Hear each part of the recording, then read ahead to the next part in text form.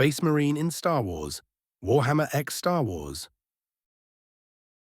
By greenbaypitbull. 9290. Darkness Given Form. Darth Sidious. The winds of Mustafar howled outside the obsidian fortress like the cries of a dying world. Volcanic ash drifted in streams across the windows, turning the sky to a flickering curtain of hellfire and smoke. Inside, the hall was dim, the walls polished black, the floor slick with reflections of orange-red lava far below. It was a tomb made of luxury and fire. Fitting. Darth Sidious walked the corridor alone. Each step was a deliberate, quiet execution of presence. His black robes dragged like oil across the floor behind him. His face, hidden deep within the cowl, was unreadable, only the faintest gleam of yellow light catching his eyes in the shadows. Beyond the twin stone doors, the separatist leadership waited. All of them. Wat Tambor of the Techno Union, Poggle the Lesser of Geonosis, Newt Gunray of the Trade Federation, Passel Argente, Shu Mai, San Hill. Greedy, conniving parasites clinging to power they never truly understood. The doors opened without a sound. Sidious entered. The leaders turned, their faces alight with expectation and growing anxiety. "Ah," hissed Newt Gunray, "Lord Sidious, we were beginning to think you would not come." "You summoned us all here," added San Hill, his voice high and nervous. "But for what? The war has gone sideways."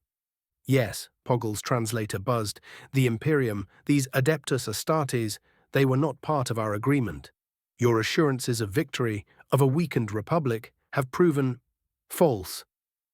Whispers began to spiral across the table, each voice trying to outpace the other, each excuse blending with complaint, grievance, and veiled accusation. "This war has bankrupted my holdings," Shumai barked. "The clones were bad enough. Now entire planets are being glassed. You said the Jedi would collapse under your plan. We could go back," Newt Gunray muttered, quieter than the rest. "If we explain what really happened, the Republic might pardon us. They fear the Imperium more than they hate us. It is not too late to turn back." The tide was turning now. Not on the battlefield, no, this tide was more insidious. Doubt, fear, rebellion. Even now they failed to understand who they had made their pact with. Darth Sidious remained silent as he approached the head of the table. Insults came next, more brazen with every step he took. "Your plan is in ruin. You failed to account for the Imperium. You, with all your supposed wisdom. You led us into this. You are nothing but a charlatan in a mask." He stopped. The cowl tilted forward slightly, casting his face into deeper darkness. A moment passed, just enough for the firelight to flicker in an eerie rhythm. Enough. Silence fell. Unnatural, suffocating silence. Sidious lifted his head. "Every one of you," he said slowly, voice rasping and heavy, "is a fool. Blind, short-sighted, arrogant." He looked to each in turn, his yellow eyes glowing faintly beneath the cowl like embers behind glass. "You mistake your roles in this grand conflict. You were never architects. You were pawns, disposable, tools forged for a singular purpose." Newt Gunray began to rise in protest. Sidious raised a hand, not in gesture, not in warning, but as a conduit of pure dark energy. Lightning screamed from his fingertips. Gunray convulsed, mouth open in a silent scream, his eyes wide in terror as he was lifted from his seat and slammed against the far wall. He crumpled in a smoking heap, spasming. The rest backed away instantly, horror on their faces. Sidious did not even raise his voice. "I came to deliver a solution," he said, stepping forward, the shadows of the hall wrapping tighter around his body as he steepled his fingers in front of him. "Just not one in which any of you live." You said," Wat Tambor stammered, stumbling back from the table. His mechanical voice warbled with fear as he reached for the communicator at his hip, hands shaking beneath the weight of panic. "You said we would be safe." A sharp, wet, tearing sound echoed through the chamber. Everyone froze. The robed figure at the head of the table, the shadow that had once been called Darth Sidious, hunched forward, trembling as if consumed by a seizure. The darkness around him pulsed. His hooded head jerked upward, and from within the cowl, something ripped outward with a sickening schlurp. What was once a man's face disintegrated, and from the gore-soaked ruin burst a writhing mass of tentacles, slick and black, studded with glowing yellow eyes that blinked open all at once. Several council members screamed. A second row of horns spiraled out from beneath his scalp, twisting into shapes no human skull should bear. The skin of his arms and chest melted away, not into blood or bone, but into folds of shadowed flesh, skin giving way to slick, chitinous ridges and muscle that breathed like it was alive. Then his left arm exploded, flesh unspooled, bones snapping, as the limb twisted into a colossal tentacle, covered in barbs and jagged hooks that dripped with warp ichor. The air around him grew thick and acidic, reality groaning in protest as the veil between universes bent in his presence. Image here. You're not. What are you? Sandhill cried, clutching the edge of the table as he backed away. The creature croaked in a voice that no longer belonged to a man, but to something ancient, guttural, and vast, am the future you bought with your cowardice. A pulse of warp energy slammed outward from Sidious, sending half the separatists flying from their seats. Shu Mai hit the far wall with a crunch, her bones snapping on impact. Passel Argente burst into flames, blue warp fire that hissed and consumed him from the inside, his scream ending in a wet pop as his skull cracked open like a fruit. Poggle tried to run. He didn't make it 2 steps. The massive tentacle lashed out and speared him through the chest, lifting him high into the air. Poggle screamed, his translator buzzing wildly before the tentacle contracted and the Geonosian was ripped in half, black ichor spraying across the polished stone walls. Gunray fell to his knees. Mercy! We did everything you asked. Sidious turned toward him, his many eyes blinking independently, each one swirling with warp fire and madness. There is no mercy. He raised his right hand, and the shadows obeyed. They surged from every corner of the room, thick tendrils of smoke and corruption curling like vipers. They swallowed Gunray whole, folding him into their darkness. His screams stretched too long, too loud, as if time itself were being torn apart by the warp. The remaining separatists attempted to fire their weapons, bolts of plasma scorching the room, but they bent mid-air, twisted by unnatural gravity. Their shots turned in on themselves, striking their own faces, arms, chests, their weapons rebelling against them as Sidious walked forward like a god of power and inevitability. You were always meant to die, he said, voice layered in countless tones, some mechanical, some monstrous, some not of any species known to the galaxy. You were a lever, a match, a scream in the dark to ignite a war. Wat Tambor, sobbing now, tried to crawl for the sealed door. His metal legs scraped uselessly across the floor. Sidious reached him.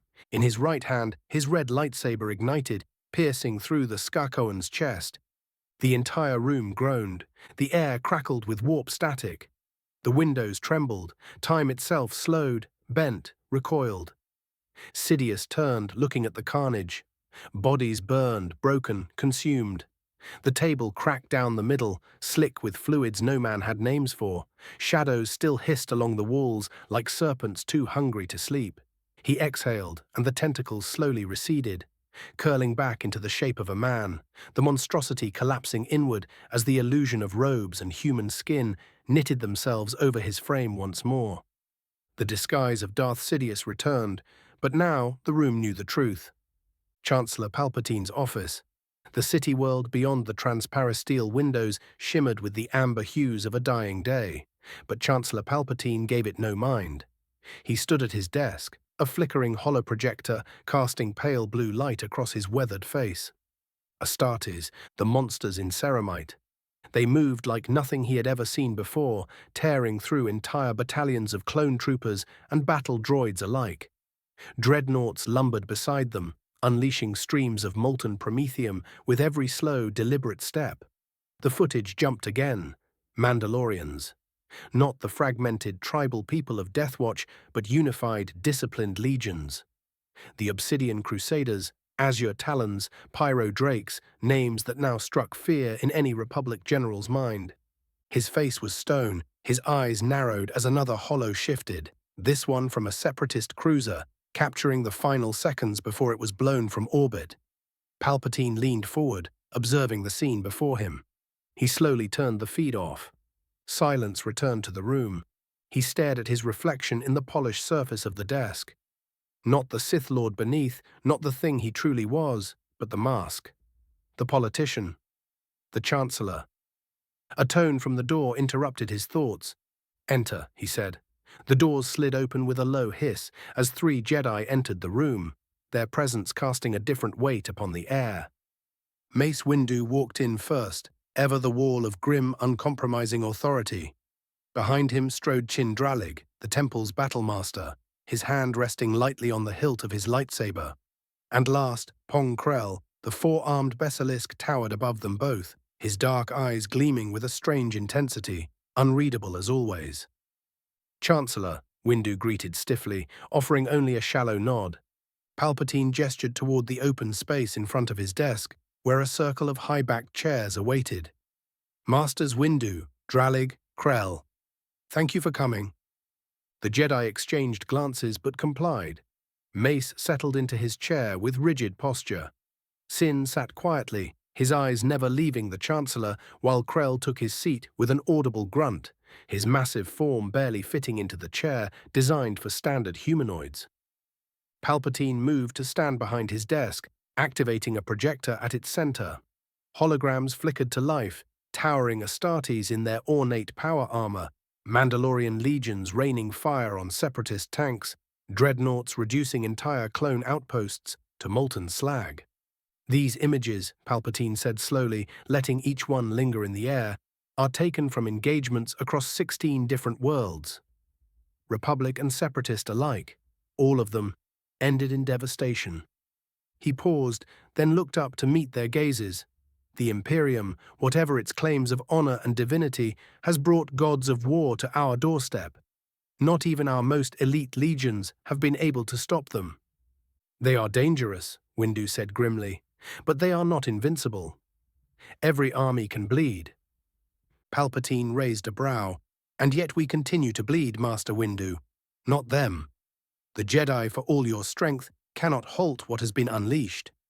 Windu narrowed his eyes. "You presume much." "And you presume nothing," Palpatine countered calmly. "While you sit in your towers meditating, our people bleed. Entire sectors have been lost, not to the Separatists, mind you, but to an empire that makes no effort to hide its intentions." "You called this meeting for something, Chancellor," Chin Dralig finally said, his voice low. "Speak plainly." "Very well. I wish to initiate peace talks with the Imperium." The room went still. Sin's brow furrowed. Krell let out a low growl of disapproval. Windu leaned forward. "Peace talks," he echoed. "You would treat with them. The same Imperium that burns cities, that scours entire populations." Palpatine nodded once. "Yes, as much as it pains me, we must be pragmatic. I will not see the Republic shattered simply because we failed to recognize an unwinnable war when it was already upon us." Krell leaned forward now, a low growl in his voice. "And what would you offer them in these peace talks? Territory, influence in the Senate, a seat among our people." Palpatine met his gaze evenly. "What they want most is dominance. They do not care for our bureaucracy, only our submission to their authority. I do not intend to give them that. But I intend to give them time, a ceasefire, a pause in the war while we regroup and strengthen ourselves." "They will use the same time to grow stronger," Windu said darkly. "Any peace would be temporary and dangerous." Palpatine's hands tightened ever so slightly behind his back, but his expression remained calm. "That is true. But we have been developing weaponry that might even the playing field." There was another moment of silence. "Consider this," Palpatine continued. "We are fighting a two-front war. The Separatists grow desperate and reckless. The Imperium appears at our throat. And yet you propose we keep charging forward, lightsabers drawn, into a battle we cannot win." He looked between them, letting silence underscore the weight of his words. Windu's face was stone. "There is no peace with tyrants." Palpatine stepped out from behind the desk. "And yet you would rather see billions die first. Entire sectors wiped clean. I am not suggesting submission, Master Windu. I am suggesting a strategy. Delay them, study them, learn their weaknesses, then strike. Krell stirred. Or you hope to bring them into your fold by giving them something they want. Palpatine allowed himself a quiet, unreadable smile. If diplomacy buys us breathing room, is that not worth the attempt? Chindralig leaned forward. There is no version of this where the Imperium sees us as equals. They are zealots. They will never stop. Palpatine nodded slowly. Then I must consider every option, including ones you might not condone. The air thickened. For a moment, none of the Jedi spoke. Then Mace Windu stood. You are walking a path that will lead the Republic into darkness, Chancellor. I suggest you tread carefully. We're done here, he said to his two companions. Palpatine inclined his head with false humility. I appreciate your counsel, Master Windu. Truly. One by one, the Jedi turned and left, their silhouettes disappearing into the polished corridor beyond. As the doors hissed shut, the Chancellor let out a slow breath and turned to the darkness pooling in the corner of the room. A faint shimmer of warp light flickered. You saw him? From the far shadowed corner of the room, reality twitched. A faint ripple, like heat distortion over molten stone, slithered up the wall, and from that writhing distortion emerged Karath. I did, Palpatine said. Vulcan. Palpatine turned, the dim lights of his office casting cruel shadows across his face. I saw it in Master Windu. Just for a moment. When I mentioned the Imperium, it flared. Karath nodded slowly, folding his arms behind his back. We can use this. Indeed, Karath replied, his voice like oil sliding over broken glass. They will rally to protect him. He will be asleep for a long time yet. The amount of taint the Force is cleansing from his soul will take a lifetime, Karath said. Palpatine moved toward his desk, the long folds of his crimson robes sweeping behind him like spilled blood. And the Jedi? They will be blindsided. Yes. He smiled faintly. If we time it correctly, we won't even need the clones to destroy the Jedi. The Imperium will do it for us. Karath stepped closer to the great viewport that overlooked Coruscant's towers, glowing beneath a darkening sky. Then we begin the final phase. Pull the veil tighter. Let them believe the Chancellor seeks peace, and then let them tear themselves apart over how to respond. Palpatine pressed a control rune on the holotable, and a holographic communicator rose from the surface with a soft chime. The blue glow interface pulsed, awaiting orders. Summon my aide, he said into the comm. Moments later, a side door hissed open, and a human aide in blue robes approached with cautious reverence. He bowed deeply. Yes, Chancellor? Palpatine turned toward him, hands clasped behind his back like a patient teacher. Prepare a transmission to the Imperium's representatives. I wish to speak of peace. The aide blinked, clearly startled. Peace, sir? Indeed, Palpatine's voice was honeyed and warm, like a balm over an open wound. Tell them the Chancellor of the Republic wishes to discuss terms. A ceasefire, perhaps even mutual understanding. Behind him, Karath remained unseen, smile seeming to stretch in the dark. Of course, sir. The aide bowed again and departed with haste, unaware that he would deliver the start of a never-ending war.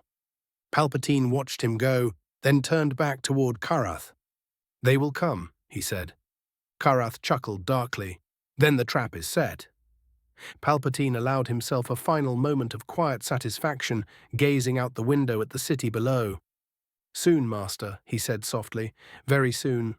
This universe will belong to our God. 93. 91. The difference in power. Maximus, orbit above, Yavin. The stars wheeled slowly across the void, a canvas of endless night pierced by burning wreckage of ships.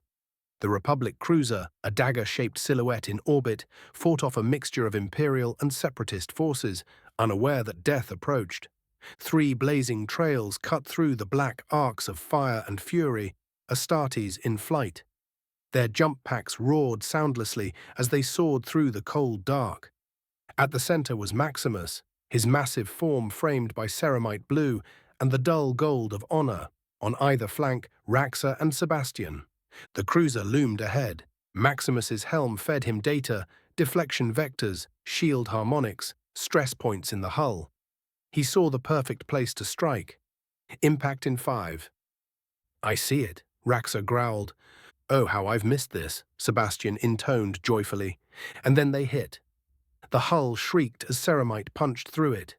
The hangar bay wall buckled inward, plates buckling and rupturing in an explosion of steel and smoke. Inside the cruiser, clone troopers scrambled to cover. Sirens wailed. Jedi Knights ignited their sabers. Officers shouted, voices drowned by the automated alerts flooding the hangar deck. From the smoke-filled breach, 6 glowing red optics emerged, gleaming like sets of baleful stars in the dust-choked darkness. The clones froze. The Jedi stepped forward, then death manifest. Maximus exploded from the rubble, his thunderhammer a comet of blue energy. The first clone barely had time to scream before he was crushed into paste, the shockwave turning the 3 beside him into bloody vapor. "For Gilliman!" he bellowed, and the hangar erupted into chaos. On his left, Raxor opened fire, his massive heavy bolter chattering with the wrath of the Emperor. Explosive rounds tore through clone ranks, pulping armor and shattering bodies. A Jedi charged him, saber spinning in a brilliant arc, but Raxor caught him mid-leap and threw him like a ragdoll into a ship. A second Jedi tried to flank him, too late. Raxor turned and reducing the man to ash and boiling blood. On the right, Sebastian was already a whirlwind. His storm shield crackled with absorbed blaster fire as he advanced. A saber struck it and rebounded with a shriek of dissonant energy. With his right hand, Sebastian drove his power sword through a clone sergeant's chest and lifted him off the ground before hurling the corpse into 2 more. A Jedi approached, young, fast, too confident. Sebastian backstepped the first strike, his shield swinging outward to break the knight's jaw with a sickening crunch. The Jedi stumbled back, choking on blood. "You are not worthy," Sebastian hissed, and impaled him through the abdomen with brutal finality. Maximus leapt again, coming down in the center of a clone formation. The hammer struck, and a shockwave detonated out from him like a miniature star. Bodies flew, limbs torn free, alarms shattered from the sheer force of it. 2 Jedi closed in now, one a Twi'lek, the other a grizzled human. They came at him in unison, sabers spinning in coordinated grace. Maximus stepped forward to meet them. A cold silence settled over the force, an unnatural stillness, as though some vital sense had been severed. The Jedi stopped in their tracks, their blades wavering. The Twi'lek grimaced as he tried to reach out with the force. Nothing answered. The older Jedi's expression contorted in sudden fear, his eyes locking onto Maximus's slow, steady approach. "What? What are you?" he muttered. Maximus didn't answer. The very air around him felt sick, oppressive, like a black hole had opened in reality and was pulling their souls toward it. The younger leapt forward, slashing down with a precise strike aimed at Maximus's head. It struck his vambrace and glanced off, and before the Jedi could react, Maximus's gauntlet shot out, grabbing him by the head. There was no ceremony, no flourish, just brute, efficient execution. He crushed the Twi'lek's head with a sickening crunch and hurled his body down the hallway like a sack of meat. The clones behind him screamed. The second Jedi charged, screaming now in pure desperation. He tried to feint left, then spin and strike low, hoping to find a weak spot. But he was too slow. Maximus's thunderhammer caught the Jedi mid-step. Not even a clean hit, just a grazing strike to the torso. The Jedi detonated. Bone, blood, and cloth exploded across the walls and floor, painting the interior of the hangar bay with the remains of a would-be champion. The man's lightsaber clattered to the floor, still humming, until Maximus crushed it under his boot. More clones poured in. A gunship landed inside the hangar, troops deploying with speed. "Raxor," Maximus voxed calmly, "eliminate it." "Gladly." Raxor turned. The heavy bolter roared in a single, prolonged burst. The dropship's engines stuttered, then exploded. The entire craft went up, flinging body parts in every direction. A Jedi tried to push the wreckage forward with the force to crush them, but Sebastian was faster. He vaulted over flaming debris and cut the Jedi clean in half, his blade glowing with residual heat. Maximus looked around now. The hangar was a slaughterhouse. Clone limbs lay scattered like children's toys after a tantrum.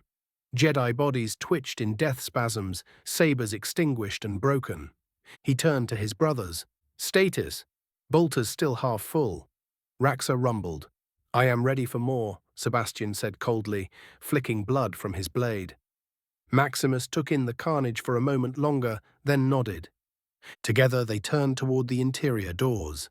Maximus stepped forward, raising one ceramite boot, thick with blood and ash, and kicked with the force of a charging dreadnought. Boom! The doors exploded inward, shrapnel slicing through clone troopers stationed just behind them. A sudden cloud of smoke, plasma, and metal fragments filled the corridor beyond. Clones screamed, caught in the blast radius. Those too close were torn to pieces. From that choking haze, 3 walking angels of death emerged. Maximus raised his heavy bolt pistol, its massive muzzle flashing with each thunderous shot. Each round ripped apart armor and flesh with brutal precision. Clones were flung back like dolls, their bodies detonating into sprays of gore. To his left, Raxor strode forward, bracing his feet wide, the belt-fed bolter rattling death. His fire painted the corridor with muzzle flashes and blood. Entire squads were reduced to nothing in seconds. Even reinforced walls cracked under the barrage, sparks showering from overloaded systems as consoles ignited. To the right, Sebastian fired his bolt pistol with calculated surgical efficiency, each shot a death sentence. He advanced, blaster sparkling harmlessly off his armor. A clone popped from cover, Sebastian fired, and the man's helmet vaporized, body crumpling in silence. They moved forward as one. Step, fire, step, fire. Raxor shifted slightly, pivoting as a blast door opened to their left. A Jedi in durasteel armor, dual sabers ignited, charged forth. Behind him, more clones spilled in. The Jedi leapt, but the heavy bolter barked before he landed. One round hit his knee, obliterating the joint. He spun mid-air, screaming. A second round struck center mass, detonating the torso in a burst of mist. The clones screamed. Raxor silenced them with a roar of steel. Maximus kept pressing forward, moving down the main hall toward the ship's central command spire. Officers inside screamed for lockdowns. Emergency blast doors slammed shut with a hiss of pressurized air and the deep thud of maglocks engaging. The hallway went still for a second. Only the flickering overhead lights and the groans of wounded clones filled the air. With his heavy bolt pistol holstered, the Ultramarine planted one gauntleted hand on the reinforced durasteel doors. Fingers like adamantium pistons dug into the seam, metal shrieking in protest as he forced his hand deeper between the two halves of the sealed gateway. The clones behind the blast door were already shouting. One frantically screamed, "It's locked! He can't get through! He can't—" Crack. Maximus remained silent, armor whining under the strain as his massive shoulder and back muscles. The metal buckled, groaned, and then gave. With a final, inhuman wrench, he ripped the blast doors open, folding the locking mechanisms in on themselves like soft clay. The twisted halves screeched apart, one crashing to the floor as sparks showered the entryway. Through the gaping breach, the command deck came into view, and chaos followed. "Forward!" Sebastian bellowed, the battle joy taking him, storming through the ruined door like a living battering ram. Blaster fire met him, but it meant nothing. His storm shield rose, deflecting bolts like rain as his brothers followed, Raxor with his heavy bolter roaring to life, Maximus with his thunder hammer gleaming with flickering lightning. The clones didn't stand a chance. An officer lunged at the Ultramarine with a vibroblade. Maximus caught the man mid-swing and ripped his arm off at the elbow. The officer collapsed in shock, and Maximus crushed his skull with a single stomp. To the side, a young Jedi tried to rally the men. "Stand firm. We have—" A bolt pistol round took him in the chest, blowing him off his feet, covering a console in his remains. Smoke curled from the molten crater that had once been his sternum. Sebastian pivoted around a console and drove his power sword into a clone's throat. With a twist and wrench, he cut straight through, then spun and embedded the blade into another man's side, sawing it free through his ribcage. Maximus advanced to the tactical table in the center of the command room, smashing it aside with a hammer blow. It shattered into a dozen flaming chunks, and the officers nearby scrambled backward in terror. He raised his heavy bolt pistol. Fire and steel answered. The officers died screaming. "Raxor," Maximus said over their Vox link. The Salamander reached one of the main consoles, pushing aside a dead officer whose body still slumped across the display. The command interface sparked with warnings, pulsing red across its surfaces. Raxor's armored fingers moved with surprising precision as he accessed the ship's manual navigation. "Target acquired," he rumbled, optics glowing in the low light. The ship's forward-facing view shifted, now locked onto the pale curve of the planet below. "Designate Base Omega. Coordinates uploaded," Raxor said, and punched in the trajectory. Maximus nodded in grim satisfaction. Raxor's hand hovered over the throttle, then slammed it forward. The ship lurched as the engines surged to full output, inertial dampeners whining under the sudden acceleration. The massive vessel groaned, its hull straining as it began its final descent. On the planet below, sirens began to wail. The bridge trembled, panels sparked and flickered. The dead and dying were flung to the floor as gravity shifted violently, while the three Astartes stood unmoving. Raxor turned from the console. "It's done. Impact in 90 seconds. None of the Marines flinched. Instead, the three made their way toward the front viewport, a reinforced transparasteel window overlooking the world. Below them, clouds streaked by as flame kissed the hull from re-entry. Maximus activated his jump pack with a sharp growl. The turbines hummed, red light leaking from the exhaust. He looked to Sebastian, then Raxor. No words were needed. Then Maximus, taking the lead, punched clean through it. Shards of transparasteel exploded outward, sucked into the void as decompression began. Air screamed from the breach and klaxons howled behind them, but the Astartes were already gone. Maximus leapt first, launching into the cold blackness of space, jump pack roaring as he became a crimson comet streaking toward the planet. Sebastian followed a heartbeat later, his shield held tight. And last was Raxor, his green armor catching the glow of the burning ship above, bolter strapped to his back as he dove. The cruiser, now abandoned, continued on its terminal descent, flames growing along its hull as it hurtled toward the Republic base. Below them sprawled the Republic fortress base Omega, a wedge of durasteel and permacrete dug into the mountain. Trenches spidered out in defensive rings, dotted with heavy turbolasers, shield nodes, and ranks upon ranks of clone troopers in white armor. The battle was already being fought far below. Tens of Ultramarines, azure behemoths in their livery of honor, tore through the frontline trenches. Bolter fire boomed like thunder, chainswords screamed as they carved white-armored bodies in two, and a dreadnought lumbered through the fire, twin autocannons shredding fortifications like paper. The air was thick with smoke, flame, and the acrid bite of ozone and blood. And still the Republic resisted. The clone troopers, well-trained and unwavering, fought with a discipline few in the galaxy could match. Behind barricades and makeshift cover, they fired at the advancing Space Marines with everything they had, repeating blasters, heavy E-web cannons, even modified artillery batteries. But the Astartes pressed forward, unrelenting, a tide of ceramite and vengeance. And then from the sky, death arrived. Maximus was the first to smash into the rear lines, a thunderous impact that sent clones flying like ragdolls. He landed with such force that the ground cracked beneath him, and in an instant his thunderhammer roared to life. The next rank of troopers raised their weapons in desperation. Too slow. The hammer swept through them, bodies breaking, armor crumpling. One clone flew backward in two pieces. Another's helmet exploded from the concussive shock. To his left, Raxor crashed down, his massive bulk plowing through a parked TX-130 tank like it was made of plastoid. His heavy bolter firing as he wrenched himself from the vehicle, each shell a high-explosive payload of death. Clones died by the dozens, shredded and torn in an instant. Limbs flew, screams pierced the chaos, and to the right, Sebastian landed like a descending sword of judgment, his obsidian armor glinting, storm shield raised as blaster bolts struck it and vanished into shimmering sparks. His power sword came alive with blue lightning, slashing in wide arcs. One clone tried to stab him with a vibroblade. Sebastian caught the strike on his shield and crushed the man beneath it with a single shove.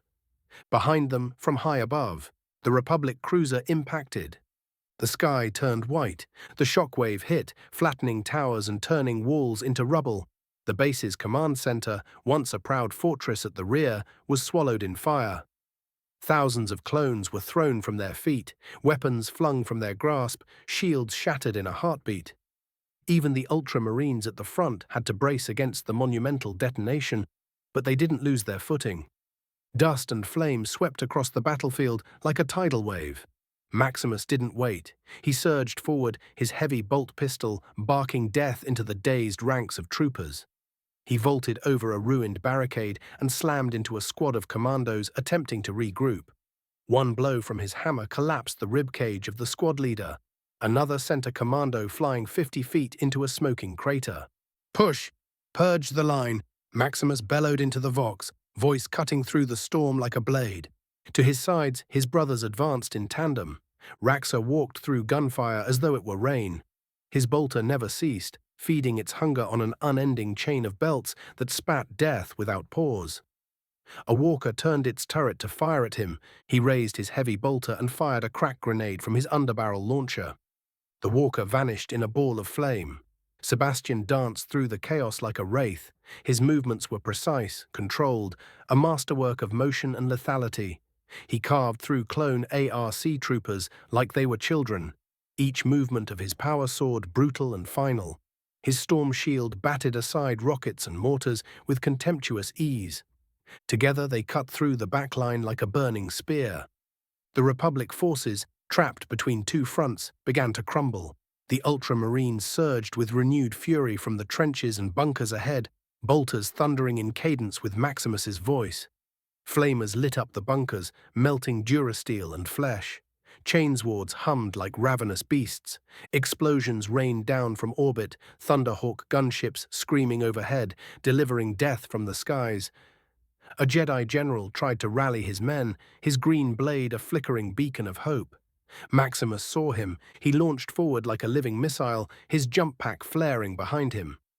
The Jedi turned too late, his blade rose in defense, but Maximus's hammer came down, empowered by righteous fury and the mass of a tank. The Jedi's lightsaber shattered. His body was crushed into the ground, embedded like a splattered insect. Maximus rose, turning to face the crumbling ranks of clone survivors. He gripped his hammer in both hands as lightning began gathering at the head. "Beg your gods for mercy, for I have none." The clone forces began to rout, but there would be no escape. Maximus leapt into the sky with the help of his jump pack, holding his thunderhammer high above his head before exploding downward, detonating the area around him, incinerating the retreating troopers. Orbital fire rained down, turning the retreating Republic forces into an open grave. Astartes squads cut off their lines. Dreadnoughts rose from smoke and flame like wrathful spirits. By the time the dust cleared, Base Omega no longer existed. Only the banners of the Imperium stood among the ashes. And Maximus, standing tall at the heart of the destruction, raised his hammer high as the skies above broke into morning light. For the Emperor, 94-92, peace talks. Maximus equals. The stars streamed past the viewing port like frozen trails of fire caught in the stillness of hyperspace transition. The battle-scarred strike cruiser, flanked by a formation of smaller escort frigates. Inside the primary war chamber, Maximus, clad in his full armor save for his helmet, stood at the hololithic display. The green world of Kashyyyk rotated slowly in the projection above the table, surrounded by several Republic insignias. His expression was unreadable, a carved sculpture of war incarnate, with golden laurels affixed to the side of his pauldrons and a shoulder cape draped behind his burnished ceramite form. Raxor and Sebastian stood nearby, their own helms removed, resting in the crooks of their arms as they looked at the map as well.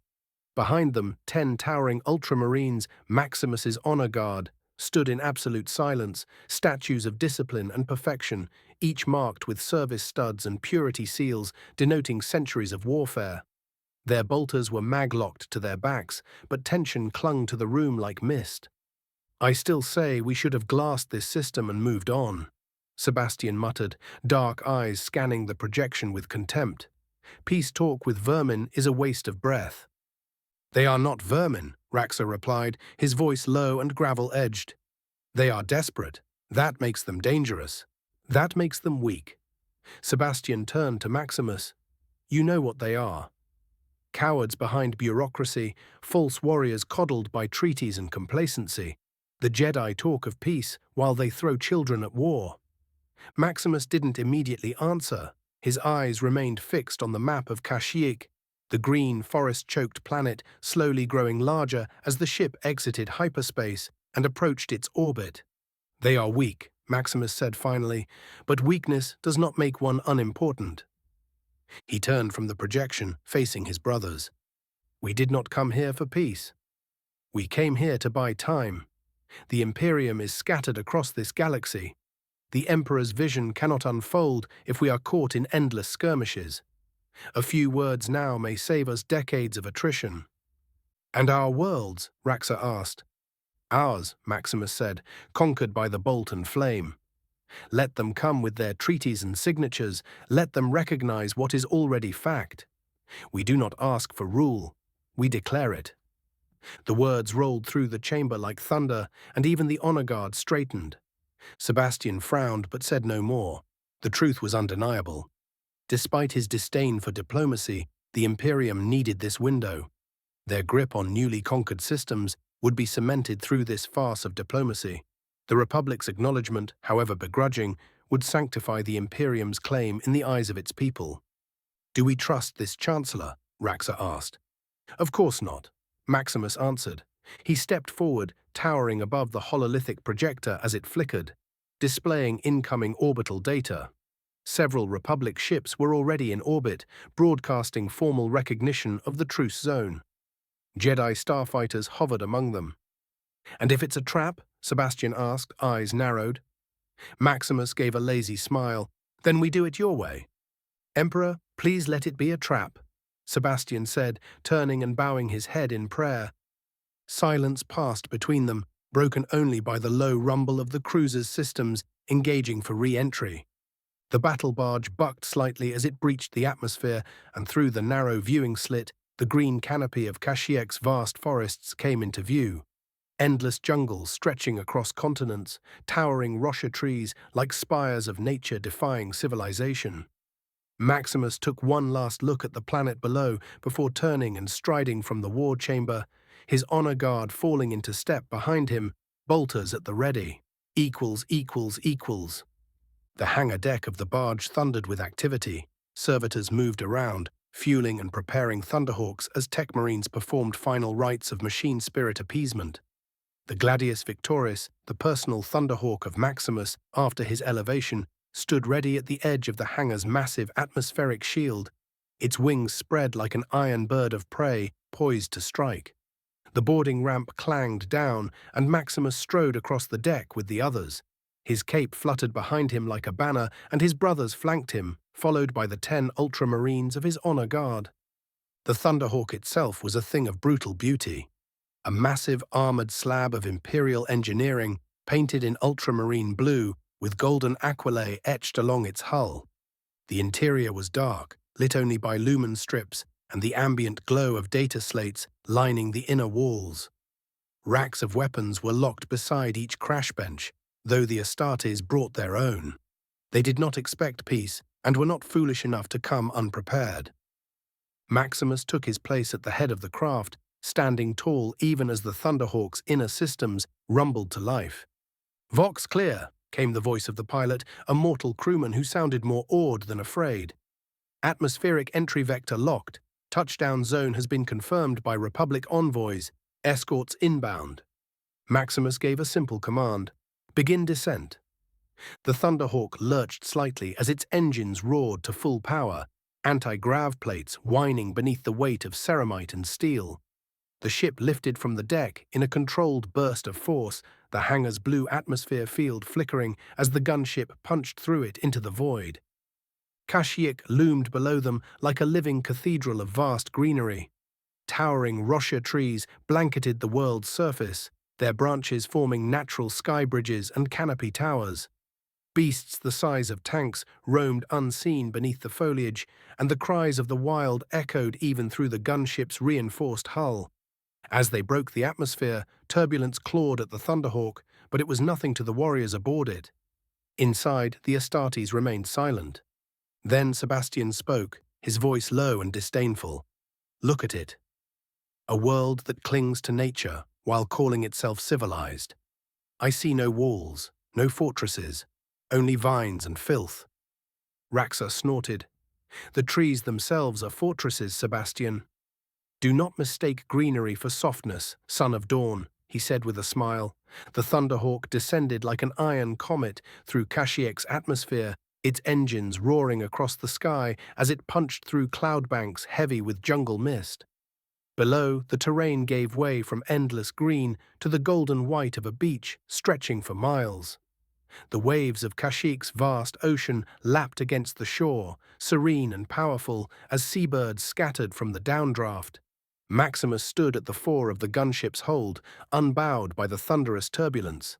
His honor guard stood behind him in two disciplined columns, weapons locked to their armor but ready to be drawn at a moment's notice. Sebastian and Raxor flanked him.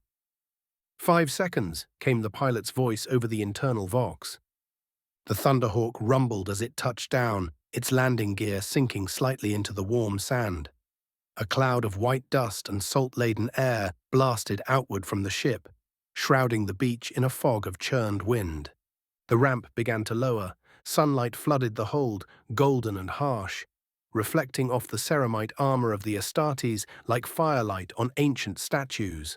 Wind rushed in, carrying the briny scent of the sea and the faint, humid aroma of jungle blossoms.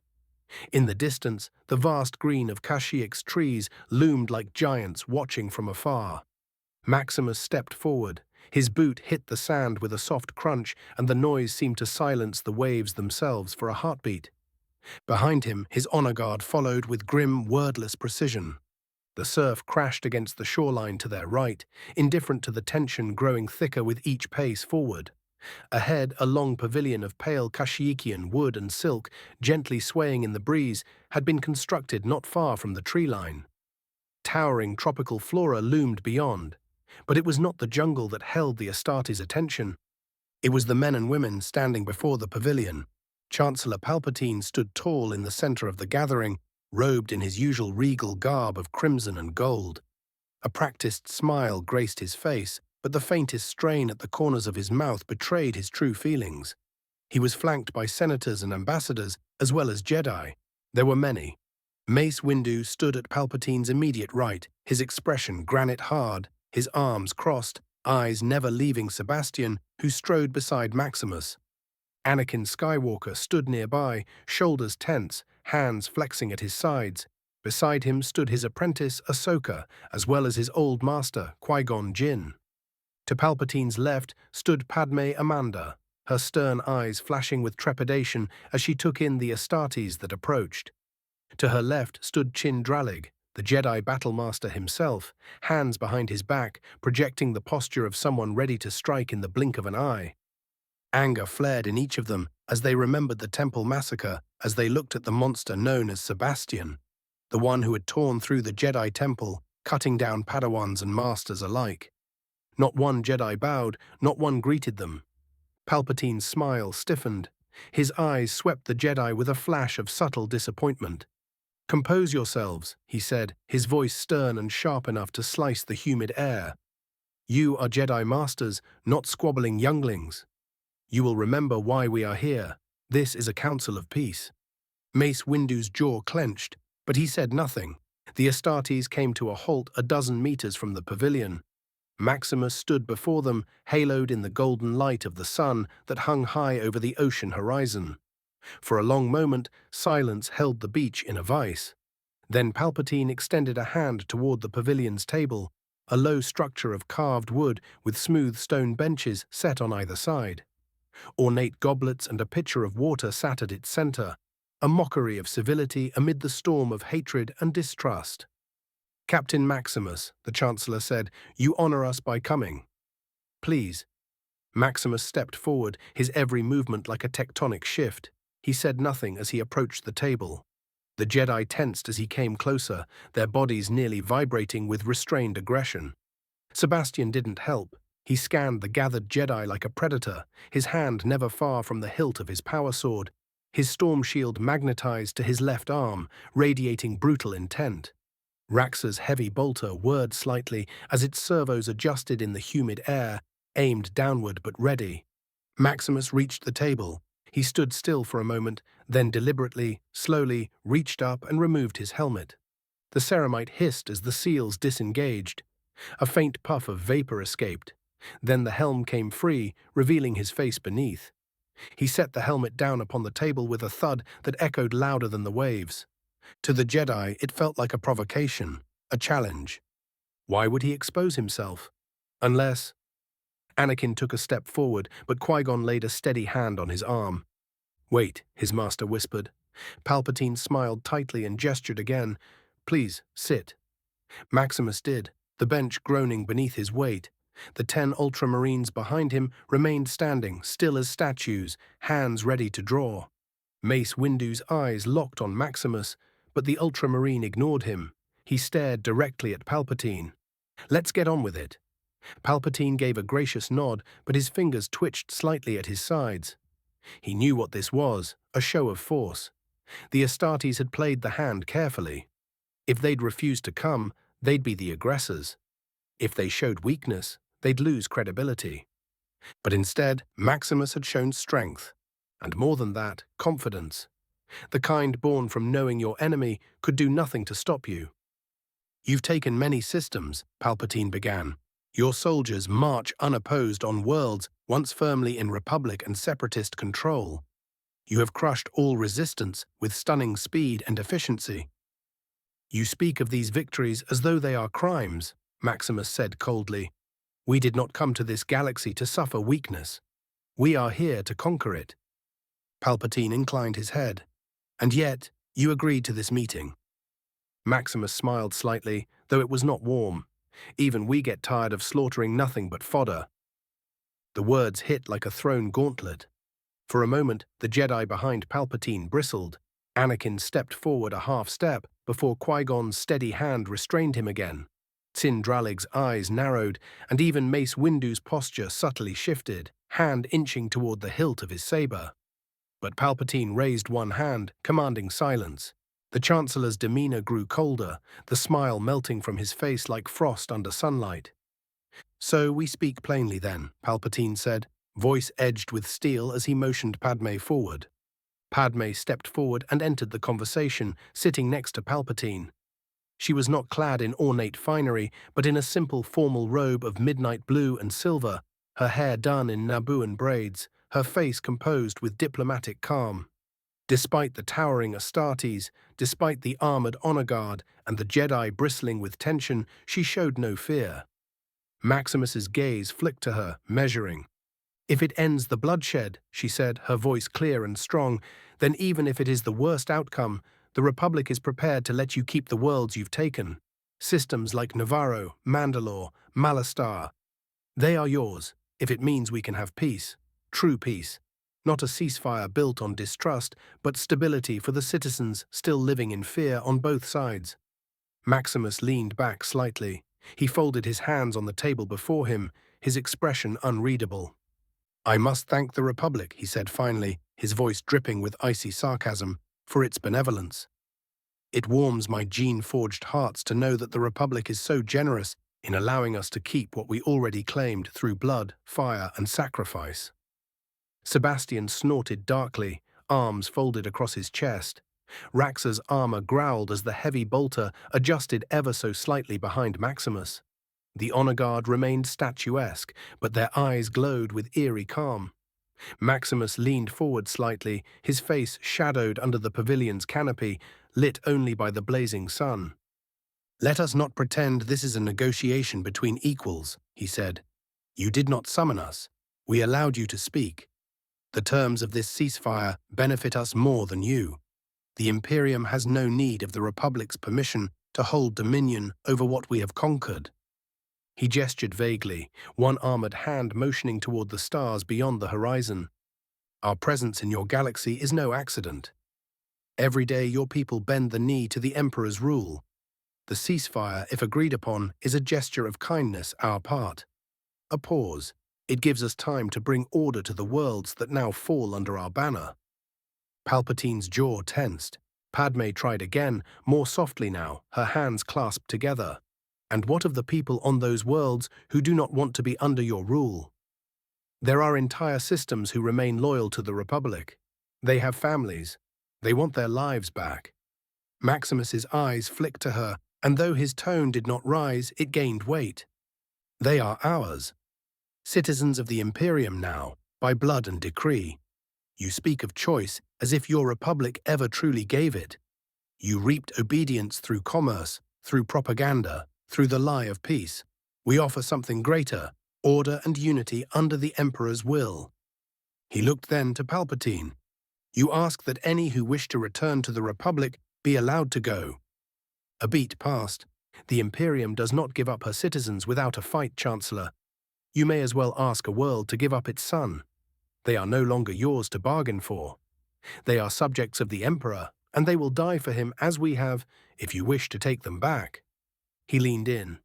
Then come and take them. Palpatine stiffened, his hands folding over the table, and even Padme let her gaze fall, knowing how quickly tensions were fraying. The Jedi Council members remained silent, for a moment.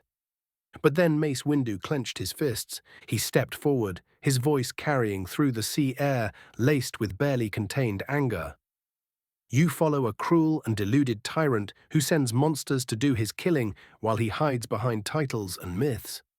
He glanced toward Sebastian, his tone turning venomous. I remember the corpses at the temple. I remember the broken bodies of my friends and family. And I remember you, Black Templar.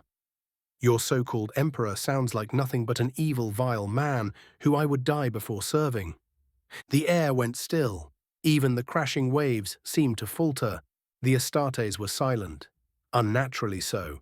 The very insult was so vast, so offensive, that their minds took a second to process it. That Windu would say anything about their emperor. Sebastian roared, a bestial, wrathful cry that sent birds scattering from nearby trees and caused the sand beneath his boots to vibrate. His power armor whined under the pressure of his rage as he drew his power sword. Heresy! In unison, the Ultramarine honor guard moved. They raised their bolters with precision, locking aim on every Jedi present, servo motors humming in readiness. Then a cold, suffocating void blanketed the area. It was the sudden, terrible absence of the Force. The Jedi gasped, some of them stumbling, others dropping to one or both knees. Anakin groaned, pressing his hand to his chest. Even Windu faltered, his body briefly shaking as though gravity had thickened around him. Maximus started to stand. Helmet in hand, he slowly placed it upon his head, the ceramite locking into place with a hiss of air and a heavy clunk. His presence, already towering, seemed to double, then triple. He took a single step forward, and with it expanded the unnatural aura of his blank soul, a dome of psychic silence, draining everything from the air but dread. Light seemed to flicker and began to bleed in the pavilion. Even Palpatine stepped back, fear momentarily passing across his otherwise impassive face. Maximus now loomed, his full height casting a shadow over the delegation gathered. I have suffered your insolence for far too long, he hissed. He took another step forward, the very sand trembling beneath his armored tread. Windu, to his credit, stood his ground. With great effort and with shaking hands, he reached for his lightsaber and ignited it in a flash of violet. The blade screamed to life, humming defiantly against the oppressive silence. Maximus didn't flinch. He lifted his right hand and caught the blade in his armored gauntlet. Sparks flew as the blade ground against the ceramite, but the armor held. His gauntlets had been reinforced for this exact reason. Windu stared up in shock. The saber didn't bite. It barely scratched. Maximus lowered his head slightly, his voice barely more than a growl, as he tried in vain to keep his anger in check. How dare you speak of my emperor? The words trembled with restrained fury, and for a heartbeat the beach fell silent. until the dam broke. Maximus's head snapped up, optics glowing like twin furnaces. The restraint evaporated from his voice, replaced with a thunderous bellow that seemed to shake the very air around them. "How dare you speak of my emperor, you insolent wretch! I should rip you limb from limb for that alone. You, a child of a dying order, would lecture me on cruelty, on sacrifice. You know nothing of sacrifice. You know nothing of what it costs to hold the line against annihilation." His voice cracked with rage. "You call him a tyrant, my emperor, he who bears the wounds of countless millennia. He has held back the void with his bare hands, while vermin like you quibble over politics and peace treaties." The Jedi stood silent, stunned. Even Anakin, fists clenched at his sides, looked to Windu with uncertainty. Maximus's voice dropped to a dark snarl, his words laced with contempt. "Do not dare to speak his name. You are unworthy to even whisper it." The lightsaber sputtered. Windu tried to pull it back, but Maximus didn't let go. "You want peace?" Maximus said, turning his head toward Palpatine. "Then you will earn it." He turned fully back to the Jedi. "I will accept a truce on one condition." His voice boomed now, a voice used to addressing armies, to delivering judgment over worlds. "A death match. Your Grandmaster, Mace Windu," he pointed with his free hand, "against my brother, Sebastian, of the Black Templars." Gasps and shouts broke out among the Jedi. Sebastian stepped forward, eyes glowing like coals, chains on his armor rattling with the rage barely held in check. "I will show your order what becomes of those who spit upon the name of the Emperor." Maximus let the saber go, watching as Windu stumbled back. His face was a mask of fury, but beneath it was something else, the realization that he may have just made a critical mistake. Palpatine raised a hand, but no words came. The moment had already spiraled far beyond his control. Maximus turned, gesturing for his warriors to lower their weapons and march back towards the ship. They obeyed, though their eyes never left the Jedi. Maximus stood tall, his gauntlet still steaming from catching Windu's lightsaber.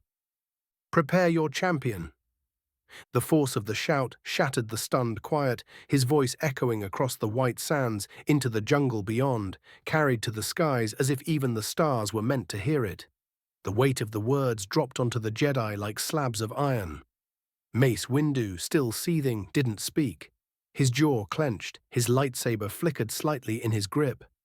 "You have 1 week," Maximus snarled, turning toward the Republic delegation, his gaze sweeping across the Jedi and senators like a judge surveying the guilty.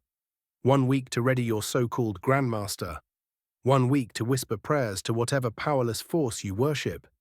1 week to prepare for the judgment of the Emperor's wrath."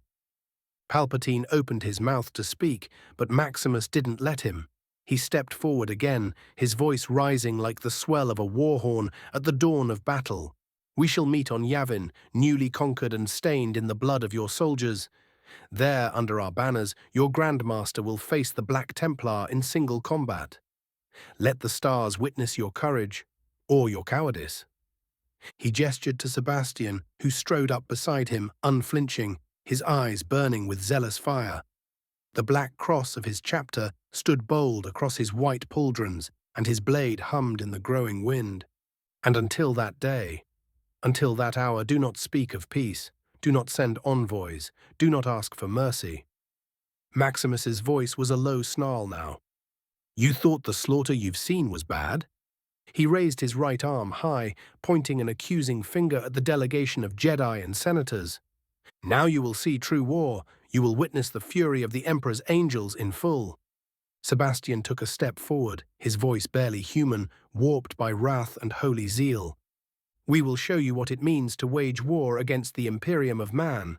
We will show you what it means to insult the Emperor's name."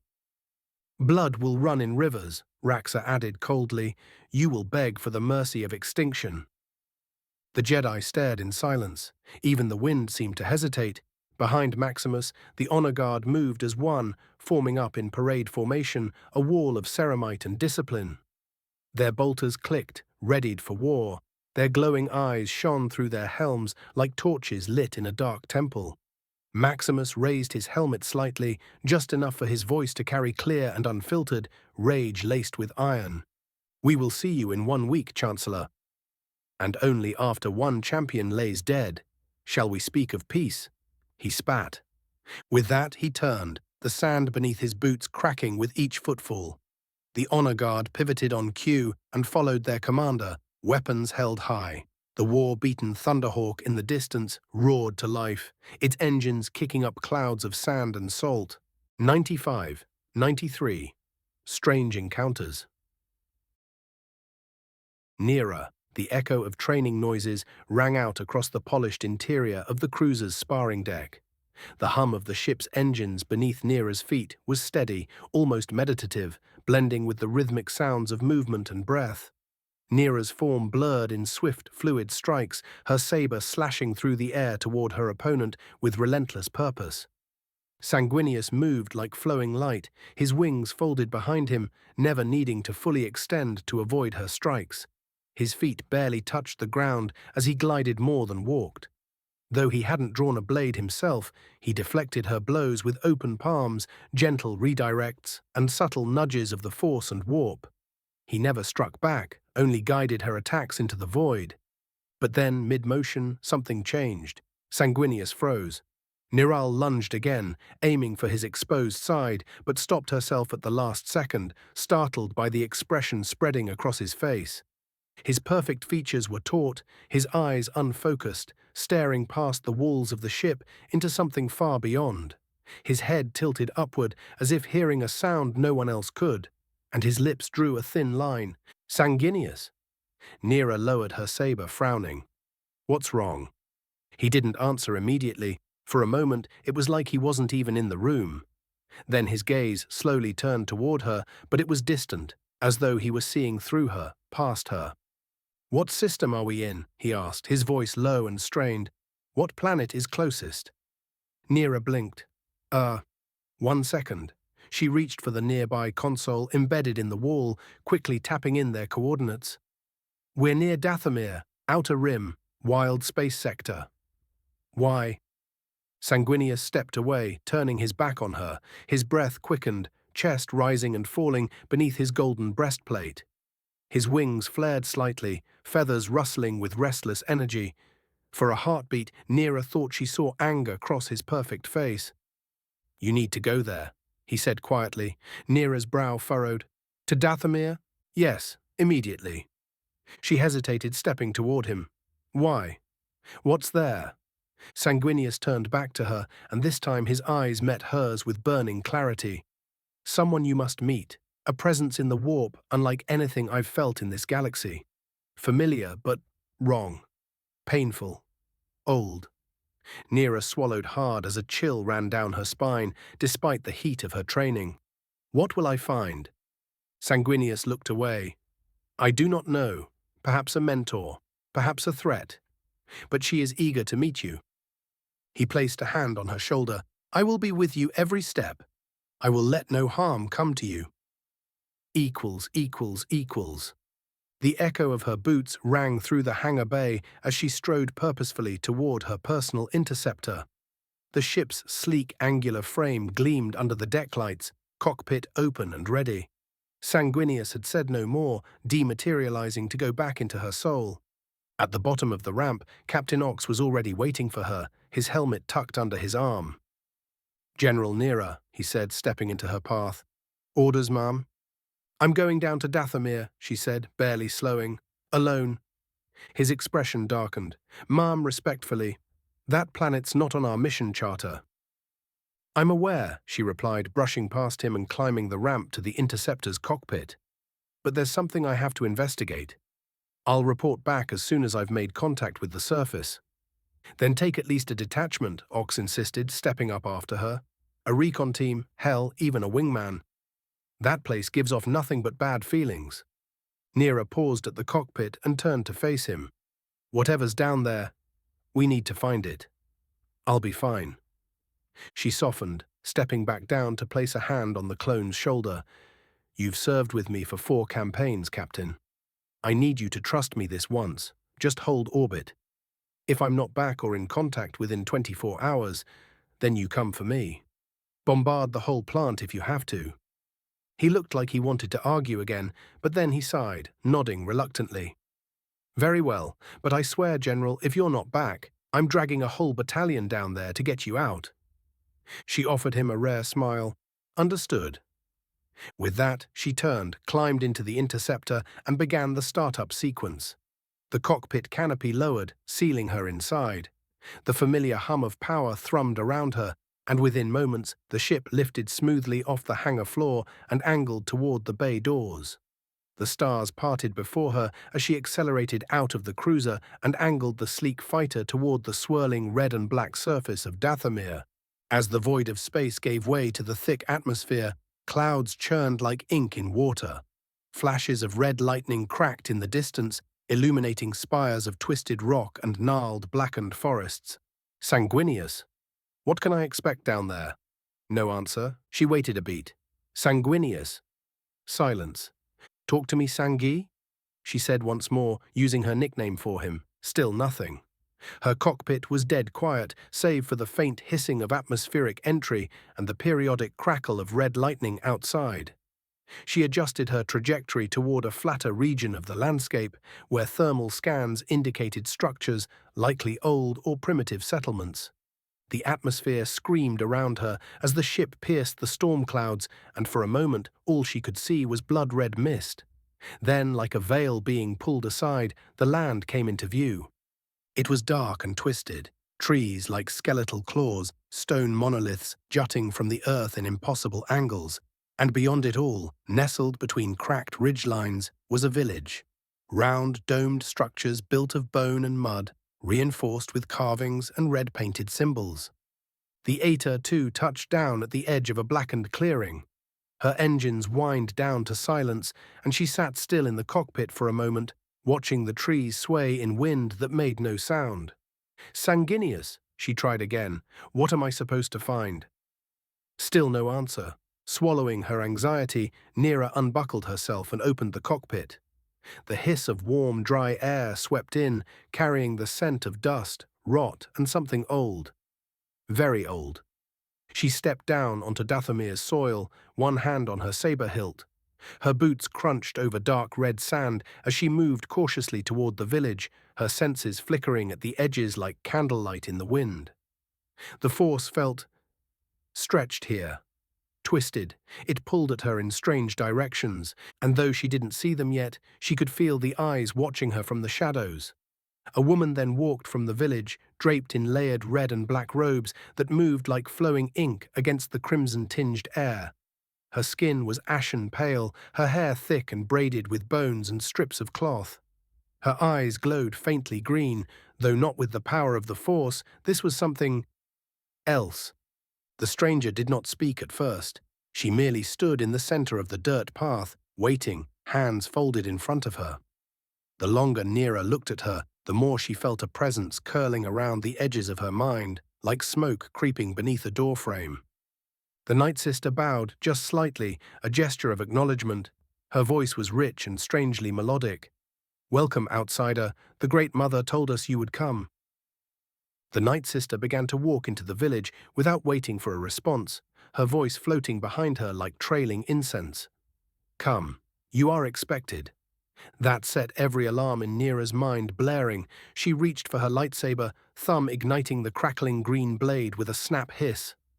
"Night Sisters," she warned, blade raised. The Night Sister stopped. She didn't flinch. She didn't even turn around. She merely lifted one hand behind her, fingers spreading delicately, and made a simple gesture in the air. To Nera's shock, the energy of the blade wavered, then collapsed inward, folding back into the hilt as if it had never been. Her hand twitched as she tried to reignite it, but nothing responded. The woman hadn't used the Force, but the warp. Nera stared at the deactivated hilt, lips parting in stunned silence. No Jedi technique, no Sith trick had ever dismissed her blade.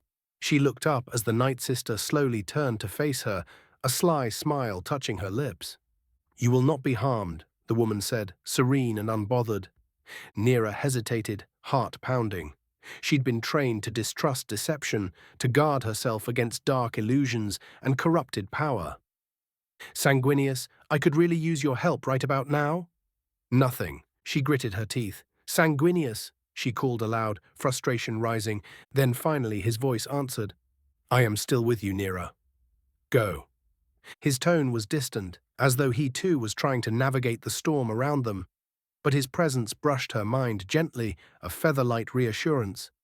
With a final breath, Nera clipped her lightsaber back to her belt and followed the Night Sister into the village.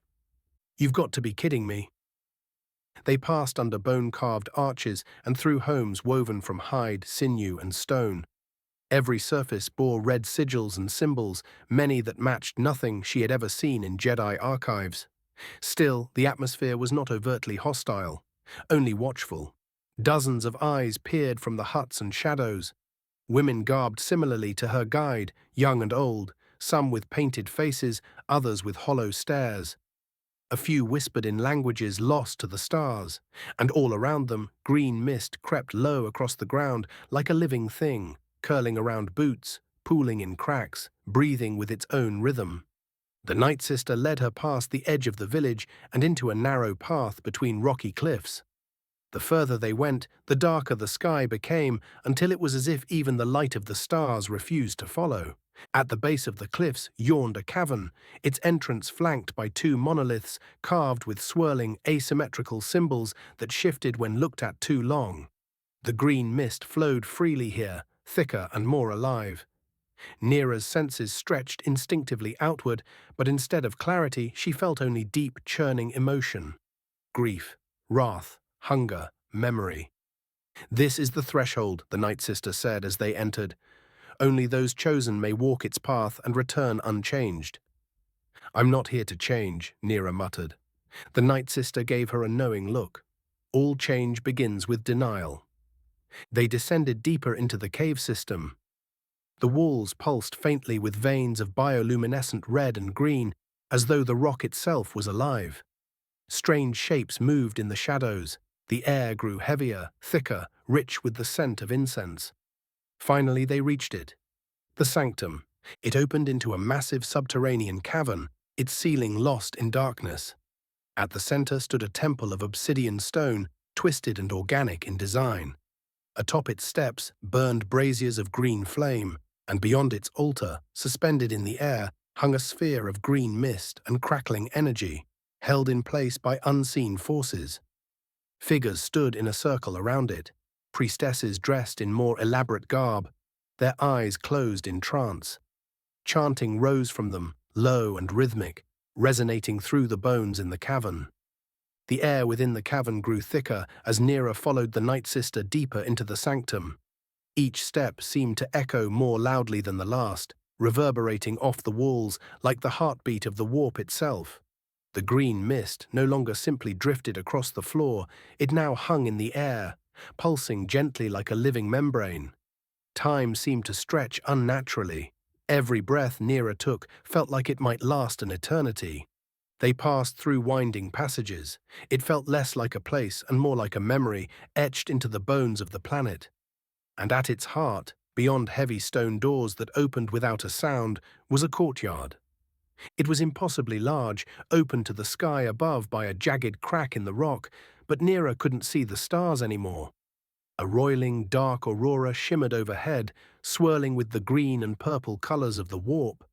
Obsidian pillars lined the courtyard, each carved with scenes of birth, war, and sacrifice.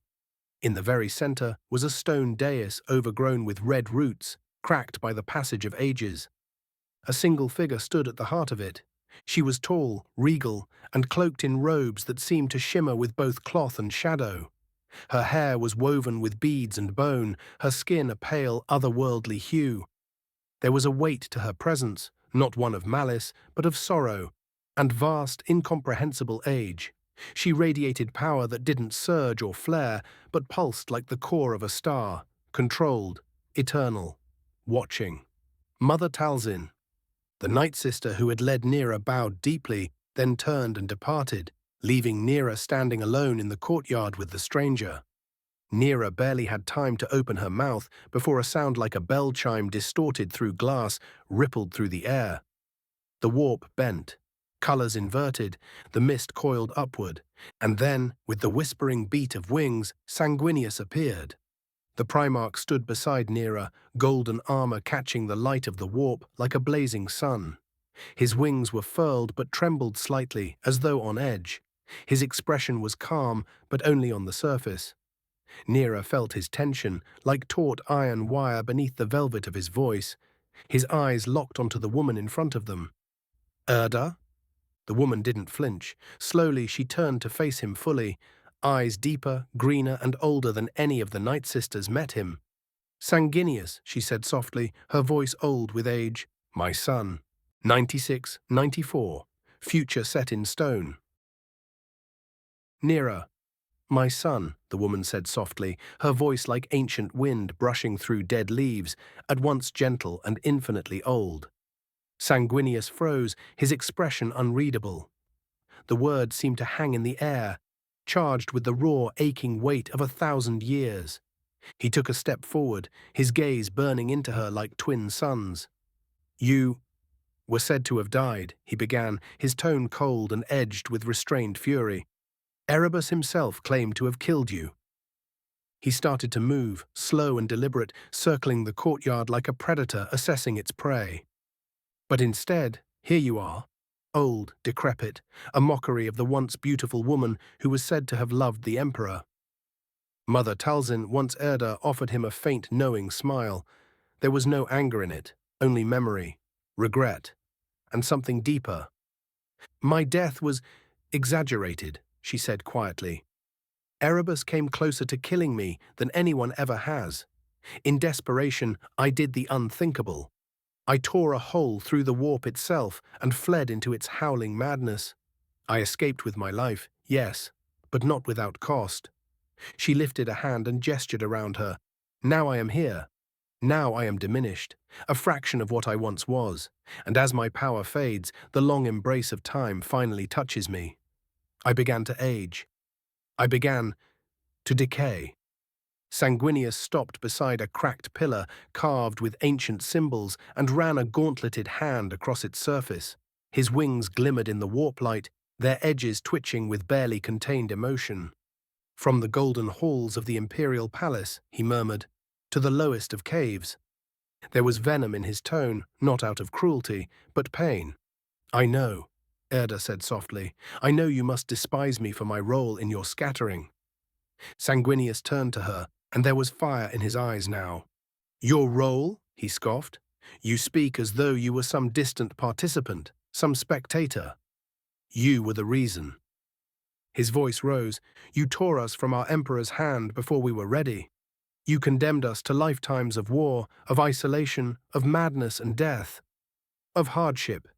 You must know what happened to Angron, to Mortarion. You shattered us. I wonder, truly wonder, what would have become of us had you done nothing at all." Erda looked down for a moment, the weight of centuries reflected in her eyes. "So do I," she admitted. "Every day.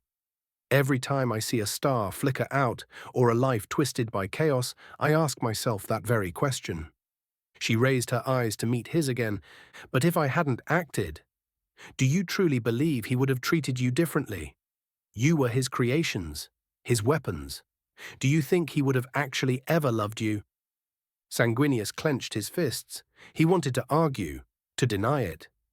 But he couldn't. He couldn't go back and change it.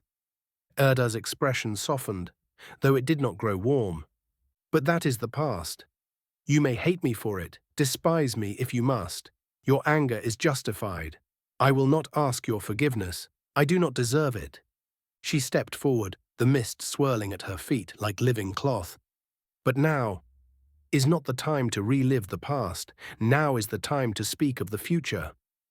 She raised her hand slowly and gestured toward Nera, who stood watching in stunned silence, overwhelmed by the revelation unraveling before her. Before Nera could react, her body was lifted from the ground by unseen forces. The warp surged, coiling around her like green flame. Her cloak fluttered in the ethereal wind as she floated gently across the courtyard toward Erda. Sanguinius's eyes widened and his wings flared. In a heartbeat, a shimmering blade manifested in his hand, its tip angled toward Erda. "Unhand her," he snarled, stepping forward with wrath rising in his voice. "Touch her again, and I will end you." Talzin ignored the weapon completely. Her eyes were locked on Nera's face as she reached up with her gnarled, bony fingers and gently gripped the young woman's cheeks, holding her as if studying a precious relic. Sanguinius took another step, blade trembling with restrained fury. "I said, put the blade away," Erda interrupted, still not looking at him. Her voice was firm, sharp with command. "You are barely holding your manifestation together, my son. Your will is great, but you are far from whole. This body you wear now, this shadow of yourself, carries only a sliver of the power you once wielded." She turned slowly, her gaze settling on him with cold finality. "Yes, you could destroy me, annihilate my soul from this world and the next, but not here. Not now. Not in this place, where the warp answers only to me. You are too weak. Your soul itself is still healing after being shattered." Sanguinius stopped, breathing heavily, the blade trembling in his grip before slowly dissipating into mist. "What I must show you," Erda continued, now looking back to Nera, "is too important to be marred by your grief and my guilt. This galaxy teeters on the edge of a blade, more than you know." Nera felt a sudden warmth radiate through her body, as if the warp itself were drawing breath. Erda's voice grew quieter, but no less intense. "There is more in you than the Jedi ever dared to see. You are not simply a conduit of the Force, but the warp as well." "You must have felt it," Erda continued, her voice low and echoing strangely in the cavernous sanctum. "The pull. The whisper from the depths of the warp. It calls to you, doesn't it?" Nera's lips parted, but no words came at first. Her fingers twitched at her sides, as if itching to draw her lightsaber, to feel something familiar. But the memory from Geonosis struck her too quickly. The chaos, the blood, the swirling insanity of the warp, the whispers in her mind, the laughter. "I won't," she said at last, voice shaking as she stepped back. "I won't touch it again." Erda tilted her head slightly, the green glow from the sanctum's mist casting deep shadows across her ancient features. "Won't?" she asked gently. "Or can't?" Nera's throat tightened. "After what happened on Geonosis," she whispered. "After what I felt and what I saw, I can't go back into that place. There was a presence, a being. It's waiting for me." Her voice dropped to barely a whisper. "Tsinj." At that, Erda gave a quiet, almost amused laugh. Not mocking, but like a fire crackling in the hearth of old wisdom. "Yes, the architect of fate," she said. "The twister of truth. One of the 4 great parasites that dwell in the warp. He is cunning and powerful. In his own realm." She gestured around her, to the stone walls etched with runes older than the Republic, to the mist swirling like breath around their feet. "But not here. Not in this sanctum. This place is sanctified, protected, older than even the birth of those gods. Here, his influence is a shadow, a whisper against the will of the Force. You are safe." Erda stepped forward, slowly circling her as she set her down. "You fear the warp because it is chaotic," she continued, "because it corrupts. And rightly so. It is a sea of madness, a mirror of the subconscious, where emotion becomes matter and desire gives birth to monsters." Her fingers waved through the mist, which coiled around them like living silk.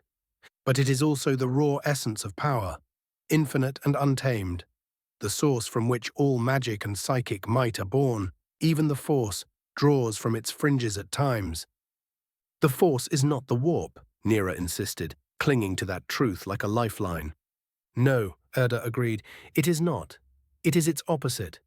She stopped in front of Nera, raising both hands. As she did, 2 illusions manifested between them.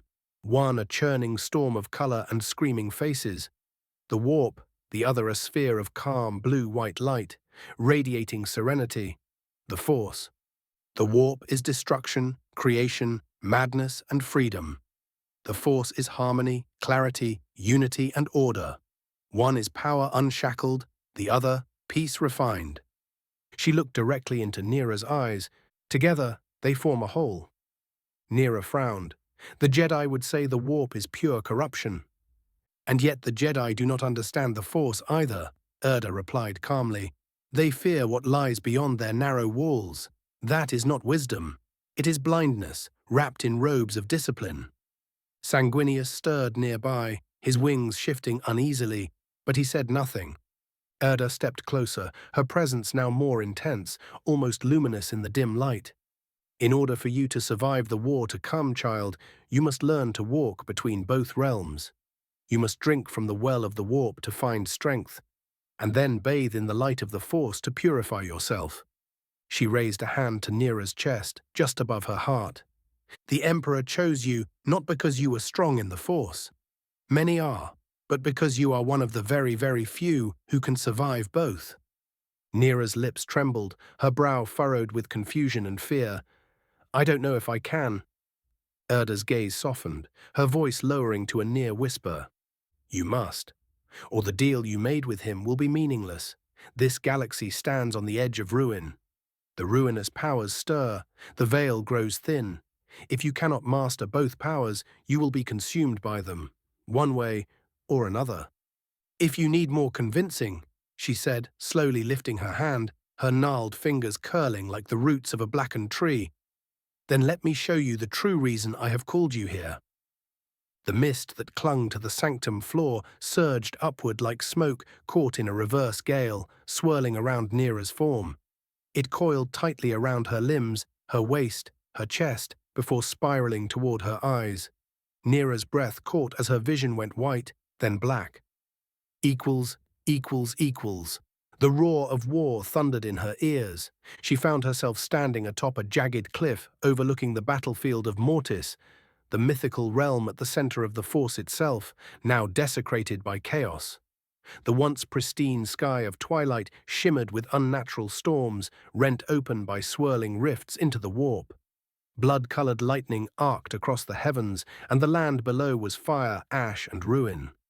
The armies of the Imperium and Republic were arrayed in desperate defense. On the ground below, hundreds of Astartes fought with unwavering fury. Ultramarines in immaculate blue and gold livery stood shoulder to shoulder, firing bolters into tides of gibbering chaos spawn. Their lines buckled but never broke, even as demonic monstrosities tore into their ranks. And at the center of this battle stood one Astartes, Maximus. The towering figure of the Ultramarine commander stood like a god among mortals. His thunder hammer crackled with enough energy to split tanks in two. Each swing obliterated scores of demons, reducing their grotesque forms to bursts of foul ichor and warp flame. His armor was dented and scarred, painted in streaks of blood and the charred remnants of lesser demons, yet he did not falter. To his left, Raxor, his massive heavy bolter, sang through the air, carving through Chaos Marines in frenzied abandon. The Salamanders' snarls were heard even over the din of war as he led a wedge of assault marines into the thickest part of the enemy line. On his right, Sebastian struck with the fury of a man who had long ago surrendered his soul to vengeance. His blade cleaved through a plague-bearer's torso before sweeping into a charging Khorne berserker, cutting him down mid-roar. The line of Astartes extended in either direction, hundreds of Ultramarines, fighting in perfect coordination beside clone troopers in gleaming white armor. ARC troopers dropped into pockets of demons, carving out positions to hold alongside the Angels of Death. Above them, Jedi leapt and spun, sabers flashing with brilliance. Nera recognized Plo Koon, Kit Fisto, and others from the High Council, backs to Astartes, fighting as one.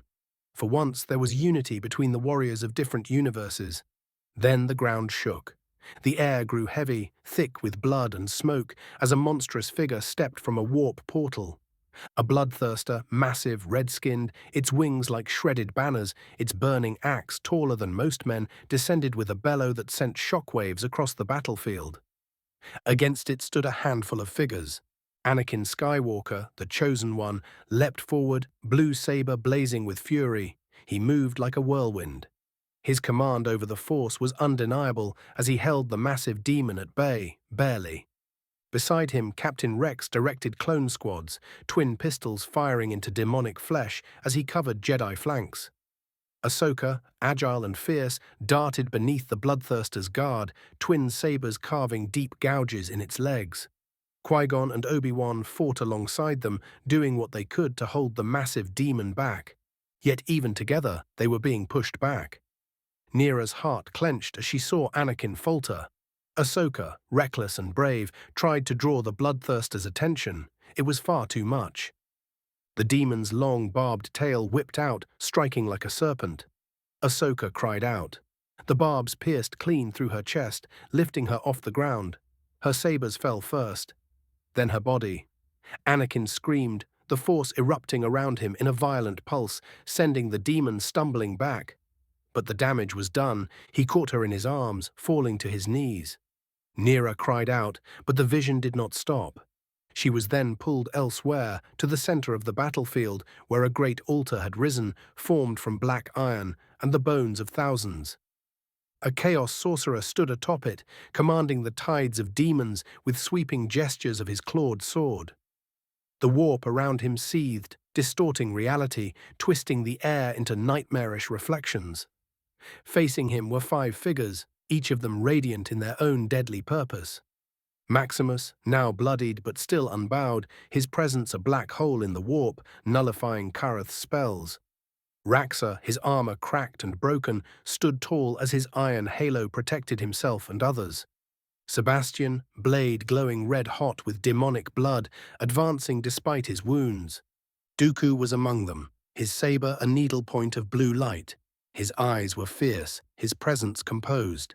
He fought with all the elegance of a master duelist. And at the center, the father was laid out at their feet. Alive, but barely. But the sorcerer was no fool. He feigned retreat, baited the aging Jedi Master forward, then struck. A blast of pure warp energy flared from his staff, bypassing Maximus's null aura by inches. It struck Dooku directly in the chest. The Jedi staggered, dropped to one knee, and then collapsed. Neera screamed out for her master. Maximus's thunder hammer crackled as he hurled himself at Karath, smashing the sorcerer back with earth-shattering force. The other Astartes joined him, surrounding the Chaos Lord in a whirlwind of fury. Then the portal, a gaping wound in reality behind the altar, leading directly into the warp before a massive bloodthirster came through. Sebastian, ever the warrior, threw himself at the bloodthirster, taking him from the sorcerer's side. Maximus raised his hammer and struck the final blow, shattering Karath's staff. The sorcerer reeled, and Raxor tackled him, bearing him toward the portal. With a last cry, Karath was cast into the warp, consumed by the rift he himself had opened. But the cost? As the battle concluded, she was able to finally see the price paid for survival. Sebastian lay dead, surrounded by the remains of the bloodthirster Karath had summoned. His brother knelt beside him. He had slain the greater demon in single combat, but his body was broken, his sword still impaled in the demon's eye. Clone bodies were everywhere. Ahsoka's lightsabers lay extinguished on the blood-soaked ground, and Anakin knelt beside her corpse, silent, empty, broken. The vision faded. Neera gasped as the sanctum returned around her as she fell to her knees. Her hands shook, tears blurred her eyes.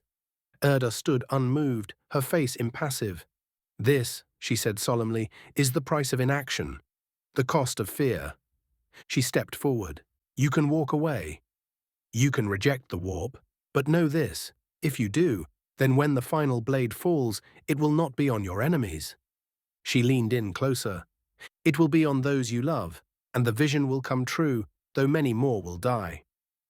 Neera swallowed, the fire in her chest burning through the fear as she reached up and gripped Mother Talzine's wrist. "Teach me." Erda smiled faintly. "Good, then let us begin." 97-95. Preparation for the duel. Sebastian. Silence reigned within the dimly lit sanctum of the battle barge, broken only by the soft murmur of sacred prayers and the low thrum of engines echoing faintly through the ancient hull. Here, the spiritual hearts of the Black Templar beat with quiet fervor. Sebastian knelt before the towering statue of the Emperor of Mankind, bathed in the flickering light of 1,000 candles. He was without armor, no ceramite, no helm, no thunderous footfalls. He knelt with his sword in his right hand, its tip planted in the floor beneath him. Just a man, stripped bare before his god. Clad only in the tattered black loincloth worn beneath his warplate, he was exposed in full body and soul. His pale skin, nearly as white as bone, was marred by thousands of scars, each a mark of devotion, survival, and vengeance. Jagged lines crossed his arms, back, and chest, but it was his left arm and chest that bore the worst of it, twisted flesh, forever burned and mutated by the warp fire that had engulfed him during the death of the first Chaos Sorcerer 10 years prior. There, the skin was not only scarred, it had hardened like blackened parchment, a grotesque tribute to his endurance. His left temple and the side of his head gleamed with dull silver bionics grafted into his skull. A glowing red eye flickered within its metal casing, tracking movement even as his organic eye remained closed in concentration. The machine did not disturb his communion. It was part of him, a reminder of the pain he had suffered and what he had sacrificed. Before him stood the statue of the Emperor, his sword held down before him like a cross. The Emperor's stone gaze looked out, unwavering, over the chapel, merciful and stern, judging and eternal. Around him, the priests moved like ghosts in black robes trimmed with red and white. They circled him slowly, swinging censers of burning incense which filled the air with the sweet, acrid scent of sanctified myrrh and burning oils. The smoke wafted through the chamber in curling tendrils, forming halos above the kneeling Astartes. The priests chanted in high Gothic, their voices low and harmonic, "Credentium fides ardet, imperator, lux aeterna, da fortitudinem servo tuo, per sanguinem et ignem, fiat voluntas tua." The faith of the believers burns. Emperor, eternal light, grant strength to your servant. Through blood and steel, let your will be done. Sebastian remained unmoving. He breathed deeply, letting the incense and the gravity of ritual saturate him.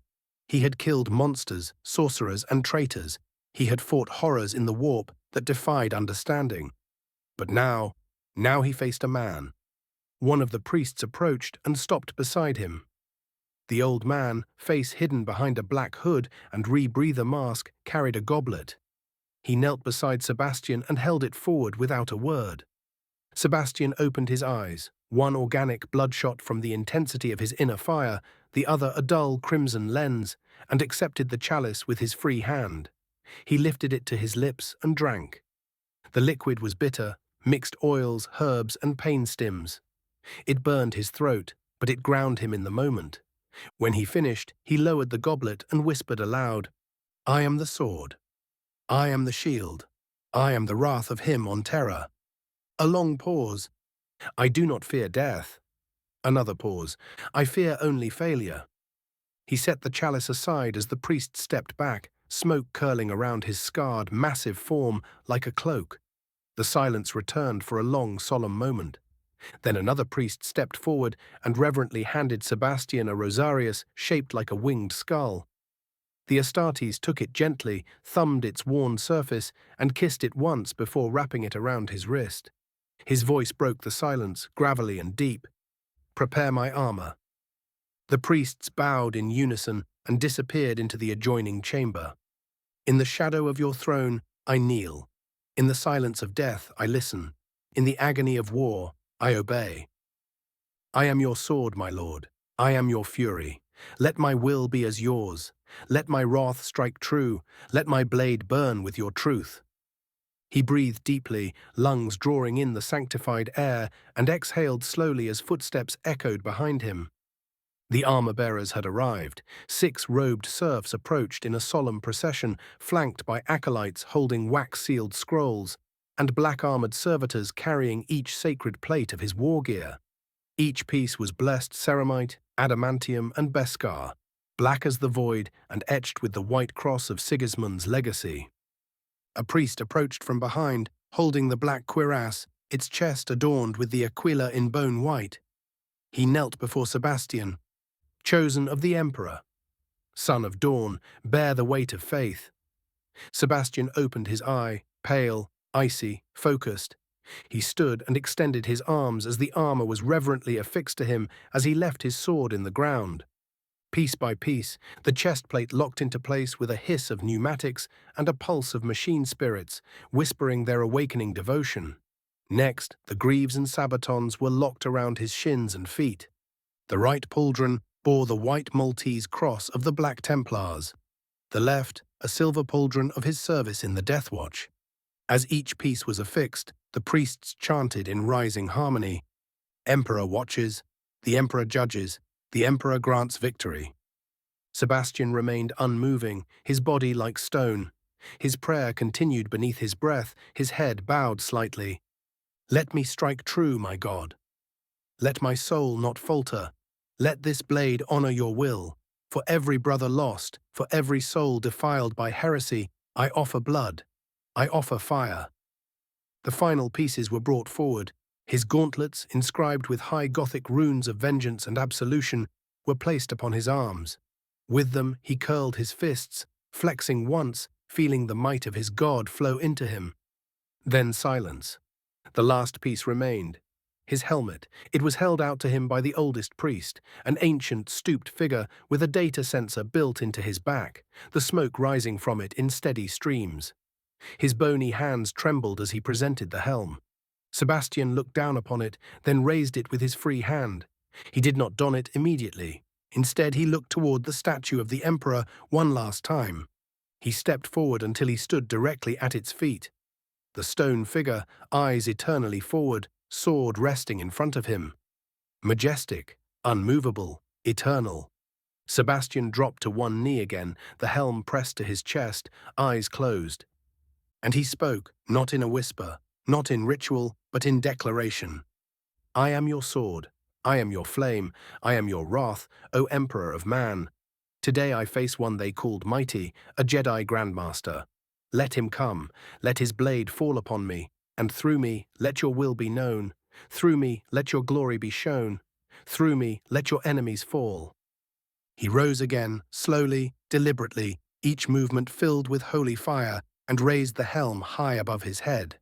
"I am the Emperor's sword, and I will honor him this day, through combat, through blood, and through my victory." With that, he lowered the helm and placed it over his head. The locks hissed and sealed. The world turned red through his lenses. Readouts blinked to life. The machine spirit sang its readiness, and within the helmet, Sebastian smiled. The priests fell to their knees as he turned to face the doors of the chapel. Beyond them lay Yavin, and upon that ancient jungle moon waited Mace Windu. The duel was coming, and Sebastian would meet it as he always had, with blade in hand, with hate in his heart, and with fire in his soul. No pity, no remorse, no fear. Mace Windu. The chamber was dim, circular, and cold. At the center, elevated slightly, sat Jedi Grandmaster Mace Windu, cross-legged upon a low platform, cloaked in flowing brown robes that pooled around him like still water. Before him, a circle of holograms flickered into shape. The Jedi High Council, their spectral forms blue and half-transparent, shimmering with the faint hum of the holoprojectors. Masters Yoda, Ki Adi Mundi, Shak Ti, Plo Koon, Agan Kolar, Kit Fisto, and the others sat in projection, encircling their fellow master. But their expressions were not serene nor calm. They were tense, concerned, unsettled. "You would face the Astartes champion alone?" Shak Ti asked, her voice calm but lined with gravity. "That warrior bested many Jedi Masters that day. He's no ordinary soldier. He is a monster." "He is a weapon of a foreign so-called god," Ki Adi Mundi added, his brow furrowed beneath the high dome of his head. "He is bred for war and nothing else."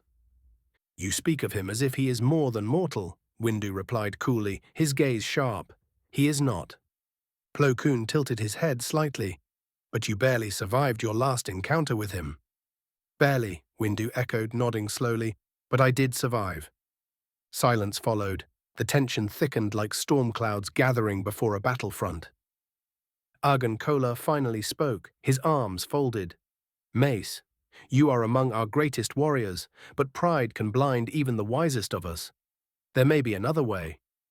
Windu cut him off with a raised hand. His voice remained calm, but there was a fire smoldering beneath. "I find your lack of faith disturbing." He rose to his feet slowly, his figure tall and imposing even among the ethereal council. The folds of his robe shifted like shadow around him. "This is not pride. This is justice. Justice for our fallen. When last I faced the Astartes, I was overconfident. I did not understand his kind. I had not peered fully into the depths of what I could be. I had not embraced what the Force was trying to show me. He stepped down from the platform, slowly circling the chamber. Now I see clearly. I have touched the storm. I have walked the edge of darkness and not faltered. My mastery over Varpad has reached its apex. The Force flows through me with perfect clarity. I see the currents, the strikes before they land, the paths they intend to take. He turned sharply toward the council, his tone rising now with grim passion. I will face him, not out of pride, but to prove a truth this galaxy must accept. That these Astartes are not gods, that they can bleed.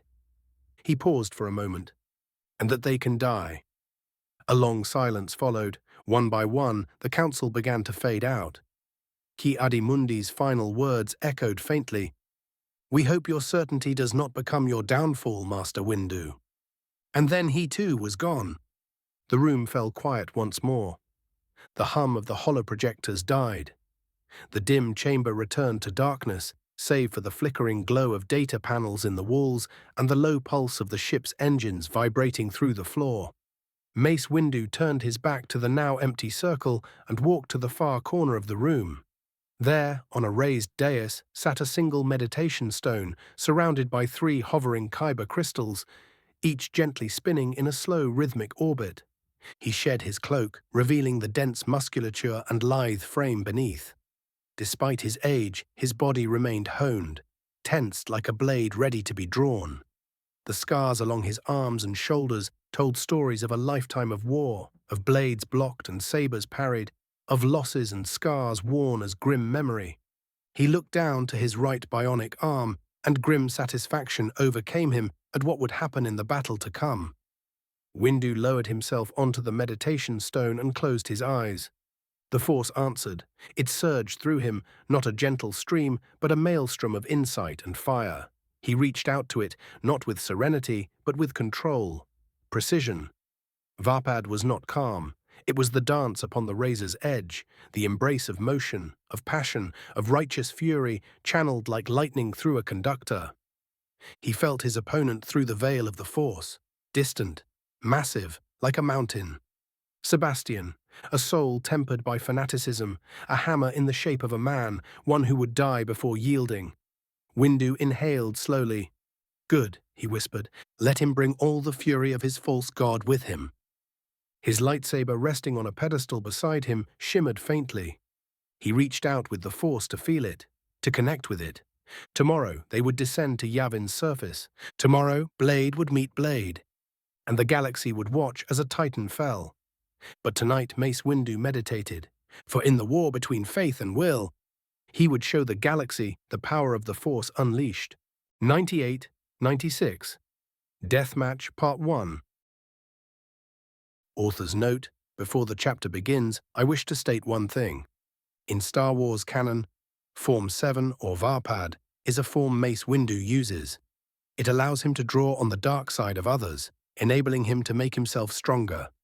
It's much more complicated than that, but that's the gist. I will be changing it a slight bit, so it doesn't just draw on the dark side of others, but also their darker emotions, so it can work on Astartes as they do not have the Force.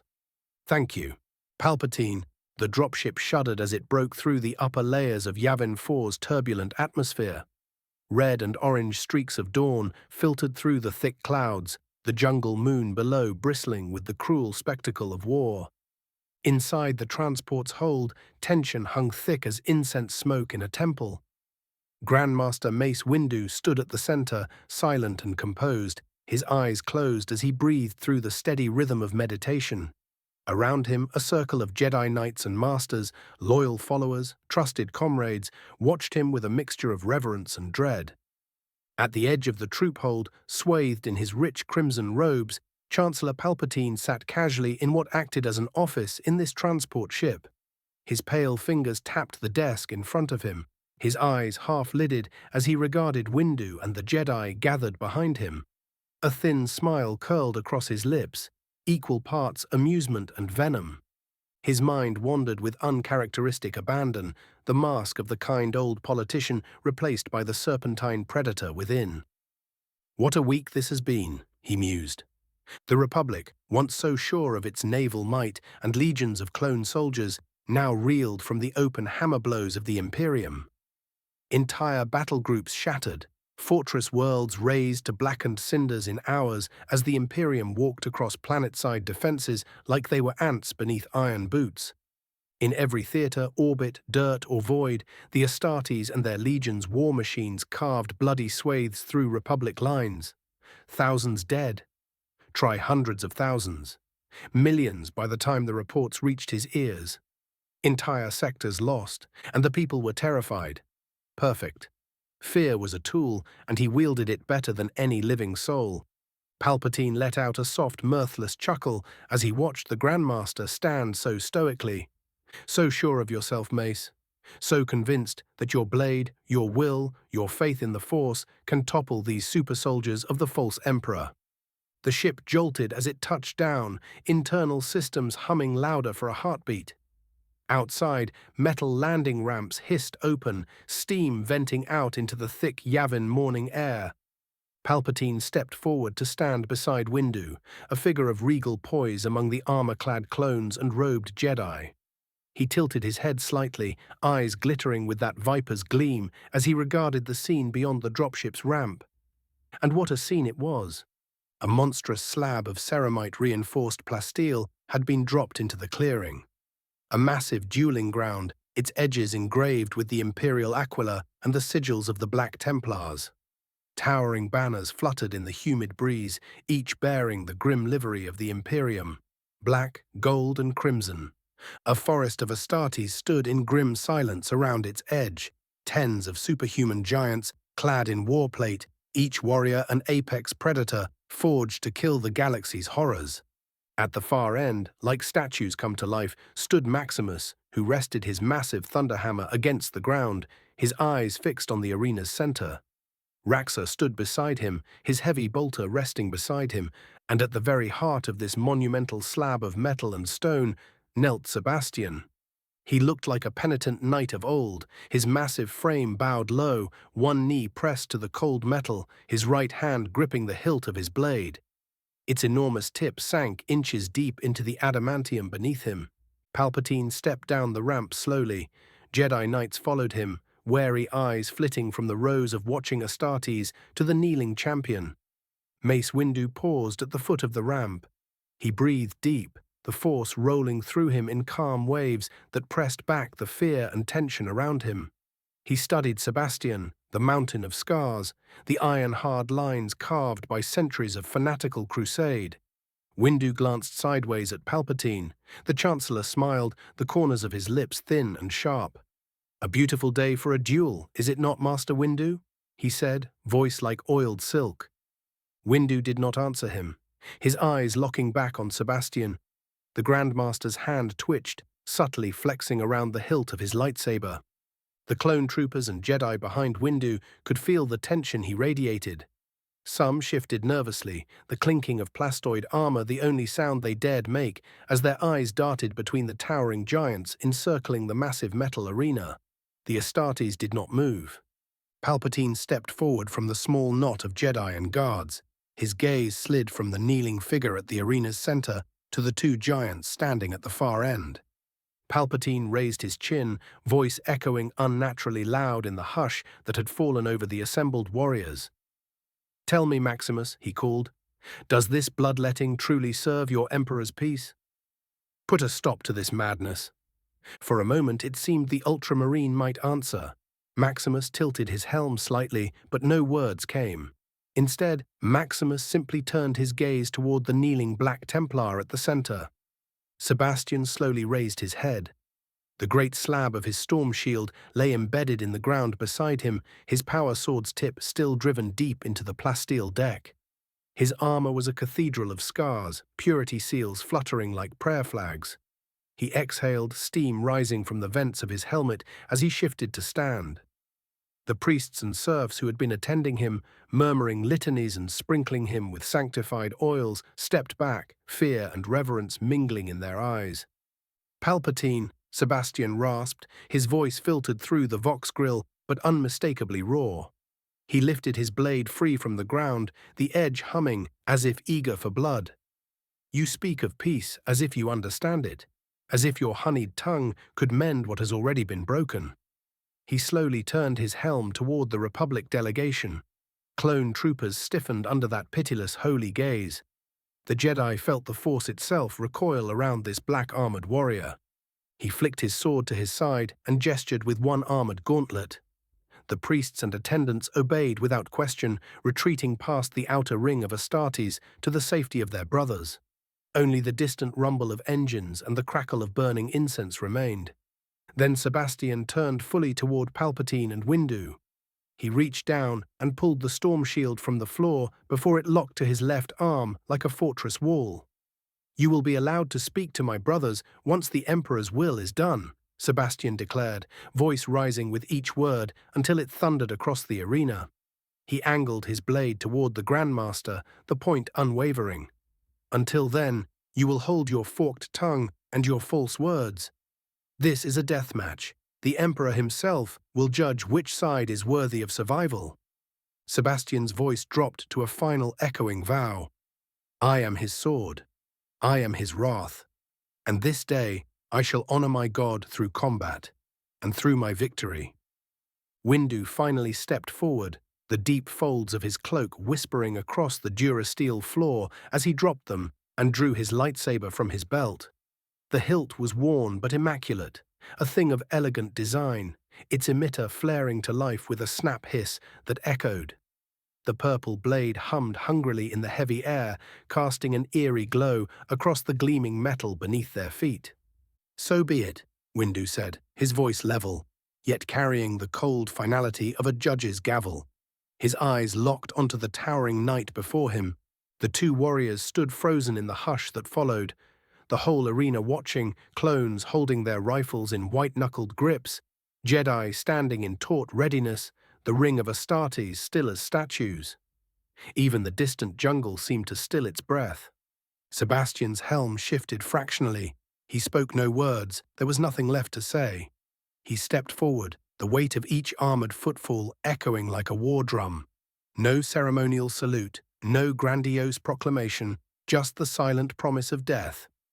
He began to move to his right, boots scraping over the scarred metal slab, his massive shield angled low, the power sword humming softly as he angled it toward his opponent. Windu mirrored him, robes rustling as he began to circle the giant. They moved slowly at first, each predator measuring the other. Mace could feel it already, the endless wellspring of hatred radiating from the Astartes like a furnace. He drew on it, the Varpad form feeding on that darkness, channeling it through his own calm and letting it strengthen him, sharpen him.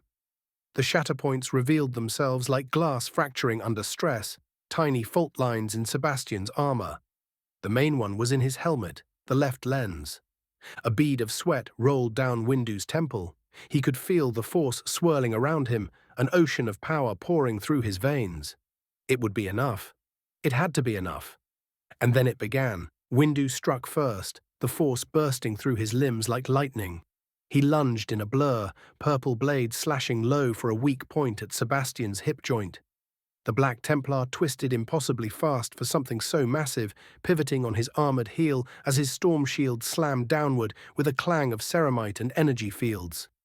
Sparks exploded where lightsaber met adamantium, the violet blade skittering aside. Sebastian's counter was immediate. He surged forward, his power sword swinging in a vicious arc meant to cleave Windu from shoulder to hip.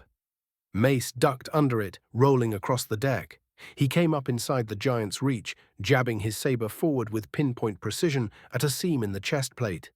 The tip sparked, skidding off thick plating but leaving a shallow scar as Sebastian twisted to his right.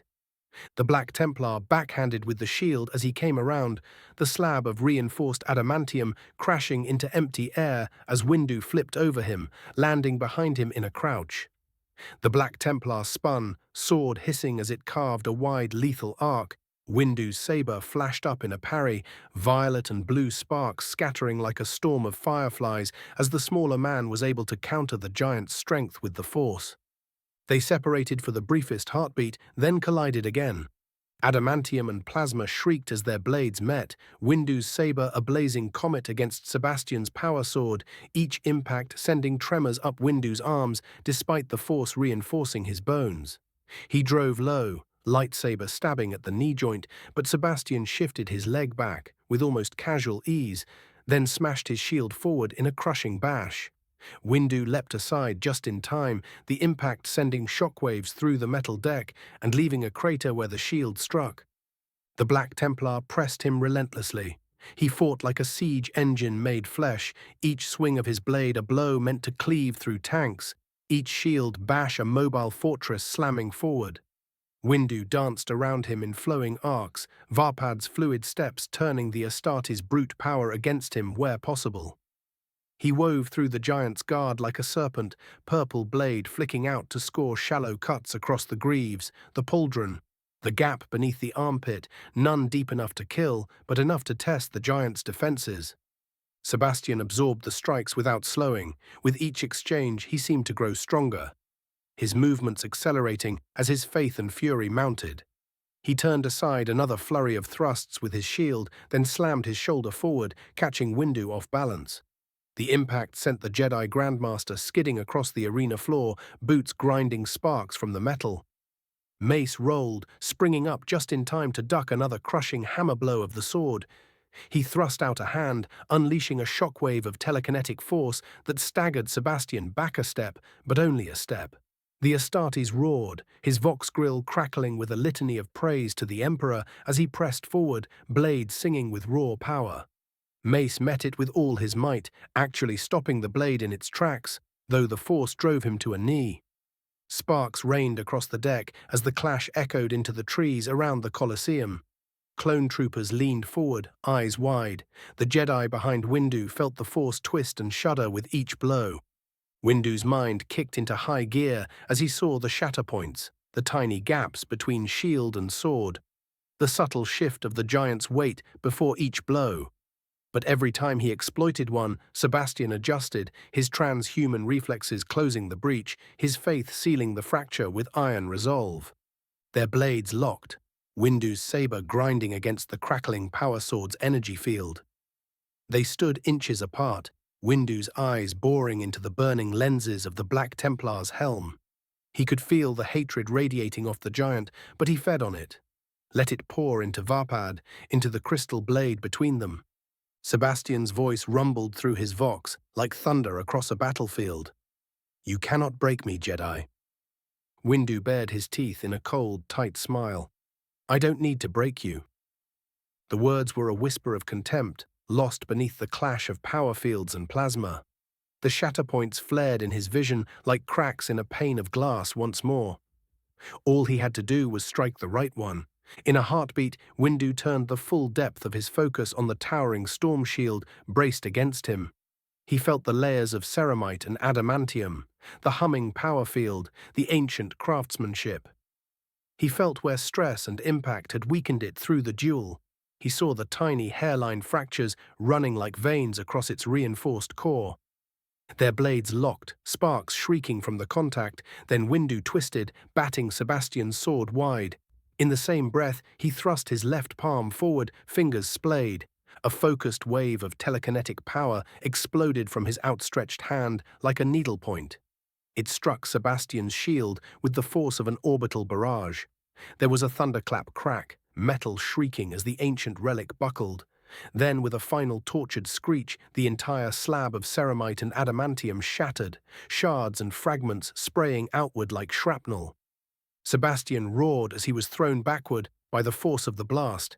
His boots skidded across the metal deck before he crashed onto his back with a seismic clang that rattled the very slab they stood on. Gasps erupted from the clone troopers and the gathered Jedi. Even the other Astartes behind the lines stiffened, eyes narrowing behind helmets of blue and green. Windu wasted no breath. He was already moving, his muscles coiling like a panther's. He bent his knees, then surged skyward, propelled by the force until he seemed to hang above the Black Templar like an avenging spirit. The violet blade of his lightsaber flared brighter than the sun, humming with lethal energy as he brought it arcing down, a blow meant to cleave through ceramite and bone alike. But Sebastian was not broken. With a bellow that rattled the souls of all who heard it, the Black Templar rolled onto one shoulder, his power sword sweeping up in a blazing arc of crackling energy. The two blades met with a titanic crash, the impact rippling out in a shockwave that dented the metal floor beneath them. Sebastian forced himself to his knees, pushing upward with inhuman strength as their blades locked. Windu pressed down, every fiber of his being focused on driving the lightsaber through his foe's guard. Sparks and arcs of raw energy sprayed between them, washing their faces in searing light. With a roar, Sebastian surged to his feet, lifting Windu off the floor before shoving him back. The Jedi flipped through the air, landing lightly, robes swirling around him. He hit the ground running, charging forward before the Astartes could reset. Their blades crashed again. Now there was no cautious circling, no testing. They were two storms colliding in full fury. Windu ducked beneath a horizontal swing that would have taken his head clean off, spinning low, his saber jabbing out to strike at Sebastian's unshielded flank. The power armor deflected some of it, but not all. Sparks flew, a deep gash gouged into the ceramite breastplate, blackened cables and adamantium frame sparking inside. Sebastian grunted, pain fueling the righteous inferno in his chest.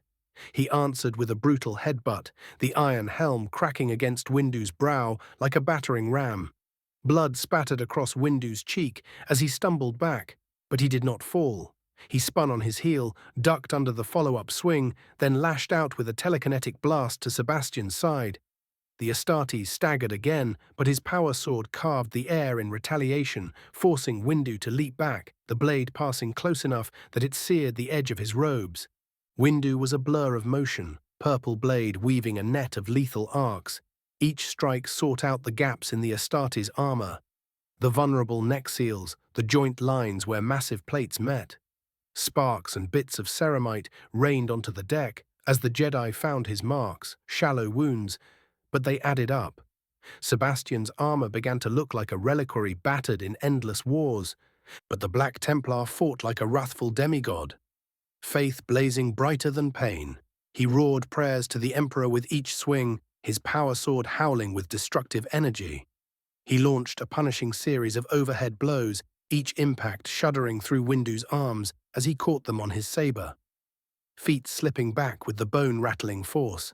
The deck beneath them cracked and cratered with each missed blow, molten edges smoking in the humid jungle air. Windu dipped under another swing, his saber carving a shallow slice across Sebastian's exposed side. Before he could capitalize, Sebastian's armored gauntlet crashed into his ribs like a piledriver, sending the Jedi sprawling across the deck.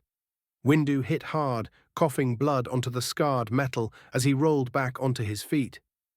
Before he could gather himself, the Black Templar was on him, armored boots hammering the deck. The power sword came down like the wrath of an angry god.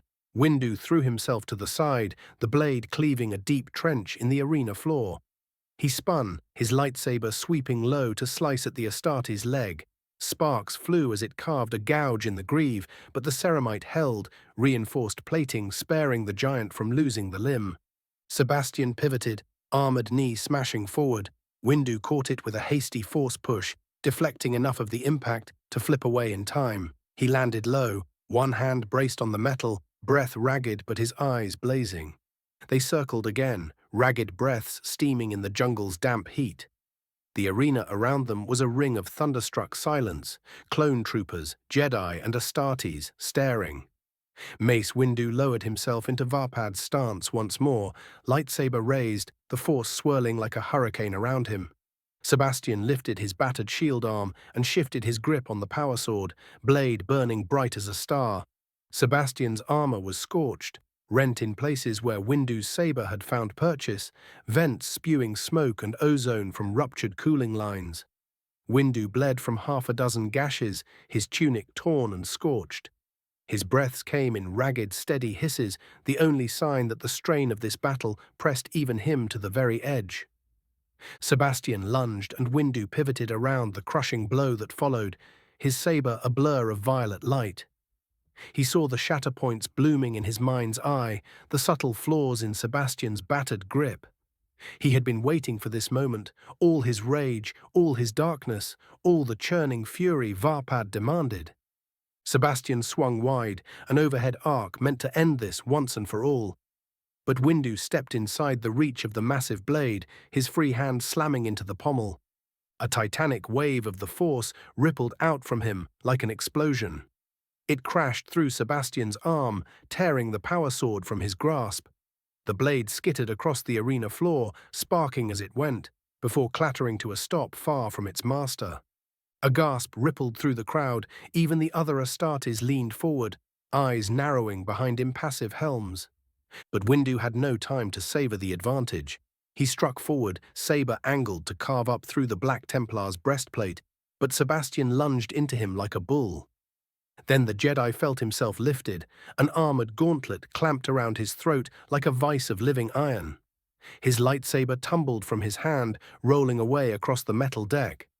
The world tilted crazily as Sebastian forced him backward, boots scraping for purchase. The Black Templar's helm loomed inches from his face, one red eye lens cracked and flickering. "Your tricks end here, witch!"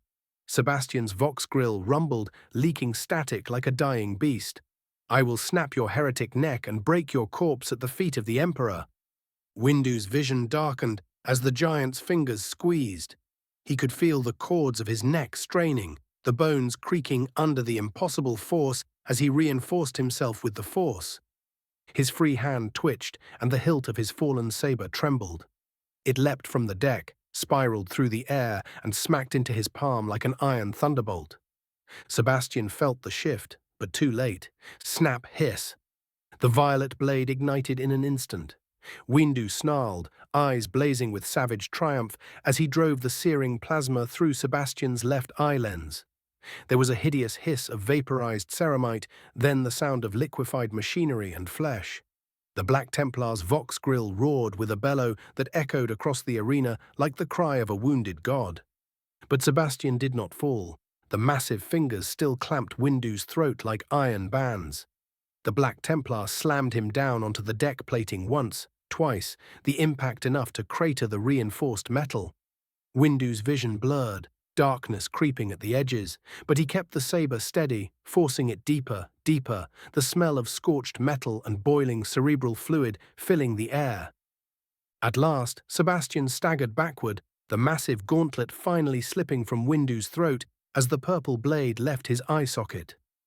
Windu dropped to one knee, gasping, but he never looked away. The Black Templar swayed. Sparks sprayed from the ruined eye lens. A low, animalistic growl rattled in his chest.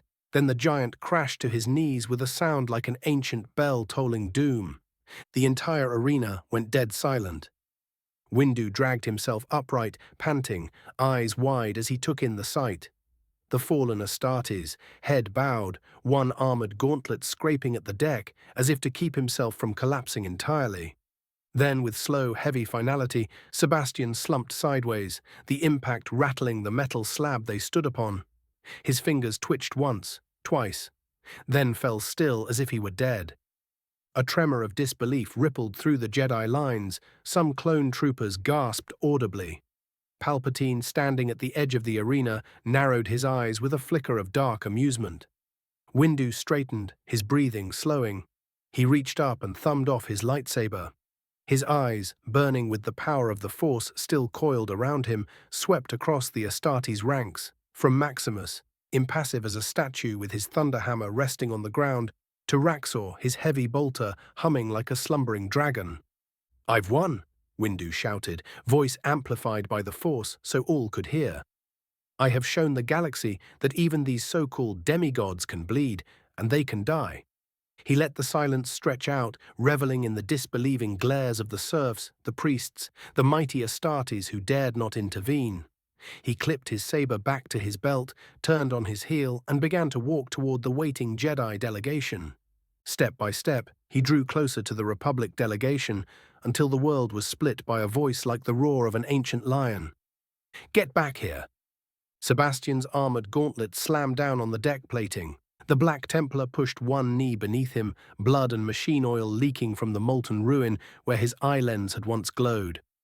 A chorus of horrified gasps rang out from the Jedi and clones alike as they turned to see the impossible, the fallen knight rising once more. Sebastian's Vox grill flickered, static pouring through the broken speakers, then his voice erupted, ragged but thunderous. "Where, in the Emperor's name, do you think you are going?" Windu turned, eyes wide with disbelief, just as the towering silhouette straightened fully. Sebastian's head was canted slightly, the ruin of his helm sparking and steaming, but the red eye on the other side blazed with unyielding hatred. The Black Templar lifted one finger, pointing at the Jedi Grandmaster. "I did not say we were done." 9997, Deathmatch, Part 2. Sebastian. The arena's tense hush exploded into chaos the instant Sebastian's roaring declaration echoed across the metal slab. Mace Windu spun back toward the towering Astartes, his violet blade blazing to life once more. The Jedi Master's face was a mask of cold fury now, but behind that iron control, for the first time, flickered the smallest spark of dread and fear. Sebastian stepped forward, no longer burdened by shield or sword, no longer the knight with ritualized formality. He was raw hate and faith made flesh, steam streaming from the ruined left side of his helm, exposed bionics sparking. He let out a thunderous roar that rolled across the arena like an artillery barrage. Windu lunged, the master of Varpad at his peak, his blade a vortex of unstoppable cuts and thrusts. But each strike that would have cleaved lesser men in two found only the ceramite wall of Sebastian's armored gauntlets. Sparks flew where violet plasma clashed with black adamantium fingers. Windu spun, using the force to accelerate his blows, a flurry of strikes that blurred the air itself. He tried for shatter points in the Astartes' armor joints, the exposed cables in his arm, the damage already done to the helm. Each time Sebastian shifted, deflected, or simply took the strike with a grunt of rage, moving forward step by step like a juggernaut that could not be turned aside. Windu ducked low and swept his saber in a rising arc. Sebastian caught the blade with his bare gauntlet. The force-enhanced strike should have sliced through ceramite and bone alike, but instead it hissed against the armor plating while Sebastian's servo muscles locked. He wrenched the saber sideways, throwing Windu off balance, and drove his left gauntlet into Windu's ribs with the force of a battering ram. Bones shattered as the left side of Windu's ribcage collapsed. He staggered, breath knocked from his lungs, but he recovered in a flash, pivoting and unleashing a titanic force push. The shockwave smashed into Sebastian's chest, driving him back a step, but that was all. "You think your tricks will save you now?" Sebastian roared. He launched forward again, shoulder-checking Windu so hard the Jedi Master bounced across the metal slab like a ragdoll. Windu rolled, came up onto one knee, and hurled his saber like a spear. It spun end over end, violet light screaming, but Sebastian batted it aside with a contemptuous swipe of his armored forearm. The saber tumbled off the arena's edge, clattering away into the dirt below. Windu tried to call it back, but it was too late. The massive Black Templar was already on him. Sebastian's fist crashed down, a hammer blow that would have caved in a tank's armor. Windu twisted aside, but the blow clipped his shoulder, spinning him to the ground. He flipped backward, trying to regain his feet, but a boot the size of a man slammed into his chest, pinning him flat. The clones gasped. The Jedi who had come to bear witness stepped back, eyes wide. Even Maximus and Raxor watched in silence. The boot lifted, but only so the Black Templar could grab Windu by the collar of his ruined tunic. One-handed, he hauled the Jedi Master off the ground, lifted him up to eye level. Windu struck out, fists crashing against the giant's helm, drawing on every last shred of the force to drive him back. But the blows didn't even rock the towering warrior. Sebastian's gauntleted fist came in like a piston, crashing into Windu's side. Ribs broke again. Another blow smashed into his jaw, his head snapped sideways, blood spraying across the deck as his force-enhanced body took the beating. He tried to strike back, but every ounce of power he drew only fueled Sebastian's righteous wrath as he threw the smaller man to the ground below. Windu coughed, eyes glassy, blood dripping from his split lip and broken nose. But even now he pushed to his feet, staggering, defiance in his eyes. He threw a punch, a desperate final swing fueled by the dregs of the force. Sebastian caught his arm, twisted, and with a brutal backhand, he sent the Jedi Master spinning to the ground again. The clones flinched as Windu skidded to a stop just a few meters away, gasping, dragging himself up on trembling elbows. Sebastian loomed over him before he reached down and grabbed Windu by the back of the neck with one massive hand, lifting him high overhead like a broken doll. Windu's feet kicked uselessly at empty air, the raw power of the Force slipping from his fingers like water from a cracked jug. Sebastian turned so the entire arena could see, so Maximus, Raxor, Palpatine, and every witness would know the price of crossing the Emperor. "You are no godslayer," Sebastian snarled through broken vox grills, his voice a choir of rage and devotion. "You are a man, and men break." With a titanic roar, the Black Templar heached up with his other hand, grabbing Windu's legs before he brought him down to meet his knee. The Jedi Master's spine broke with a wet, sickening crack that echoed through the Colosseum. The clones recoiled in horror, the Jedi covered their mouths, eyes wide with the impossibility of it. Windu's body went limp, arms dangling uselessly. Sebastian hurled him aside like a piece of discarded carrion, the shattered Jedi Master crumpling on the metal slab face up. For a moment, there was only silence, broken only by the Black Templar's ragged, static-laced breathing. Then he lifted his gore-slicked gauntlets high, eyes sweeping the shocked crowd. "The Emperor's sword does not break," he roared. "Let all who defy his will know despair." The sky seemed to answer, thunder rolling above the jungle canopy of Yavin 4. And the galaxy, already trembling at the Imperium's might, was reminded in that brutal instant that even the greatest heroes of the Jedi were but mortal men. Smoke curled from the battered metal slab where sparks flickered off torn ceramite and shattered decking. In the center of that field of ruin, Grandmaster Mace Windu lay broken, his body contorted, the ragged remains of his robes smoldering where Sebastian's blows had struck. His chest heaved in shallow, tortured gasps, his eyes half-lidded but burning with that final stubborn fire that refused to die. Sebastian stood over him. Blood and oil ran in rivulets down the grooves of his battered armor. For a moment, he watched the Jedi Master writhe, clawing at the metal slab, his hands dragging feebly at the torn plating as if trying to crawl away from the inevitable. And then, with a strangled snarl of defiance, Windu stretched out a trembling hand.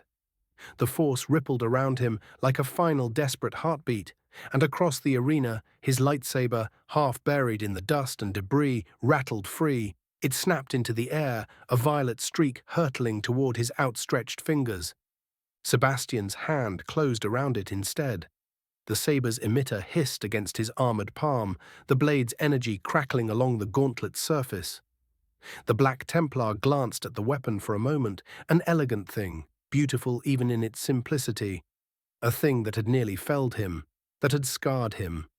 A smile tugged at the corner of his ruined mouth. "A fine addition to my collection."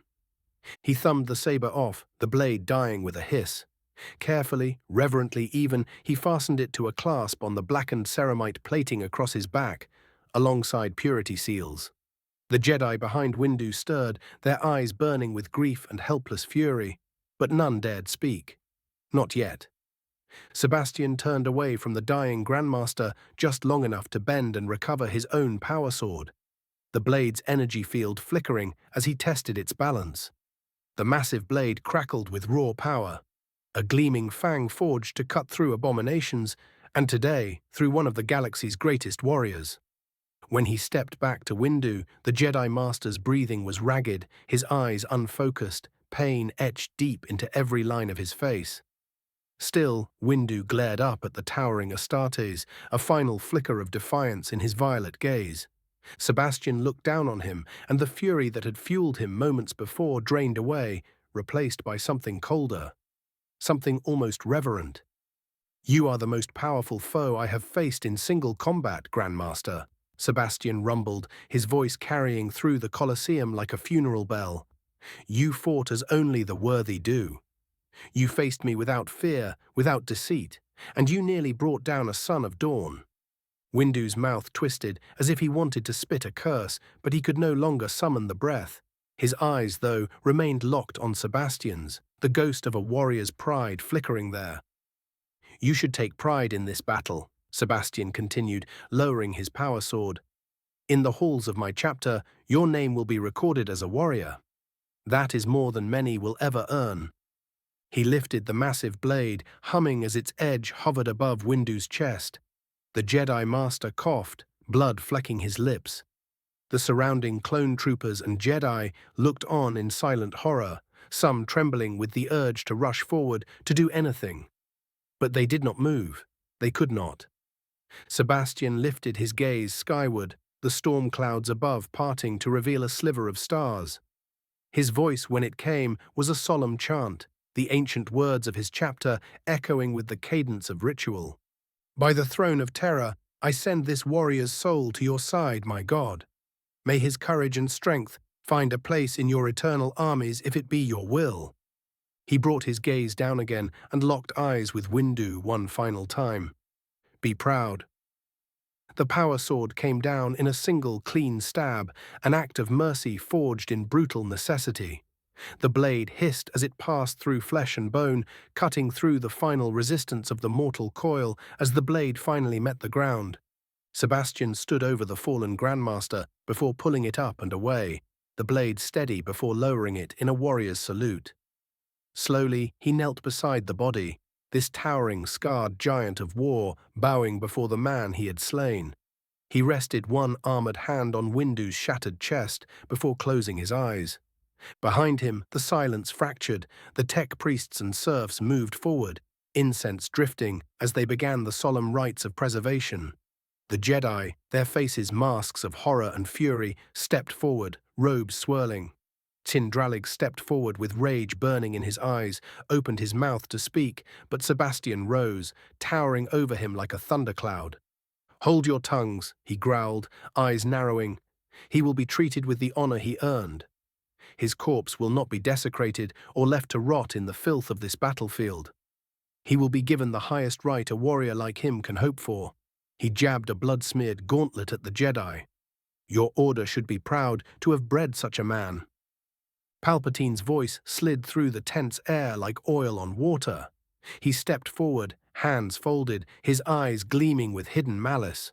"Barbaric," he said, pitching his voice so the remaining Jedi could hear.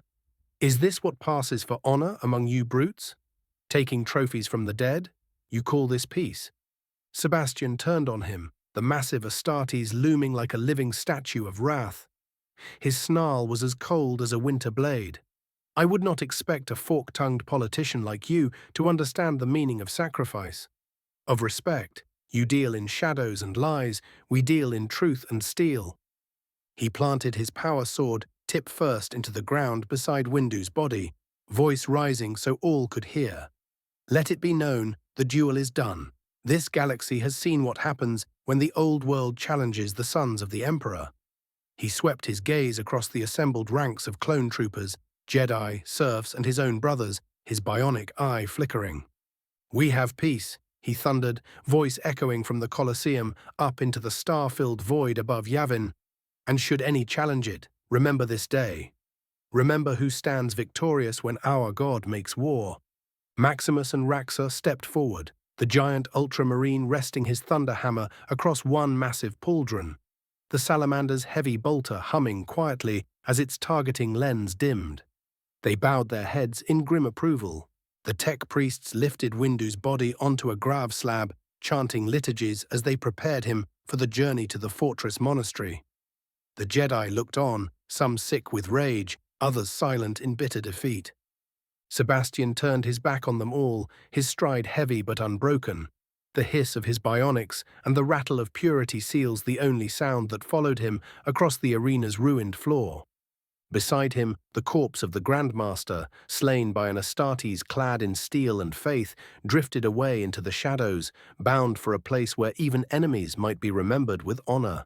198. A new Night Sister. Nearer, the cavern was a living heartbeat. Each thrum of the drums echoed off the ancient stone walls, low and rhythmic, like the pulse of some slumbering beast deep beneath the earth. Flickering braziers burned with strange green-tinged flames, casting long, dancing shadows that seemed to crawl along the rough cavern ceiling like restless spirits. Nera knelt at the center of it all, the cold stone floor biting into her knees through the thin, sweat-soaked cloth of her tunic. She barely felt it. Her eyes were half-lidded, her breath ragged but steady, drawn deep into her lungs and exhaled as she swayed forward, then back, then forward again, her mind drifting deeper into the ritual's strange, narcotic embrace. The air was thick with incense, bitter herbs and strange powders, the smoke coiling in hypnotic spirals. A strange glowing liquid marked the cavern floor, weaving ancient sigils of protection and binding. Each mark seemed to shimmer at the edge of Nera's vision, tugging her mind deeper into the trance. Beyond the circle's border, Erda, or Mother Talzine, moved with the slow, sinuous grace of a serpent. Her dark robes dragged over the floor, whispering secrets to the stone as she traced the circle's edge with a staff crowned by a gnarled crystal. Her voice was an echo of something older than words, half chant, half song, weaving through the drums with a rhythm of its own. She paused to dip her fingers into a bowl of pulsing green ichor, the lifeblood of Dathomir. With each step, she traced new runes in the air. Nera could feel each one settle on her skin like a ghost's touch, searing and cold at once. Her breath caught in her throat as the trance deepened, her limbs heavy but alive with strange energy. Sanguinius watched from the edge of the circle, golden wings half folded behind him. His armor, always so bright and resplendent, seemed muted in this cavern's eerie glow. The angel of the 9th Legion stood like a statue chiseled from living marble, beautiful, terrible, and utterly still. But behind those piercing eyes, doubt smoldered. He shifted his weight once, wings flexing, as if he might step forward to pull Nera from the circle, to break this spell of smoke and blood. But he did not move. The Primarch of the Blood Angels had faced demons and nightmares in the Immaterium, and he knew well that even the strongest warriors were not immune to its whispers. If this ritual offered a shield, could he truly deny her that? Nera's head lolled back. The cavern light swam above her, a halo of emerald and shadow. She could feel it now, something beneath her skin, a prickling fire spreading from her heart to her fingertips, to the soles of her feet. A tremor of pain flickered through her, 1,000 needles beneath her flesh, and her lips parted in a soundless gasp. Erda's voice wrapped around her, as cold and commanding as iron. Feel it, child. Let its mark find you. Let it crawl beneath your skin and bind you in chains the warp cannot break. Nera tried to speak, but the words turned to mist on her tongue. Her breath came in ragged gulps, eyes wide, pupils dilated until her irises were little more than thin rings of jade. The drums quickened. Boom, boom, boom, boom, matching her heartbeat as something inside her broke open like an egg cracking on stone. Her skin, already pale from sleepless nights and the harsh world beyond these caves, grew whiter still, a deathly pallor that made her veins stand out like threads of ink beneath fragile parchment. And then the markings came, blooming across her face, her throat, her collarbones, her arms, as if invisible claws were scratching ancient runes into her flesh from the inside out. They were not merely painted symbols, they seared themselves into her dermis, black lines coiling like serpents, spirals merging with jagged sigils older than the Jedi Order, older than the Imperium, older than the Sith. The pain was sharp and alive, but it came with a strange clarity, a sense of weight lifting from her shoulders even as the ritual's burden pressed down like iron chains. Somewhere beyond the haze, she felt tears prick at the corners of her eyes, not from pain, but from a sense of relief she did not yet understand. She swayed again, the world spinning around her as the cavern seemed to pulse with every beat of her heart. Erda's fingers, sharp and bony, touched her chin, tilting her face up. The ancient witch's eyes glowed green, pupils burning like tiny embers. "Do you feel it, child?" she hissed, voice both kind and terrible. "The marks are not merely symbols, they are power, bindings older than any warp-spawned horror. So long as your heart beats, so too shall these wards guard you." Nera's throat worked. Her voice came out cracked, raw, the echo of a girl caught between worlds. I feel it. Erda's cracked lips split in a smile, equal parts motherly and predatory. Good. Then let it be done.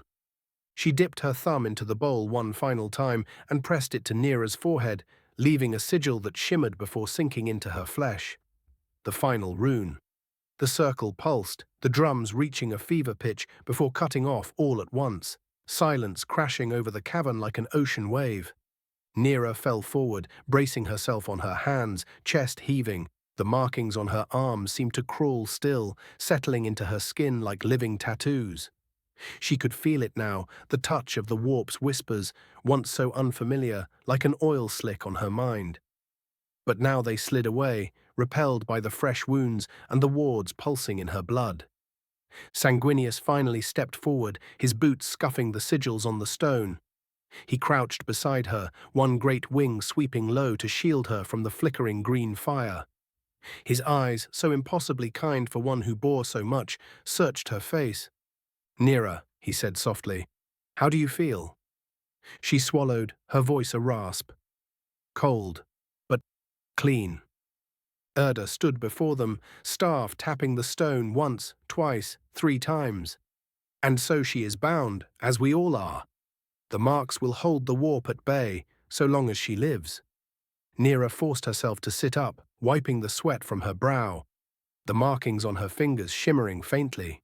She felt heavy, but for the first time in months, her thoughts were her own. No scratching whispers, no oily caress, just beyond the veil. She drew in a shuddering breath, meeting Sanguinius's gaze. "It's so quiet," she said, smiling up at him. The angel placed a hand on her shoulder, his touch impossibly gentle for one who could crush tanks with a flick of his wrist. "I'm so happy for you." As the angel helped her to her feet, Nera could not help but smile. Mother Talzin watched with a strange, fond smile before opening her arms. "I welcome the newest Night Sister. Image here. Dooku, Jedi Master." Dooku stood alone in one of the temple's highest corridors. It was a gallery open to the sky on one side, a long stretch of pale stone arches that framed the vast ocean of lights that was Coruscant at dusk. Beyond the balustrade, speeders crawled along their traffic lanes like fireflies caught in amber, and the skyscrapers rose in impossible clusters, each one crowned in neon or gilded with the glow of transparent steel windows. From here, the durasteel heart of the Republic looked eternal, untouchable. And yet, to Dooku's eyes, the brilliance was beginning to crack. He could feel it in his bones. His hands, clasped behind his back, twitched with restless energy. He could almost feel Mace Windu's last breath echoing through the Force. And yet what had the Council done? Debated, argued, postponed. They had sat in their high seats, clad in fake wisdom like armor made of parchment, while the galaxy's foundations quivered beneath them, and now they whispered among themselves like fearful old fools instead of guardians of the peace. Dooku's jaw tightened. He clenched his hands, his nails biting into his palms. Once he had believed the Order could steer the Republic back from the brink. Now, the visions had only grown darker. He saw flames, a Senate chamber drowned in fire, the screams of billions carried on the solar winds. He felt the cold hand of something vast, moving just beyond the edge of knowing. He was still staring out into that endless sprawl when a familiar voice cut through the silence behind him. "Master," Qui-Gon Jinn said softly, "I wondered if I'd find you here." Dooku's eyes flickered in the reflection of the glass, the long silhouette of a man who was no longer a boy, no longer the reckless Padawan who had once defied him at every turn. A tired smile ghosted across Dooku's lips. The frustration in his chest loosened just a fraction, replaced by a warmth he did not often allow himself to feel anymore. "Qui-Gon," he said, turning at last, "my ever-wayward Padawan. Or, I suppose I should say, Master Qui-Gon." Qui-Gon laughed, a quiet thing that echoed off the columns. He stepped forward, hands tucked into his robe sleeves, his beard and hair touched with the first hints of grey that made him look all the more like a knight from some half-forgotten myth. "I'll always be your student in some ways," Qui-Gon said, his voice low and calm, "no matter what the Council's archives say." They clasped forearms, a warrior's greeting, and for a heartbeat, Dooku let his shoulders drop, feeling a flicker of the pride he had always held for this man. The boy he had once called reckless, stubborn, blind, and yet so deeply rooted in the living force that even Yoda had marveled. They stood side by side for a time, looking out at the endless cityscape, the sky bleeding from purple into black as 1,000 stars blinked alive overhead. "It is beautiful," Qui-Gon murmured, "but sometimes I wonder if all this light blinds us to what we need to see." Dooku barked a short laugh. "Your old master agrees with you on that, though I'm not certain the Council ever will." Qui-Gon's eyes flicked to him, warm but probing. "You're troubled. I can feel it radiating off you. You've been pacing these halls more than usual since the duel." Dooku's eyes narrowed. The memory of the arena recording flashed behind his lids. The Black Templar, that towering figure of brutal nobility, standing over Windu's broken form. The raw finality of it, the absolute absence of compromise. He had hated it. And yet, "They debate," Dooku said, the words bitter on his tongue. "They debate while the galaxy shifts beneath their feet, while monsters slip their chains. They treat it as if it were an academic exercise, some philosophical puzzle to be solved with tea and polite conversation." He turned to face Qui-Gon fully now, his expression hardening, old lines deepening in the shadows. "Meanwhile, the visions come, stronger than ever. I see blood. I see our temple in flames, the Republic devoured by corruption. I see us, all of us, powerless, dead or worse if we sit here and do nothing." Qui-Gon absorbed this in silence, his brow furrowed. He glanced down at his hands, then back to his old master. "You've told the Council." Dooku laughed again, but there was no humor in it this time, only the iron edge of a man nearing the point of fracture. "Of course I have. I told them the first time I dreamt of the Chaos Sorcerer, the first time I saw the ones dead. The first time I saw Coruscant covered in flames as Astartes torched the temple. They called it nonsense, the dreams of an old man who clings too tightly to fear." His hands clenched, knuckles pale. "They call me paranoid. They think I see ghosts in every shadow because I'm unwilling to trust in the Force's will. But I tell you this, my old apprentice, the Force does not wish this. Something festers at the core of the Republic, and the Order would rather shut their eyes than root it out." Qui-Gon was silent for a long moment. He turned, bracing his shoulder against the stone balustrade, and looked at his former master with a gravity that few others could hold. "Then what will you do? I see the storm inside you. You are close to something, but I fear it will consume you if you do not choose wisely." Dooku's lips parted, but no words came immediately. The truth was, he didn't know. Not truly. A part of him wanted to burn it all down, to call out the Senate's rotted heart, to shatter the Council's illusions, to drag the corruption into the light at any cost. And another part still clung to the temple, to the ghosts of his teachers, to the ideals that had once made the Jedi great. When he finally spoke, his voice was low. "I don't know, Qui-Gon. But I am nearing the edge. Every vision, every nightmare. They push me closer. I can feel it. Something must be done. If the Jedi will not act, then perhaps I must go to those who will." Qui-Gon did not flinch. He only nodded, the sorrow in his eyes sharp as a blade. "I know exactly what you will do," he said softly, almost to himself. Dooku's eyebrows lifted slightly, a flicker of wry amusement slipping through the storm. "Oh? And what do you think that is, my wise old Padawan?" Qui-Gon let out a breath, a half-laugh that was more sigh than anything. "You will do what you have always done, Master. You will seek the truth, no matter how dark it is. You will stand against corruption, even if it means standing alone. And, if that means breaking from the Council, then you will. And I know who will help you do it. The Astartes." Dooku closed his eyes, feeling them settle into his bones, the inevitability of it, the finality. When he opened them again, the frustration was gone. "You are right," he said at last, voice steady. "Perhaps it is the only choice left. The Order will not change from within, not while it sits like an old man on his throne, blind to the rot beneath him.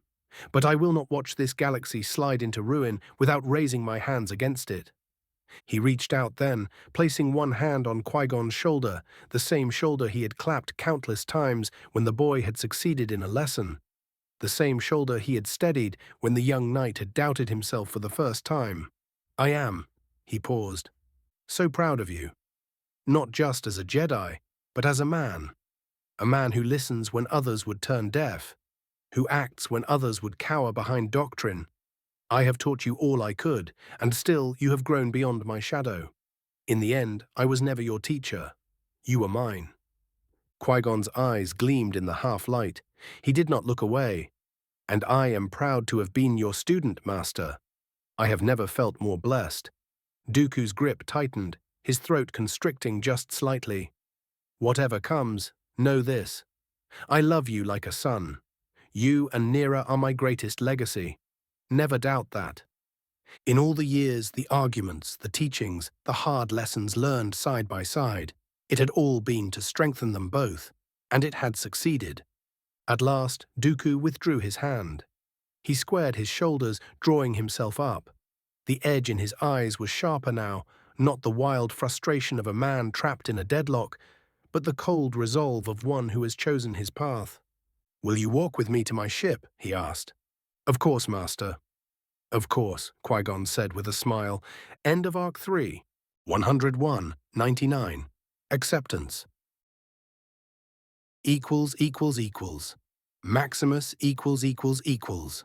Maximus stood at the edge of a high, sun-bleached ridge, overlooking Invictum Aeternum, the roaring city he and his brothers had built beneath the crashed battle barge. It was now a bastion of imperial rule in this lawless world of sand and sun.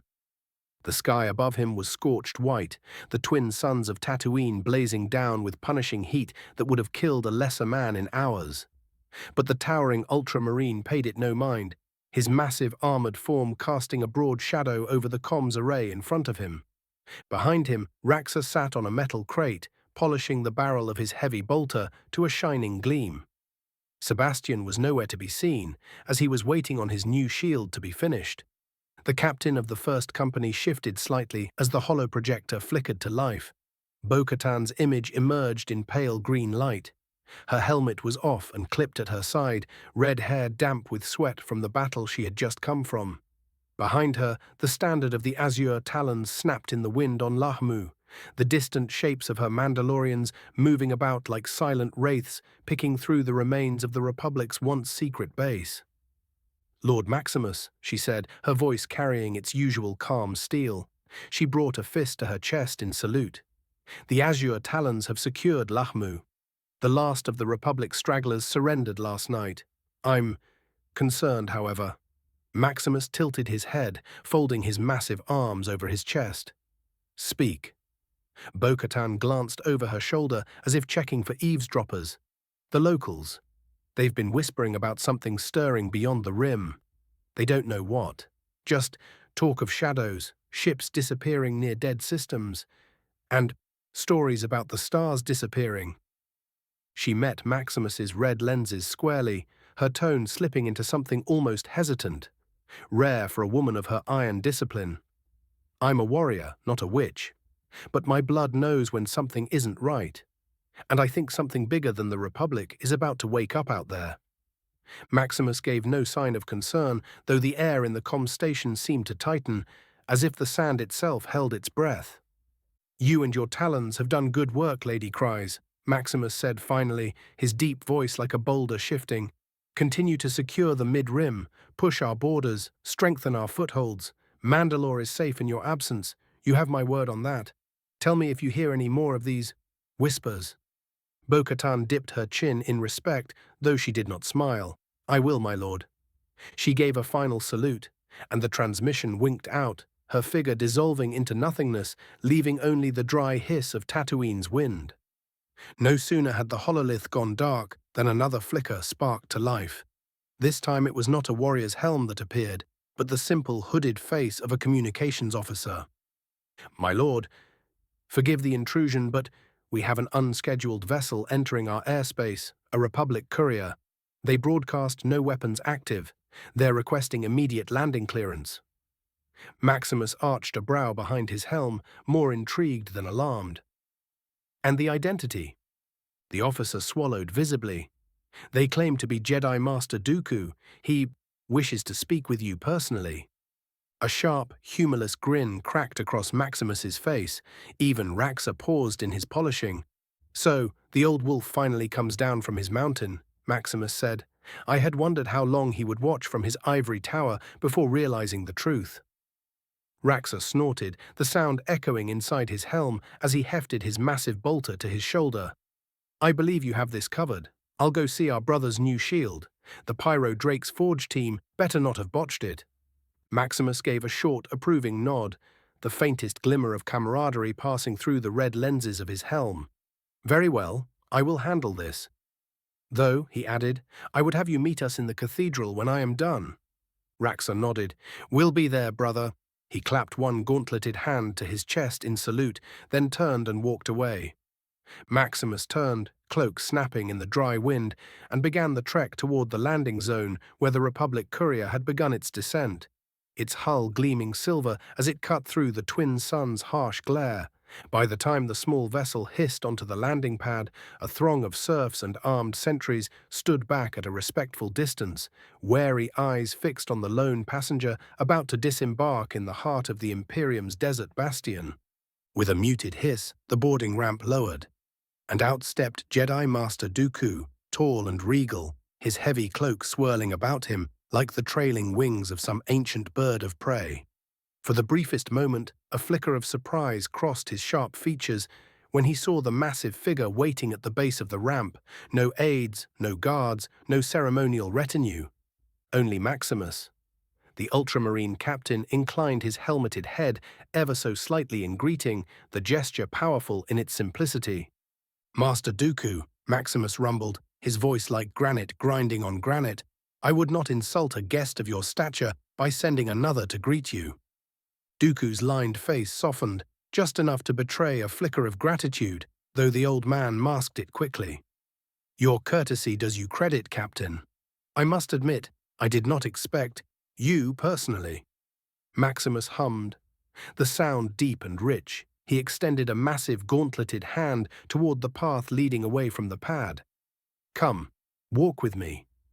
They began the walk side by side down the weather-worn ferrocrete path, the arid winds tugging at Dooku's cloak and the Ultramarine's cape alike. Far ahead, Invictum Aeternum sprawled in the plain, a city of spires and Gothic ramparts rising like an iron fist from the sands. They spoke first of smaller things, the sort of diplomatic pleasantries that meant nothing and everything all at once, how the desert people had reacted to imperial rule, how the local traders had grudgingly accepted the new currency, and how the endless suns never seemed to show mercy. Dooku's eyes narrowed thoughtfully as they walked. I've noticed your aura is different, Captain. It's no longer the endless void, the black hole it once was. Maximus gave a slight incline of his head, almost approving of the observation. That is because I have learned to control it. My null field is not a mindless abyss anymore.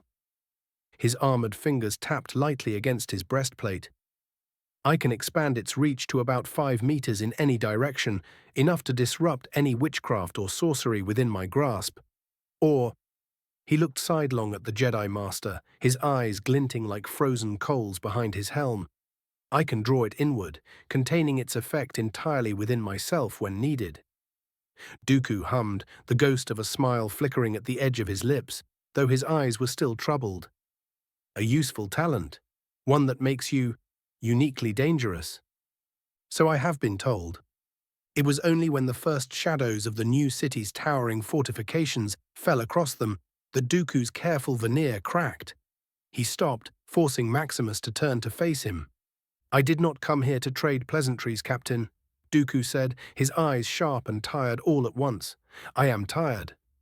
Tired of the council's squabbling, tired of politicians bickering over scraps while discord grows. You know what's coming. I know you do. I see it in your eyes. So tell me, what does your Imperium plan to do when the stars begin to bleed? Maximus stood there a moment, massive arms folded over his broad chest plate, lenses locked onto the aging Jedi's face. He said nothing at first, only gesturing for Dooku to follow once more. They came to a broad ridge that jutted out from the rocky edge of the city. Below them stretched a breathtaking expanse, an entire canyon transformed into a miniature forge world. The ground was a hive of industry, lines of servitors and laborers moved mountains of steel like ants. Rows of machinery stood in various states of assembly. A single dreadnought, its vast sarcophagus form entombed in new armor plates, trudged through the valley floor like a lumbering god. Sparks rained around it as tech marines and magos biologists hurried to affix new weaponry to its arms, servitors scrabbling across its hull like parasites on a leviathan. Dooku felt his breath catch for a moment. Even he, who had seen more of the galaxy than most men ever would, had never beheld the raw scale of the Imperium's war machine so nakedly displayed. Maximus gestured with one massive hand. "This," he said, the word a rumble that vibrated through Dooku's bones, "is how we prepare for a war." He looked down at the Jedi Master. "This universe is primitive in some ways, advanced in others. Its people squabble like children over baubles they do not understand. Its politicians are blind to the monsters howling at their gates." Maximus turned back to the canyon, watching as the dreadnought stomped forward. "But here, we forge the old with the new. We have begun integrating the hyperdrives your people use. We now reach across stars in hours instead of days. Your weapons, your tanks, your walkers, your shields, we've studied them all. We take what works, what is worthy, and we bend it to the Emperor's will." He then looked at the Jedi Master. Though it has been a pain to convince the Mechanicus to involve what they consider alien technology. He then turned back to the canyon. But once they saw its effectiveness, their superstition quickly turned into infuriating curiosity. As if on cue, the dreadnought below halted in its march. Its vast chassis hummed, then erupted with a flickering dome of energy that spread out in a shimmering bubble. Within the radius, soldiers paused, protected from the simulated strike that followed. A moment later, the shield collapsed with a crackle, dissipating into the air. "Only 5 seconds worth of protection now," Maximus murmured, "but enough to buy a moment to strike when the arch-enemy comes. And when they do come..." He pointed across the valley. The dreadnought turned, bracing its new arm-mounted weapon. A moment of charged silence, then a bolt of pulsing energy thundered forth, a beam so intense it painted a line of annihilation across the desert floor. A mountain ridge half a mile away dissolved in a roar of molten rock and debris. Dooku shielded his eyes with one hand, the echo of the blast rolling over them like the scream of a dying star. When he looked back at Maximus, there was something approaching a flicker of hope. Maximus spoke again, his voice booming with pride. "This is what the Imperium does. We do not beg the galaxy to be merciful. We do not plead for the stars to spare us. We build the shield and the sword. We embrace our role as the Emperor's servants. We bring death to some, salvation to others, so long as it fulfills his will." He turned fully to Dooku, the wind tugging at the golden laurels etched into his armor. "We are not children playing at war, Jedi. We do not hope and pray that the darkness will be kept at bay. We force it to..." Dooku's eyes narrowed as he peered back down at the dreadnought, still smoldering from its test fire. "And what role do you see for men like me, Maximus? If you know what is coming, what would you have me do?" Maximus paused, his lenses narrowing in silent contemplation. The question hung there in the dry air, the last echoes of the mountain's destruction rolling away into the Tatooine wastes. When he finally spoke, it was with the voice of a warlord, a tactician, and something more, an angel of death, and a builder of empires. "Walk with me to the cathedral," he said, "and I will show you." The hot winds of Tatooine still brushed at their backs as Maximus and Dooku moved from the ramparts of the foundries into the heart of Invictum Aeternum. The clangor of forges and the hiss of plasma torches faded behind them, replaced by a strange, reverent hush that deepened the closer they drew to the cathedral's great doors. Maximus led the Jedi Master up a broad avenue lined with banners bearing the sigil of the Aquila. Citizens and artificers parted before them, bowing their heads, whispering scraps of litanies as they passed. Dooku's eyes caught the glimpses of discipline and devotion that radiated from every laborer, as if they were building not just war machines, but their very future. At the end of that avenue, set upon a massive plinth of polished basalt, rose the Cathedral of the Emperor, a monumental fortress temple of black stone and gleaming metal buttresses. Gilded statues of Astartes flanked its vast entrance, their stone helmets stern and pitiless. The doors themselves were each the height of a small hab-block, wrought from ceramite, reinforced with shimmering veins of a strange new alloy the Mechanicus had begun to craft. Maximus gestured Dooku forward, and the doors swung open with the groaning resonance of an ancient reliquary.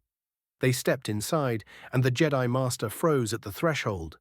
Vaulted ceilings soared hundreds of feet overhead, each arch ribbed with black steel and inlaid with gold. Litanies of devotion were etched in high Gothic across every beam.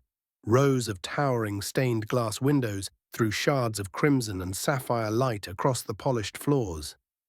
The images told stories from another universe, the rise of the Emperor, the forging of the Primarchs, the burning of Terra's ancient enemies in holy flame. And at the far end of this echoing sanctum, upon a dais of onyx and marble, stood a statue that stole the breath from Dooku's lungs. The Emperor of Mankind, the Master of the Imperium, rendered in adamantine and gold, taller than any statue he had seen in the Republic archives. One hand rested upon a massive blade, its tip piercing the stone beneath, while the other was outstretched as if to gather all of humanity to his breast. A halo of wreathed flame rose behind his head, crowning him as the master of humanity. Dooku swallowed, his mouth dry as they walked deeper into that colossal hall. He saw citizens lining the flanks of the nave, some kneeling in silent prayer, some at their labors, polishing relics, tending to weaponry, burning incense that filled the air with a scent of sanctified oil and cold iron. You'd be surprised how quickly the so-called dregs of society become loyal citizens, Maximus said as they walked side by side. His deep voice reverberated against the cathedral's stone. They only need one thing. Dooku glanced at him, arching a brow. And what is that? Purpose. At the foot of the statue, he saw Raxor, the stoic salamander, looming with his massive bolter mag-locked to his back, the golden lenses of his helm glinting in the cathedral's gloom. And beside him stood Sebastian, the Black Templar, clad now in his full battle plate, freshly sanctified by the priests. At his left arm, he bore his new shield. It was an abhorrent thing, yet strangely magnificent. A massive slab of ceramite and adamant. The skeleton of Mace Windu himself had been entombed into the slab, bindings worked with imperial scripture. The bones had been bleached and oiled, posed as if he had been buried. The Grand Master's scorched lightsaber hilt was clasped in the skeletal hands in front of his chest, forever holding his weapon. Dooku stopped short, his eyes widening, his breath catching in his throat. Sebastian looked at the Jedi Master, his optics fixed on Dooku with a strange, near reverence. "You are troubled, Jedi," the Black Templar said. He rested his gauntleted hand on the shield's crown. "Be at peace. He was one of the most formidable foes I have ever met in single combat. He stood as a lion among jackals. It is right that he stands with me now. He will never be forgotten, not by me, nor by the enemies I shall slay." Dooku's nostrils flared. "You defile his corpse and call it an honor." Sebastian gave a cold, humorless smile. "It is our way to carry the spirit of a worthy enemy with us, to give unto him endless battle against our foes. You may see barbarism, but we see redemption for fighting against the Emperor's angels." Maximus watched Dooku carefully, studying every flicker of the man's weathered face. He spoke, his voice carrying through the cathedral like the grinding of tectonic plates. "This is our way, Dooku. It is the Imperium's way, and it will become yours too, if you choose to stand beside us." Dooku tore his gaze from the grim trophy, locking eyes with Maximus. The Jedi's bearing was proud still, but there was a fracture beneath it, a tremor that came from seeing how real, how fanatical this all was. Maximus gestured broadly, the deep blue of his plate catching the light of the stained glass. "Look around you, old wolf. This cathedral, this city, This people, they are not of your republic. The old order will crumble. The Senate is a festering corpse, its bones hollowed by parasites like Palpatine. He stepped closer, lowering his voice. When the republic collapses, we shall be there to take its place. And as I told you before, if you wish to have a say in how it all unfolds, you will need to join us sooner rather than later. He pointed toward the massive statue, the Emperor's outstretched hand. If your Jedi want to survive, they will need a new purpose, a new structure. The Emperor himself will show you this path, but you, Dooku, must lead them into it. Dooku's brow furrowed. He seemed suddenly smaller against the grand scale of it all, a single man, weary and burdened by the failures of so many years. We will not force you. But know this: war is coming. You have seen it in your dreams. This galaxy is not ready for what will crawl out of the warp. He leaned in, helm shadowing Dooku's lined face. When the time comes, will you stand alone, or will you stand with us? Silence stretched between them, broken only by the echoing prayers of the citizens and the distant hiss of incense burners. Raxor and Sebastian watched, impassive, one bearing the bolt gun that could shatter tanks, the other his grim trophy that made a mockery of Republic notions of civilized war. Dooku looked up once more at the towering Emperor, flame-crowned and unyielding. I accept. Maximus smiled like a predator that had caught its prey. Good. Then perhaps there is hope for you yet. 102. 100. Day of Reckoning. Dooku, Jedi Master, and once the pride of the Order, stood in the center of the ancient council chamber. The late afternoon light of Coruscant poured through the tall windows, illuminating motes of dust that danced in the air. Around him, the 12 seats of the Jedi High Council were filled save for one, all staring at him in stony silence. He stood with his hands clasped neatly behind his back, his rich cloak falling in perfect folds, his head slightly bowed in respect, as the council gathered their full attention on him. Masters, Dooku began, letting his gaze sweep across familiar faces. Yoda, perched still and unreadable. Mace Windu's empty chair. Plo Koon, Shak Tai, Ki Adi Mundi, and the others leaning forward ever so slightly, sensing the tension in the air. I wish to thank you for answering my request to meet on such short notice, he said smoothly. I know we all have burdens enough these days. He paused, letting his words sink in. But there are matters of grave importance that I must speak of, things that can no longer be left unspoken. There was an uncomfortable stir as some masters shifted in their seats. Qui-Gon Jinn, seated to one side, caught Dooku's eye and gave him the faintest nod, a student's quiet show of faith in his old master. Dooku drew a slow breath. He seemed almost to be gathering himself, searching for the exact shape of what must be said, as though he regretted needing to say it at all. I stand before you not as a rebellious knight or some conspirator, he continued, his tone still even, his eyes steady. I stand before you as a master of this order, a servant of the light for longer than some of you have drawn breath. And I stand here because I can remain silent no longer. His gaze drifted to Mace Windu's empty seat, draped in a mourning cloth, a black mark on the council's perfect circle, before flicking back to the gathered masters. I have spent years bringing you my visions, shadows that flicker at the edge of the Force, warnings of a darkness rising. Each time, I hoped you would listen. I hoped our order would act, that we would rise to meet what I have seen. His voice trembled with the fierce control of a man holding back a tide of disappointment. But every time I came, I was told the same, that my dreams were illusions, that they were mere nightmares, shadows to be debated and dissected until they faded. He stepped forward, hands opening slightly, as if to lay bare the raw truth between them. I have watched the Senate rot from within. I have seen the Republic bend under the weight of its own corruption, and I have watched our order stand idle. We have become so blinded by our so-called principles that we cannot even see the flames licking at our feet. Still, his tone did not rise. It was almost mournful, his disappointment laid bare for all to see. You must understand, my friends. I have not come here to simply cast stones or to rebuke you for the sake of my pride. I have come because I love this order, or what it once was." He paused, taking in the strained faces around him. Some masters looked at him with sympathy, others with wary suspicion, but none yet understood the full weight of what was coming. Dooku drew himself to his full height, his cloak shifting over his shoulders like a gathering storm cloud. His eyes hardened, the ice behind them beginning to crack with the heat of his anger. "And so I must speak the truth you refuse to see." He let the silence stretch, feeling their tension coil tighter. Then, at last, he continued, "We sit here, cloistered in our marble tower, speaking of balance and destiny, while the galaxy crumbles beneath our feet." Yoda's ears twitched, but he said nothing. He simply watched, ancient eyes half-lidded. Dooku raised his voice, letting it roll across the chamber like distant thunder.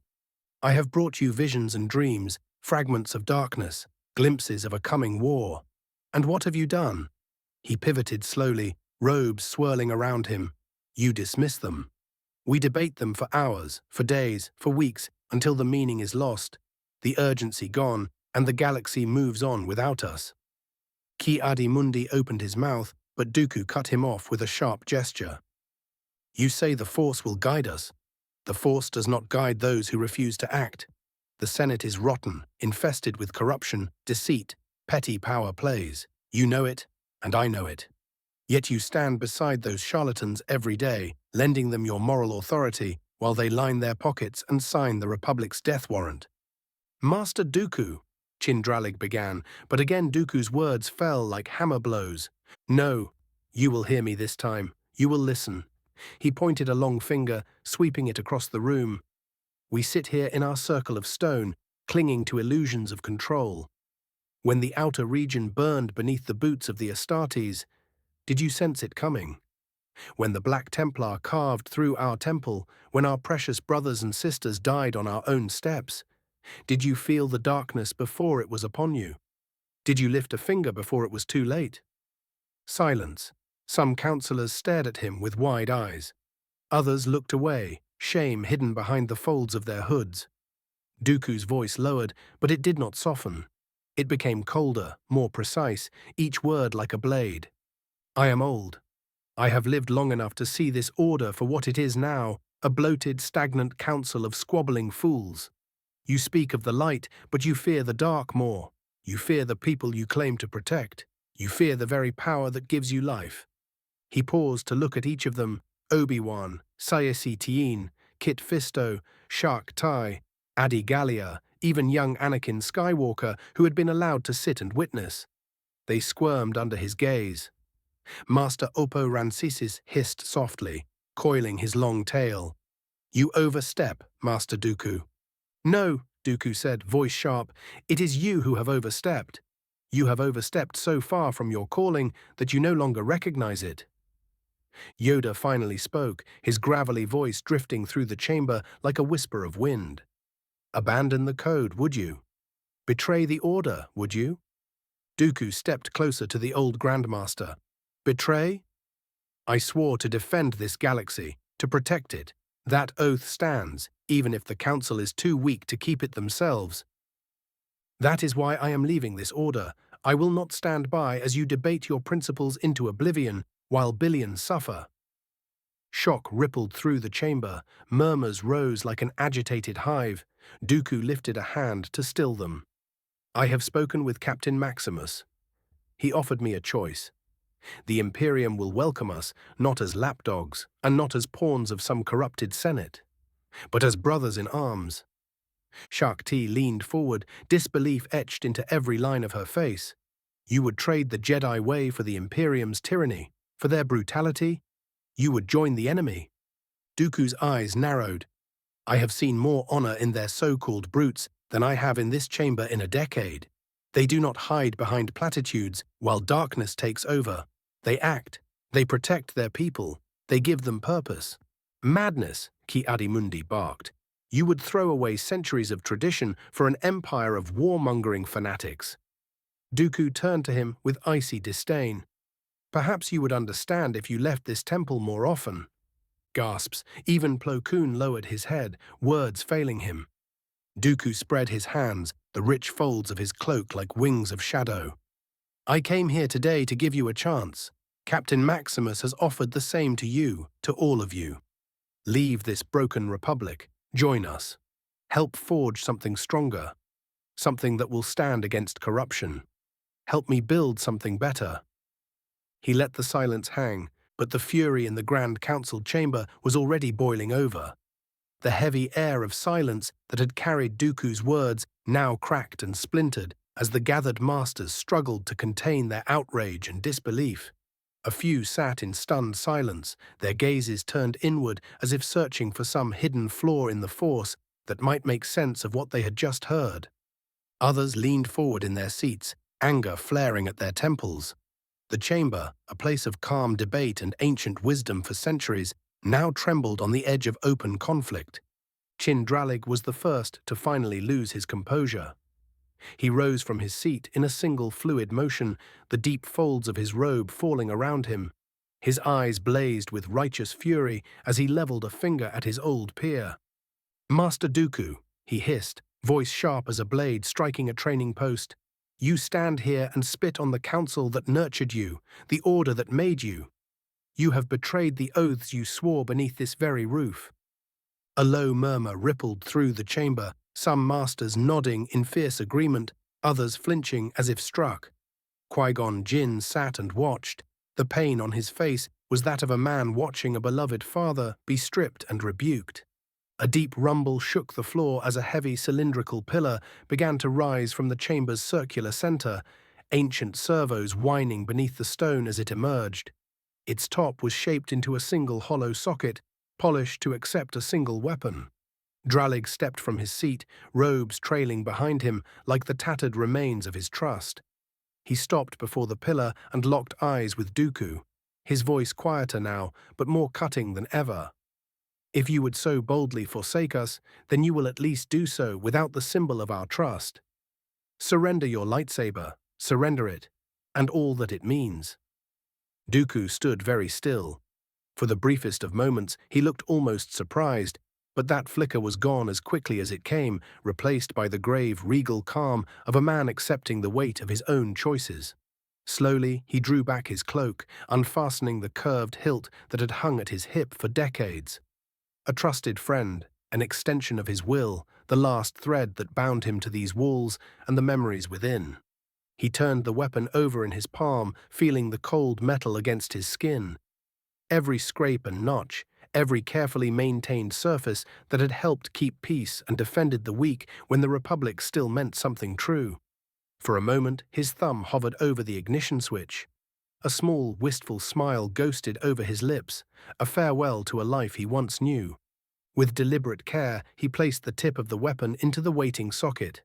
It hissed gently as it locked into place.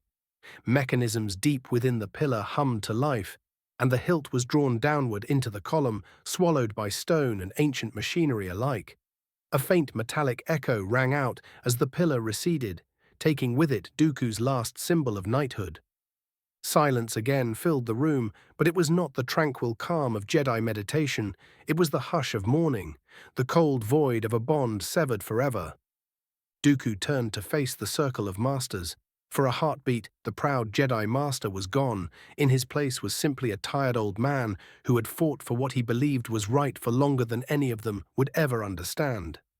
He let his eyes rest on each of them in turn, Master Yoda, who would not meet his gaze, Shak Tai, her hands trembling slightly in her lap, Ki Adi Mundi, his brow deeply furrowed in conflict. But his eyes lingered longest on Qui-Gon, the boy who had been like a son to him, the man now caught between two worlds. Dooku inclined his head, just slightly, a private farewell only Qui-Gon would understand. "My friends," he said softly, voice raw yet still unwavering, "you must believe me when I say I am sorry that it has come to this. I am sorry for the pain this causes you, the doubt it will spread.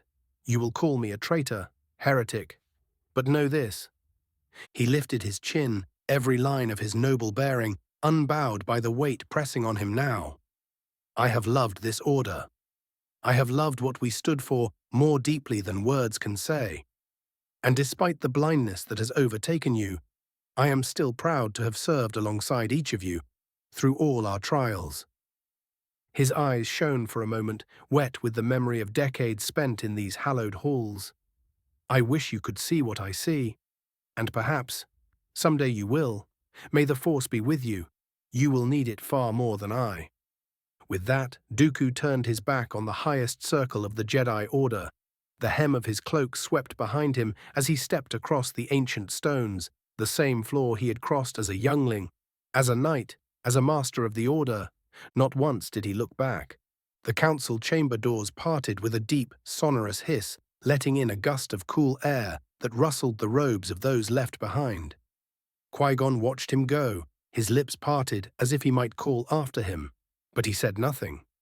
He merely bowed his head, the storm of old loyalties and new convictions warring in his heart. As the doors sealed shut behind Dooku with a soft finality, the masters were left staring at the space he had once filled, a void that seemed somehow larger than the man himself, a wound in the fabric of the Order that no words could ever mend. Far below, Dooku stepped out into the light of the temple's highest terraces, the wind catching his cloak like the wings of an eagle breaking free of its cage. His hands, for the first time in decades, were empty. Yet they had never felt heavier. The echo of his boots on the polished stone floors followed him as he descended from the council chamber. His mind was a swirl of memories, faces, lessons, failures, all washing over him in waves that broke against the solid walls of his resolve. The great doors of the temple parted before him, for what he thought would be the last time, spilling him out into the vast causeway that overlooked the endless durasteel towers of Coruscant. He paused for a moment on the broad steps, his eyes taking in the horizon. The sun was setting, painting the clouds in bloody streaks of crimson and gold. The wind that always danced along the temple's heights tugged at the hem of his cloak.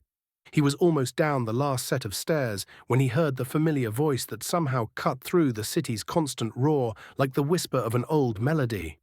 "Master!" "Wait!" Dooku stopped.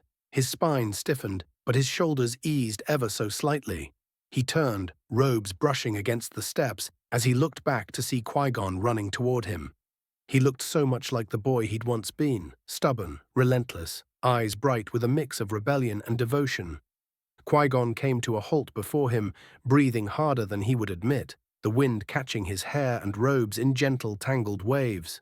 For a moment, they just looked at each other, no words yet, just the understanding of all that had passed between master and Padawan, father and son. "I thought you'd already be gone," Qui-Gon said, his voice soft, as if afraid to break the fragile moment holding them apart. Dooku let out a low, tired chuckle. "And I thought you would be in the council chamber, arguing some impossible position as usual." Qui-Gon's mouth quivered into a small, wistful smile, but then the humor faded and his eyes searched Dooku's face, the lines etched there by years of battles fought with words, blades, and belief. "I wish I could come with you," Qui-Gon said quietly. He looked down, the truth hard for him to speak. "But Anakin, he still struggles with his anger. He blames the Astartes for so much. He needs me here. The boy is strong, but the darkness in him is stronger still. I can't leave him." Dooku placed a hand on his shoulder, squeezing it firmly. "And so you shouldn't. He will need your strength. And your defiance," he added, with a trace of warmth that few others had ever drawn from him. Qui-Gon's eyes brightened with something like mischief then, that old spark that had always driven Dooku mad in his youth. "Then, before you leave us behind for good, I have something for you." He reached into the folds of his robe and drew out a long hilt. The metal was polished but worn, a history of battles hidden in every scratch and scuff. Dooku recognized it at once, though it was not his own.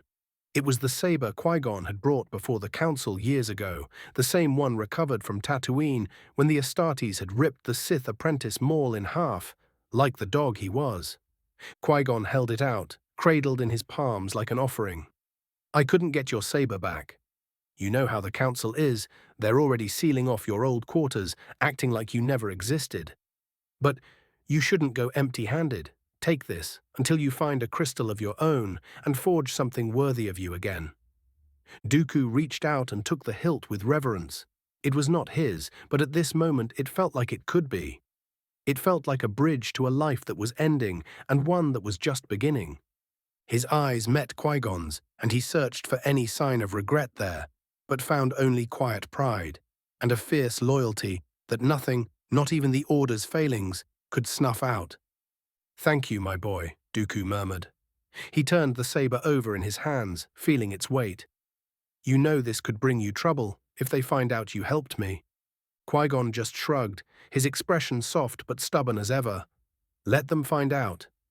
You've done what you had to do, and you taught me the same, to follow the living force even when everyone else is blind." A silence settled between them, heavy with things unsaid. But there was no need for apologies or explanations now. Dooku looked at him for a long time, seeing not the brash boy who once challenged him at every turn, but the man he'd hoped he would become, strong, wise, and unyielding. He lifted his free hand and placed it on the side of Qui-Gon's face, thumb brushing the grey at his temple. "I have always been proud of you," he said, voice thick with the weight of all the years between them. "Of the Jedi you are, and the man you are. Whatever comes, remember that. Remember I love you like my own." Then, with a small, sad smile, he pulled his old Padawan into a tight embrace. Qui-Gon returned it without hesitation, closing his eyes to hold back the welling grief he hadn't expected to feel. "Goodbye, my son," Dooku whispered. They parted slowly, reluctant to sever that last living tie. But when they did, there was no more hesitation. Dooku turned away, the borrowed saber now clipped to his belt. His cloak snapped around him in the wind as he descended the final steps. The city lights of Coruscant spread out before him like a tapestry of flickering stars. Qui-Gon watched as his master entered his ship and took off into the vast void of space beyond. Unsure of what the future held, 104, 101, Exodus. Neera sat in the cockpit of her Eta II Actis interceptor, the small starfighter humming with the quiet purr of its twin engines. Her hands rested on the controls, but her mind was far away, drifting back to the dripping darkness of Dathomir's caves, the low chants of the Night Sisters, and the searing ink of the runes that now etched her pale skin. Her hood was pulled up, casting a deep shadow over her face, but even in the faint reflection of the cockpit glass, she could see the telltale glow of her eyes, no longer the warm blue they had once been, now pulsed faintly green like twin embers. She pulled the cloak tighter, feeling the new texture of her skin beneath the folds. "You've grown quiet," Sanguinius said. His voice was gentle, as it always was. Neera exhaled, turning to see him staring back at her instead of her own reflection now. "How long has it been?" "Since I left the cruiser for the surface." Sanguinius tilted his head slightly, as if listening to something far beyond the hull, somewhere deep in the currents of the warp. "To you? More than a week. But here, only 12 hours have passed." Neera let the words sink in as the starfield ahead shifted, her ship pulling smoothly into the cavernous hangar bay of the Republic cruiser. She could already see her men arrayed in neat formation beyond the magnetic field. Their white armor gleamed in the floodlights, their DC-15 rifles slung respectfully at their sides. She reached up, pulling the hood further forward until only her eyes shone in the shadows. A part of her wondered if they would still follow her. As the ship landed and the canopy hissed open, the scent of the hangar rushed in to meet her. She stepped down from her ship, boots striking the deck plates. Captain Ox was waiting, his helmet clipped to his belt. His eyes widened the instant they met hers, the faint green glow beneath her hood, the ashen cast to her skin. His mouth worked soundlessly before he remembered himself and snapped to attention, boots clacking together. "General Neera, ma'am, are you—" He faltered, eyes flicking to the shadow of her face. "Are you all right?" She came to a stop in front of him, studying the captain.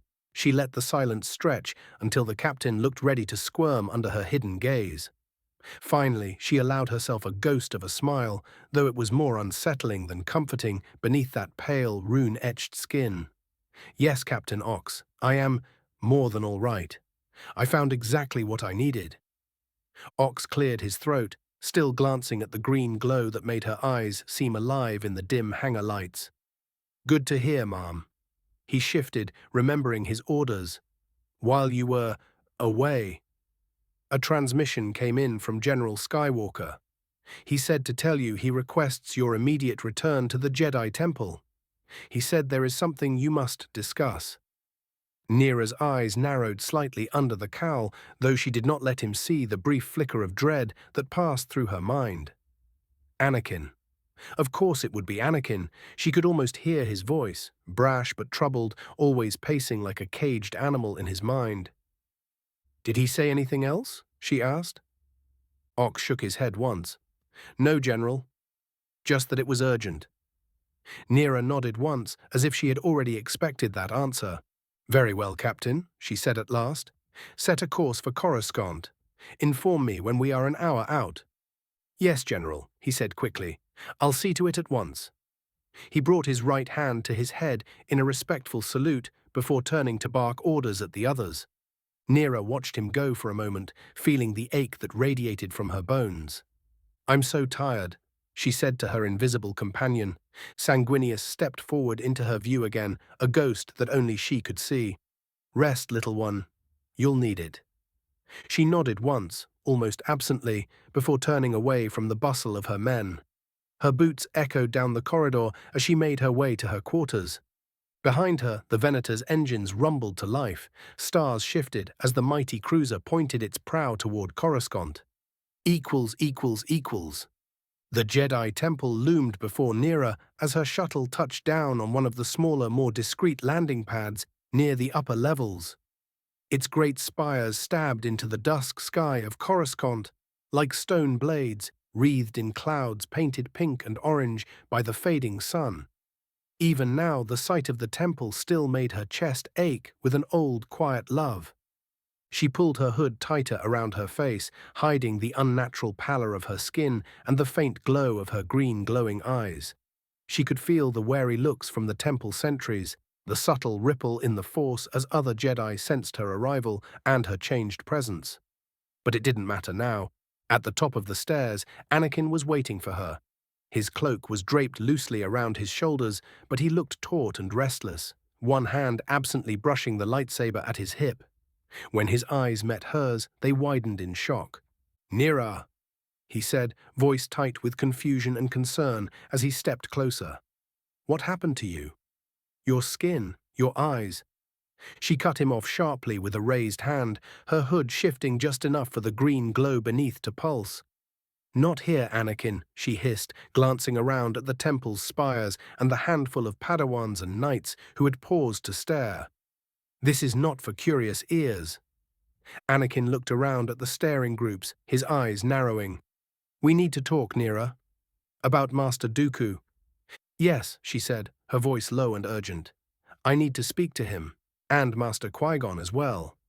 There's something they both need to hear." But Anakin's mouth tightened into a grim line, and she saw something flicker behind his eyes, anger, hurt, betrayal.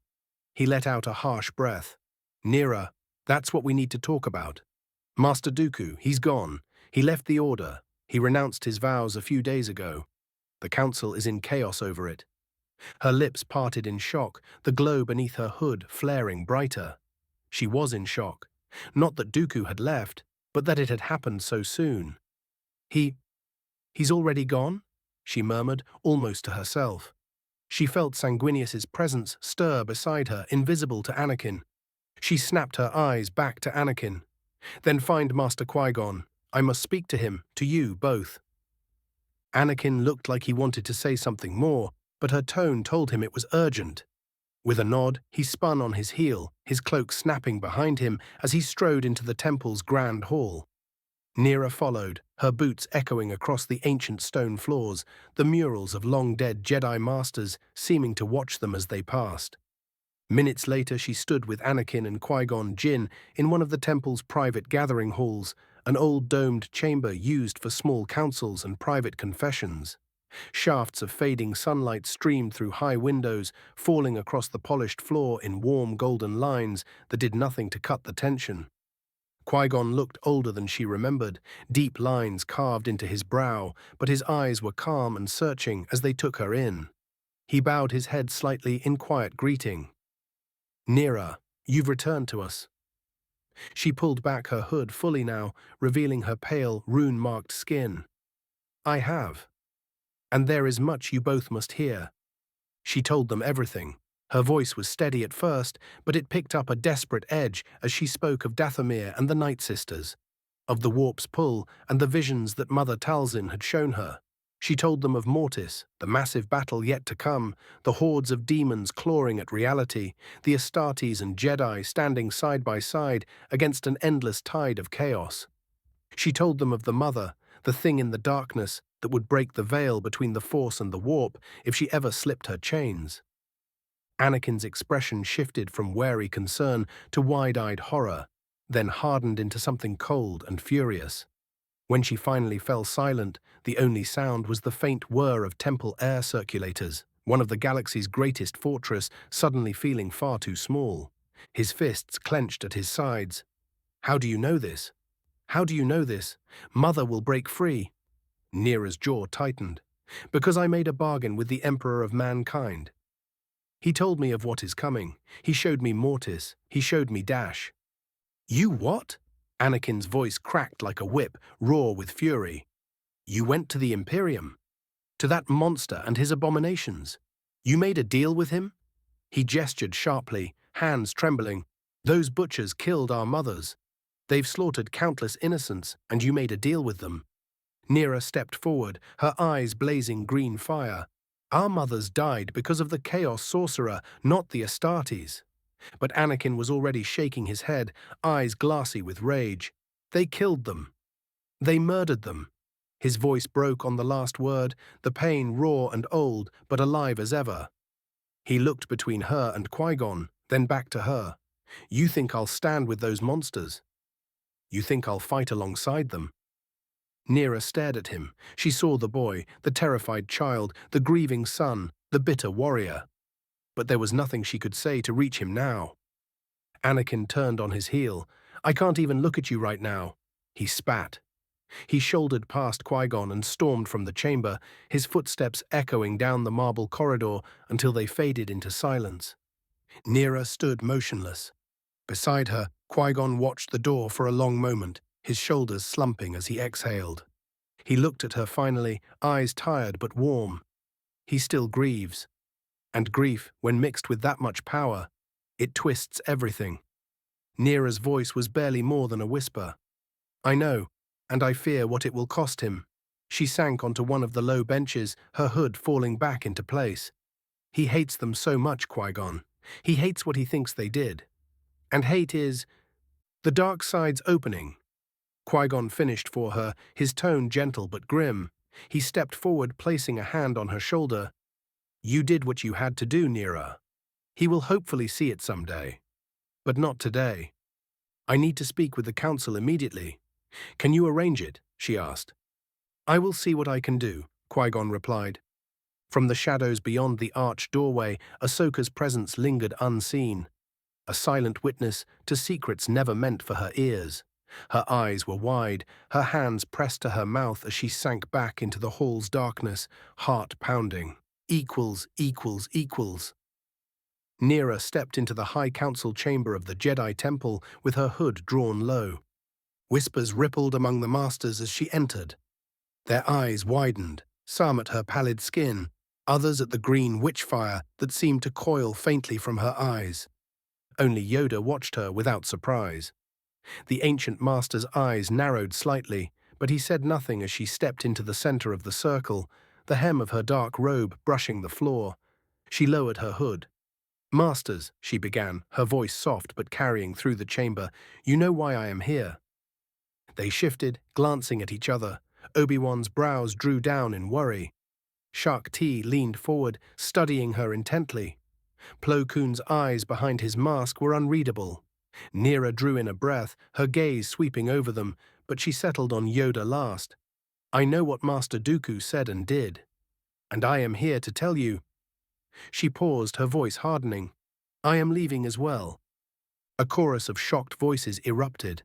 Obi-Wan's eyes widened, Aayla Secura's mouth fell open, Chindralig half rose from his seat. Only Yoda remained still, watching her as if he had expected it. Before they could barrage her with questions, she raised a single hand. Green power crackled to life, tendrils of warp energy spiraling from her fingertips, spinning into a shimmering sphere that expanded outward, enveloping the entire chamber. The council gasped as the walls around them dissolved into a haze of mist and flickering light, until they were somewhere else entirely. They stood upon the scorched, cratered plains of a nameless world. Around them, towering giants in ceramite armor thundered past them onto a battlefield that spanned the horizon. "This is the truth you've refused to see." Nera gestured, and they saw Astartes locked in brutal combat against other superhuman warriors, the traitor legions, their corrupted armor crawling with demonic runes. Bolter fire lit the darkness, chain swords clashed with power swords, warp lightning cracked open the sky.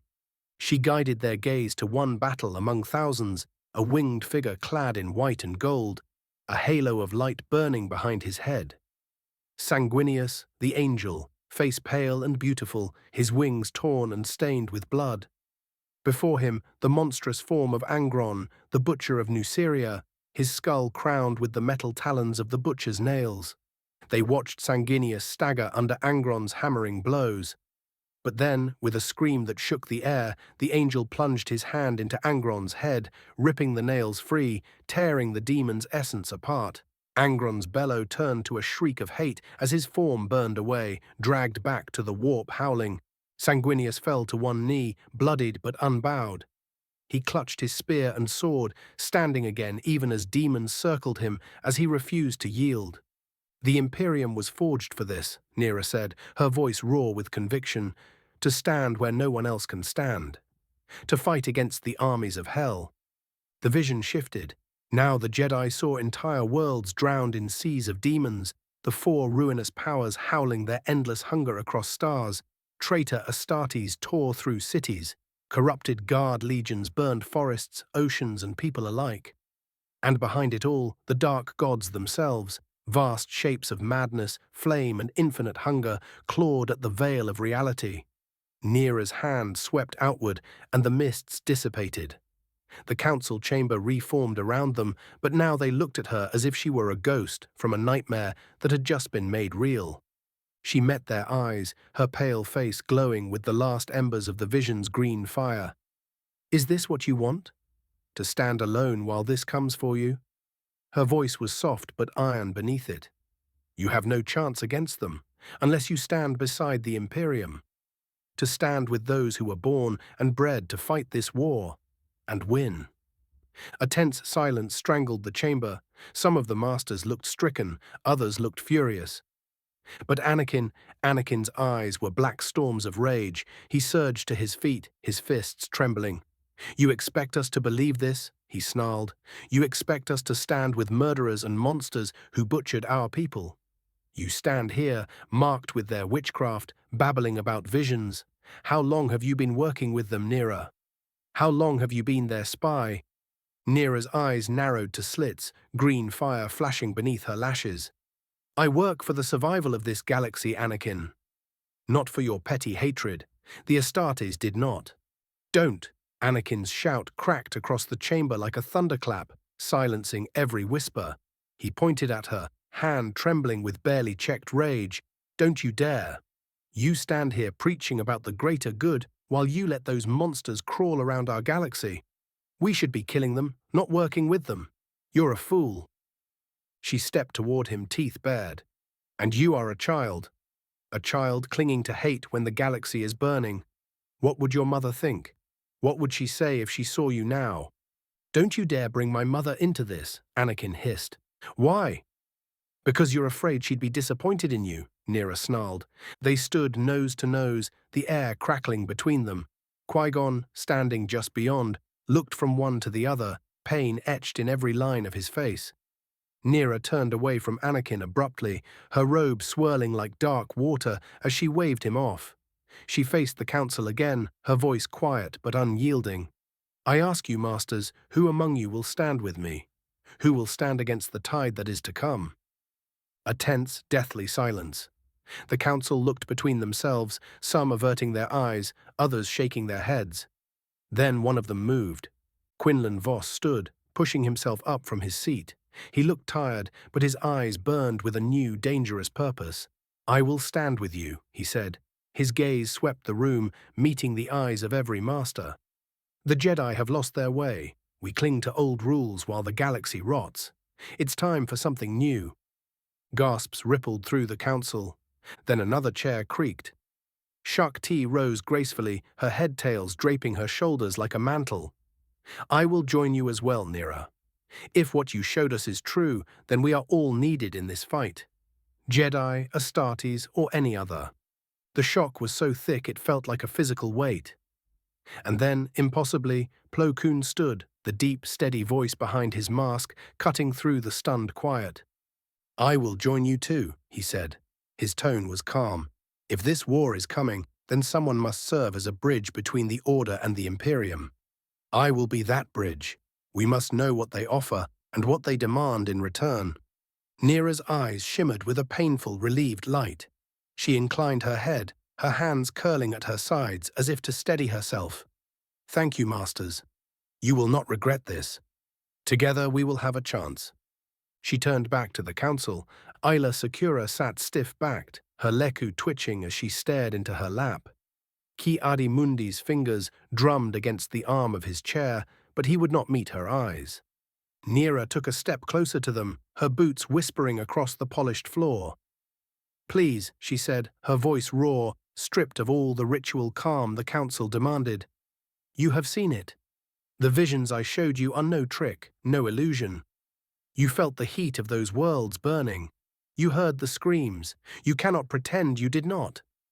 No one answered her. Only the low hum of the air circulators filled the chamber.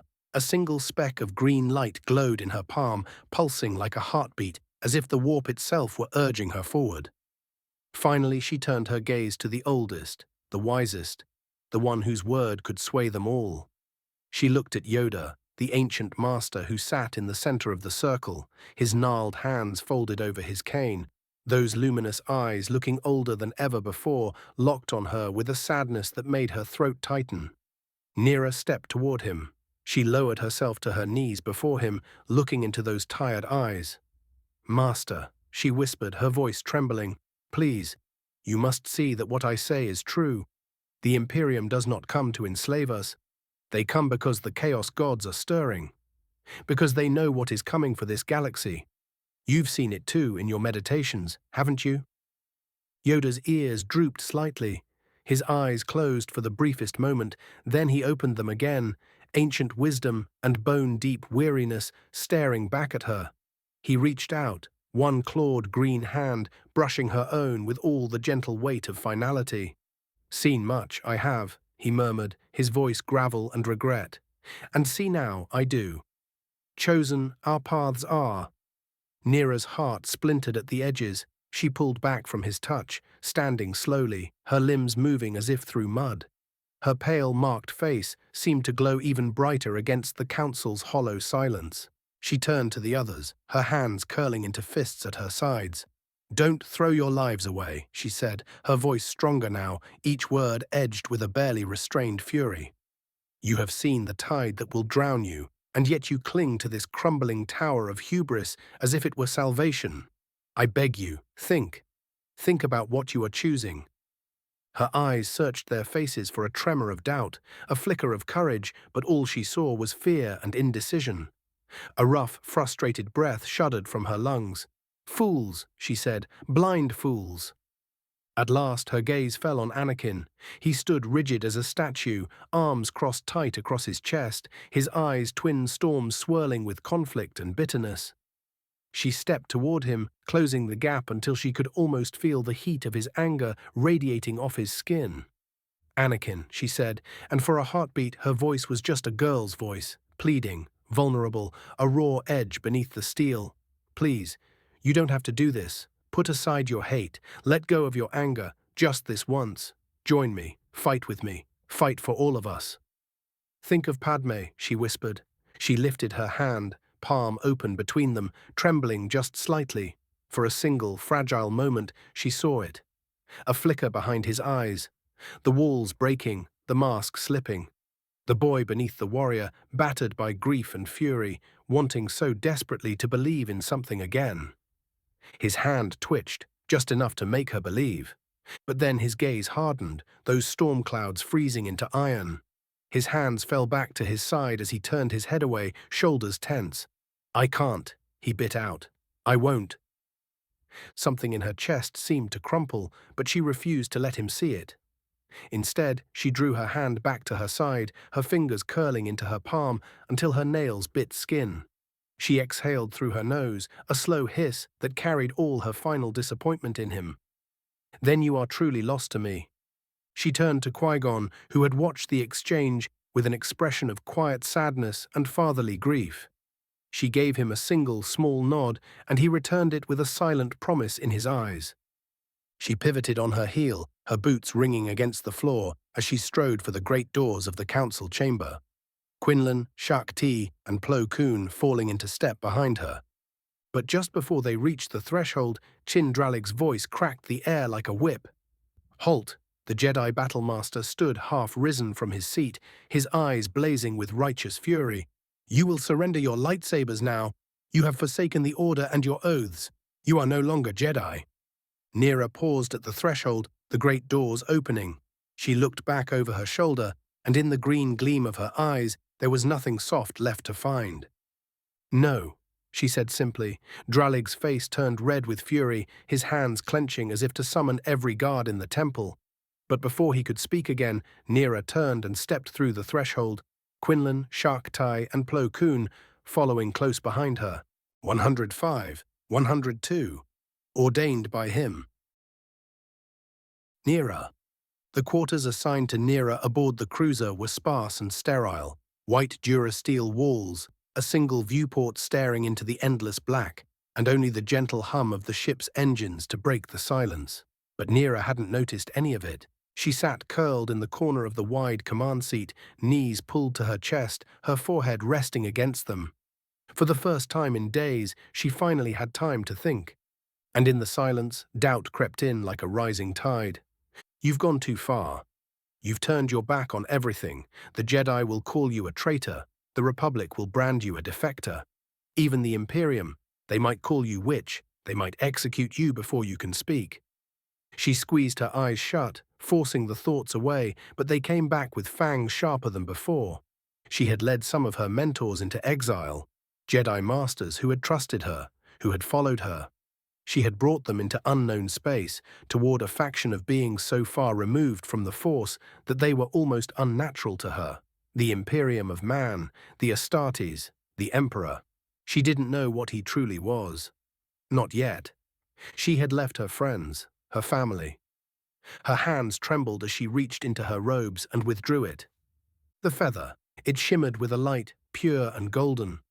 Gold with threads of white, its edge crackled faintly with power. It was a symbol that she was chosen. A tear rolled down her cheek. "What if I'm not good enough?" Her voice slipped from her lips like a whisper into the void. Her fingers clenched around the feather, its holy warmth pressing against her palm. "What if they think I'm lying?" she asked the empty air. "What will I do if they reject me?" For a moment, the silence answered her. Then the light in the room changed. No glow of the ship, no flicker of the consoles. This was deeper, brighter, divine.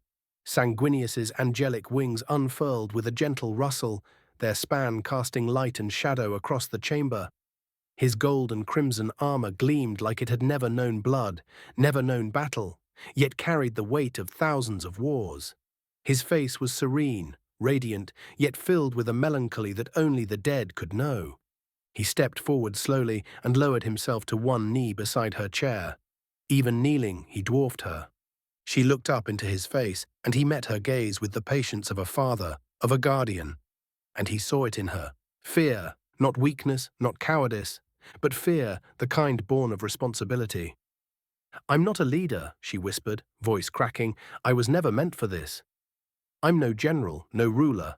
I'm just me." He was silent for a moment, letting her speak, letting her feel. Then softly he spoke. "You are more now. You are chosen, not by fate nor accident, but by the Emperor himself. I didn't ask for this," she said quietly. No one who is truly worthy ever does, Sanguinius replied. But the Emperor saw something in you. As do I. She shook her head. He bargained with me. This wasn't a gift, it was a transaction. Sanguinius reached out and gently placed one gauntleted hand on her shoulder. The contact was light, but it grounded her. It was like being touched by a sunbeam that had taken the shape of a man. You gave him something of immeasurable value, he said, and in return he gave you the future.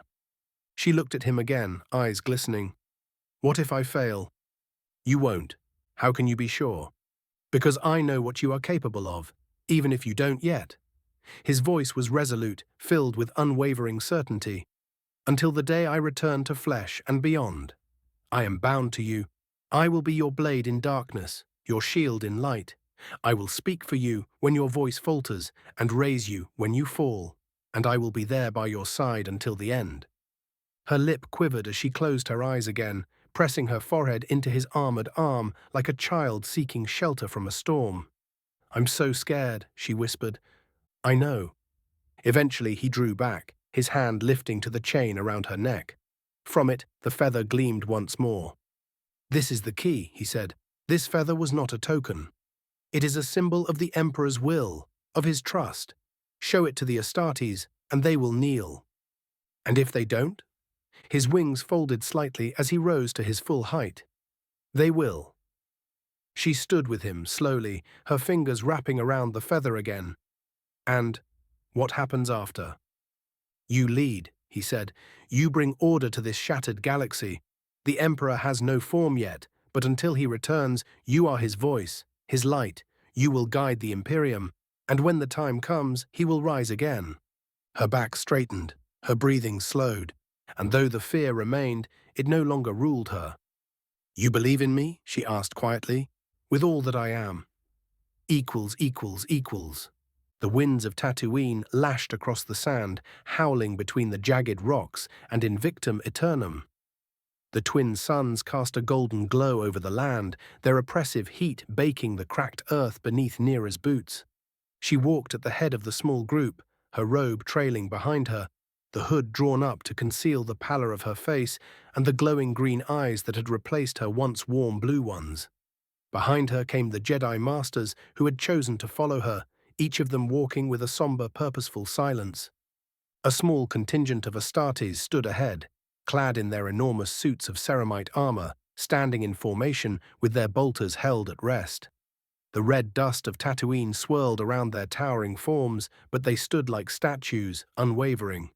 At their head was a man with silver hair, dressed not in armor, but in the flowing black and crimson robes of a noble warrior. The moment his eyes landed on Neera, something in his composed face broke. Emotion flickered behind his gaze, and then, before she could say a word, he stepped forward and pulled her into a firm embrace. You're really here? Thank the Force, Dooku said quietly, voice trembling with rare sentiment. Neera, stunned by the sudden contact, slowly brought her arms up and returned the hug. For a moment the galaxy's weight lessened. Though just for a moment. Dooku pulled away and looked her over, his sharp eyes softening slightly even as he studied her changed appearance. So much has changed, he murmured. You've changed. Then he looked to the others. Masters, I am honored by your presence. I have so many questions. But they must wait. Captain Maximus is waiting. He's been most eager to meet you. With a nod, he turned and gestured for them to follow. The walk was silent but tense. The halls carved into the side of an ancient stone mesa echoed with their steps. The architecture was a mix of old Tatooinian stonework and newer imperial enhancements, tall banners bearing the Aquila fluttering against the walls. In the grand hall at the center stood a massive table surrounded by seats. On the left, Sebastian of the Black Templars sat with his storm shield resting beside him and his power sword laid across his lap. To the right, Raxor of the Salamanders leaned forward, his bulk adorned with ritualistic engravings and scaled green armor, a heavy flamer slung across his back, clicking softly with every breath he took. Between them, the central seat held Maximus, his helmet on the table before him. He stood as the group entered, holding his arms wide. Well, well, he boomed in his deep voice. Little Neera. What have you done with your skin? Despite everything, Nera let out a small exhale, almost a laugh. It's a long story, she said softly, stepping forward. One I'll share in due time. But first, I come with a message. She stopped before the three warriors, the Jedi fanning out behind her. I speak now in the name of the Emperor of Mankind, the Master of Mankind, the immortal God Emperor.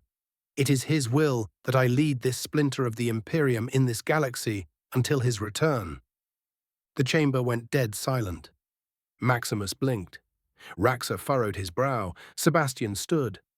The sound of his armor moving was like the groan of a mountain rising. His eyes burned like twin infernos as he stepped from the table, each step thudding across the hall like a war drum. He pointed his massive blade at her, his voice thunderous. You dare utter such blasphemy in this sacred place. You shame the God Emperor with this lie. Take back what you've said, or I swear your blood will join the heretics who spat upon his name. She didn't back down. Instead, she raised her head and looked directly into the seething, blood-red eyes of the Templar. For a moment, real fear flickered in her gaze, brief, sharp, human. Then it faded as her gaze shifted. Not to Sebastian, but past him. Her lips parted slightly as she saw Sanguinius. The angel stood behind Sebastian, radiant and terrible, his spear raised as if prepared to strike down the impudent Astartes. He said nothing, but Nera felt his presence like a shield around her heart. Sebastian turned slightly, as if sensing something. He looked over his shoulder, but there was no one there. Then Nera reached into her robes and drew it forth. A single immaculate feather. The light in the room seemed to catch on it, refracting with a soft glow that cast dancing rays across the stone walls. Every eye turned to it. Raxor inhaled sharply. Maximus stood straighter. Sebastian froze. His anger fell away as if blown out like a candle. He took a slow step forward, knees shaking as he fell to the ground before her. He extended his trembling hands.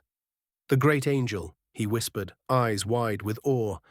This is a relic sacred beyond comprehension. Nera gently placed the feather in his open palms. The enormous Astartes cradled it with reverence.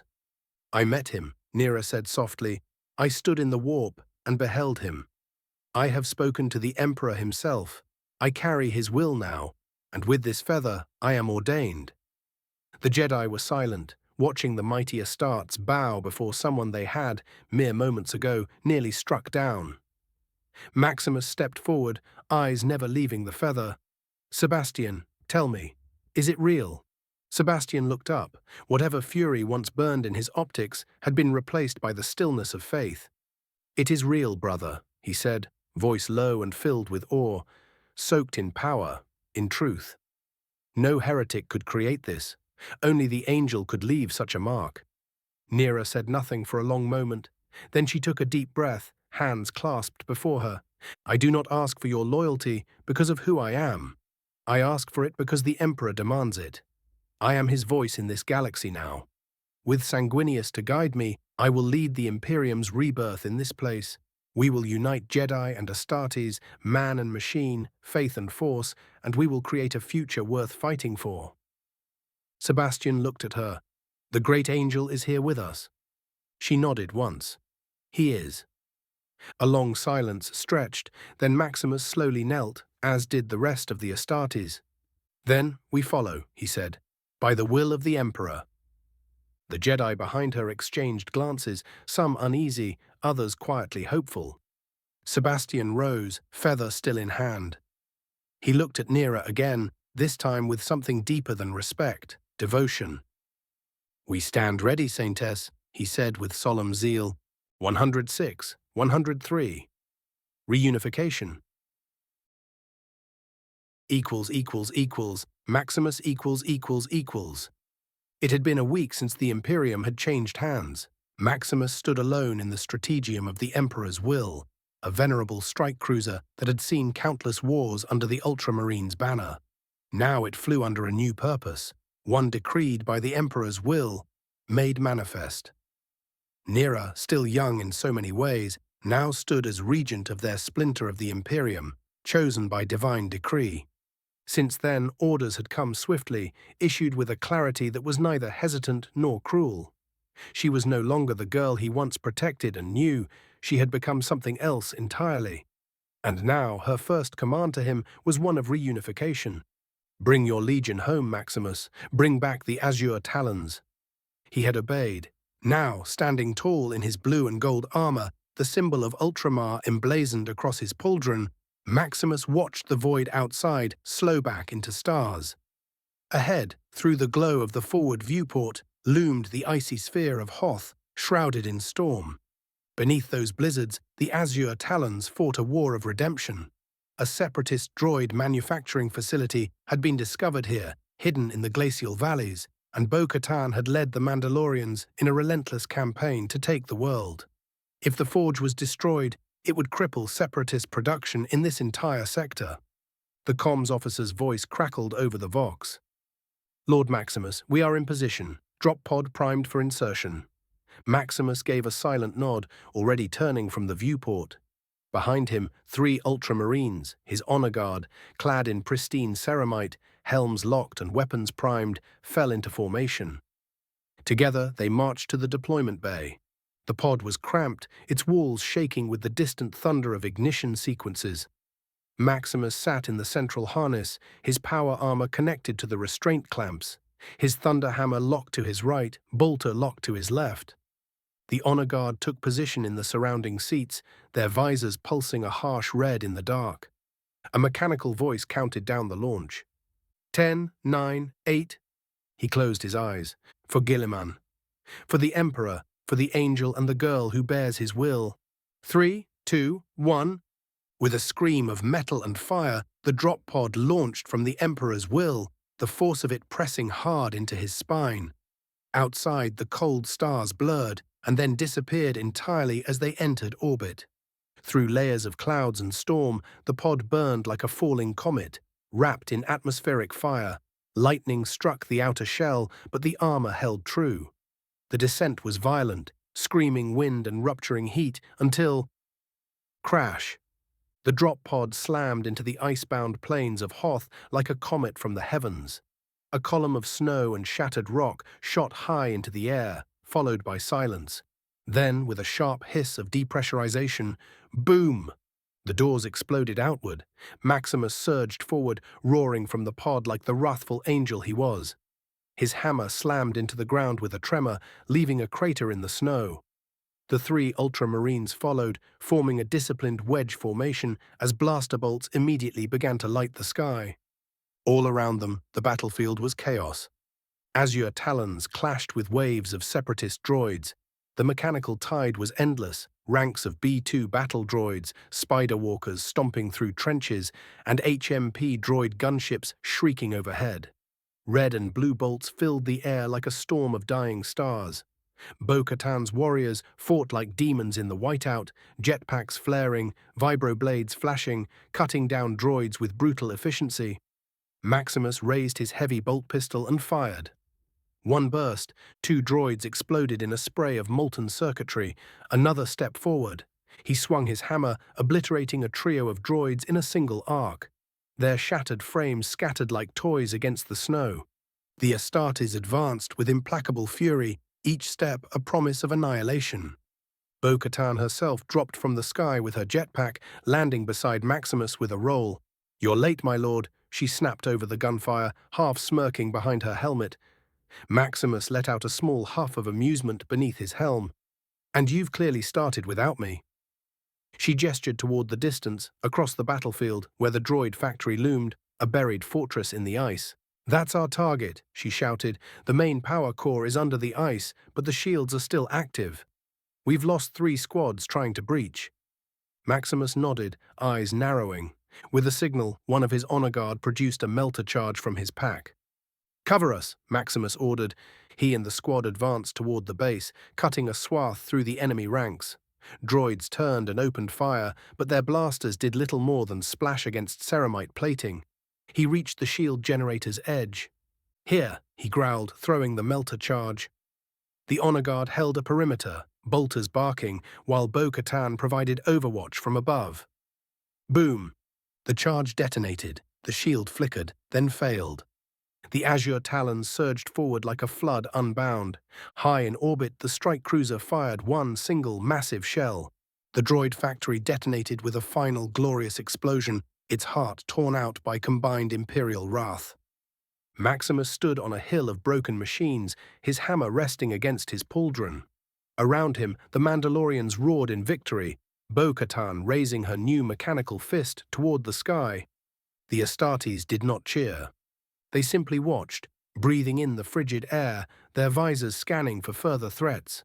Maximus turned his helm to the east, where the frozen wind howled over the plains of Hoth. "Tell me of the other factories," he commanded the captain of the Azure Talons. Sebastian. The air was thick with the scent of blood, burning oil, and the acrid stink of ozone. Smoke curled into the ochre sky, rising from shattered wreckage and ruined outposts. Florum had once been a hive of scum, greed, and cowardice. Now it was a graveyard, and Sebastian would ensure it remained that way. His heavy boots slammed into the red, cracked soil as he sprinted across the battlefield, his black power armor reflecting the firelight around him like a wraith from some long-forgotten nightmare. The white turned red by blood cross of the Black Templars emblazoned on his shoulder, pauldron glowed with sanctified fury. Ahead, the Onaka gang's makeshift defenses crumbled under the relentless assault of the Obsidian Crusaders. Blaster bolts sizzled through the air, bright flashes of crimson that ricocheted harmlessly off his storm shield or struck his armor with the hollow thud of futility. Sebastian roared as he drove his power sword forward, the crackling blue blade slicing a pirate cleanly in half, sparks and gore erupting in every direction. Another fool lunged with a vibro-blade. Sebastian caught the strike on his shield, then smashed the edge of it into the pirate's face, caving in his skull like brittle clay. He didn't stop. He couldn't. These scum had stolen 3 convoys, meant for Imperial reconstruction, convoys full of medical supplies and generators, meant to save lives and continue the Emperor's great work. Instead, they were used to fuel their drunken depravity and sell to the highest bidder. "Burn them all," Sebastian roared through clenched teeth, his voice like thunder through his vox. "No pity, no remorse, no fear, no mercy, no survivors," he screamed as he killed one pirate after another. Jarek appeared beside him like a black shadow, his dark Mandalorian armor accented with silver trim. The darksaber was a blur in his hands, its eerie hum singing death as he bisected a pirate from shoulder to hip. "They're falling back," Jarek shouted, pointing with his offhand toward a cluster of scrambling pirates disappearing into a canyon pass. Sebastian turned, his red optics flaring. He raised his power sword to the sky, the blade gleaming like a beacon of wrath. "Crusaders! With me! Leave no rat breathing!" A cry of righteous fury answered him, dozens of Mandalorian warriors rising from the smoke and dust, jetpacks igniting in bursts of light and thunder as they soared after the retreating pirates. Sebastian's own jump pack roared to life, launching him into the air. Wind howled past his helmet as he descended upon a group of fleeing thugs like a meteor. He crashed down into their midst, a shockwave blasting bodies apart. The first died before he could scream, his head taken cleanly from his shoulders by Sebastian's blade. The second fired wildly, striking Sebastian's chest plate, only to be cut down with a backhanded stroke that evaporated his body. One pirate dropped his weapon and fell to his knees. "Please no, I surrender." "No mercy," Sebastian screamed, the battle joy rushing through his veins. He stepped forward and brought his massive shield down on the man. The pirate's body was completely obliterated by the force. Behind him, the Obsidian Crusaders tore through the canyon. Flamethrowers ignited barricades and bodies alike. Rocket fire blew apart crude towers where snipers had tried to dig in. Jetpacks strafed the sky, picking off escapees like vultures. The Onaka gang had no more defenses, no more plans. They were running on desperation, and Sebastian knew that scent well. He thrived in it. A large transport tried to lift off from a nearby plateau, engines sputtering with stolen fuel. Sebastian sprinted toward it, shouldering through enemy fire. As the ship began to rise, he launched himself up with a burst from his jump pack and crashed down onto its hull. He stabbed his power sword into the engine housing, wrenching it down and slicing through the ship's innards with practiced fury. Sparks and plasma erupted as the engine tore apart. The transport dipped, then spun out of control, crashing into a ridge in an explosion of fire and screaming metal. He landed hard, dust rolling off his massive frame as he rose to his full height. "For the Emperor!" he roared with fanatical zeal, raising his arms wide like a preacher on the battlefield. All around him, the Obsidian Crusaders tore through the remnants of the pirate forces. Blaster fire lit up the horizon like a twisted fireworks show, but it was the cries of the dying, the begging, the soon-to-be slain that filled the air. Then his vox crackled to life. "My lord," came the voice of Jarek. "One of our scouts followed a fleeing pirate back to their den. It's a makeshift headquarters, a small fortress northeast of here. Hondo Onaka is there. He's packing for a retreat." Sebastian's head tilted at the name. That fool had stolen from the Imperium and thought himself clever enough to disappear into the dust. Sebastian growled, his voice a mix of wrath and cold delight. "Rally the Crusaders. None escape." "Understood. Already en route." Above him, jetpacks ignited in synchronized bursts. The sound of 100 Mandalorians taking flight was thunderous, flames streaking through the sky like vengeful comets. The Obsidian Crusaders formed tight formations, flying toward the pirate headquarters. Sebastian watched them for a moment, then turned and made for one of the waiting assault ships. A modified Lambda-class shuttle had been prepped, its side doors open and engines humming. He boarded without a word, gripping the interior rail as the pilot saluted and lifted the ship skyward. The flight was short, and through the viewport Sebastian could already see the carnage unfolding below. The headquarters, a collection of scrap metal walls, watchtowers, and a ramshackle central building, was under siege. Explosions bloomed like deadly flowers. Jetpacking Mandalorians rained fire from the skies. The Obsidian Crusaders had already broken the defenses and stormed the compound. The shuttle touched down with a hiss of steam and depressurized air. The ramp dropped, and Sebastian stepped out into the smoking aftermath. The outer courtyard was littered with corpses, most still clutching their crude weapons in stiff hands. A few survivors were on their knees, disarmed and trembling. He walked with unhurried steps through the battlefield. His armor gleamed like obsidian under the fading sun, reflecting firelight with a hellish glow. His command was simple and cold: leave none alive. The Mandalorians obeyed immediately. Blaster bolts punched through skulls. Vibroblades sank into torsos. The silence that followed was unnatural. Sebastian stepped over a headless corpse as he made his way toward the central bar, the so-called command center of these glorified scavengers. Its crude doors had already been blasted open. Inside, the bar was in shambles. Bottles lay shattered across the floor. A fire flickered near a cracked fuel cell, but in the center of the room was the true prize. Hondo Onaka. He was on his knees, hands on his head, eyes wide and darting. Behind him stood Jarek, the dark saber in his grasp. The ancient black blade hummed like a whisper of death to the man.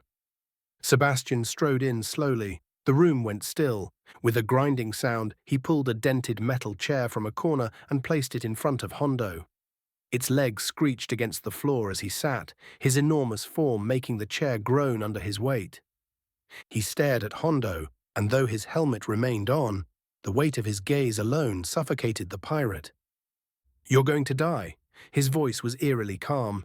"The only question is how fast." Hondo swallowed. My good sir, surely there has been a misunderstanding, yes? We are, businessmen. We trade, we barter. You know how it is." "You stole from the Imperium," Sebastian interrupted coldly. "You've dug your grave." He leaned forward slightly, resting his armored elbows on his knees. "Tell me who you sold the shipments to. Names, destinations." "Now." Hondo blinked. Memory. It's a tricky thing, you know. So many clients, so many, eager buyers." Sebastian's fist clenched. He didn't speak. Instead, he raised his other hand and made a brief gesture. A Mandalorian dragged a pirate from nearby. The man was young, gaunt, shaking. They threw him to the floor in front of Hondo. "Tell them, boss," the man whimpered. "Please, don't let them do this." Sebastian stood. His sword remained sheathed inside his shield. He didn't need it as he hauled the man to his feet. With a brutal crack of motion, his armored gauntlet drove forward, straight through the pirate's back. The man let out a gurgled gasp as Sebastian's hand exploded out his chest, clutching his still-beating heart. Blood splattered Hondo's face, thick and steaming. Sebastian stared into the pirate leader's eyes. He crushed the heart in his fist. The mangled corpse slumped to the ground. "Wrong answer," Hondo whimpered. All right, please listen." There was a buyer, two of them. One was a woman, bald, tattoos on her head. She paid with Republic credits, no questions asked. The other was CIS, a droid with an odd voice, smooth like oil. They met with me in the canyons. Both wanted different shipments. Sebastian tilted his head. "Coordinates." "In the terminal in the back." Sebastian looked up at Jarek and nodded. "Take him to the ship." Jarek didn't hesitate before hitting the pirate over the head with the hilt of the darksaber. He turned to two of his men and gestured for them to help take him away.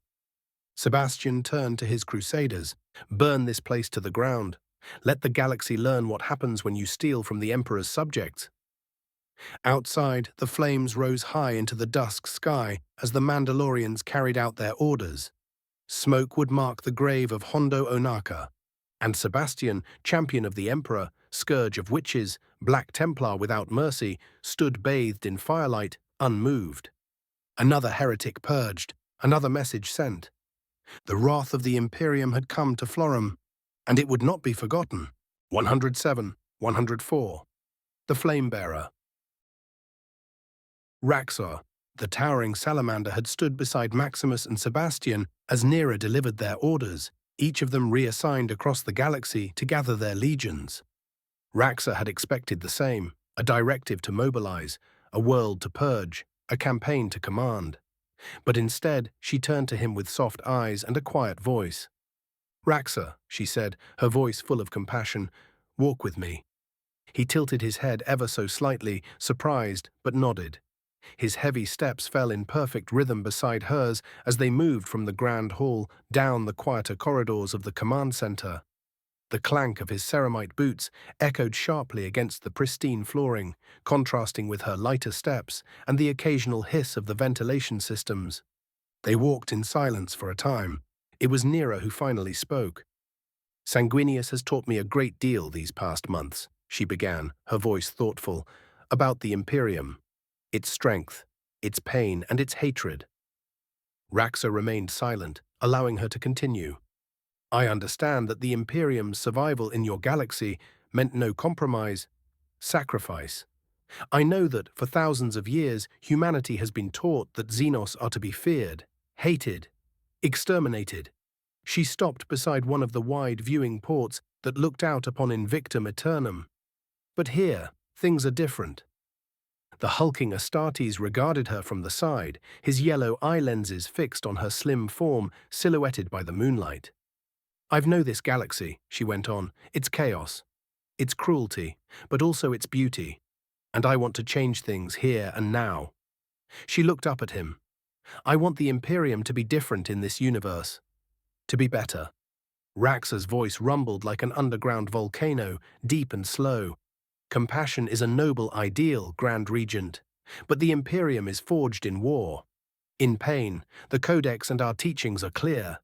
"I know," she said quickly, stepping closer, "and I'm not asking you to forget your teachings. I'm asking you to remember your Primarch." That made him pause.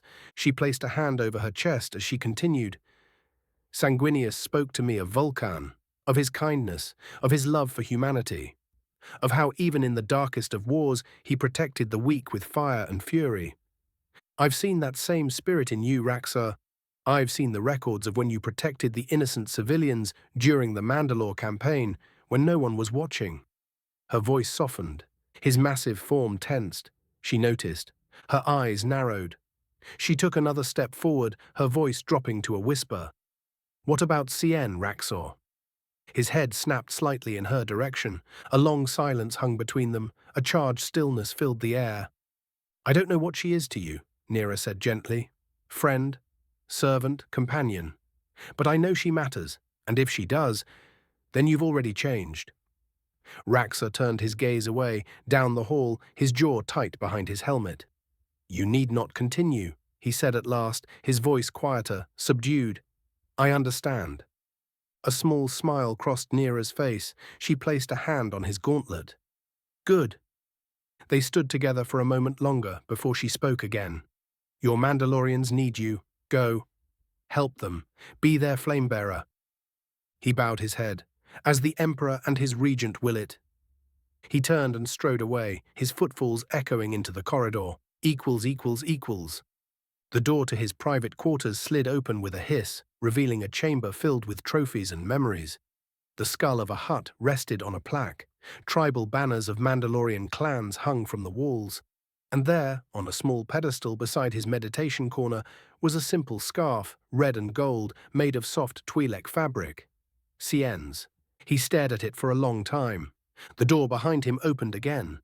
Cien stood there, her lithe form draped in modest clothes, her leku twitching slightly. She looked at him with concern in her violet eyes. You're leaving again? Yes, he said. A silence fell. She stepped forward, standing barely to his chest, her voice quiet. You never say goodbye. He looked down at her, emotion simmering behind his helmet. I will return. You always say that too.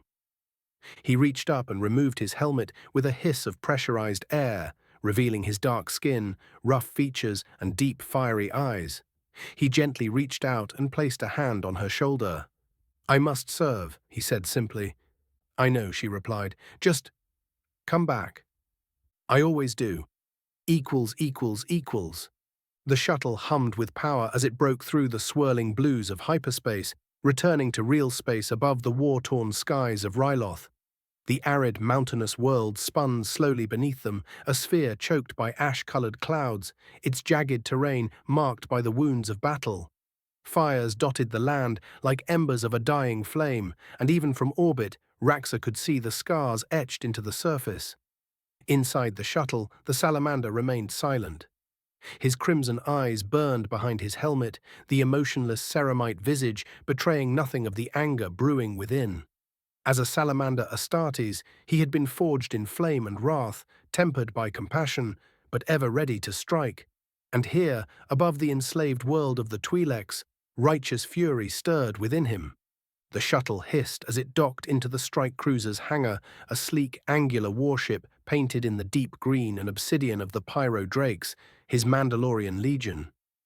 The hangar bay was alive with activity. Mandalorians in heat-hardened armor checked their jetpacks, prepared weapons, and readied drop pods for deployment. As the shuttle ramp descended, Raxor stepped out, towering above the gathered warriors. My lord, came a familiar voice. He turned to see Corrin, his second-in-command. The grizzled Mandalorian stepped forward. His helmet was clipped to his side. Welcome back. What's the situation? Raxor rumbled. Corrin's face darkened. We've sent 3 scout teams to the surface. Only one returned. They say the Separatists have the capital locked down, orbital guns, patrols, work camps. The Twi'leks are in chains. They're being herded, forced to mine, manufacture, and die. Raxor nodded once and strode past Corrin toward the inner corridors. The Mandalorian fell into step beside him. Who's commanding the droids? Raxor asked. We don't know. The scouts couldn't get close enough to identify any leadership. No known Separatist general was logged entering the system. Whoever it is, they're staying buried. Raxor growled. Then we'll drag them out from whatever hole they're hiding in and burn them alive. They stepped onto the command bridge moments later. The room was darkened and functional, like everything aboard the Pyro Drake's flagship. Tactical readouts glowed on the command table in the center, projecting a detailed hologram of Ryloth. Red marks showed Separatist strongholds, blue pulses flickered at the edges, pockets of resistance quickly diminishing. A Mandalorian officer turned and saluted. Lord Raxor, we've identified primary anti-air batteries here, here, and here. The officer pointed to 3 zones ringing one of the main cities. The droid patrols are tight. No civilian movements allowed. They're executing prisoners en masse every 2 days. Casualty reports? Raxor asked. Unknown. Thousands at least. Entire Twi'lek villages have gone dark. Our last transmission from one resistance cell ended mid-sentence, then static. Raxor's voice was cold steel. Begin mobilizing the pyro drakes. I want fire teams in drop pods within the hour. Corin, you're with me. We land at the heart of one of their fortresses and cut down any in our way. Corin nodded. You sure you want to hit such a target first? It's one of the most fortified locations on the planet. That's why it will break their morale when we take it in a single strike, Raxor said. Let the rest of the planet see what happens when you defy the Imperium's wrath. The bridge crew snapped into action as Raxor and Corin turned and made their way to the drop pod deck. The staging area thundered with movement. Rows of Mandalorians lined the hangar, their armor a fusion of Mandalorian craftsmanship and Salamander iconography. Green and black plates adorned with runes, vambraces shaped like flames, and helms bearing the snarling Drakemore of their namesake. They carried flamethrowers, heavy blasters, and other exotic weapons designed for both efficiency and terror. Raxor's heavy boots clanged against the deck as he made his way to his personal pod. Corin was beside him, double-checking the power cells on his special rifle. We hit hard and fast, Raxor barked to the assembled Mandalorians. We strike the heart of the beast and tear it open. Every slave pen we find, we break. Every droid we see, we destroy. No quarter, no mercy. Let the Separatists remember the fury of one of the sons of Nocturne. A roar erupted from the pyro drakes, a chorus of jetpacks igniting, armor clashing, and warriors howling their war cries into the smoky air of the hangar. Raxor, Corin, and 4 other elite Mandalorians stepped into the pod that had been prepared for them. The Salamander locked his massive form into place, as across from him, Corin grinned as the doors hissed closed. It's been too long since we fought side by side, Corin said. It has. But don't let that distract you from our goal, Raxor said. The red lights of the pod flickered as the countdown began. 5 seconds. 4. 3. The clamps released with a massive clang, and the pod descended into free fall. The pod shook violently as it screamed through the atmosphere of Ryloth, trailing fire like a comet of vengeance. It smashed into one of the larger Separatist defense towers near the heart of the occupied city, metal shrieking as it tore through ferrocrete and durasteel supports. The impact sent cracks spiderwebbing through the structure, causing entire segments to shudder. With a hiss of steam and the mechanical groan of decompressing hydraulics, the pod's doors blasted open. Raxor was the first out, his heavy boots slamming onto the fractured floor of the tower interior. Behind him, Corin emerged, the barrel of his custom melter rifle glowing faintly orange from the heat. The other 4 pyro drakes followed, all clad in distinct armor styles but unified by their insignia and purpose. Suddenly, the telltale clank of metal feet echoed down the corridor. Contacts, 2 squads. B-1 battle droids, Corin muttered, already leveling his rifle. The first squad rounded the corner just in time to meet oblivion. Whoomp! The melter rifle unleashed a column of superheated plasma, instantly melting half the droids into glowing puddles of slag. The rest barely had time to lift their weapons before a flurry of wrist rockets, plasma bolts, and flamethrowers tore through them. One Mandalorian even used a thermal vibro axe to cleave a B-2 droid in 2. Move, Raxor barked, charging forward like a battering ram.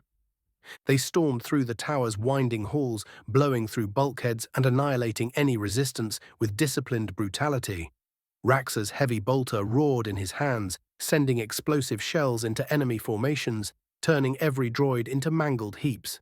He waded through the wreckage, molten metal splashing against his greaves as he stomped on droid heads and crushed torsos beneath his boots. When they reached the main level, they blasted open the final door and stepped out into the streets. Hell awaited them. The city was a fortress. Turbo lasers scanned the skies. Armored transports rolled down boulevards, droid fighters zipped overhead. Thousands, tens of thousands of droids clogged every street, manning barricades, marching in formations, or patrolling the rooftops. Corin's visor flickered red. Looks like we kicked the hornet's nest. Raxor raised his heavy bolter, locked eyes with the oncoming waves of droids. Then the slaughter began. A dozen B-2s charged from the left. Raxor turned and in a single thunderous burst obliterated them with mass reactive rounds. One shell struck a power core, boom, vaporizing a chunk of the building and sending shrapnel screaming in every direction. Corin activated his jetpack, arcing high above the street and raining down molten death with his melter rifle.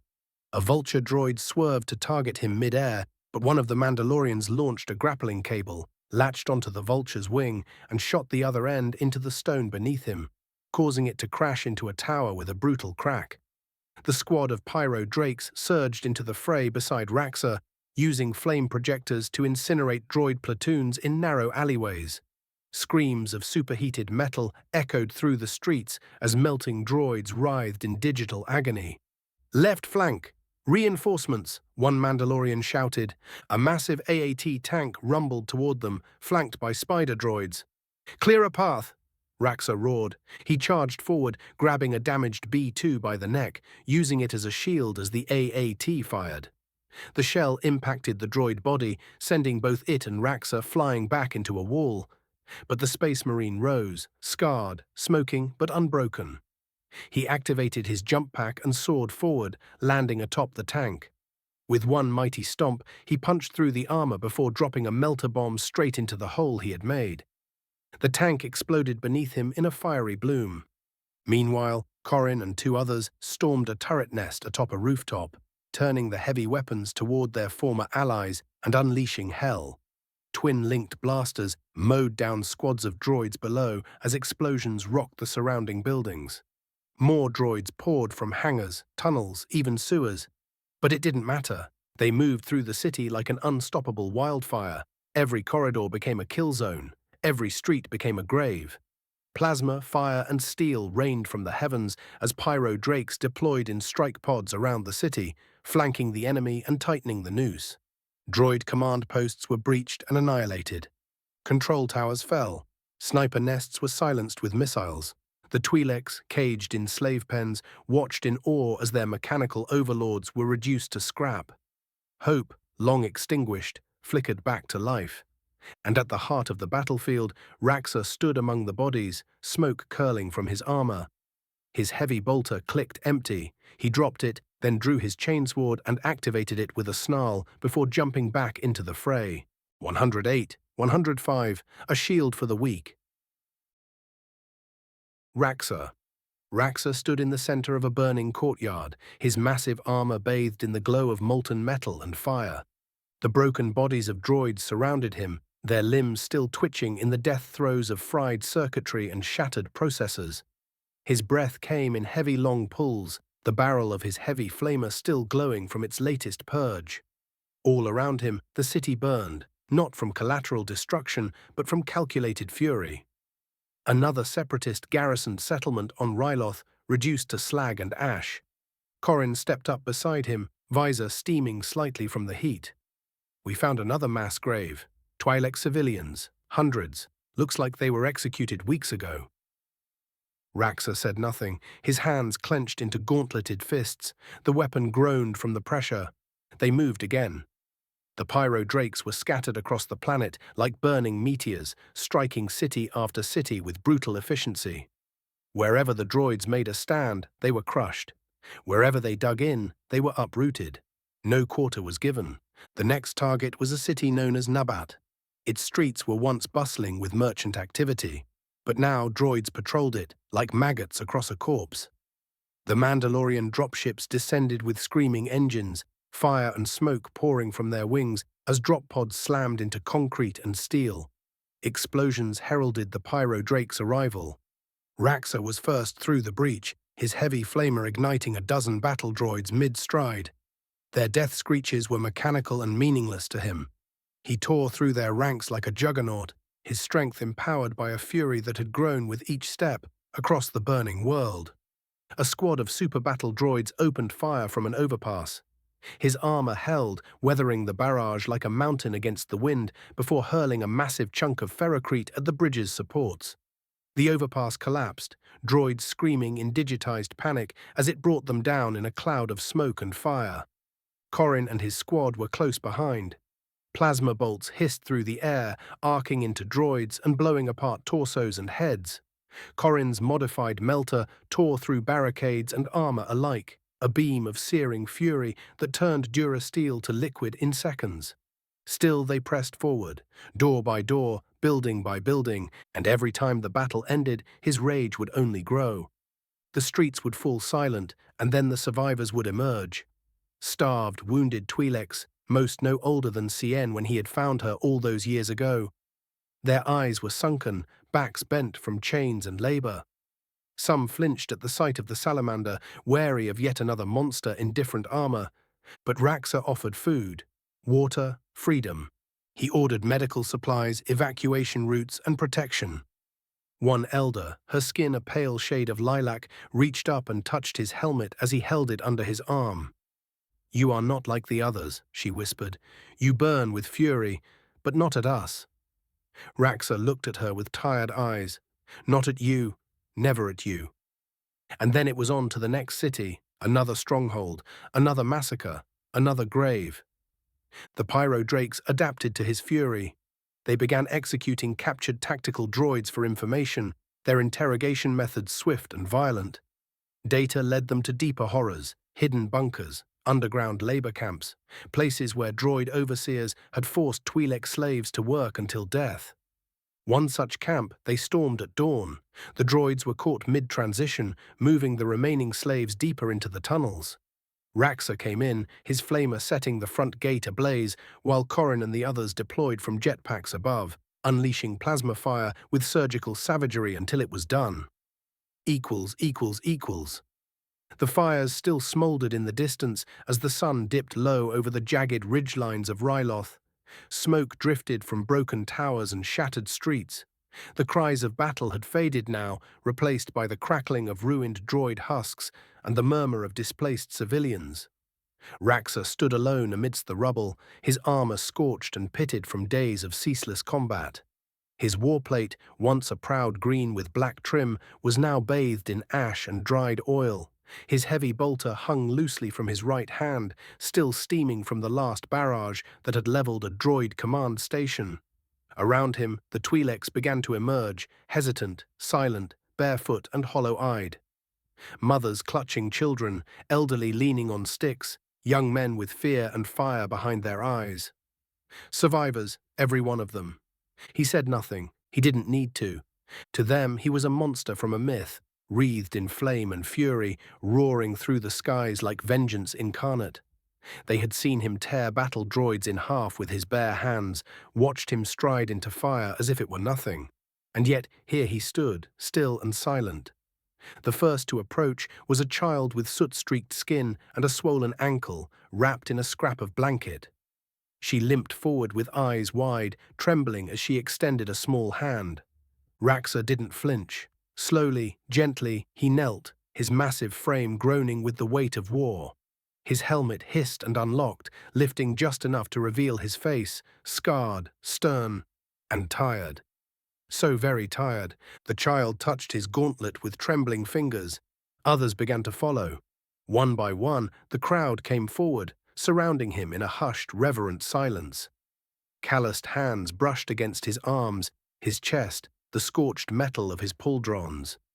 A woman knelt beside him and placed her forehead against his armored shin, whispering thanks in her native tongue. A Twi'lek elder placed a hand over Raxor's heart and murmured, "Bless you. Fire from the stars." He didn't respond. He couldn't. His throat burned with something unfamiliar, not rage, not adrenaline. Something deeper, something that made his chest ache beneath the weight of his armor. He looked around at them, dozens now, pressing close in hope. That defiant glint in the eyes of a young Twi'lek boy, too proud to cry. That quiet strength in a mother's face as she held her infant high. That same soft lilac shade in the skin of a girl with a torn leku who smiled despite it all. It overwhelmed him.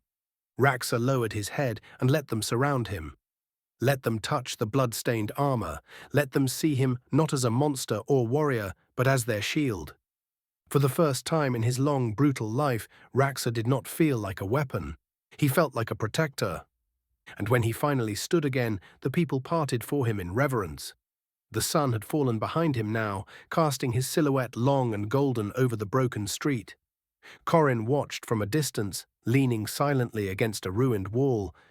He said nothing, just nodded when Raxor met his gaze. The war was not over. Not yet. But hope. Hope had returned to Ryloth.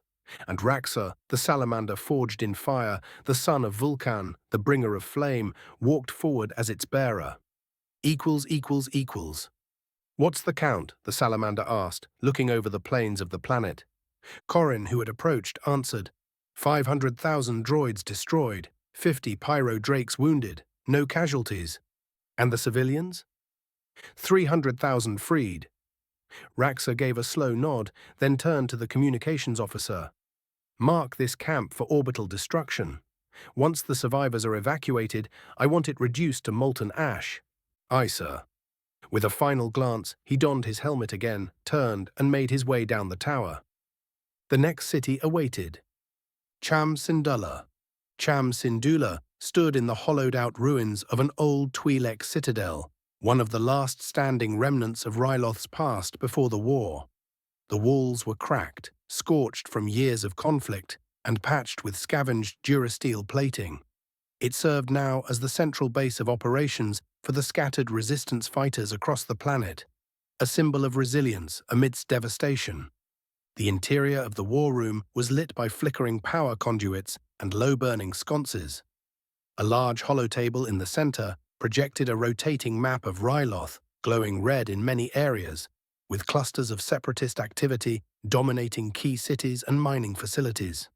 Cham leaned forward, one hand resting on the edge of the console, his eyes hard and tired. Every day, more reports came in of massacres, slavery, and hopelessness. Towns once loyal to the Republic had fallen into ruin. The Twi'lek people, his people, were being crushed under the mechanical heel of the separatists. A resistance fighter sprinted into the chamber, panting heavily, his leku twitching with urgency. "Commander Syndulla," he called, "you need to see this." Cham straightened, his weary expression sharpening. "What is it?" The soldier hurried to the holotable, inserting a small data chip into the console. "Reports just came in from Nabat.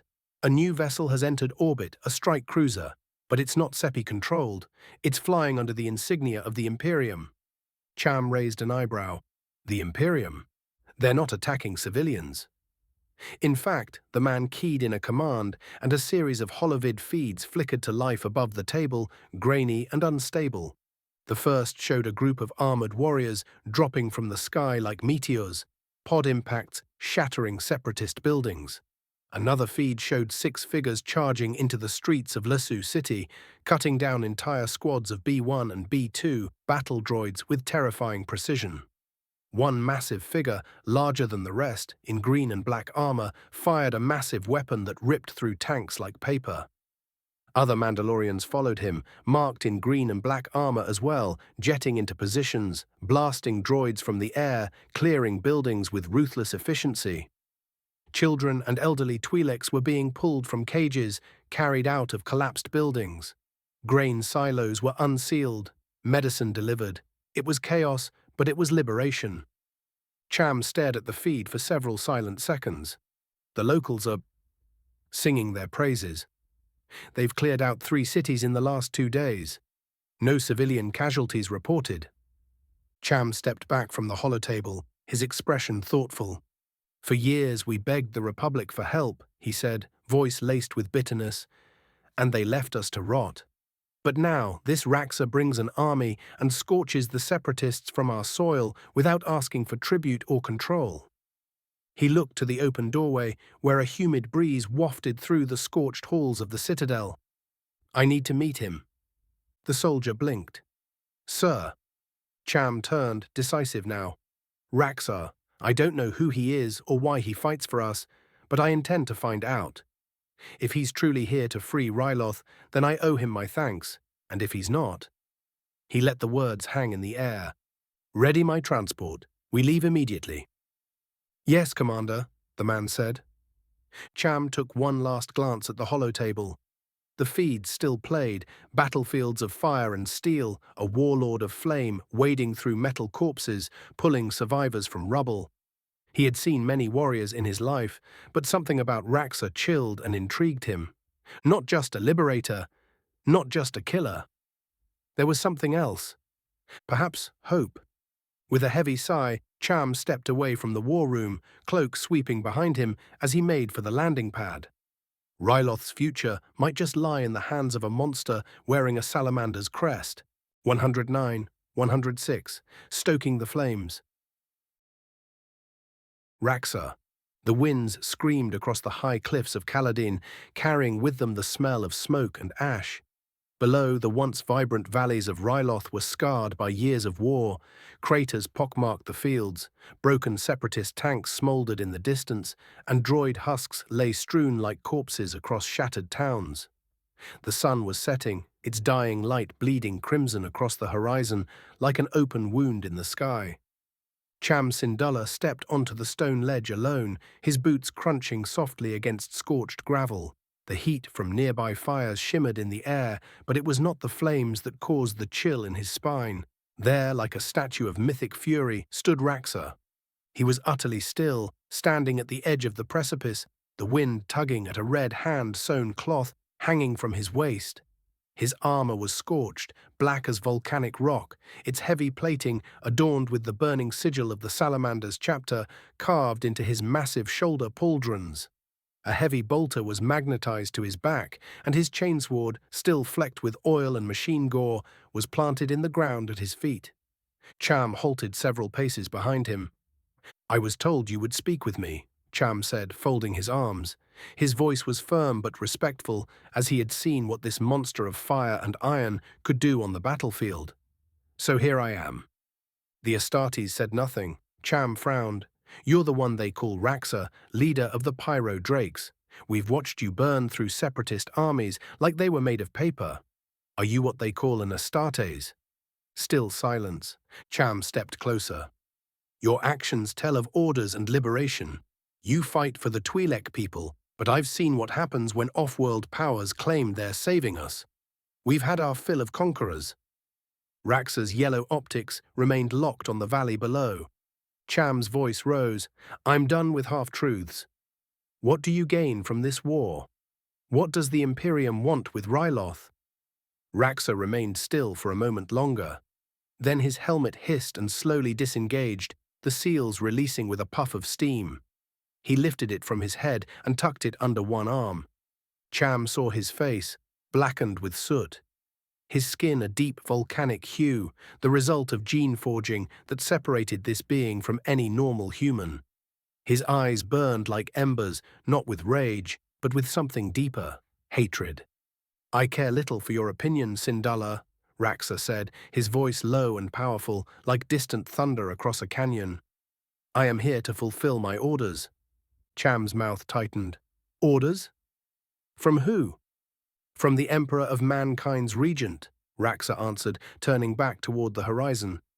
"But also because someone dear to me asked me to." At the name, Cham's eyes narrowed. Raxor continued. "Every time she sees more Twi'lek refugees arrive on Imperial worlds, they are broken, scarred, starved. They come from chains, or worse. You do not hear her weep, Cham Syndulla. But I do." He paused, his voice softening only slightly. "She weeps for your people, and I am tired of hearing her weep." Cham stared at the giant warrior, struggling to process the words. He opened his mouth, but Raxor was already speaking again.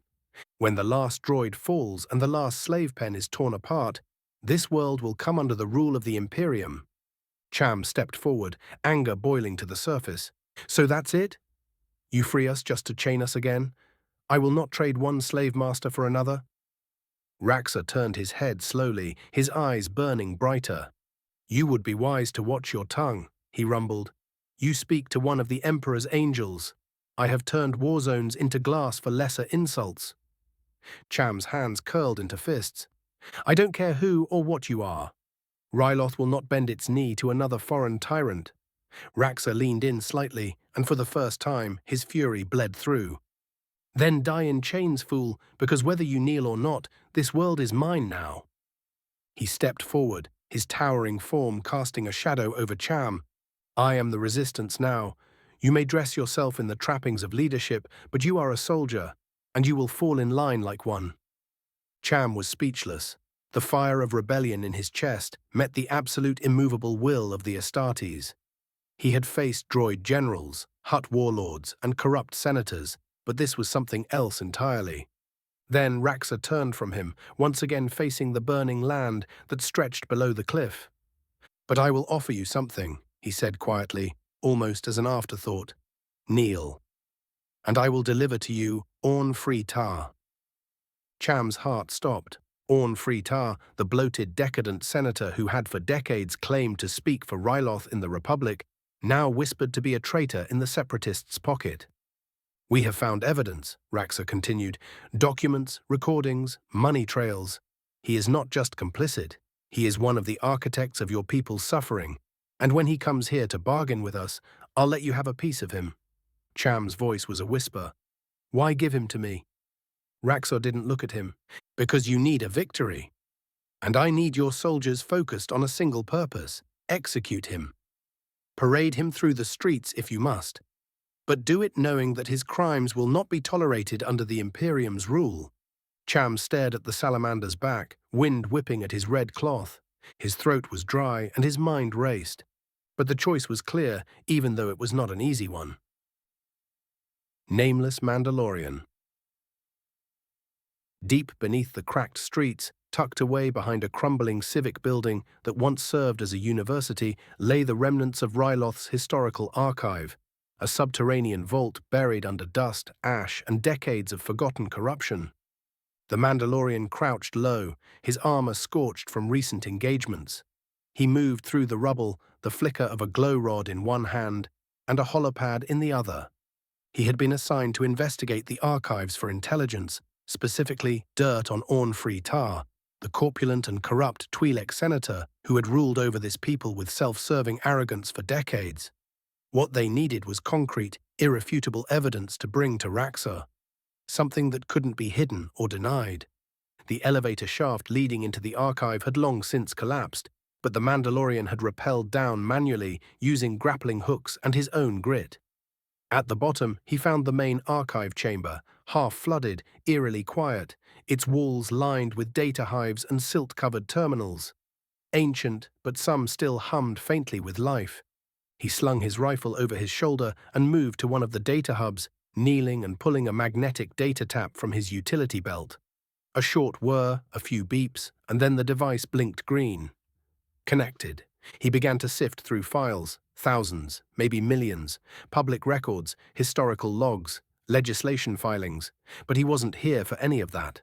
He narrowed the search: Orn-free Tar, personal dealings, non-public, sealed archives. A list populated. Many were encrypted. He cracked them one by one, the glowing blue of the holoscreen reflecting in his visor. His breath slowed. He felt something cold crawl beneath the Beskar. File, personal transaction, asset disposal/category, Twi'lek slave. He opened it. The entry was brief but damning. An unnamed slave girl had been purchased by Orn-free Tar during his rise to power, kept in secret at a private estate, far from the eyes of the public. She had grown pregnant sometime after. The record wasn't specific on whether it was consensual, only that the pregnancy was considered a liability by Tar. Rather than risk scandal, he had quietly sold the girl to a familiar buyer in the Outer Rim. Jabba Desilijik Tiure. The Mandalorian clenched his fist. That alone would have been enough. Proof of corruption, of human and Twi'lek trafficking, and a gross abuse of power. But something gnawed at him. He dug deeper. Query: Jabba the Hutt, slave transactions, Twi'lek female, unknown, plus child. It took longer to gain access. Raxor's cruiser in orbit had a clearance channel to Tatooine where the Hutt space data market information was stored. After an anxious minute, access was granted. The Hutt transaction files were cold, clinical, written in Galactic Basic and Houthis. Jabba had purchased the slave woman from Tar for a cheap sum, perhaps hush money to ensure silence. She had arrived pregnant and gave birth within weeks. File ID 44-Kappa-Ryloth. Subsection Birth Record. He opened it. There was a small attached image, blurred and poorly scanned, but visible. A young Twi'lek woman, exhausted and broken, in chains. In her arms, a tiny infant wrapped in rags. The birth record was stamped with a grim red seal, property of Jabba. He scrolled down. Mother, deceased. Child, Twi'lek female, slave designation S23791. Name given by mother, Cien. The Mandalorian went still. He reread the name again. Once more. Just to be sure. Cien. His breath caught. He quickly downloaded the files, locking them into a sealed, encrypted packet and sending an urgent transmission to the strike cruiser above. This is Operative 47 Besh. I have found something big. Inform Captain Corrin and Lord Raxor immediately. Package en route. Cien wasn't just any survivor of Ryloth's suffering. She was proof of it. The child of betrayal, slavery, and corruption. The living legacy of Tar's crimes, and perhaps the reason Raxor's fury had burned so fiercely from the moment they stepped foot on this planet. The Mandalorian holstered his tools, slung his rifle back across his chest, and turned for the long climb back to the surface. There would be no mercy for Orn-free Tar. Raxor. The lavender skies of Ryloth were darkening into dusk, the sun dipping behind the jagged cliffs surrounding the encampment. He stared out toward the capital, Lesu, a city still under control of separatist holdouts. Lights flickered along the mag-rail bridge that led to its plateau stronghold, like fireflies blinking in defiance. Raxor had not spoken for several minutes since Cham Syndulla departed back into his command tent to contemplate the Salamanders' offer of a united front. Raxor did not pressure him. He understood the weight of such choices. The seeds of rebellion needed careful tending, even if blood had already watered the soil. Then came his second in command. Lord. Raxor turned his head slightly, visor flaring faintly with green reflection from the datapad Corrin held out. You will want to see this. He took the device without a word. Corrin stepped back and folded his arms behind his back, silent. Raxor began to read. As he did, his gauntleted hand clenched tighter around the datapad. Without so much as a growl or a twitch of visible rage, he crushed the device in his palm, the metal shrieking briefly before collapsing into twisted scrap before he dropped it to the ground. Silence fell. A few rebel soldiers nearby turned their heads. Corrin didn't flinch. He knew better. He had seen Raxor in battle, seen what true fury looked like. The Salamander's control was terrifying, not because it muted his anger, but because he contained it like a star poised to go supernova. The green giant turned back toward the horizon. The lights of Lesu flickered like dying stars. Corrin. His voice was low, measured, molten. Prepare the Legion. The Mandalorian straightened. Which units, my lord? All of them. A gust of hot wind blew across the plateau, rustling the banners of both rebel and legionnaire. The firelight of the camp reflected in Raxor's armor like veins of magma, as if something ancient and elemental stirred beneath the green plates. We march on the capital. He turned toward Corrin fully now, eyes burning with the fury of a father, a protector, and a living embodiment of wrath restrained too long. Prepare my forge, and get Cien here. Now. 110, 107. Patricide. Cien. The silence in Raxor's quarters was unlike the rest of the half-ruined battle barge, calm, solemn, and strangely reverent. Cien moved through the room like a ghost, her feet padding softly across the cold metal floor. It was the only place on the ship where she could feel the presence of her savior without his towering form looming nearby. The only place she felt truly alone with the weight of her thoughts. The air was warm, as it always was when he returned from battle. The Salamander's quarters held the subtle, lingering heat of his personal forge, still cooling after its flames had died down. Cien breathed it in as she moved past the armor he had worn when he first arrived in the universe. He had traded it for the much more durable Bescantium. A mix of Beskar and adamantium the Imperium had just commissioned the Astartes' armor be replaced with.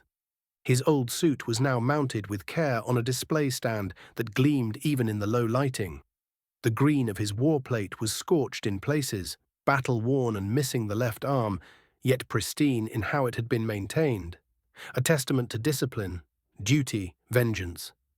She was cleaning as she always did when he was away. She did it not because anyone told her to, but because it gave her something to do, something meaningful.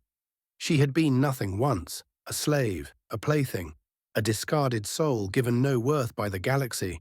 But now she was in the presence of an angel, and that angel had lifted her from the dust. A small shrine was built into the wall at the far side of the room, barely a few feet tall, modest by imperial standards. A golden aquila and a simple book, weathered by use, rested beneath it. The Lectitio Divinitatus. She touched her fingers gently to the page he had bookmarked, then offered a small prayer to the Emperor. Her prayers were simple but full of faith. She believed in him. How could she not? She had been saved by one of his angels. Curiosity pulled her gaze across the room again. On a side wall, she saw the trophies. Not the garish kind she had seen taken by warlords or pirates. These were items of quiet significance. A broken clone trooper's helmet, scorched black. A child's cloth doll, its head carefully stitched back on. A Republic officer's code cylinder. A lightsaber cracked and burnt out.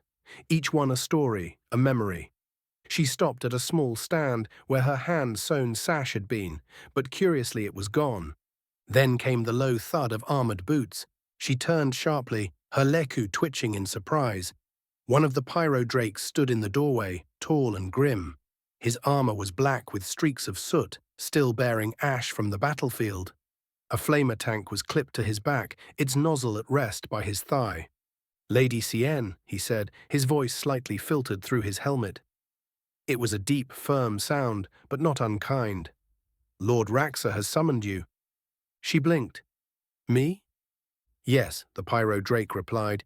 "You are to be transported to the surface of Ryloth. You will receive further instruction there." The words took a moment to process. She straightened, unconsciously smoothing her modest robes. "Did he say why?" "No," the man said simply, "only that you are to prepare and report to Launch Bay 6. The Lord had summoned her. There were billions in the Imperium who would kill to be in her place. She was just a servant, a girl born in chains. Yet he had chosen her. "Of course," she said, voice soft with awe, "if it is his will, then it is mine." The pyro drake gave a silent nod and turned, leaving her alone once more. She took a deep breath. Her fingers curled tightly around the cloth she had been using to polish one of the armor plates. Then she set it down with deliberate care and walked toward the chamber where her few belongings were stored. She dressed quickly. Her attire was simple but respectable, clean robes in imperial grey, belted at the waist. Her personal satchel was light, containing little more than her prayer book, a ration bar, and a necklace bearing the Aquila symbol, a gift from her lord after her liberation. Before leaving, she paused at the shrine again, bowed her head. "Guide me, my emperor," she whispered. "Let me be worthy of the angel's trust." Then she stepped out of the quarters, the door hissing shut behind her. As she made her way to Launch Bay 6, the halls of the strike cruiser bustled with activity. Mandalorians sharpening blades, tech priests inspecting servitors, squads of Imperial troops marching in unison. No one paid her much attention. She was a small figure amid giants.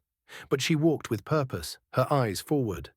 The launch bay loomed ahead, its hangar doors open, one of the ships already idling, surrounded by crew. A ramp extended, inviting her forward. She took a deep breath and boarded. Raxor. Raxor walked with heavy steps through the shattered remains of the Twi'lek Capitol building, the sound of crunching marble and durasteel beneath his boots echoing through the open halls. The pyro drakes moved around him, their boots shaking loose the ash and broken plaster that clung to the building's skeleton. They dragged the sparking remains of B-2 droids from the rubble, vaporizing the survivors with short, efficient bursts of flame. Fire met metal, and metal wept its final screams. The Great Hall was theirs now. One pyro drake came in with the banner of the Imperium and planted it in the cracked floor in the center of the hall, causing cheers to erupt from the legion who saw it. Raxor came to a slow stop as he approached the central stairway, the last path leading to the senator's private offices. A trail of broken glass and Twi'lek corpses left by the separatists marked the way. The building, once a seat of corruption and cowardice, now belonged to fire and to him. He set his heavy flamer onto the scorched ground with a soft thunk, letting it rest for the moment. With a quiet hiss, he disengaged the maglocks at his collar and slowly removed his helmet. The world came alive in a different way without its filters. The smoke was thicker, the heat sharper, the scent of charred flesh and ozone stronger. He set the helm beside him on the stairs and sat. From a small black satchel at his waist, he pulled out a cloth-wrapped object, no larger than his finger. He held it in his palm, reverently unwrapping the layers of oiled fabric to reveal the blade he had forged only hours before. The knife, his newest creation, gleamed in the sunlight.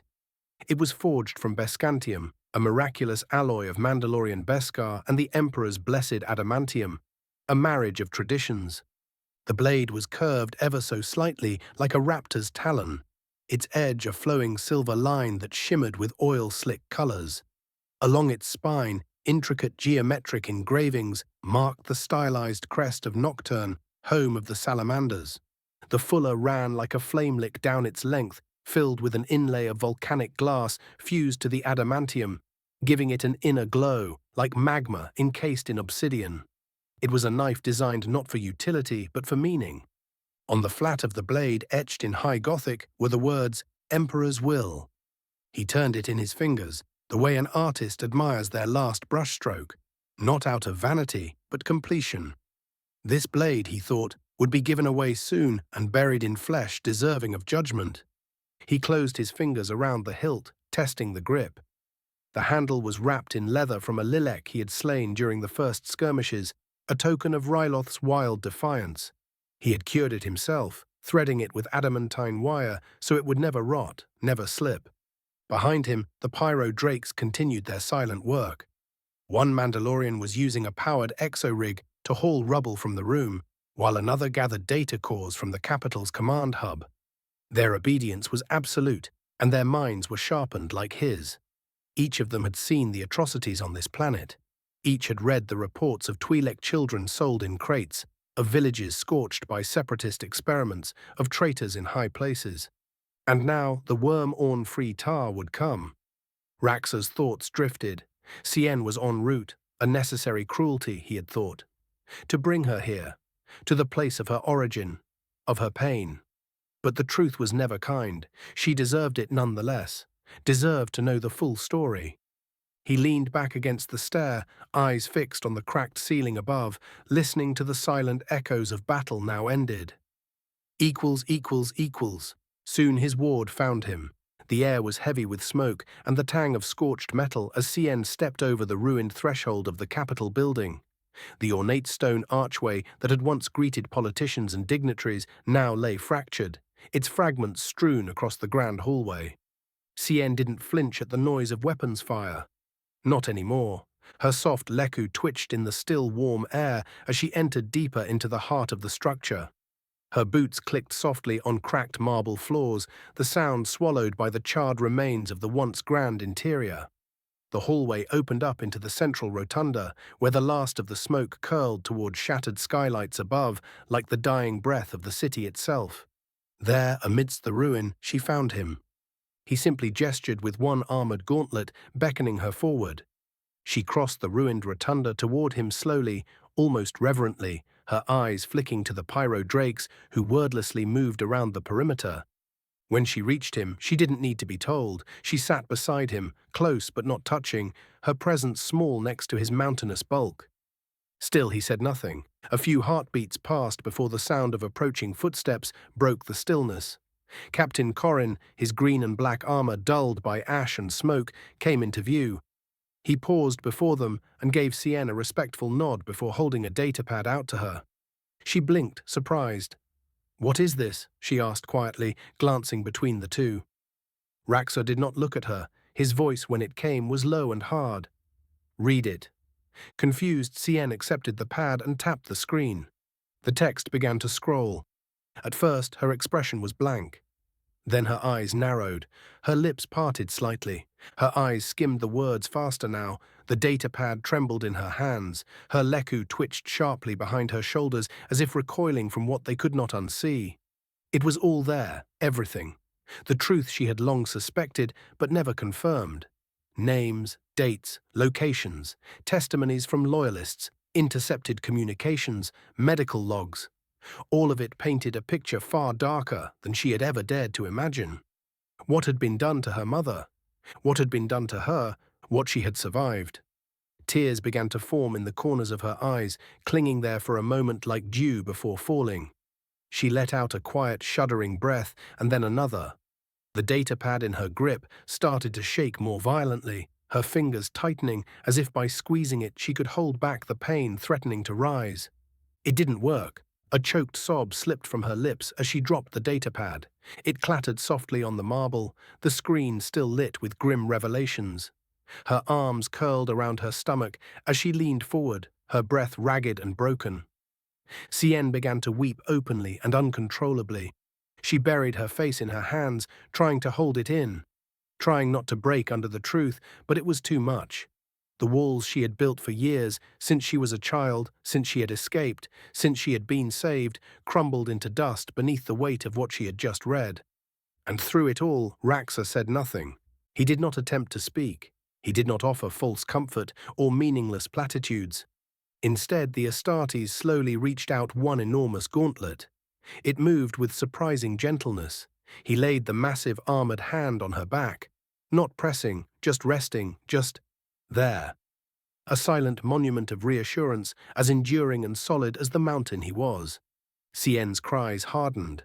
Her breathing came in gasps. She leaned into the salamander, resting her head against his side as she wept. And then, inevitably, the other party arrived. An entourage of Republic delegates poured in like a poisoned tide. Their pristine uniforms stood in stark contrast to the blood-stained floor and the blackened armor of the pyro drakes who lined the walls.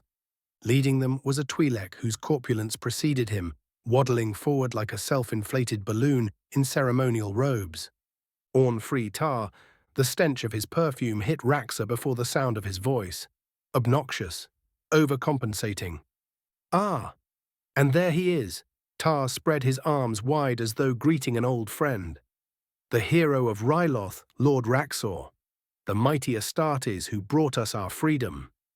Raxor remained seated, unmoving. Tar's beady eyes flicked to Cien, still weeping quietly beside the giant. His grin widened. And I see you've claimed yourself a prize already. One of our native flowers, yes. Twi'lek women are, how shall I say, pliable when properly trained. Raxor looked up and nodded once, and the pyro drakes moved. With deadly coordination, 6 of them stepped forward, their armor hissing with heat as they raised their weapons and subdued the Republic guards before they could even blink. Blasters were torn from holsters, comms were crushed underfoot. One unfortunate diplomat had his shoulder dislocated as he was slammed into a pillar and shackled in seconds. Tar stumbled back, his jowls quivering. What is the meaning of this? From the far hallway came a shout. Tar! Cham Syndulla stormed into the room, a mix of fury and triumph on his face, until Captain Corrin blocked his path. Stay where you are, the captain barked. Cham's eyes flared. But Raxor promised him to me. Corrin stepped closer, his armor grinding audibly. You will be silent and watch. Tar sputtered and turned back to Raxor. This is outrageous. I am a representative of the Galactic Senate. The Republic knows we are here. If you harm me, you'll bring war upon yourself. Raxor stood. The marble stairs cracked beneath his weight as he pushed himself to his full towering height. His chainsword hung at his hip, and his crimson eyes as red as the sash around his waist bored into Tar with all the weight of hatred he had kept in check thus far. But he said nothing to Tar. Instead, he turned back to Cien and knelt in front of her.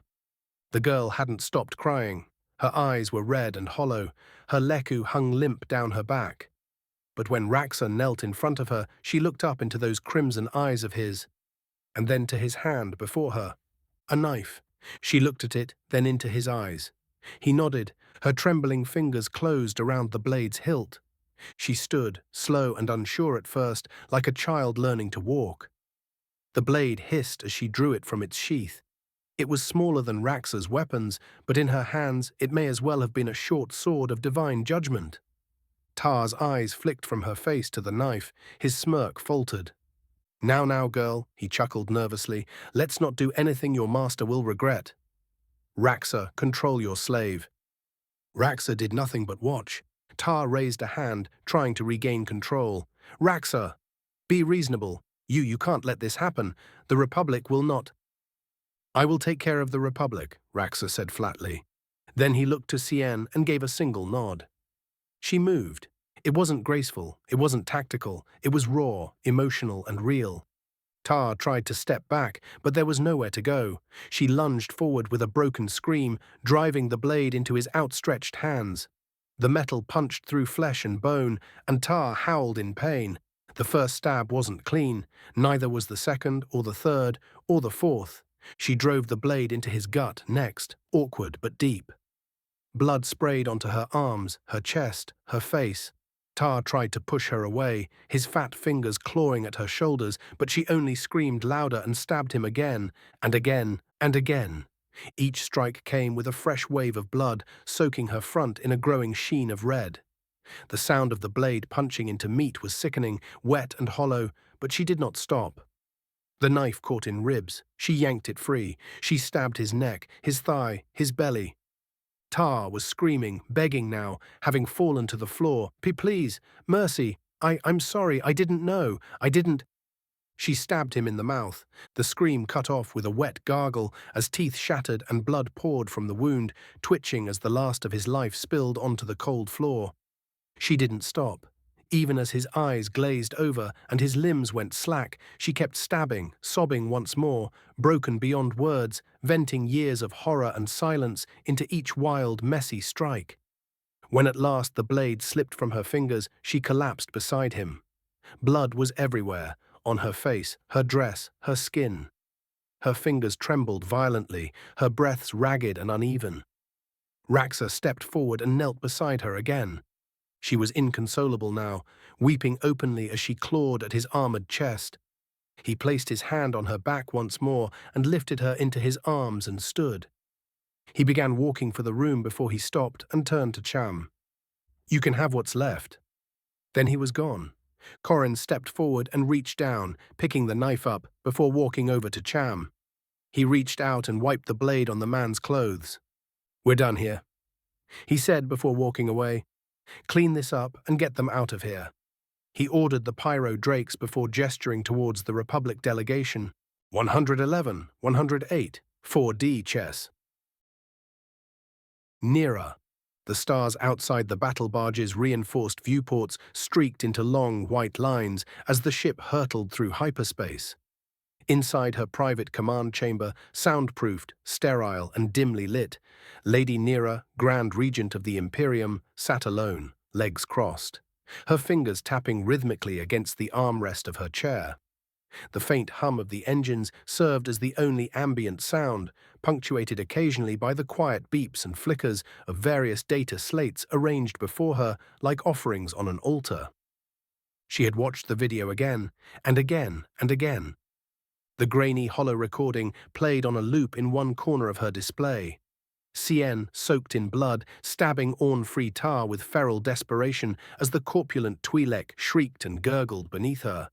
No training, no technique, just rage, just pain, just truth, manifest through vengeance. And they had all seen it. The original transmission had been uncut, unedited, unrepentant, and had been sent to the Senate. The moment it hit the galactic networks, all civility shattered. Neera exhaled slowly, folding her hands under her chin. Her green eyes glowed faintly as they darted across the report logs, piling up from every sector. The Republic Senate was in full meltdown. Ta'a had been popular, or at least necessary. A bulwark of the corrupt machinery that kept their little aristocracy alive. For years, he'd been their token Twi'lek, groomed, stuffed, and paraded about to show the galaxy how noble and inclusive the Republic was. They had no idea what kind of a monster he was. Or worse, they had known and done nothing. She tapped open the latest Senate debate logs. This barbarity cannot go unanswered. They murdered a sitting senator. What does the Imperium mean by this? Does peace mean nothing to them? We must act, now, before they attack more of us. Words from cowards, from guilty men, and then, of course, came the defenders of the lie. Palpatine, the benevolent Supreme Chancellor from Naboo. She watched him step forward in the Senate rotunda with all the grace of a practiced actor. She could recite his words by heart now. Orn Free Tar was a statesman, an honorable man who gave his life in service to his people and to this republic. The footage circulated was clearly manipulated. The Imperium has chosen violence, and we must not allow their brand of imperial justice to replace galactic order. Neera sneered. She paused the hollow, freezing Palpatine's serene face mid-sentence. She leaned in close to the display, almost whispering, "You'll regret those words, old man." They had let the Senate simmer, let the Republic show its rot, let every bootlicker and false patriot crawl from their holes to defend a monster, exposing themselves like insects under light. And then they struck. A week after the video dropped, the Imperium broadcasted their rebuttal, a calculated surgical release of data that Neera herself had curated. Transaction logs, slave manifests, recorded testimony from former captives, surveillance footage stolen from Jabba's own archive. The story told itself. Tar was no statesman. He was a trafficker, a slaver, a murderer, a monster hiding behind bureaucracy. The outcry was immediate. Senators who had shouted in his defense scrambled to erase their words from the record. Denials piled up, excuses were made, some went silent entirely. But others listened. That was where her real work began. She closed the report files and opened a personal communication from her aide. Alderaan was now within range. They'd be arriving in less than 20 minutes. Her lips curled into a faint smile. Bail Organa. He had waited, observed. He had not spoken for or against. Instead, he had made inquiries, quietly, carefully. And then, after the full data was released, he sent a message directly to her to come to Alderaan and speak. Neera stood from her chair, her robes trailing behind her like smoke. She walked toward the viewport and stared down at the distant blue shimmer of Alderaan, growing steadily as they exited hyperspace. Alderaan was peaceful, civilized, educated. It prided itself on truth and justice. But it was not blind, not anymore. A soft chime at her door broke her reverie. "My lady, we're cleared to approach. Organa's escort is en route." She pressed a button, acknowledging the message. Understood. Neera turned back to her desk one last time and tapped on a small hollow, a still image of Cien just after the execution. Her hands soaked in blood, her face stricken but free. A symbol, a spark. The galaxy would try to paint her as a murderer, but to Neera, she was a symbol. Then it came. Another soft chime, muted, discreet, almost apologetic. Incoming transmission request. Source, Chancellor Sheev Palpatine. Priority, diplomatic, supreme executive. Neera blinked, not surprised. The moment was overdue. She tapped a command rune on her console. Accept. The lights dimmed slightly, and a shimmering hollow bloomed from the central projector. A flickering blue likeness of Chancellor Palpatine materialized. His posture formal, his expression drawn and severe, lips pressed into a thin line. For once, the kindly old smile he wore was absent. "Lady Neera," he began, voice smooth but heavy, "you and I must speak." Neera didn't move from the viewport. Clearly, a beat of silence. Then his voice sharpened. "I'm disappointed. I had hoped the Imperium would be a stabilizing force, but this manipulation." She finally turned to face him, one elegant brow raised. "Manipulation?" "Yes," he said sternly. "You deliberately released footage of Senator Tar's execution without context. You knew exactly what would happen. The Senate descended into chaos. Entire systems began invoking emergency protocols. Some worlds are calling for military action. Do you know how close we were to full mobilization?" Her lips curved into a smirk. "Then perhaps you should thank me for holding back the rest of it." for giving the Senate time to show its true colors. Palpatine's brow furrowed, his voice lowering into a sharp rasp. You should have released the evidence alongside the video, not after. The damage is already done, public opinion has split, and many who defended Ta'a now feel betrayed. If your goal was peace, then this is not the path. You speak of peace, she said softly, but you rule over a den of jackals, gnawing on the bones of the innocent. The Senate was never interested in peace, only order, and not even true order, just the illusion of it. Palpatine was silent for a moment. This is not how diplomacy is done. She laughed then, not a cruel laugh, but one filled with grim amusement. Diplomacy? Is that what you think this has been? Her tone hardened like steel. This isn't diplomacy. This is a purification, one that was long overdue. Palpatine's hologram flickered briefly before he straightened, folding his hands behind his back with that careful, calculating posture of a statesman trying to mask frustration with calm. You've created a dangerous symbol out of Cien. That was your true aim, wasn't it? Nera looked away for a moment, letting her silence speak. Then quietly, I didn't create anything. She revealed what was already rotting beneath the surface. Careful, girl, he warned. There are limits to how far this game can go before it spills into war. Her gaze lazily dragged back to him, green eyes glowing in the dim light. We are already at war, Chancellor. It's just gone a bit cold.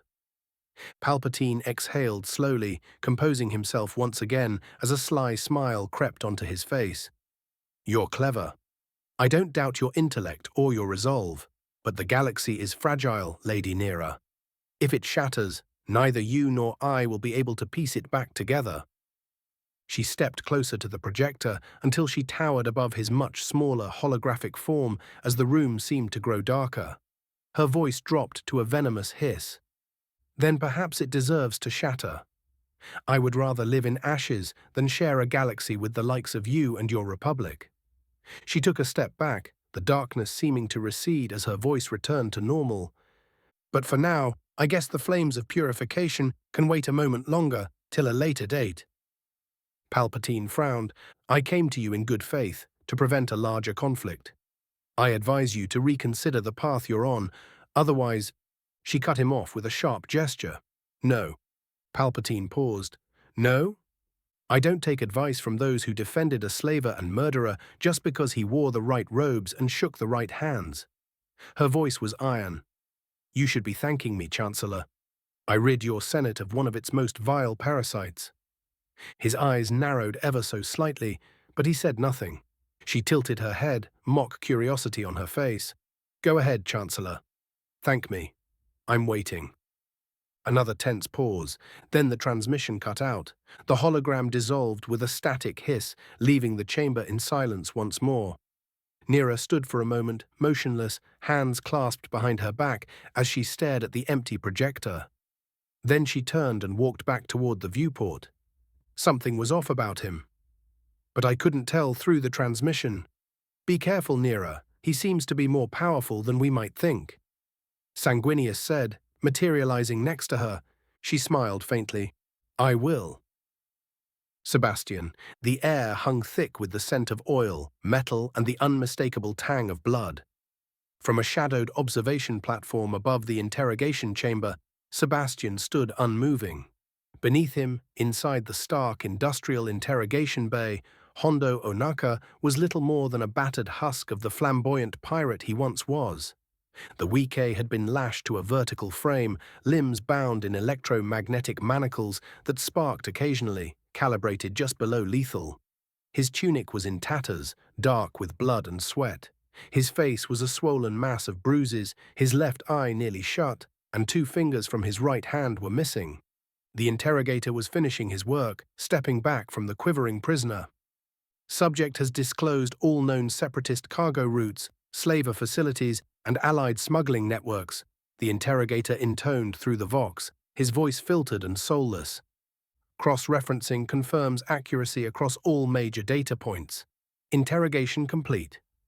From the shadows above, Sebastian gave a slow, dismissive wave of his armored hand, more like brushing aside a gnat than acknowledging the scene below. Dispose of him, The interrogator began to order. "No," a firm voice echoed from the side passage. Sebastian turned his head slightly as Jarek approached. His second-in-command stopped beside him and looked down at the ruined form of Hondo with a glimmer of interest in his eyes. "I'd like to keep him alive, Lord," he said. "He's a cockroach, but a useful one. The Separatists trusted him with deep logistics, and the Republic's elite units have chased him for years. If we leash him, he could be our eyes in places we wouldn't normally go." Sebastian didn't reply for a moment. He looked at Jarek, his expression unreadable beneath his helmet, before returning his gaze to the chamber below. Hondo groaned pitifully, a ragged breath wheezing through broken ribs. He was half conscious, but alive. The Black Templar finally spoke, his voice like stone grinding on iron. "Turn him over to Captain Jarek's men." Jarek gave a curt nod. "Thank you, Lord." Sebastian nodded. "Make sure he understands his leash is short and serrated." He turned away, footsteps booming as he strode down the overhead catwalk toward the War Council chamber. "Walk with me." Jarek watched for a moment as his men took charge of Hondo, then followed. They entered the war room, an angular chamber. Cold metal walls were lined with hololithic projectors and grim banners of the Obsidian Crusaders, each one woven from black silk and white thread, bearing the symbol of their order. Around the massive strategy table stood a dozen Astartes, leaders of various Mandalorian squads. The hollow projector shimmered to life, displaying dozens of glowing red points across a star map of the outer and mid-rims. Separatist-controlled plantations, labor camps, slaver strongholds. "We have our targets," Sebastian said without preamble. "Locations confirmed, spread across 8 sectors." The Astartes leaned in silently, taking in the data with the war-hungry silence only angels of death could muster. Jarek entered behind him, folding his arms as he stepped beside his commander. "Republic reconnaissance has tagged a few of these targets already. We'll have competition," Sebastian added. "Republic presence will be substantial in 3 of the sectors. Jedi-led battalions, special forces." He looked around the room, pausing at each face. "Remember, we are not at war with them, not yet. This alliance remains convenient if not a little fragile." One of the many Mandalorians scoffed. "Their Jedi would sooner point a blade at us than a slaver." Another grunted, "Let them try." But Sebastian raised a hand, and the room silenced. "We are not here to provoke. These are extermination strikes, not declarations of war. The Republic plays at justice, we deliver it. If Jedi or clone units interfere, avoid conflict where possible. But if they get in your way, destroy them." Jarek tilted his head slightly. "Minimize casualties?" Sebastian's eyes narrowed behind his helm. "A few dead Jedi or clones wouldn't trouble me, but keep it to a bare minimum.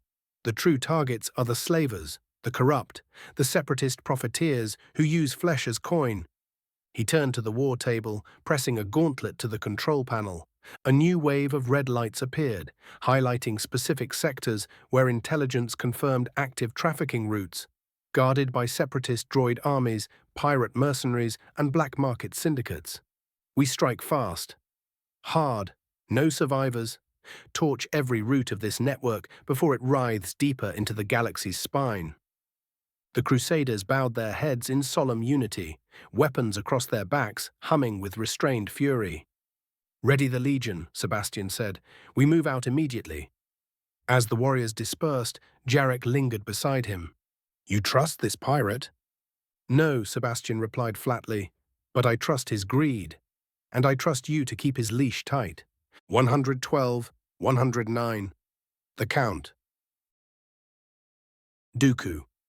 The transport touched down with a soft hiss of depressurization, its metal ramp unfolding onto the cracked and ancient stone of Mantero, the forgotten moon of Sereno.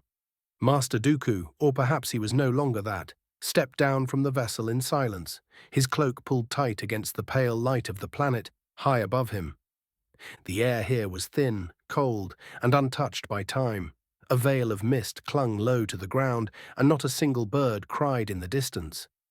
This place was quiet in the way that only a tomb could be. Before him stretched the mausoleum of House Sereno, a cathedral of pale grey stone and black marble, built generations ago to honor the noble bloodline of Sereno. He walked slowly, his boots echoing faintly across the frost-dusted flagstones. Each step carried him deeper into the mausoleum, the carved statues of his ancestors watching in eternal judgment from the alcoves. Great iron braziers lit themselves with flickers of force-sensitive flame, responding to his presence. He passed through vaulted halls, past the tombs of warriors, lords and counts. His bloodline was ancient and storied, but his heart was unmoved. He had never truly belonged among them. He paused before a tomb. The inscription read, Count Gora, Patriarch of Sereno. His father, a man he had hated, a man who had looked at his son's force sensitivity as a stain, as a curse. Gora had hated him, and yet, here he lay, buried beneath a monolith of stone. Dooku stared at the tomb, his face unreadable. Next to it, another grave. Count Ramil. Dooku had killed his brother years ago, justice at the time. But time made a man reflect, and Dooku knew he would not change what he had done. He turned from the graves, stepping through an arched corridor that led into the courtyard of the mausoleum. It was open to the stars, bathed in planet light. Cold wind rustled the dead vines clinging to the old stone pillars. Here, the tomb of his mother rested. A simple crypt. Unlike the ornate monstrosities that housed the men of his house, her resting place was plain. Perhaps that was fitting. She had always been quiet, distant, but never cruel. Dooku knelt at the foot of her tomb, his knees pressing into the frost-covered stone. Slowly, carefully, he reached into his satchel and withdrew the twisted weapon of a fallen enemy.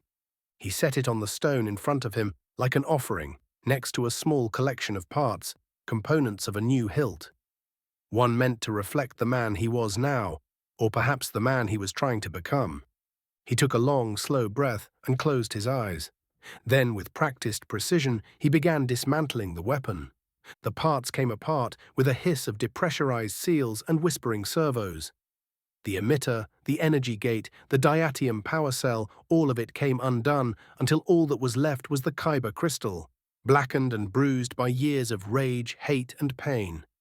It pulsed as he brought it to his hands, whispering to him, a siren of what he could become if he gave into its whispers. Dooku sat with the crystal cradled in his palms and let the force wash over him.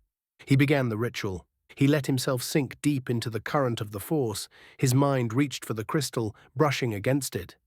The darkness within it resisted him, coiling like a serpent, trying to bite into his mind with old venom. Visions flooded his thoughts, of lightning ripping through the sky above Geonosis, of Yoda glaring at him across a battlefield, of Qui-Gon's broken and dead body, of a Sith Lord laughing. He clenched his jaw, sweat rolled down his brow as he saw visions of possible pasts and futures. Pain began to swell up, not from the crystal, but from himself, from what he had done, what he had become. For years he had worn pride like armor, using politics and philosophy to hide the rot that had crept into his soul from years of inactivity and slothfulness. But here there was no hiding. The crystal was a mirror, and it showed him everything. Anger surged in his heart, but it was not directed outward, it was turned on himself. He gritted his teeth, feeling the rage boil up again, but then a voice, soft and familiar. Dooku, let it go. A voice he thought he would never hear again said. He opened his eyes and saw a woman kneeling next to him, a faint smile on her lips. His eyes widened. The fury collapsed in on itself, replaced by something else. Maybe sorrow, regret. He had been so cold to her in the past, but now, as she looked at him, he felt as if she didn't care about any of that. He was here now. I'm sorry for everything, she said, a single tear rolling down her cheek. He gathered himself, fearful his emotions would get the better of him. So am I, Mother. I wished things had turned out differently. I wish I had been a better man back then, he said, his voice choking a bit. Tears touched the corners of his eyes, the kind of tears that came from the terrible weight of self-awareness and grief. He reached deeper into the force, allowing that sorrow to guide him, not to control him, but to fuel his resolve, to change. The crystal began to glow in his palms, faint at first, Then brighter, the deep, wounded red of hatred shifted, slowly, painfully, to the rich, pure white of serenity. The darkness bled away, burning off like fog in morning light. The purification was complete. The Kyber crystal sang a quiet, mournful tone that echoed through the stone courtyard. Dooku opened his eyes and saw no one. It was done. He opened his palm and the purified crystal began to float once more. The parts of the new hilt slowly began rising as well, constructing a new hilt. The emitter clicked into place, the focusing lens aligned. The power cell snapped shut. A new weapon, a new path. When he finally stood, he held the finished saber in his hands. He ignited it. The white blade hissed into being, elegant, sharp, and radiant. No longer the blade of a Sith. Not quite the weapon of a Jedi, but his own.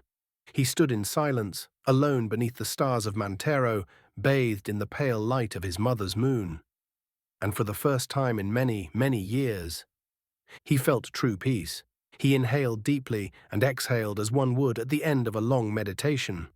His eyes remained closed, yet he sensed her long before she spoke. "You don't belong here," a soft voice said, accompanied by the distant tapping of shoes against the stone path. Dooku opened his eyes and looked at the grave of his mother one last time. "Sister," he said without looking at her, brushing the dust from his robes as he turned. "I had wondered if you would come." Genza stood tall, clad in a simple but elegant dress of silver and violet. Age had graced her with dignity, her once raven black hair streaked with grey, her gaze hardened by decades of political maneuvering. She regarded the mausoleum with mild disdain, eyes pausing on their father's grave for a moment. "What are you doing here?" she asked, folding her arms. "After all these years, you appear like a ghost, desecrating the graves of those you have no love for with your presence." Dooku's tone was impassive. "I come not to mourn the dead. I come to reclaim what is mine. The mantle of Count, the rule of Sereno. Our world has languished under weak hands for far too long." Genza's eyes narrowed. "And you would rule it as what? A Jedi exile? A Sith?" Her voice was full of venom, but beneath that, curiosity. "Or perhaps something worse." He turned fully now, gesturing for her to walk with him down the stone corridor that led back toward the landing zone. She hesitated for a moment before falling into step beside him. "I would rule it as a son of House Sereno," he said, "and as a herald of the Imperium."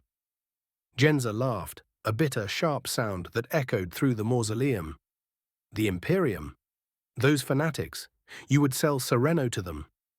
"I would elevate Sereno," he corrected. "Bring order, prosperity, purpose. The Imperium offers strength, where the Republic offered only bureaucracy and stagnation, and the Separatists only offer death and destruction." "And what of our people?" she asked. "The noble houses will never bend the knee to a foreign regime." Dooku's hands clasped behind his back as they walked, his footsteps measured and even. Some houses may indeed resist, as the grass does the wind, but in the end the grass always bows. She stopped walking. "You're talking about civil war." He turned to face her. "I am talking about purification, of cutting away the rot.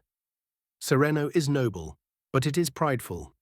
The Imperium and I will shave the bloat and teach its people that the nobility is there to serve the people, not the other way around." A low rumble echoed through the air as they emerged from the mausoleum and onto the stone terrace that overlooked the rocky valley. The sky above shimmered with the glint of the strike cruiser in low orbit, and just before them, at the base of the path, stood the transport vessel that had brought him, sleek, gunmetal grey, adorned with the sigil of the Aquila of the Imperium. And descending from its ramp was Brother Aegis, harbinger of his fury. The dreadnought's massive form made the very earth tremble as he walked. Clad in hulking armor of blue and gold, adorned with purity seals and burning runes, Brother Aegis towered over both nobles. His warplate bore scars from countless battles, and his visor gleamed with silent menace. The Space Marine's Vox-amplified voice boomed as he approached. "What is taking so long?" he boomed. "I must bathe my chassis in the blood of the Emperor's enemies." Dooku offered him a bow of the head. "Momentarily, Brother Aegis." A few words more. Make it quick. The massive warrior halted, standing sentinel like a walking cathedral. Genza's gaze widened. What is that? An angel of the Emperor, Dooku replied, a holy warrior. They will bring justice to this world. You mean death? I mean discipline. He looked her in the eyes now, the way only someone who knew you for decades could. You know as well as I that the noble houses will never unify, not without force, not without fear. I offer them one last chance for peace. Genza's voice dropped to a whisper, and if they refuse? Dooku turned back to the dreadnought, waiting at the foot of the hill. Then I will do what must be done. He began to walk again, and she followed after a moment, her voice trembling just slightly now. You'd kill them. Our cousins. Our family. I have culled my blood before, he said, and I will do so again. They reached the base of the hill where Brother Aegis stood. The dreadnought's gaze flicked between them silently. Genza looked up at her brother one last time.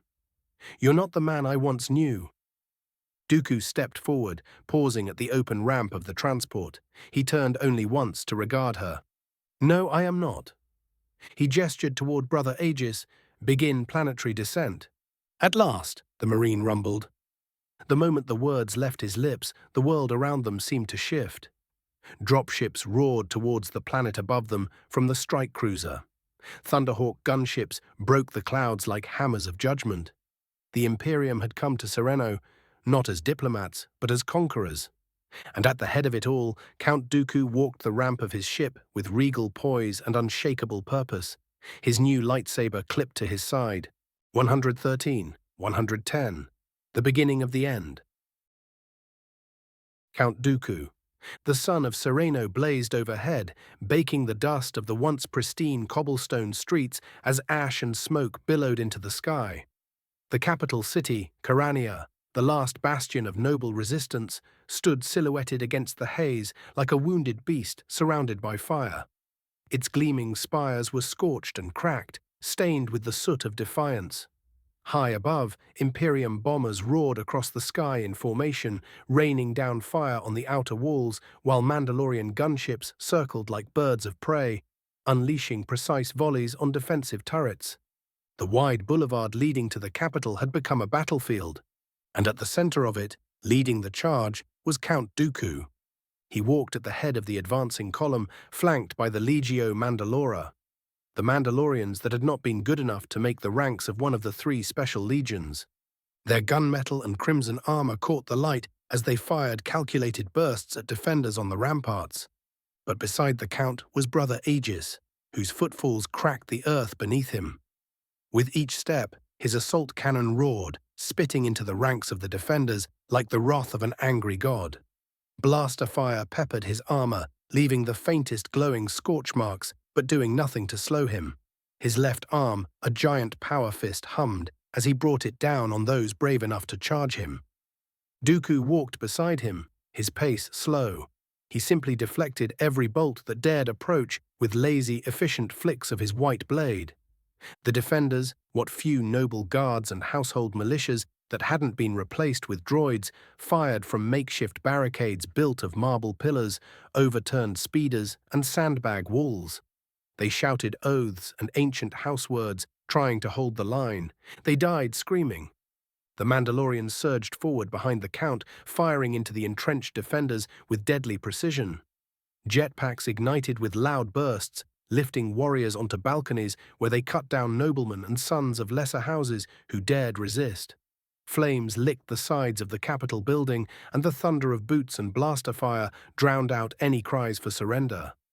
"For Sereno!" one of the guards shouted from an upper window. Brother Aegis turned, raised his cannon, and obliterated the window in a single deafening burst. The body simply evaporated. At last they reached the grand steps of the Capitol, once a symbol of grace and unity, now littered with debris and bodies. Dooku paused, allowing his cape to billow behind him as he observed the massive double doors ahead, doors sealed tight behind meters of durasteel, ancient oak, and plasma barricades. The force surged around him like a rising tide as he closed his eyes, invisible yet suffocating in its pressure. Dust swirled in spirals at his feet, whipped into the air by unseen winds. His cape fluttered outward, tugged by currents that only he could command. Then his eyes opened, cold, focused, and utterly certain. He raised one gloved hand. A deep, resonant groan filled the air as the durasteel plating began to buckle. Bolts screamed from their sockets. The oak splintered like dry kindling. Plasma fields crackled and sputtered before shattering entirely. Dooku's fingers clenched into a fist. The doors exploded inward in a violent burst of splinters and metal. The barricades behind them tore free and scattered like leaves in a storm. The defenders posted within were hurled down the corridor, their weapons torn from their hands before they even struck the ground. The smoke rolled outward, curling around the Count as he stepped forward into the ruin he had made. Brother Aegis let out a low, mechanical chuckle. Efficient. Dooku didn't answer. His stride carried him over the rubble, over the groaning bodies of the last defenders. The Count stepped across the threshold, unbothered by the flames licking at his sides. His cape caught in the wind like a banner of conquest, red and regal. His lightsaber was low in his right hand, humming softly as ash and soot danced around him. His expression was calm, cold, and resolute. Behind him, his troops poured in, fanning out through the entryway like a wave of silver and crimson death. From the high balcony inside, househeads and desperate survivors of the noble families began to fire down in one last suicidal attempt to resist. Dooku didn't even look up. He flicked his hand, and the balcony above groaned before collapsing in a shower of stone and steel, burying their defiance in rubble. "Your time is over," he said to no one in particular, his voice quiet yet carried by the Force. Brother Aegis stepped up beside him. "The city is ours." Dooku nodded once. "Yes, do as you will, but please keep the slaughter to a minimum." The dreadnought gave a low, mechanical chuckle. "I slay only the enemies of the Imperium. Those who do not fight back will be spared." Dooku bowed his head to the dreadnought and started making his way up the stairs to finish those who remained. The climb to the second floor revealed more of the capital's opulence, a blend of Sereno's ancient aristocratic taste and the sterile additions of modern governance. Chandeliers, once radiant, now swayed gently in the drafts created by shattered windows. Golden leaves along the walls had been scorched black in places. Halfway along the landing, Dooku paused. A faint rusty smear caught his attention. Blood.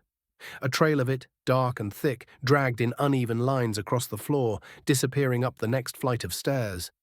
He followed without hesitation, his long stride carrying him higher into the heart of the building. The scent of iron grew sharper. At the peak of the climb, a set of double doors stood ajar, one hanging crooked from its hinges.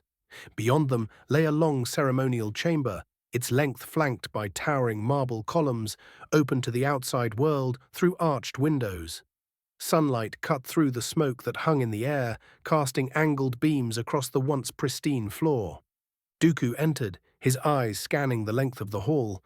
At the far end, a man crawled desperately toward the outermost column. His fine robes, once befitting a noble of Sereno, were torn and soaked with blood.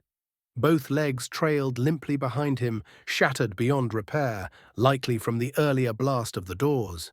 The smear he left behind was fresh, glistening on the polished floor. The Count's pace was unhurried.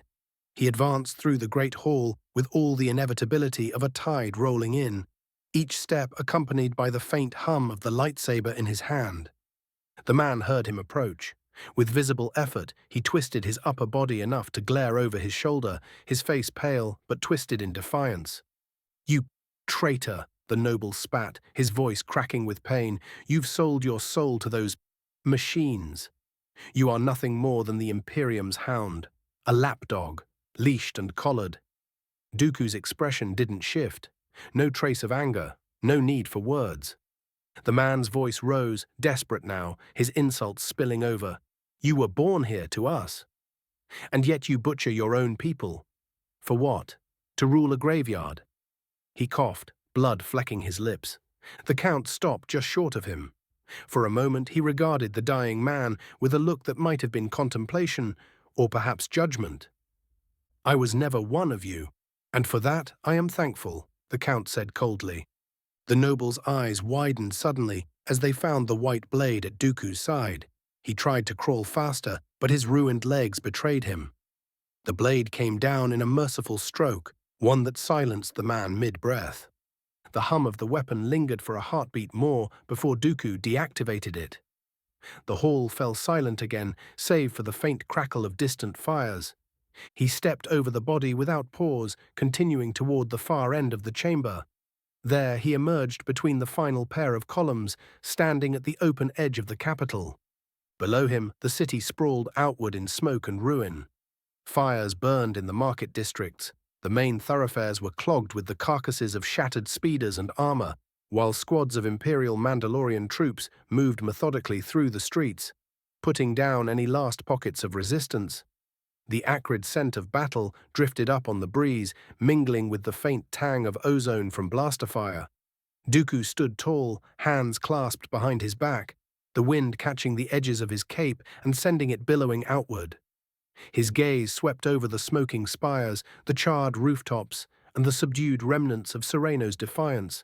There was no triumph in his expression, only a calm, assessing stillness, as though he were studying a battlefield map. And then he felt it. It was the familiar tingle of a presence in the Force, warm and inviting. It was something ancient, older than the Temple archives, older than the Republic itself. It swept over him like the pull of a deep ocean current, at once immense and intimate. He did not turn, he simply stood, letting the wind push strands of silver hair across his face, his cape fluttering faintly against the marble. Soft footsteps approached him, measured, deliberate, unhurried. They came to a stop beside him, as if the owner had no need to announce themselves. A voice, calm yet carrying an undercurrent of mournful weight, spoke. "So much loss," she said, "so many lives extinguished, in a single day." Dooku's eyes remained on the city. His tone was level, without apology. "It is the cost of war," he replied. "One you know is coming." There was silence for a moment, save for the whispering wind. He finally turned to face her. She was tall and slender, draped in flowing white and gold garments that seemed to shift with the light, as though woven from the dawn itself. Her hair, long and a faint green color, framed a face both youthful and ageless. Her features were serene, yet touched by the faint sorrow of one who had seen countless ages pass. A soft radiance seemed to cling to her skin, casting her in a perpetual halo, and her emerald eyes held a depth that hinted at eternity. She stood there, a figure both ethereal and solid, the light catching in her eyes as if it lingered longer than it should. She was regal, though not in the way of noble houses or military command. Her presence radiated something deeper, the serenity of the living force itself. And yet beneath it he could sense the faintest thread of worry. "I have seen you in my dreams," Dooku said quietly, her lips curved in the barest hint of a knowing smile. "And I you. Our paths have crossed for longer than you realize. The Force has permitted our communion." The Count studied her. In those dreams, she had been the whisper at the edge of battle, the voice in the stillness between missions. "So it was you," he murmured. "It was," she admitted, her gaze shifting back to the burning city.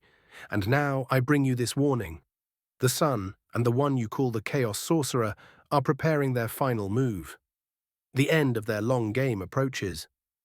His brow furrowed faintly. "Where?" Her eyes met his. "Mortis." The name lingered between them like a tolling bell. Even Dooku, with all his years of study and mastery, felt the gravity of it. "So, it is time then?" he asked at last. "It is," she said simply. He turned fully toward her. "You know I am no longer a Jedi," he said, his voice low but firm. "But I still have connections to the Order. I will do everything in my power to mobilize the Republic's forces when the time comes. But understand this, before that can happen, the Separatists must be defeated. The galaxy will not unite for Mortis while still torn apart by war." "I understand," she replied, "and I will aid you in whatever way I can." For a brief instant, their eyes locked. Then her expression shifted, curiosity lacing her features. "It interests me that the Force has chosen you for this task. You who have allied yourself with the Imperium." The faintest hint of a smile touched the Count's lips. Perhaps, he said, it is because I have sided with the outsiders that the Force entrusts me with it. The Jedi are bound by their own rigidity. I am not. She tilted her head, her eyes narrowing as if measuring the truth of his words. I hope, she said at last, her voice losing its warmth, that it was right in its choice. The last word hung in the air, and then, without flair or spectacle, her form dissolved, folding back into the wind like a breath of cool air on a summer night as an owl flew away. The terrace was empty once more, save for the Count of Sereno standing against the backdrop of a city in ruin. 114. 111. The strategists. == Maximus == The strike cruiser cut silently through the black gulf of space, her armored hull still scarred and pitted from the engagements over Hoth. Massive plates of ceramite bore the scorch marks of heavy turbo-laser fire, and the faint hum of the void shields resonated in the deck beneath Maximus's boots. The Ultramarine captain stood at the forward observation platform, his towering form framed by the reinforced transparasteel viewport. Beyond it, the ice-blue sphere of Hoth was already shrinking into a pale dot. Beside him, Bo-Katan Kryze stood with her arms folded, her helmet clipped to her belt. Her copper hair caught the dim glow of the console lights, her eyes fixed on the black void ahead. She said nothing at first. Silence came naturally to warriors like them after battle. The bridge was alive as Mandalorian helms nodded at sensor readouts and servitors clicked through navigational sequences. Then the comms officer, a grizzled Mandalorian with a long scar down his jaw, spoke. Incoming priority transmission from the Grand Regent, my lords. Maximus turned slowly. Put her through, he ordered. The holoprojector flared to life, casting the familiar blue shimmer of Nera's image in the air before them. Captain, she began without preamble, her eyes narrowing slightly as they scanned him. I have new orders for you and your talons. Bo-Katan's brow lifted, but she kept silent, glancing briefly at Maximus. You will make your way to the planet Eriadu, Nera continued, and link up with Republic forces under the command of General Obi-Wan Kenobi. Your objective is the complete eradication of the Separatist presence there. His mind was already mapping the terrain of Eriadu, considering the Separatist fortifications, potential artillery placements, and the deployment patterns of his Mandalorian strike teams. I need not remind you that the Imperium's alliance with the Republic remains uneasy. We cannot afford unnecessary incidents. Bo-Katan gave a dry chuckle under her breath, but Maximus's expression didn't change. His voice, deep and edged with iron, rumbled through the bridge. I will do what is required to achieve the objective, Grand Regent. Nera inclined her head slightly. Good. Once Eriadu is secured, you will establish a forward base there. And as a gesture of goodwill, you will accompany the Republic in clearing Separatist forces from the rest of the sector. The holo flickered slightly as she leaned forward. I know you'll do your best. Thank you, Captain. Then the projection snapped away, leaving only the quiet hum of the bridge. Bo-Katan glanced up at him, her eyes narrowing slightly. This should be fun. Maximus looked out the viewport again, his voice tinged with a slight sigh. Plot a course to Eriadu. He turned, his boots thudding against the deck, as he strode toward the tactical display at the center of the bridge. The holomap shimmered to life, showing Eriadu in rotating grey, the Separatist positions marked in crimson. Signal the talons, Maximus ordered her. Full combat readiness, all drop teams on standby. Bo-Katan's lips curved in a faint smirk. The Ultramarines as well. Of course, he said, the Emperor's will applies to all, even if it may be overkill. Understood. As the orders rippled through the cruiser, the corridors below came alive. Mandalorians strapped on their armor, checking their weapons before reporting to their Ultramarine commanders.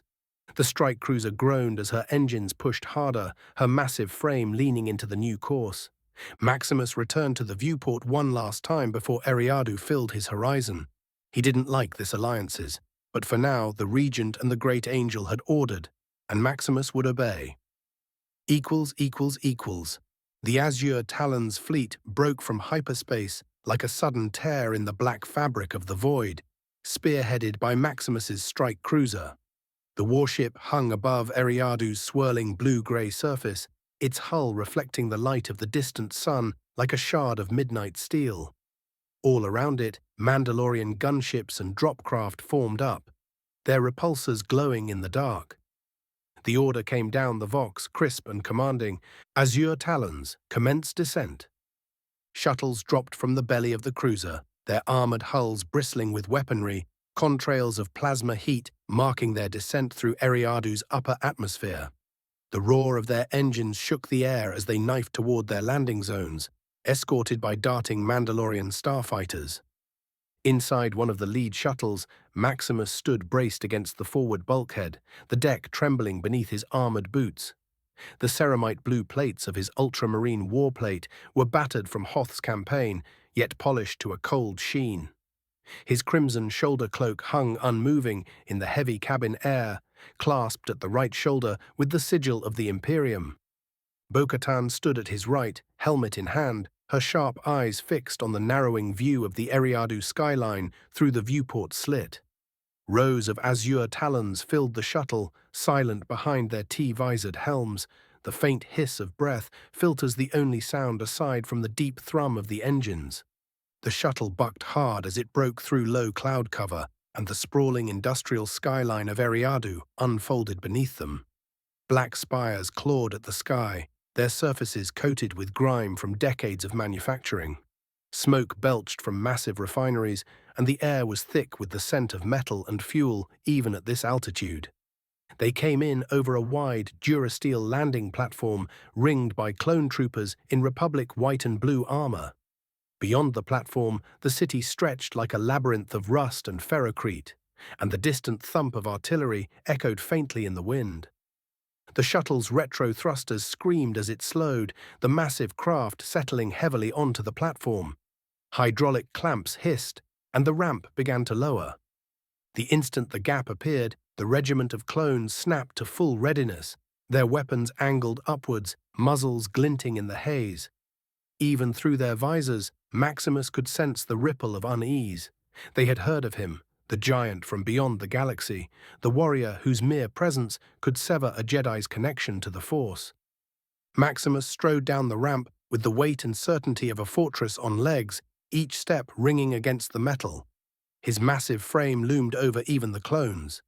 Bo-Katan descended a pace behind him, flanked by two Talon veterans in jetpack-equipped armor. The clones stiffened further as he approached, their fingers itching towards their triggers. Maximus's voice boomed, carrying across the platform without strain. "At ease," he said, his tone commanding, "We are allies. As of this moment, our blades and yours strike the same foe." The tension broke fractionally, some of the clones relaxing, though the wariness remained in the set of their stances. From the line stepped Obi-Wan Kenobi, his tan robes shifting in the dry breeze, his lightsaber hilt catching the sunlight at his hip. His expression was composed, though Maximus caught the slight shift as the Jedi saw his second-in-command. The Ultramarine also noted the faint tightening around his eyes, the slight delay in his gait as he drew nearer, the telltale sign of the null aura pressing against his mind like the weight of deep water.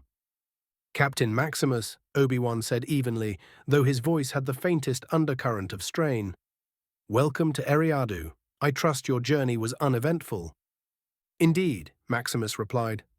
He stopped before the Jedi, studying him in silence for a moment. His crimson optics swept the landing pad, the surrounding troops, the distant horizon, always assessing, always calculating. Obi-Wan's composure faltered minutely, his connection to the Force flickering under the oppressive void of Maximus's presence. The Ultramarine noticed. For a long moment, he simply let the silence stretch between them, the only sound the hiss of cooling shuttle thrusters. Then, with a faint shift of his stance, Obi-Wan stepped back half a pace, enough for the aura's crushing pressure to ease. He inhaled slowly, subtle relief passing through him like a ripple over still water. Maximus inclined his head, the closest thing to an apology he offered. "Your forces are well positioned," he said, his tone now purely business. "What is the status of the separatist strongholds?" Obi-Wan straightened, returning to his usual poise. "The primary separatist command, is entrenched in the Ariaduan Foundry district, using its heavy machinery as improvised fortifications. Multiple AA emplacements make an aerial strike costly. Our ground assault has been slowed by their layered defenses, droid battalions, energy barriers, and entrenched armor units. Maximus's gaze narrowed. And your forces now? Engaged on the western flank, Obi-Wan answered. They're attempting to disrupt the Separatists' supply lines. We'll need to coordinate if we're to collapse their perimeter entirely. Bo-Katan stepped forward slightly, her voice carrying a sharp edge. We break the AA emplacements first. Talon jetpacks can infiltrate from above while your clones press from the front. Once air support's in play, the foundry will fall. Obi-Wan gave her a measured look, glancing at her metal arm for a moment, then turned back to Maximus. It could work, though the cost will still be high. Maximus glanced toward the smoke rising on the horizon, the faint shapes of separatist vulture droids circling in the distance. You have yet to fight alongside the Talons, he said simply. The Jedi looked at the Ultramarine, who gazed out across the skyline for a moment longer, before the Space Marine looked back at the smaller man. Very well, let's make ready. If you'll follow me, I'll take you to the war room, the Jedi said. Equals.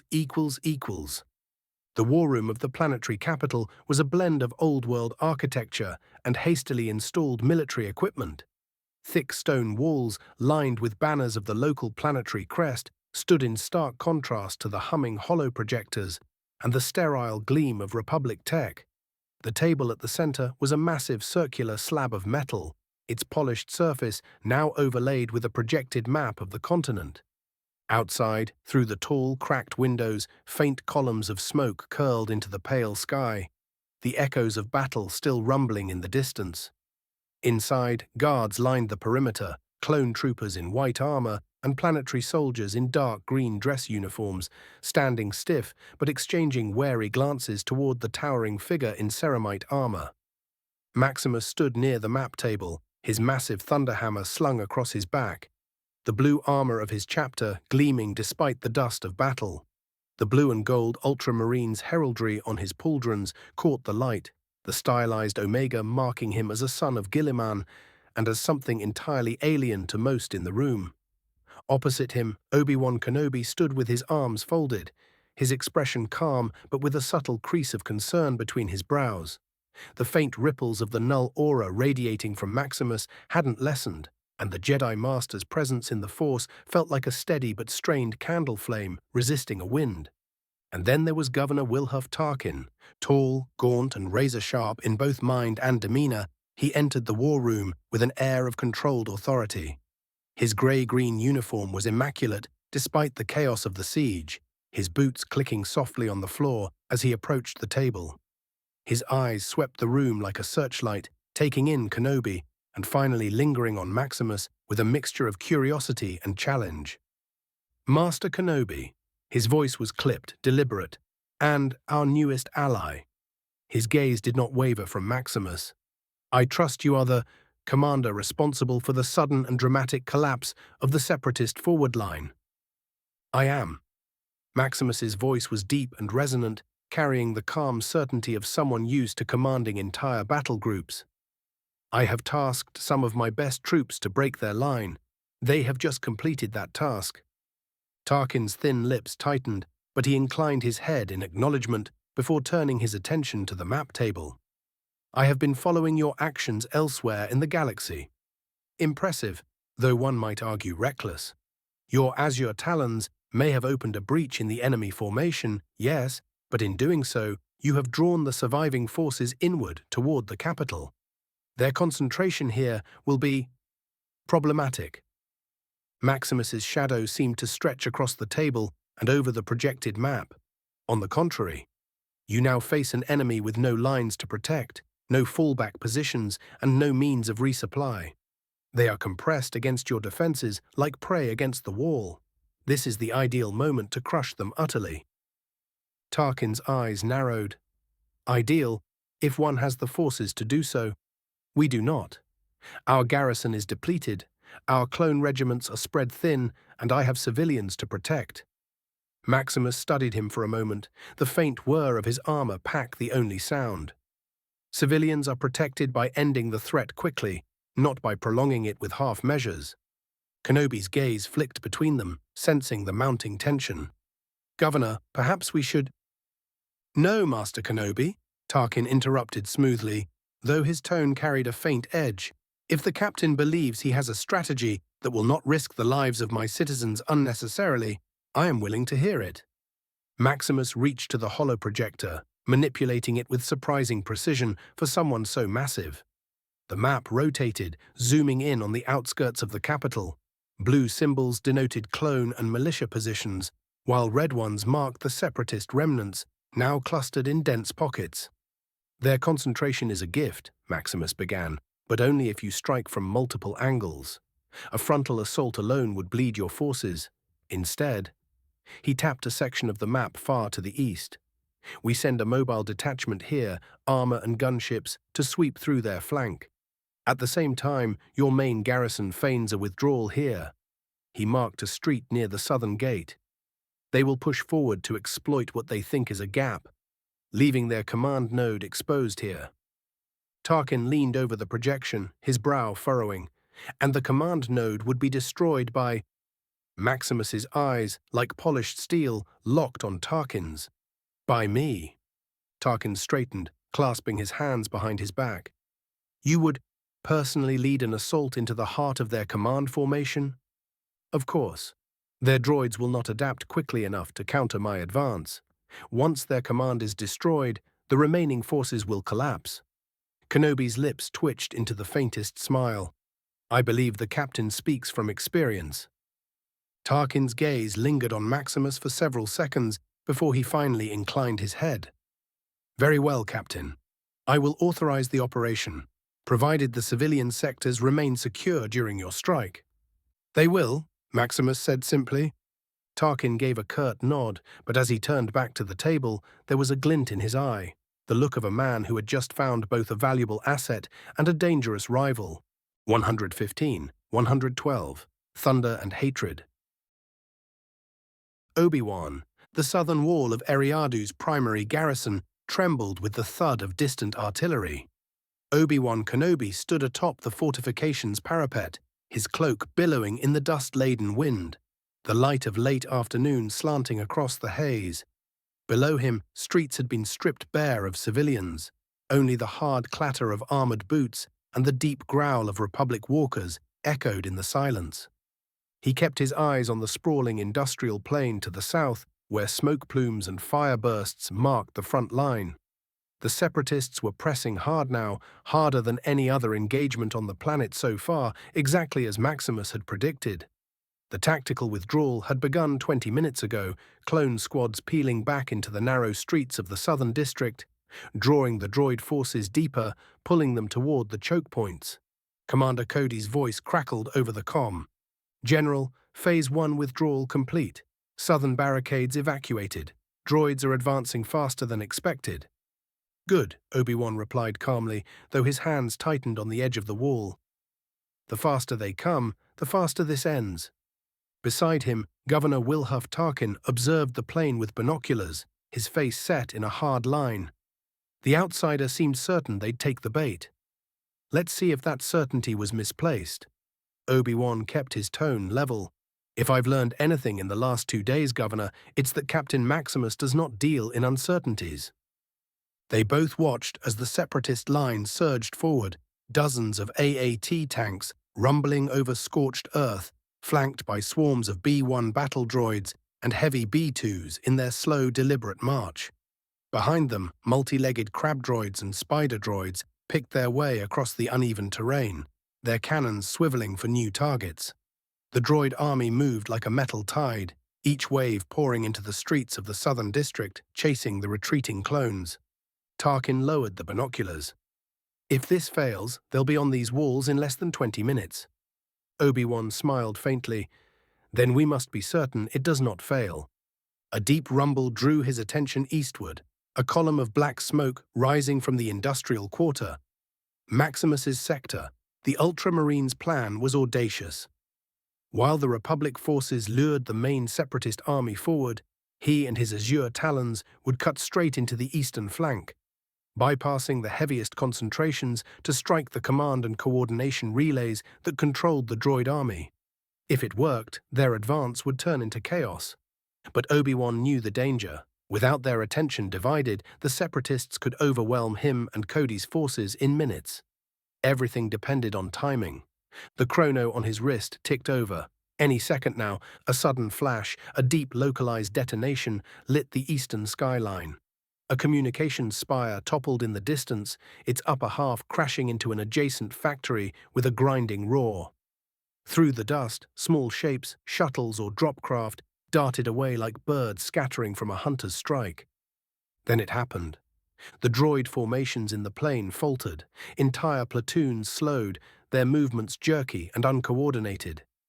A B-1 commander at the front suddenly rotated in place, confused, its arm waving aimlessly before a clone sniper's bolt took its head clean off. The AAT tanks swiveled their turrets at nothing in particular, some even reversing in confusion. Obi-Wan didn't hesitate. All units forward now, advance and press them. From the streets behind him, Republic forces surged forward, platoons of clones, ATTE walkers, lumbering with their massive cannons raised, and Elat gunships screaming overhead. The air filled with the thunder of heavy blasters and the sizzling hum of blue and red bolts crisscrossing the smoky sky. Obi-Wan leapt from the parapet into the fray, landing beside Cody at the head of a clone spearhead. His lightsaber ignited with its signature snap hiss, a sapphire blade cutting arcs through the smoke. He deflected incoming fire with graceful sweeps, stepping into the chaos with the calm precision of a master. The enemy was in disarray. Without proper commands, the droids reverted to their basic programming, simple attack protocols, no coordination. They charged individually, easy prey for the disciplined clone formations. Cody pointed down a narrow street where an AAT was forcing its way between two buildings. "General, flank left."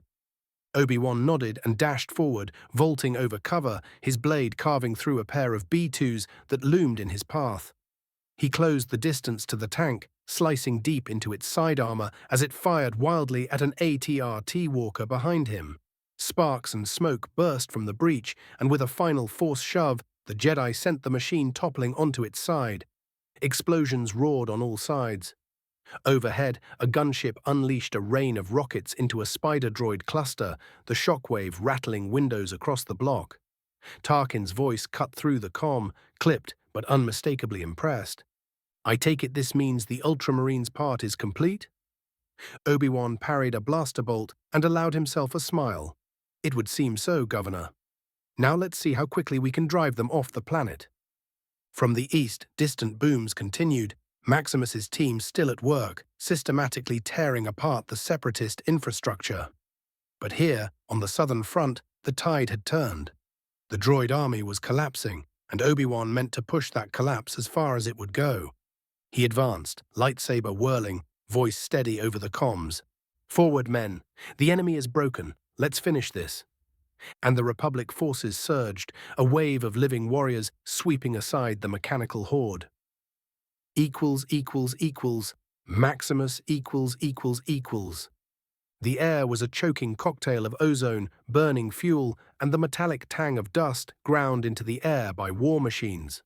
Maximus crouched atop a jagged ridge of ferrocrete rubble, the remains of a collapsed storage silo, and studied the target zone through his helmet's auto-sensors. The enemy's eastern command network sprawled before him, a cluster of massive spires, relay dishes, and fortified bunkers interconnected by heavy conduits. Each structure pulsed with electronic chatter, their combined signals guiding thousands of droid units across the southern battlefront. In the distance, the main Separatist army was pouring into Obi-Wan's sector, exactly as planned. The trap's jaws were almost closed. All that remained was for him and the Azure Talons to smash the Separatist brain before the enemy realized what was happening. "Brother Sergeant Varric," Maximus said, his voice amplified within the Talon's private Voxnet. "Status of the infiltration teams?" A gravelly reply came instantly. "Positions secured, my lord. Squad Dravik has the southern choke point locked. Squad Lorne is ready with melter charges on your signal." Maximus's eyes flicked to the tactical display in his visor, 5 green icons surrounding the relay hub, each marking a Space Marine-led kill team hidden among the shattered buildings. "Begin," Maximus said simply. He rose to his full height, the ceramite plates of his power armor shifting with a low growl of servos. In his right gauntlet, his thunderhammer hummed faintly, its power field itching for release. With a sharp hand gesture, he signaled the attack. The first blow came from above, a streak of fire as a Storm Talon gunship roared in low over the rooftops, unleashing a withering hail of assault cannon rounds into the nearest comms spire. Superheated tracers tore through durasteel plating like paper, severing power lines in a cascade of sparks. The spire's top section shuddered, then collapsed, sending an avalanche of twisted metal crashing into the streets below. Even as the echoes rolled across the district, Squad Lawn's melter charges went off. A bunker wall bulged outward in a blossom of white-hot energy, the Duracrete vaporizing as 5 hulking figures and their squad stormed through the breach. Bolters thundered, each shot punching through multiple droids in sprays of molten alloy. Maximus moved. He vaulted from the rubble and hit the ground with the weight of a falling statue, the street cracking under his boots. His hammer swung up in a fluid arc and came down on the nearest B-2 super battle droid. The impact was cataclysmic. The droid's torso crumpled into itself as a ripple of kinetic force blasted 3 more off their feet. Blaster fire erupted from the rooftops. The Talons were everywhere now, descending in controlled fury, their armor catching the firelight in flashes of cobalt and gold. "Press hard," Maximus ordered, his voice like a war drum over the vox. "We sever the brain in one blow." The first relay dish loomed ahead, its frame taller than a city block. Waves of B-1 droids spilled from side streets to intercept, their voices shrieking attack orders. Maximus didn't slow. He plowed through them like a breaking tide, each swing of his hammer scattering bodies and limbs in all directions. A blaster bolt struck his pauldron, flaring harmlessly against the layered ceramite. Another skittered off his helm's crest. His advance was relentless, each step a hammerfall of its own. Brother Sergeant Varick's heavy bolter barked from a rooftop to his left, stitching a path of explosive death through the droid ranks. "Eastern perimeter thinning, my lord." Maximus raised his gaze to the relay's base. Its armor plating was thick, but the seams were vulnerable. He activated his vox again. "Squad Dravik, prepare breach charges. Squad Kren, suppress all reinforcements from the north." Acknowledgements came instantly. Under covering fire from the Talons, Maximus reached the base of the relay. He jammed a melter charge into a structural joint and slammed his fist on the primer. A piercing whine built in pitch, then detonated in a flash of blinding heat. The joint ruptured, and the entire relay shuddered like a wounded beast. The top section began to tilt, groaning in protest. It toppled in slow motion, tearing free from its moorings, then smashed into a secondary comms tower with a deafening crash. Sparks and fire belched from the wreckage. But the Separatists weren't idle. From the east, a massive form strode into view. An Octoptara tridroid, its 3 spindly legs carrying a bulbous head bristling with heavy blasters. Its guns opened up instantly, sweeping the street in a hail of searing plasma. One bolt slammed into the rubble beside Maximus, showering him with shards of stone. Another clipped Brother Kren's armor, spinning him halfway around before he steadied himself. Maximus turned to face it, voice calm despite the chaos. "With me." He sprinted forward, closing the gap in long, loping strides. A plasma burst slammed into his breastplate, the heat bleeding through in a wave, but he ignored it. As the tridroid's guns rotated to track him, Maximus leapt with the help of his jump pack and brought his thunderhammer down on one of its legs. The leg shattered under the blow, the entire war machine pitching sideways. It tried to stabilize, but a second hammer strike obliterated another joint. The tridroid collapsed in a tangled heap, its last shots firing harmlessly into the sky. Maximus planted his boot on the wreckage and voxed the Talons. "The path is open," he roared as he thrust his hammer towards the sky. The final hub was a squat, heavily reinforced bunker at the district's center, its roof bristling with dishes and antennas. Droid squads poured from every entrance, firing wildly as they tried to hold back the Azure Talon's encirclement. But it was hopeless. Maximus advanced with his brothers and his legion in a brutal wedge formation, their bolters roaring in perfect cadence. The ground was slick with oil and debris by the time they reached the bunker doors. He dashed forward with a burst of his jump pack, blowing the entrance inward with his shoulder, the shockwave hurling defenders into the walls. Inside, the air was thick with smoke and the sharp stench of burning circuits. Console lights flickered desperately. Maximus strode to the central command core, a pillar of machinery pulsing with blue light, and without another word, swung his hammer straight through it. The blow cracked the housing in half, spilling exposed conduits and control nodes. Energy flared wildly, systems overloading, sparks raining like molten rain. Outside, the effects were immediate. Every droid in sight froze mid-step, their photoreceptors flickering before slumping lifeless to the ground. Maximus turned from the shattered core. Now to finish them. Through his helmet's feed, he could already see the southern front collapsing, Obi-Wan's forces surging forward into the chaos. The trap had sprung, perfectly timed, perfectly executed. He allowed himself a single moment to take in the scene, the smoke, the ruin, everything, before he lifted his hammer onto his shoulder and moved to rejoin the wider battle. Stepping atop a massive Baneblade pattern siege tank, a behemoth of the Mechanicum, Maximus gripped the banner of his chapter, pointing towards where Obi-Wan and his troops were. "Onward," he boomed. The tank's treads crushed craters into the Duracrete as its main cannon turned and fired, tearing entire columns of separatist armor into molten slag.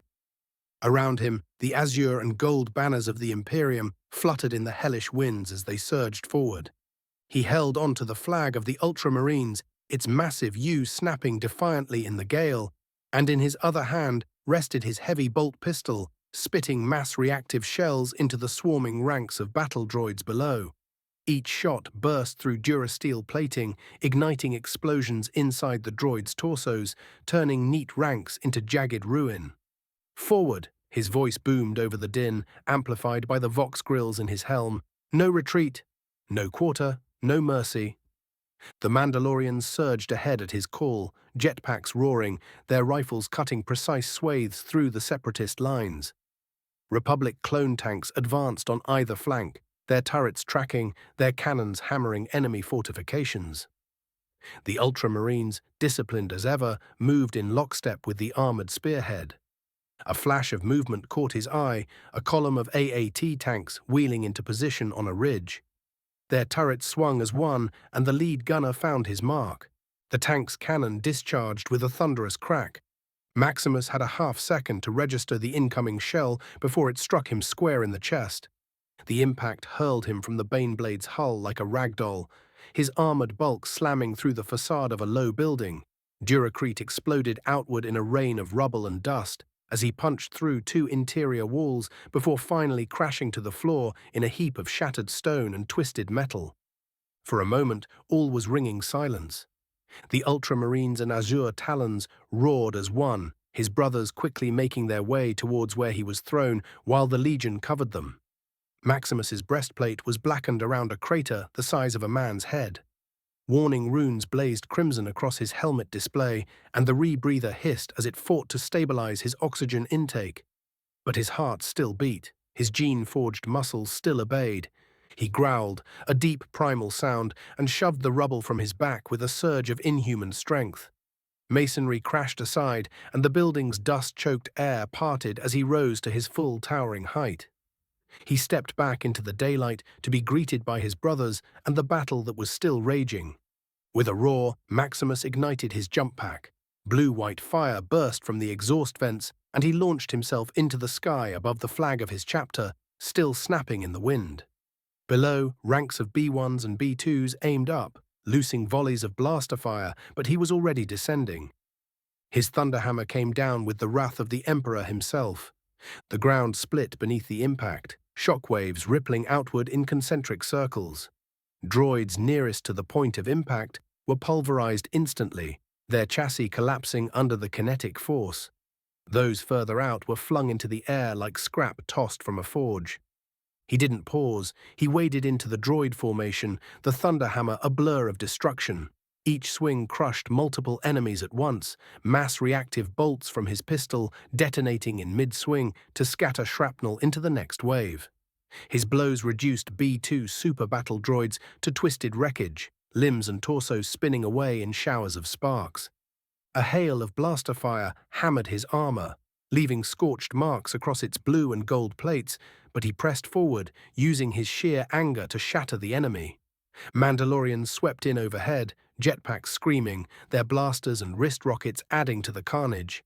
Clone troopers advanced around him, emboldened by the sight of the towering Astartes cutting a swath through the enemy ranks. A separatist hailfire droid rolled into view, its missile pod swiveling toward him. Maximus didn't slow. The first salvo streaked toward him, warheads shrieking. He swung the thunderhammer in a wide arc, smashing 2 missiles out of the air, the explosions rolling over his armor in waves of heat. The rest struck the ground around him, showering him in debris. Through the smoke, he charged. One leap carried him onto the Hailfire's chassis, his armored boots denting the reinforced frame. With a roar, he drove the thunderhammer straight down, the head of the weapon punching through the droid's core like paper. Energy flared, systems overloaded, and the entire war machine erupted in a ball of fire. He stepped through the flames, letting the fire lick at his armor as he gripped his hammer in both hands. He raised it over his head as he looked down at a command droid that had fallen at his feet. None can stand against our hatred. Boom. 116. 113. The scalpel, the flame, the hammer. Obi-Wan. The night was quiet, save for the low crackle of fires still smoldering across the battlefield. The ruins of the droid army lay in every direction, shattered hulls, scattered limbs, and blackened scorch marks carved into the ground like scars. Smoke curled upward in thin, ghostly wisps, and the faint metallic smell of ozone lingered over the plains. Obi-Wan sat upon a stone near the edge of a fire, his cloak wrapped around his shoulders to ward off the cool night air. His gaze lingered on the horizon where the moon cast its pale light over the broken earth. Even with victory secured, the sheer devastation weighed heavily upon him. Hundreds of thousands of droids had fallen, but so had countless men, clones, and civilians. He rubbed his thumb absent-mindedly across the hilt of his lightsaber, the familiar metal cool under his touch, and tried to steady the thoughts swirling in his mind. Boots crunched softly on the rubble-strewn ground. Obi-Wan did not need the Force to know who approached. Bo-Katan lowered herself beside him. She sat with her legs crossed, her helmet tucked under her arm, and turned her one good arm toward the warmth of the flames. The metal of her left arm reflected the firelight, though Obi-Wan could sense the dull ache radiating from her through the Force. For a long moment, neither spoke. They both stared into the fire, its embers glowing and dying like tiny stars. At last it was Bo-Katan who broke the silence. Her voice was quieter than he expected. "Tell me, Kenobi, is my sister safe?" Obi-Wan blinked, caught off guard. He turned his head slowly, studying her expression. She wasn't looking at him. Her eyes were fixed on the fire, its flickering glow painting her face with shifting shadows.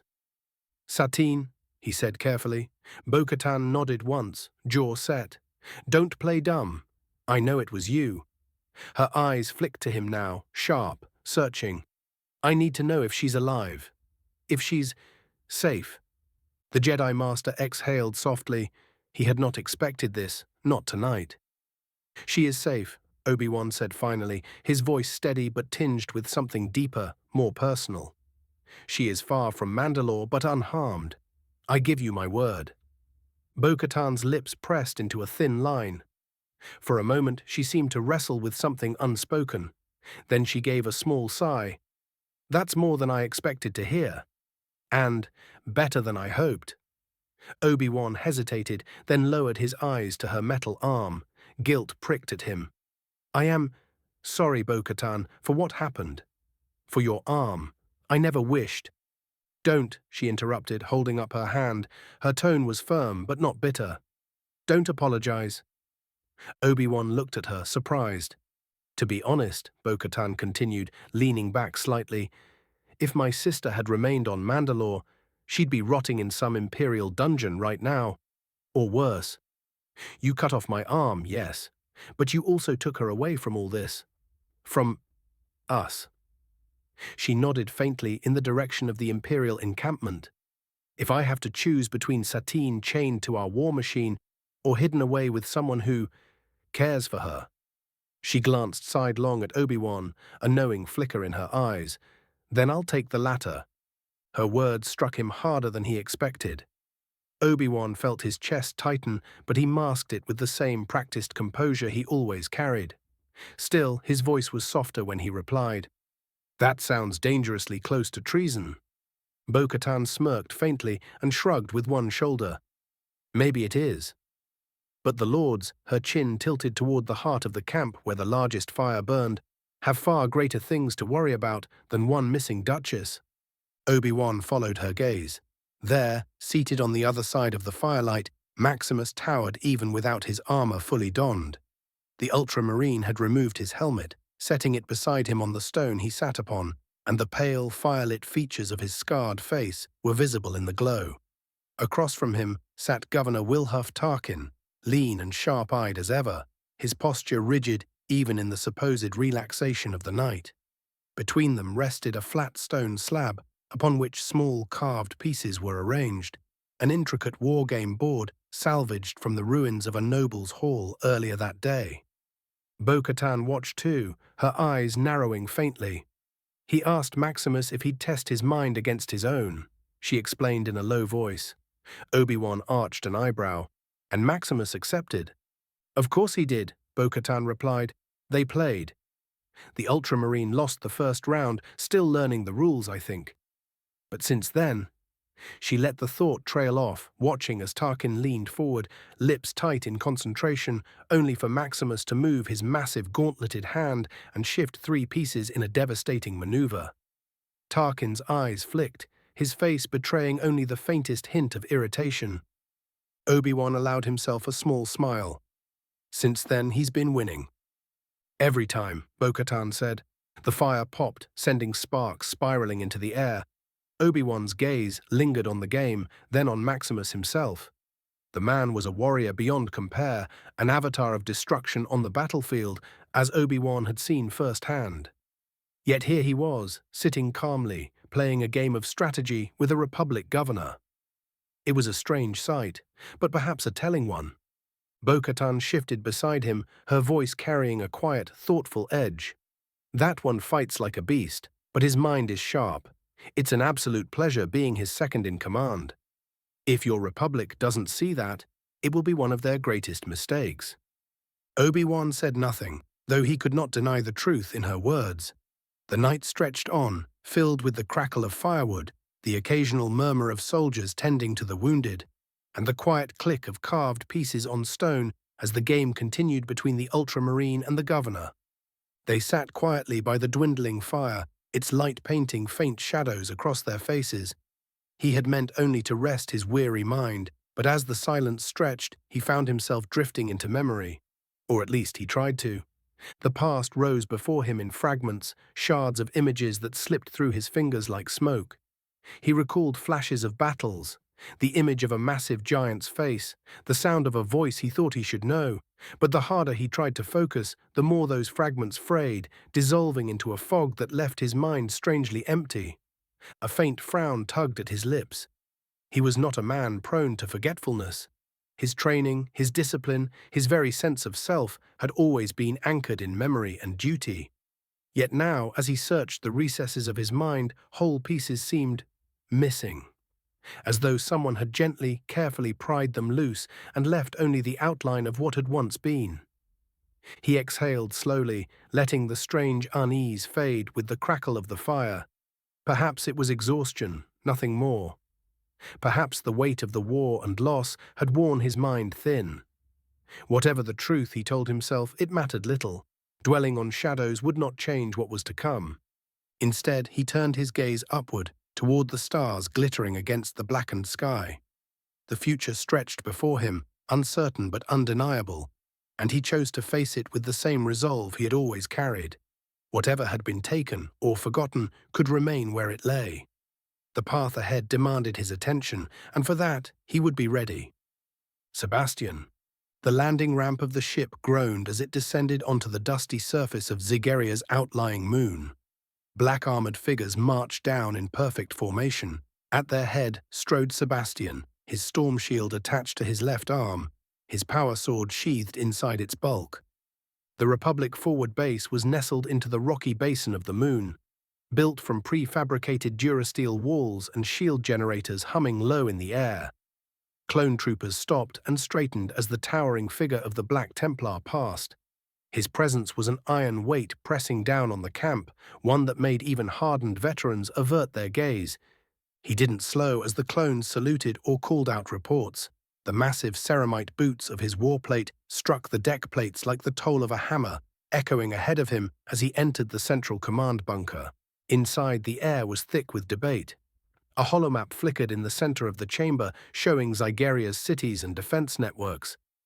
Anakin Skywalker stood at one side, gesturing sharply as he spoke with Captain Rex. Ahsoka Tano stood nearby, her arms crossed, her expression a mixture of thought and frustration. "I think we need to cut out the heart," Anakin said firmly, stabbing a finger into the map at the central spire of the capital. "If we take the leadership quickly, the rest of the separatist garrison will crumble." "With respect, General," Rex countered, shaking his helmeted head. "Their anti-air defenses are too heavy. We'll lose half the gunships before we ever make it close. We should—" The blast doors hissed open. The conversation died mid-sentence. Sebastian strode into the room as if he owned it, as if this hidden moon base were a fortress built by his hand and the Jedi and clones were trespassers within it. Each step forward announcing that whatever had been said before was now irrelevant. "You're wasting your breath," he rumbled, his voice carrying the gravel of thunder. He didn't look at the map or at the debate frozen before him. He looked only at Anakin. "You sound like children arguing over scraps." Anakin's jaw tightened, blue eyes narrowing in pure hatred. "Excuse me? You heard me." Sebastian's words were a blade, cold, deliberate and cutting. He moved to the holomap table, his massive shield scraping the floor as he unhooked it and set it down. The clang it made was like the closing of a tomb. "This operation is no longer yours to command. I am here now, and I will not squander time with half measures and whining." Ahsoka blinked, taken aback by the bluntness. Rex glanced between them, visibly uneasy. Anakin bristled, taking a step forward. "You don't get to walk in here and—" "Silence." The word cracked like a gunshot. Sebastian's helm tilted slightly, the red glow of his eyes locking onto Anakin. "Do not mistake my tolerance for indulgence, Jedi. I will not debate with children. You will listen, you will step aside, or you will die." The temperature in the room seemed to drop. Even Anakin, hot-headed as he was, hesitated under the weight of Sebastian's sheer will. Satisfied by the silence, the Black Templar continued. "We are not surgeons," he said, gesturing to the hologram with a gauntleted hand. "We are not here to pick and prod. My brother Maximus may be the scalpel, Raxor the flame, but I am the hammer. The hammer does not cut, it does not burn, it crushes." He pointed to the heavy fortifications surrounding Zygeria's capital city. "We begin with orbital bombardments. Every gun, every battery, every fortified nest of vermin, they will be reduced to rubble before we ever set foot on the soil. When their walls burn and their morale breaks, we descend. We slaughter every separatist and slaver who tries to shield themselves with innocence. Mercy has no place here for the wicked." Anakin's hands balled into fists. "That's not how we fight wars. You'd kill thousands." "Enough," Sebastian thundered, the very air shaking with his voice. "Do not prattle to me about restraint. Restraint is why you bleed. Restraint is why this war festers. Every moment you hesitate, the galaxy rots further. I will not let the cancer spread because a boy cannot harden his heart." Ahsoka flinched at the word boy. Rex shifted his weight, uneasy, but said nothing. Sebastian turned, raising a hand. "Jarek." From the shadows at the doorway, Commander Jarek stepped forward. He carried a reinforced case, which he set with a heavy thunk onto the command table. The latches clicked open. Inside was a vial the size of a man's torso. Its contents shimmered with a sickly green luminescence, swirling like liquid poison. The room seemed to dim around it, as though the light recoiled from its presence. Ahsoka's eyes widened. Rex leaned closer, his voice low with alarm. "What in blazes is that?" Sebastian's gaze never left Anakin's face. "A weapon the Imperium has spent weeks preparing. A virus bomb. A single detonation can scour a hive city of every living creature in hours. No walls, no shields. Few armies can withstand it." Anakin's face paled. "You can't be serious." "I am always serious," Sebastian growled. "This is the choice before you, Jedi. Either we unleash this bomb, or we commit to my assault. There is no third option. You will decide whether your conscience prefers a swift death or fire and blood." The room fell silent, the hum of the holoprojector the only sound. Anakin's fury burned in his eyes, but even he seemed at a loss for words. Ahsoka shifted uneasily, torn between fear and disbelief. Rex looked to his general for orders, but Anakin gave none. Sebastian leaned forward, his shadow swallowing the holomap whole. "Now, boy," he said, each word a blade of iron, "what will it be? 117, 114. Preparing for war. Equals. Grievous the Reforged equals. The throne room of Zygerria reeked of incense and wealth, a cloying perfume of burning oils that masked the stench of sweat and chains from the slave pens below. Gold filigree lined the columns, and silken banners draped from the vaulted ceiling. Dozens of guards lined the edges of the hall, their armor lacquered and ornate, meant more for show than battle. Slaves scurried about the marble floor like vermin, carrying trays of fruit and wine, careful never to meet their master's eyes. And into this decadent display of power walked something utterly terrible. The doors did not open smoothly when they were pushed open. They buckled, groaning under a force they had not been designed to withstand. A figure ducked beneath the gilded frame, a cloak of dark, tattered fabric pooling around armored, clawed feet. Grievous the Reforged was a towering monolith, nearly 8 feet of necrodermis-encased death. Where once his skeletal frame had been a patchwork of separatist cybernetics, he now bore the seamless living metal of the Necrons. His form seemed carved from some forgotten tomb world, polished in some places to a mirrored sheen, in others left dark, almost organic. The cloak hid much, but not the subtle shimmer of alien green light that pulsed from beneath the seams of his armor. His voice, when he spoke, was far worse still. "Your shipment is late." The words reverberated across the chamber, not spoken so much as exhaled, metallic and hollow, like a sarcophagus that had groaned open and spat out words. Every guard stiffened. Even the queen, who lounged lazily upon her gilded throne, twitched her feline ears at the distortion in his tone. Queen Mirage Sintel, draped in silks and jewels, leaned her chin upon one clawed hand and smirked at the towering figure. "Grievous," she purred, her voice smooth as poisoned honey. "You arrive unannounced and accuse me in my own hall. Do you think Zygerria's throne so weak?" Grievous tilted his head, the cloak shifting just enough to reveal the glimmer of necrodermis plating beneath. His optical sensors flared, burning emerald in the incense haze. "I have already fulfilled my end of this bargain," he intoned, each syllable dragging like grinding stone. "Supplies, weapons, artifacts, all collected from the Imperium's trade routes. You have grown fat on my gifts, while I wait, and I do not wait. Well..." The queen's smirk wavered, but she masked it with a lazy laugh, reclining further into her throne. "You underestimate the difficulty of such work. You ask for thousands of slaves, entire populations uprooted, processed, and then broken. That takes time. Even with my networks, gathering such a shipment without arousing suspicion from the Republic requires patience. Surely you, of all beings, can understand the necessity of patience." The throne room chuckled with her, sycophant nobles adding their laughter like a chorus of carrion birds. Grievous did not laugh. His cloak shifted again. His arm snapped upward impossibly fast. The guard nearest him had no time to scream. One instant, he stood with spear in hand. The next, Grievous' forearm erupted in a surge of impossible technology. necrodermis shifting and splitting apart to form a blade of pure viridian energy. The phase blade whispered into existence, cutting through reality itself as it extended. With a single, effortless stroke, the weapon sheared the guard in half from hip to shoulder. The bisected corpse collapsed in a wet thud, smoke rising from the impossibly clean cut. The scent of cooked flesh filled the air. The hall fell into silence. Slaves screamed. Guards surged forward, spears and blasters raised, only to freeze as Grievous turned, slowly, the unnatural glow of his eyes settling upon them. The green of the phase blade hummed, dripping necrotic energy as though reality itself were bleeding from its edge. "Delays," Grievous rasped, his voice rising now, cold and mechanical fury echoing through the chamber. "Our weakness. Weakness is death, and I do not tolerate the weak."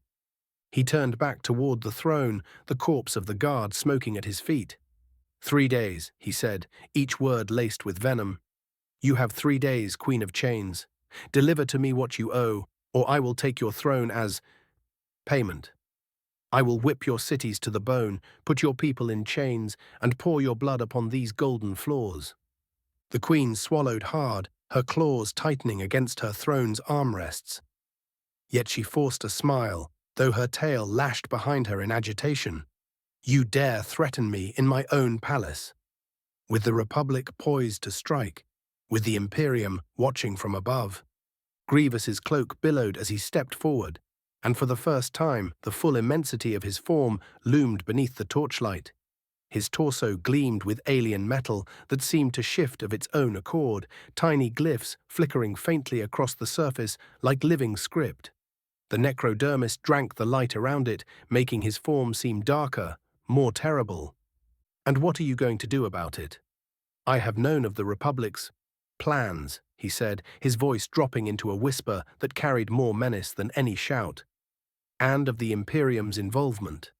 That is why I need your slaves, and why you need to fulfill your end of the deal. I cannot fight them all by myself." He deactivated the blade with a hiss, the emerald edge collapsing into nothing. With an almost dismissive air, he turned his back on the throne, cloak sweeping across the blood-slick marble. He walked past the guards, past the corpse he had made of their comrade, without sparing them a glance. None dared move, none dared breathe, until the titanic figure had crossed the hall. The doors groaned open once more, and Grievous' heavy steps echoed into the distance until silence swallowed them. Only then did the queen exhale, her claws digging gouges into the throne's arms. The smell of blood lingered, sharp and acrid, as the nobles muttered among themselves and the guards exchanged fearful glances. Equals, equals, equals. The heavy doors of the subterranean chamber slid open with a grinding hiss of servos. Grievous, cloaked in his shroud of shadowed fabric, stepped inside. His long stride echoed against the metallic flooring, each impact of his cybernetic feet reverberating like a hollow drumbeat across the cavernous space. The air was thick with the sound of machinery, the whir of drills, the hiss of cauterizers, and the rhythmic clank of mechanized arms at work.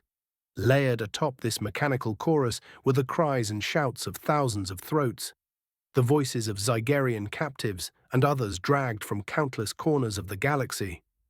They filled the endless rows of cold steel tables, their bodies pinned by restraints as cyborg attendants worked on them. The attendants were neither droids nor entirely organic. They were crude amalgamations of both, twisted figures of chrome plating, cybernetic limbs, and half-exposed faces where flesh met steel. Their movements were precise, efficient, devoid of mercy or hesitation. Each one knew its task, to strip weakness away and replace it with obedience, durability, and war-making potential. Grievous paused at the threshold, letting his predatory gaze sweep over the vastness of his creation. The chamber stretched farther than the eye could see, lit by harsh green luminescence that bled from the walls and workstations. Tier upon tier of tables rose into the darkness above, while conveyor-like tracks carried new bodies in and carried finished ones out. Every scream, every plea for mercy, every desperate cry of confusion to him was nothing more than background noise. He had heard such things before. He had once been the one on the table, his body broken, reforged and remade into something greater. He knew their fear intimately, and he dismissed it as weakness. "You waste your breath," Grievous murmured, his distorted voice rasping under the cloak. "It will not save you. It never saved me." The attendants continued their work without pause. Sparks flared as limbs were replaced with gleaming prosthetics. Muscles were stitched to alloy. Neural implants were fused into place, locking loyalty and subservience into unwilling minds. The screams would rise, then fade into silence as sedatives were pumped into veins or as voices were simply overwritten. Grievous walked between the rows, his cloak brushing against the sides of tables as he passed.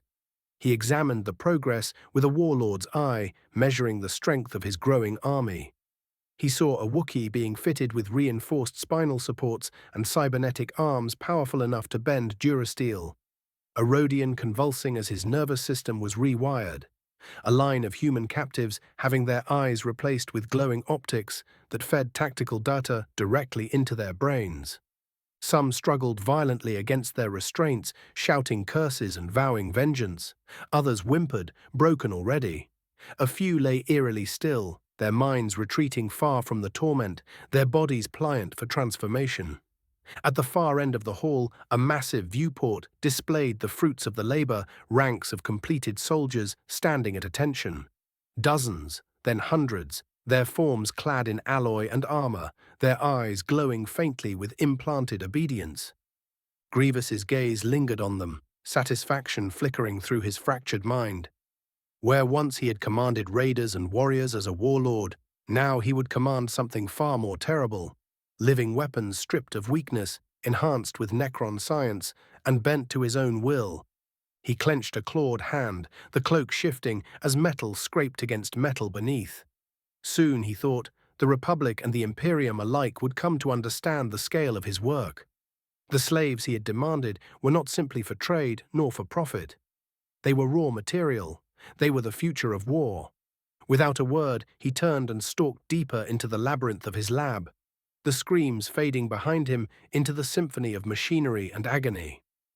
Sebastian. Sebastian's boots struck the deck as he stepped into the Republic command chamber on the Zagarian moon once more. The door hissed open and the air shifted, as though the temperature itself dropped when the Black Templar entered. Inside, gathered around the holotable, Anakin, Ahsoka, and Captain Rex were mid-discussion. Their words were low but heated, the kind of conversation born from frustration and unease. "He's reckless," Rex muttered, his voice tight. "If we fight like that, my men would be slaughtered in minutes. He doesn't care who pays the price." Ahsoka's arms were folded, her brow furrowed. "He isn't a warrior, he's a monster. No one should revel in violence the way he does. It's wrong. It's unnatural." Anakin leaned against the table, eyes clouded. He didn't disagree. "I've seen plenty of men fight wars, Ahsoka. Soldiers, generals. But Sebastian, he's different. There's no line for him, nothing he wouldn't do." The trio fell silent as they sensed the presence looming behind them. Sebastian chuckled, a low, guttural sound that rolled through the chamber like thunder. "Monster," he repeated, his voice carrying the weight of a cathedral bell. "Yes, I am. Because someone must be." The three turned, Anakin immediately straightening, his hand brushing his saber hilt. Ahsoka's eyes narrowed as she regarded him warily. Rex, silent now, stood rigid, his jaw tightening as if bracing for what was to come. Ahsoka broke the silence, her voice sharp and demanding. "Why? Why choose that? Why embrace being this?" The Black Templar reached up and removed his helmet before handing it off to Jarek, revealing his horribly scarred, pale face. His expression didn't shift. He didn't look offended nor even surprised by her question. Instead, his scarred lips twisted into something caught between a smirk and a grimace. Without answering her directly, he reached to his vox bead, pressing a stud near his gorget. "Battle barge, transmit archive 35478. Now." A hum filled the chamber as the holotable flickered to life, the faint blue light illuminating Sebastian's massive frame. The image resolved, grainy at first before sharpening into crystal clarity. The holoprojector displayed a world under siege. By the tyrannids, chitinous beasts the size of walkers surged across the surface of a doomed planet, their shrieks piercing even through the recording as millions of smaller ones swarmed around their feet. Endless waves of them flooded cities, devouring flesh, plants, everything organic. Planetary defenses rained fire down upon them, but it was like hurling pebbles at an ocean tide. The swarms did not break, they never broke. Sebastian's voice rumbled over the scene. "That," he said, pacing slowly around the table, his eyes locked on Ahsoka. "That is a hunger without end, a devouring tide that does not negotiate, does not compromise. It consumes all." The projection shifted. Necrons rose from the sand of a lifeless desert, their metallic forms gleaming under a black sun. Their green energy weapons cut down soldiers and tanks alike, the dead collapsing beside their comrades, evaporating into green particles. "These," Sebastian continued, moving behind Rex now, his hand brushing across the holotable as though dismissing the galaxy on display, "are the Necrons, a civilization of the dead, returned to claim existence itself as their birthright. To them, foreign life is an error that must be corrected, though you have already seen them." He stopped behind Rex. The captain's helmet rested on the table, its surface polished, scarred from battle, yet kept with pride. Sebastian reached down and in one massive hand lifted it from the table. His gauntlets creaked against the plastoid as though it were made of fragile clay. "I have fought these things," Sebastian said, his voice low now, almost intimate, as he turned the helmet over in his hand. "Things your tiny minds could not comprehend. Things that laugh at the concept of mercy. Things that would rip apart your republic and scatter its ashes across the void. Things that would devour this galaxy in mere days." He started to pace again, circling the chamber slowly, letting the weight of his words fill the silence. "And you wonder why I hate the alien," he said, his voice growing harder. "Why I look at your republic, your people, and see only the seeds of weakness. My brothers have asked me to temper my wrath here, in this galaxy, and for their sakes I do. But never mistake my restraint for acceptance." He stopped suddenly, looming before Ahsoka. The girl straightened, her breath caught in her throat. His shadow fell over her like a storm cloud, his height and armor making her seem impossibly small. "Tell me, child," Sebastian rumbled, his voice low but sharp as a blade, "is there anything you fear?" Ahsoka's lips parted, but no sound came. Her eyes darted, searching for some defiance, some reply, but her voice betrayed her. Silence was her only answer. Anakin stepped forward, hand half raised. "That's enough." Sebastian's storm shield came down between them like a closing gate, the massive slab of adamantium barring Anakin's path. Embedded into the shield's surface were bones. Not just decoration, but real bones, carefully inlaid and preserved in the metal. The centerpiece were the bleached remains of a Jedi holding a lightsaber, one the young Skywalker knew well, the lightsaber of Master Windu. Sebastian's voice cut through the chamber like thunder. "The last Jedi who angered me rests here." His eyes flicked back to Anakin, cold and unyielding. "Remember that?" The hum of the holoprojector was the only sound, its grim images flickering over their faces. Then Sebastian looked back to Ahsoka. His expression softened, though only slightly, as though pulling back a curtain to reveal a man behind the iron. "Do you know what I fear?"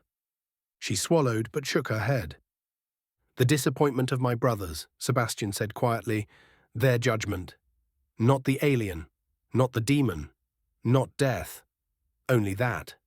For a moment the chamber was still. The words hung in the air, heavy as stone. Then, with a sudden motion, Sebastian clenched the helmet in his hand. The plastoid groaned, cracked, and with a single squeeze, crumpled. Fragments fell to the floor like broken glass. Rex stiffened, his jaw tightening, but he said nothing. Sebastian let the remains drop from his hand as they clattered against the deck. He turned then, slowly scanning the chamber, his gaze passing over each of them in turn. "Ready yourselves," he said, his voice a command that brooked no argument. "War begins within the hour. Steel your hearts, for soon you will see what true battle looks like." Without another word, he reclaimed his shield and strode from the chamber as he took his helmet back from Jarek. The door hissed shut behind him, leaving silence in his wake, save for the faint crackle of the hollow's grim images still playing across the table. 118, 115, Hatred. Sebastian. From the command deck of the battle barge, Sebastian stood with his arms over his chest, the faint hum of the ship's systems doing little to drown out the distant thunder of cannons preparing to fire. All batteries, he growled through his vox, his voice resonant, like a hammer striking an anvil. Commence bombardment. The reply was instantaneous. A tremor rippled through the hull as the colossal broadside guns of the battle barge came to life. Brilliant lances of energy and thunderous shells rained down upon the planet, striking with apocalyptic force. Firestorms blossomed where once proud cities had stood. From orbit, Sebastian could see vast plumes of smoke curling up like writhing serpents, black scars etching themselves into the world below. Entire districts vanished in cascades of fire and dust. He watched with grim satisfaction as the monsters were wiped out, his storm-shrouded visage illuminated by the glow of annihilation. Jarek's voice crackled through his vox-link. "Lord, shall we begin?" "Deploy the Legion," Sebastian commanded. On cue, the hangar bays of the battle barge split open, and the heavens disgorged steel and fury. Gunships roared, drop pods shrieked through the atmosphere like flaming meteors, and entire formations of Astartes led warbands leapt from orbit.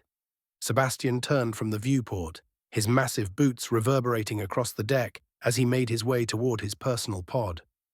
Jarek and his chosen Obsidian Crusaders were already waiting inside, armored forms gleaming with the dark sigils of their legion. Their visors tracked him with silent reverence as he entered, the pod's interior groaning beneath his armored bulk. "Steel yourselves," Sebastian said, resting his storm shield against his knee as the pod doors sealed shut. "Today we break the spine of the slave trade." The pod's clamps released with a bone-jarring thud. Gravity seized them, and the pod began to scream through the atmosphere, the roar of plasma and fire all around. Inside, the chamber shook violently, but Sebastian sat firm, braced like a statue of iron. His crusaders checked their weapons, flamers, blasters, vibroblades, and rifles. Then, with an earth-shattering impact, the pod struck. The world cracked open. Pavement shattered, buildings buckled, and a thunderclap of smoke and debris erupted outward. The pod's doors detonated outward with explosive bolts, crashing to the ground as makeshift ramps. Sebastian was the first to charge forth.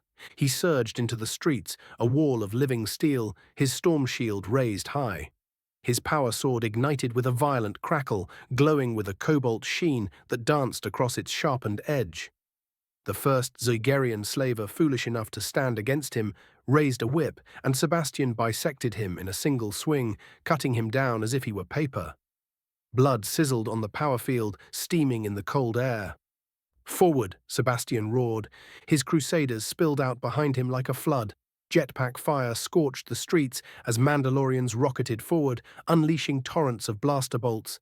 Zygerrian soldiers scrambled from their barracks, weapons drawn, but were met with unrelenting fire. Plasma bolts ripped them apart, grenades tore through tight formations, and Mandalorian war cries echoed above the screams of the dying. Sebastian moved like a force of nature, each swing of his sword cleaved through slaver flesh and armor alike. A shield bash shattered spines. One Zygerrian captain dared to lunge at him with a vibrosword, one that Sebastian caught on his storm shield. He shoved him back and impaled him through the gut, lifting him off the ground before discarding his body like a broken doll. The streets ran red.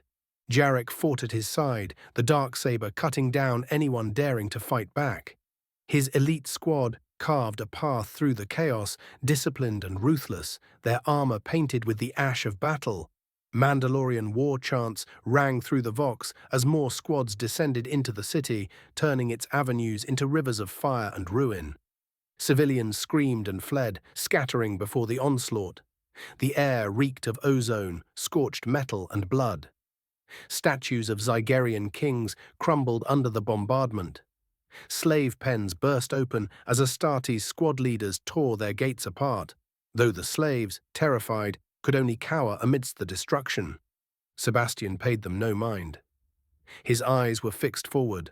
The palace loomed in the distance, its spires cutting into the sky, a monument to tyranny. That was his target. That was the heart that needed ripping out. As he advanced, volleys of blaster fire rained down from defensive positions atop the walls. Sebastian lifted his storm shield, the artifact drinking in the punishment. With a roar, he charged forward, smashing into a barricade. His crusaders followed, grenades flashing as Zygerian positions were obliterated in firestorms. A towering Zygerian war beast, part flesh, part machine, charged from the gates, roaring in challenge. It swung a massive electrified chain meant to tear tanks apart. Sebastian strode forward to meet it. The chain came crashing down, but he caught it on his shield, the impact shaking the ground beneath him. With his free hand, he swung his power sword upward, cleaving into the beast's arm. Sparks and blood erupted as the limb was severed. The creature screamed, but Sebastian pressed forward, plunging his blade into its chest, driving it deep until the beast toppled backward in a spray of gore and shattered circuits. He wrenched the blade free, towering over its corpse as fire reflected in his eyes. "Onward," he bellowed, thrusting his sword towards the palace, his voice shaking the very walls. "No mercy, no quarter." The crusaders roared in unison. "Ahsoka!" The alarms screamed through the base on Zygeria's moon, crimson strobes painting the halls as soldiers rushed to battle stations. Ahsoka darted beside her master, her montrals throbbing with the vibrations of heavy artillery fire in the distance. "Master, this isn't what they said they would do," she hissed, her voice shaking with disbelief. "They promised precise strikes, fortifications, defensive lines." Not. Her words trailed off as the tremors of fresh detonations sounded from the planet below. Out the nearby viewport, Ahsoka caught a glimpse of the carnage. Enormous pillars of fire swallowing whole city blocks. The massive guns of the battle barge thundered again, and another metropolis blossomed into a sphere of fire and death. She swore she could almost hear the screams of the people echoing even here, high above the world. Anakin's fists clenched so tightly that his knuckles blanched. His eyes, usually a fierce but steady blue, flickered with something darker, a glimmer of molten yellow. It vanished as quickly as it came, but the shadow lingered in the aura around him, something unsteady, unstable, and dangerous. "They lied," he snarled. "That monster lied to us. He isn't here to liberate this world, Ahsoka. He's here to erase it." He stormed ahead, and she ran to keep pace, the pounding of his boots like thunder in the narrow halls. Captain Rex and his men fell in behind them, helmets clutched in their hands as they strapped blasters to their chests. "Sir," Rex called out, trying to keep his voice steady, "if the Black Templar has started an orbital purge, then the civilian casualty rate—" "I know the numbers, Rex," Anakin snapped, eyes blazing. His breath hissed between clenched teeth, his hand twitching as though itching to ignite his lightsaber and cut anything down. "We're not going to sit back and watch this. We're going down there and ending this madness ourselves." They burst into the hangar bay. The roar of engines filled the cavernous chamber, starfighters and transports rising into the stormy void of space. Anakin wasted no time. He vaulted into the cockpit of their gunship with the ferocity of a predator, kicking out the pilot. "Move," he barked. Ahsoka exchanged a quick look with Rex, worry tightening her chest.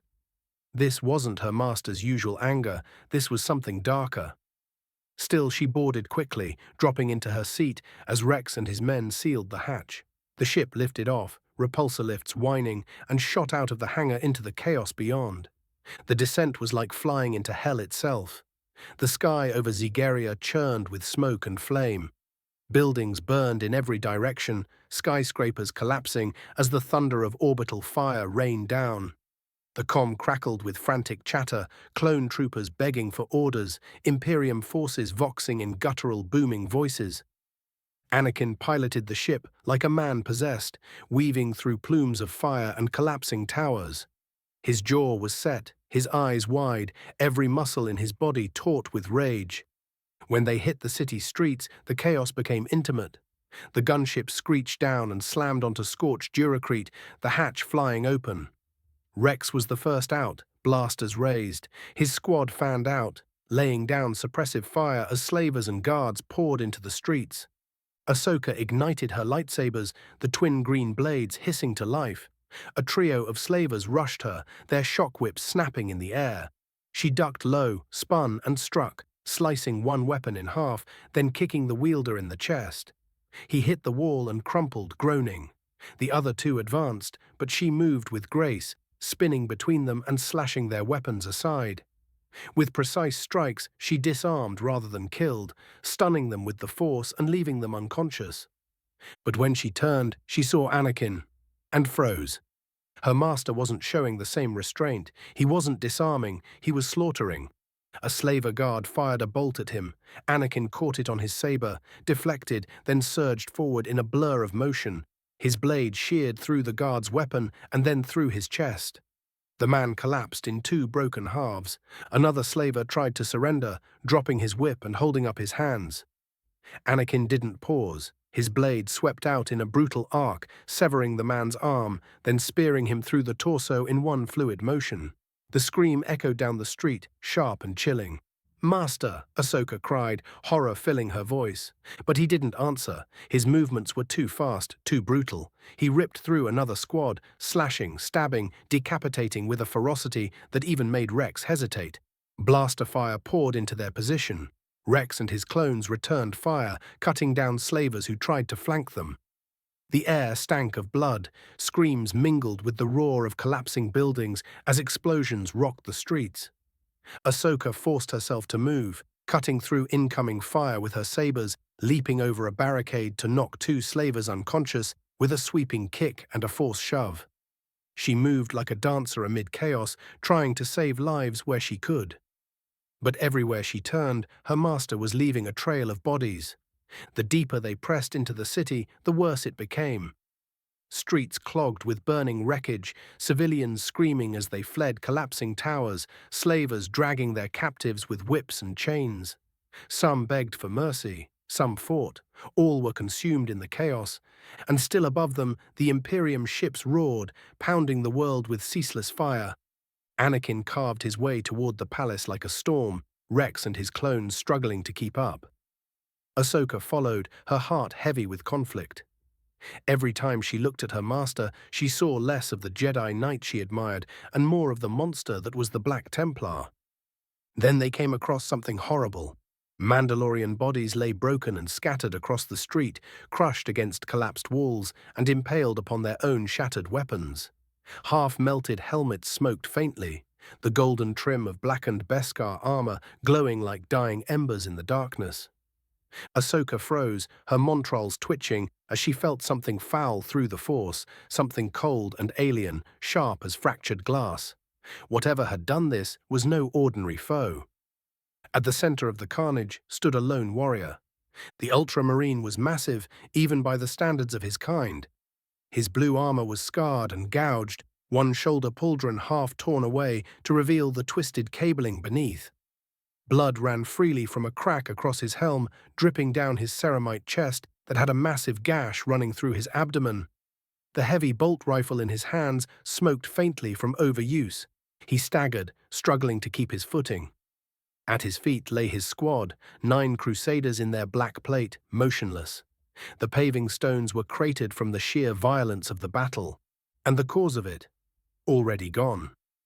Ahsoka glimpsed a shape vanishing into the distance, a skittering metallic silhouette, too fast and too fluid to be a droid or a man. The sound it made, a shrieking grind of blades against stone, faded into silence as it vanished deeper into the smoke. The Ultramarine turned his head toward them. For a moment, his war-torn helm locked on Anakin and Ahsoka. His voice came out hoarse, distorted by the Vox grill, but still commanding in its weight. "Are you, the Jedi, sent to help?"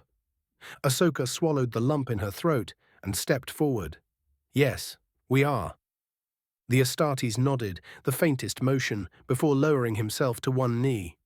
He placed a gauntleted hand against the body of one of his fallen squad members, bowing his head. "Rest," he murmured, the Vox crackling with static. "Rest in the Emperor's embrace. You fought well. Your duty is done." For a long moment he remained there, as though unwilling to rise. Finally, with a guttural grunt of pain, he stood again. His hand slapped a new drum magazine into his heavy bolt rifle, the action shaking with the weight of his injuries. He spoke into his vox, his voice carrying hoarse and shaking.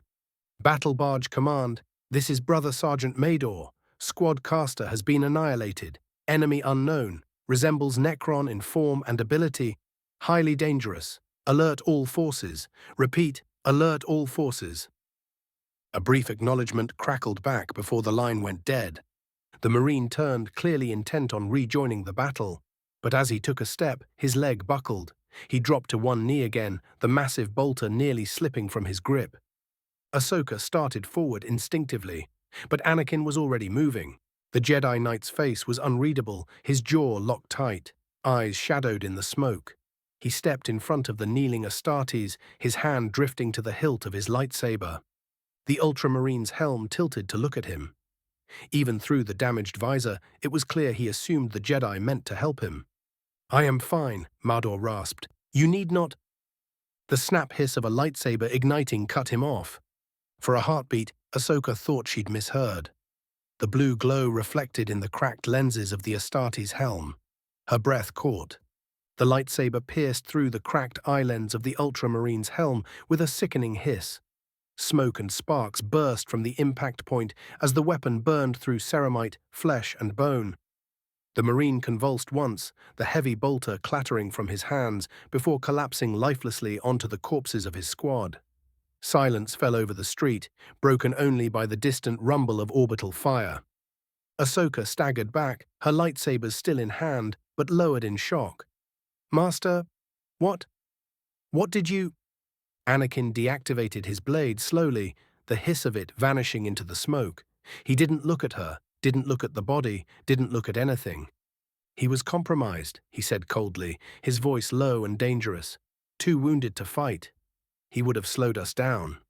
Rex glanced between Ahsoka and Anakin, his helmet hiding his expression, but his body language was stiff and tense.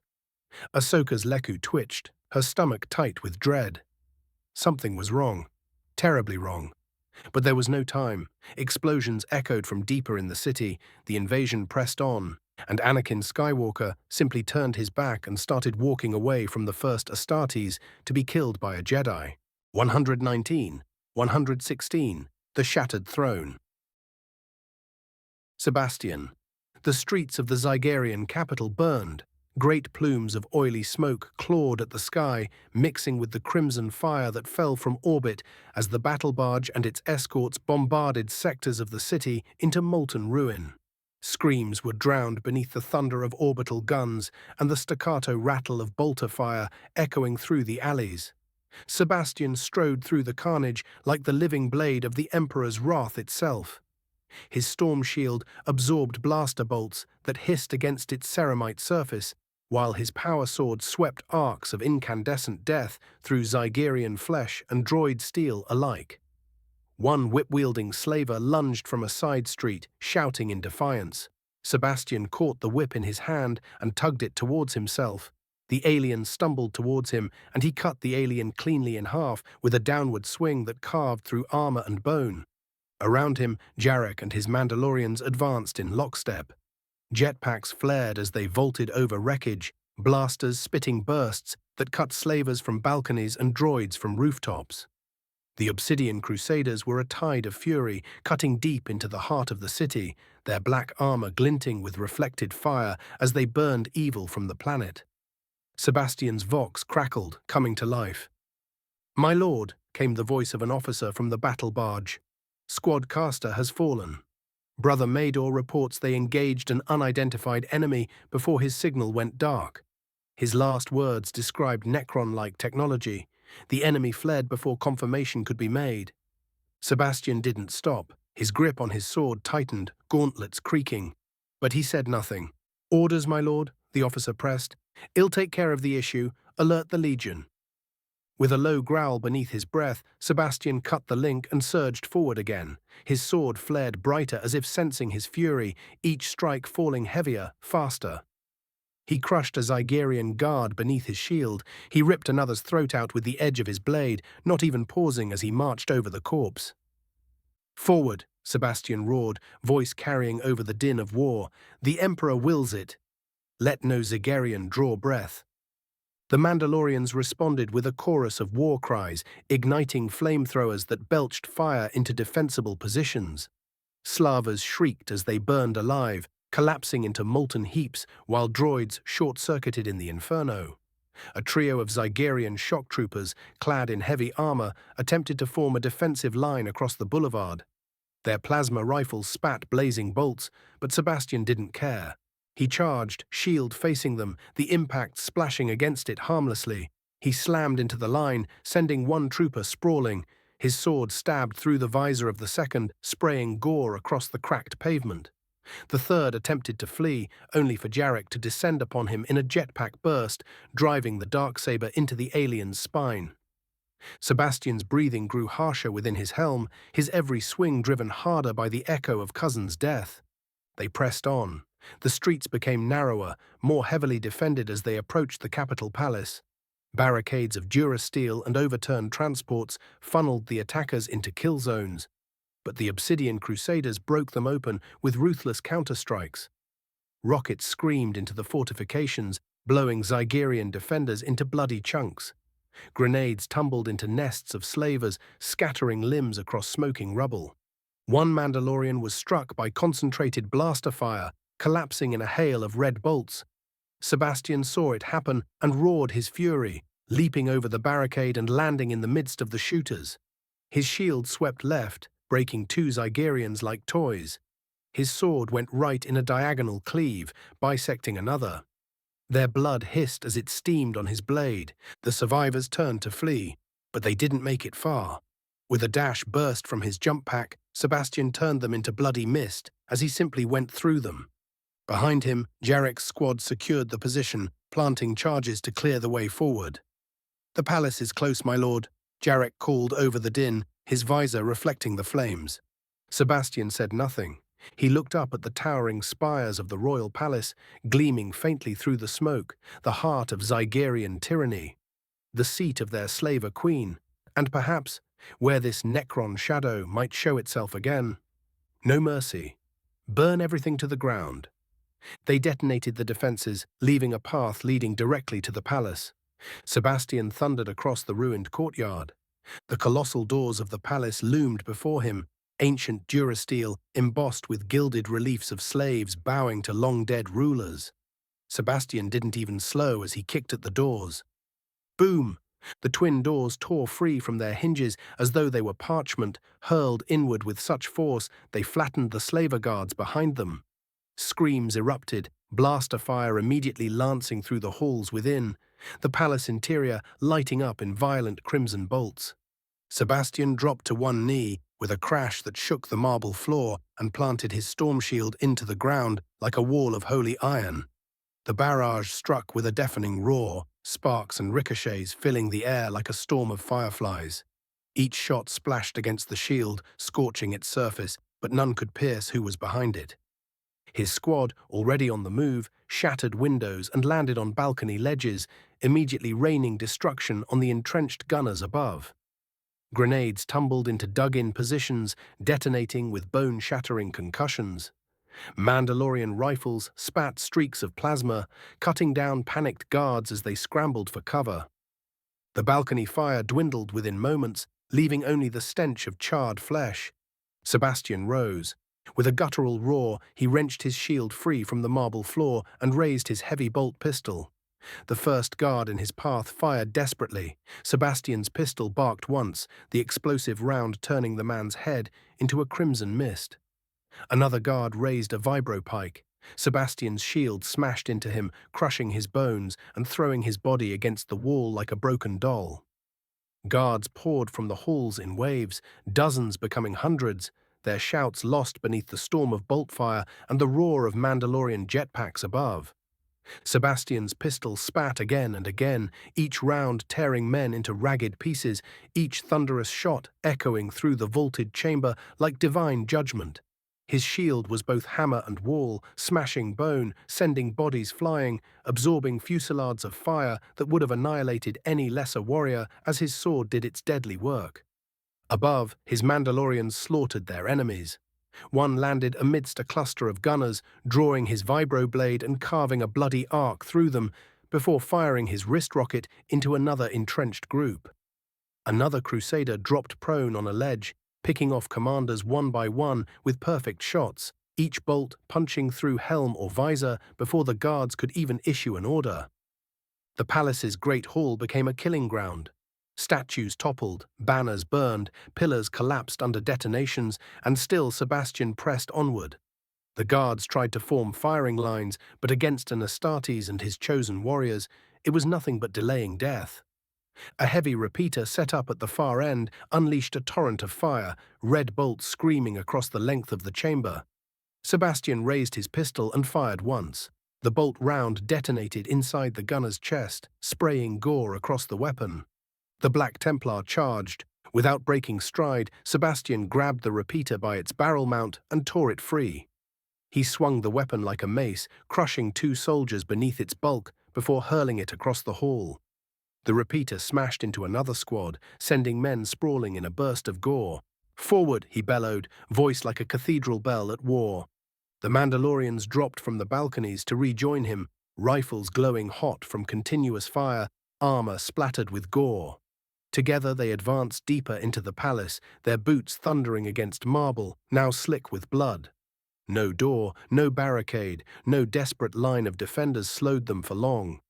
The Crusaders cut down everything that stood in their path. Slavers with crude shock batons, palace guards in ornate armor, even a handful of mercenary brutes imported from off-world. Sebastian was always at the forefront, his shield blazing with light as it absorbed the fire of dozens. By the time they breached the next set of halls, the once glorious palace was little more than a slaughterhouse. Walls blackened from blasts, tapestries burning, floors carpeted with corpses. Soon they made it to the main doors leading to the throne room. The great doors shuddered as Sebastian and his crusaders entered. At the far end, seated upon the throne, was Queen Mirage Sintel, draped in flowing robes that shimmered like oil on water. Around her, dozens of guards stood armed with energy blades and long-barreled rifles. Sebastian strode forward until he was halfway into the chamber, his storm shield and blade casting long shadows from the burning braziers that lined the room. His Mandalorians fanned out behind him, weapons raised. The chamber fell into silence as both sides stared one another down. "Filthy Xeno scum," Sebastian spat, his voice carrying the weight of righteous fury. "You have defiled this galaxy with your disgusting presence. Know this. Your death will not be a pleasant one. But if you surrender now, I will grant you the mercy of swiftness. Resist, and you will die screaming." The queen rose slowly from her throne, her chin raised high, venomous pride radiating from her alien eyes. "I will never bow to your so-called emperor," she declared, her voice echoing across the chamber. "This world is mine. My people are mine, and your people will be mine. We will never kneel before your imperium." A low growl rumbled beneath Sebastian's helm as his gauntlet tightened around the hilt of his sword. "Good. I prefer it this way." The stalemate shattered in an instant. The guards roared, charging forward. Sebastian exploded forward, deflecting a hail of plasma bolts. His Mandalorians opened fire from behind him, their blasters raining shots into the advancing guard ranks.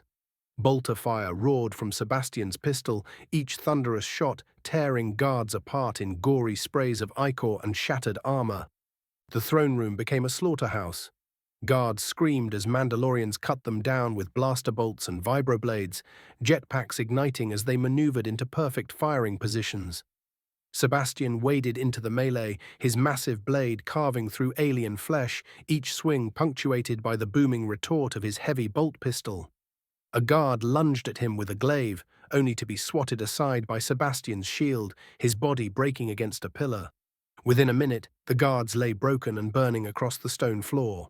Smoke and blood thickened the air, the scent of charred flesh lingering like incense. Sebastian strode towards the throne, the queen clutching the armrests with trembling hands. He raised his blade high, the edge glowing with the faint hum of its power field. The queen dove desperately to the side, just as his sword came crashing down upon the throne itself. The blade split the massive chair in two, shards of stone erupting into the air. He turned, his burning gaze fixing on the queen as she scrambled across the ground. "It's over," he rumbled before nodding towards Jarek. The Mandalorian strode forward, seizing the queen by the arm. He twisted it behind her back and clamped on shackles that snapped shut with a metallic hiss. The queen writhed, hissing curses in her alien tongue, but the Mandalorian only dragged her upright with cold indifference.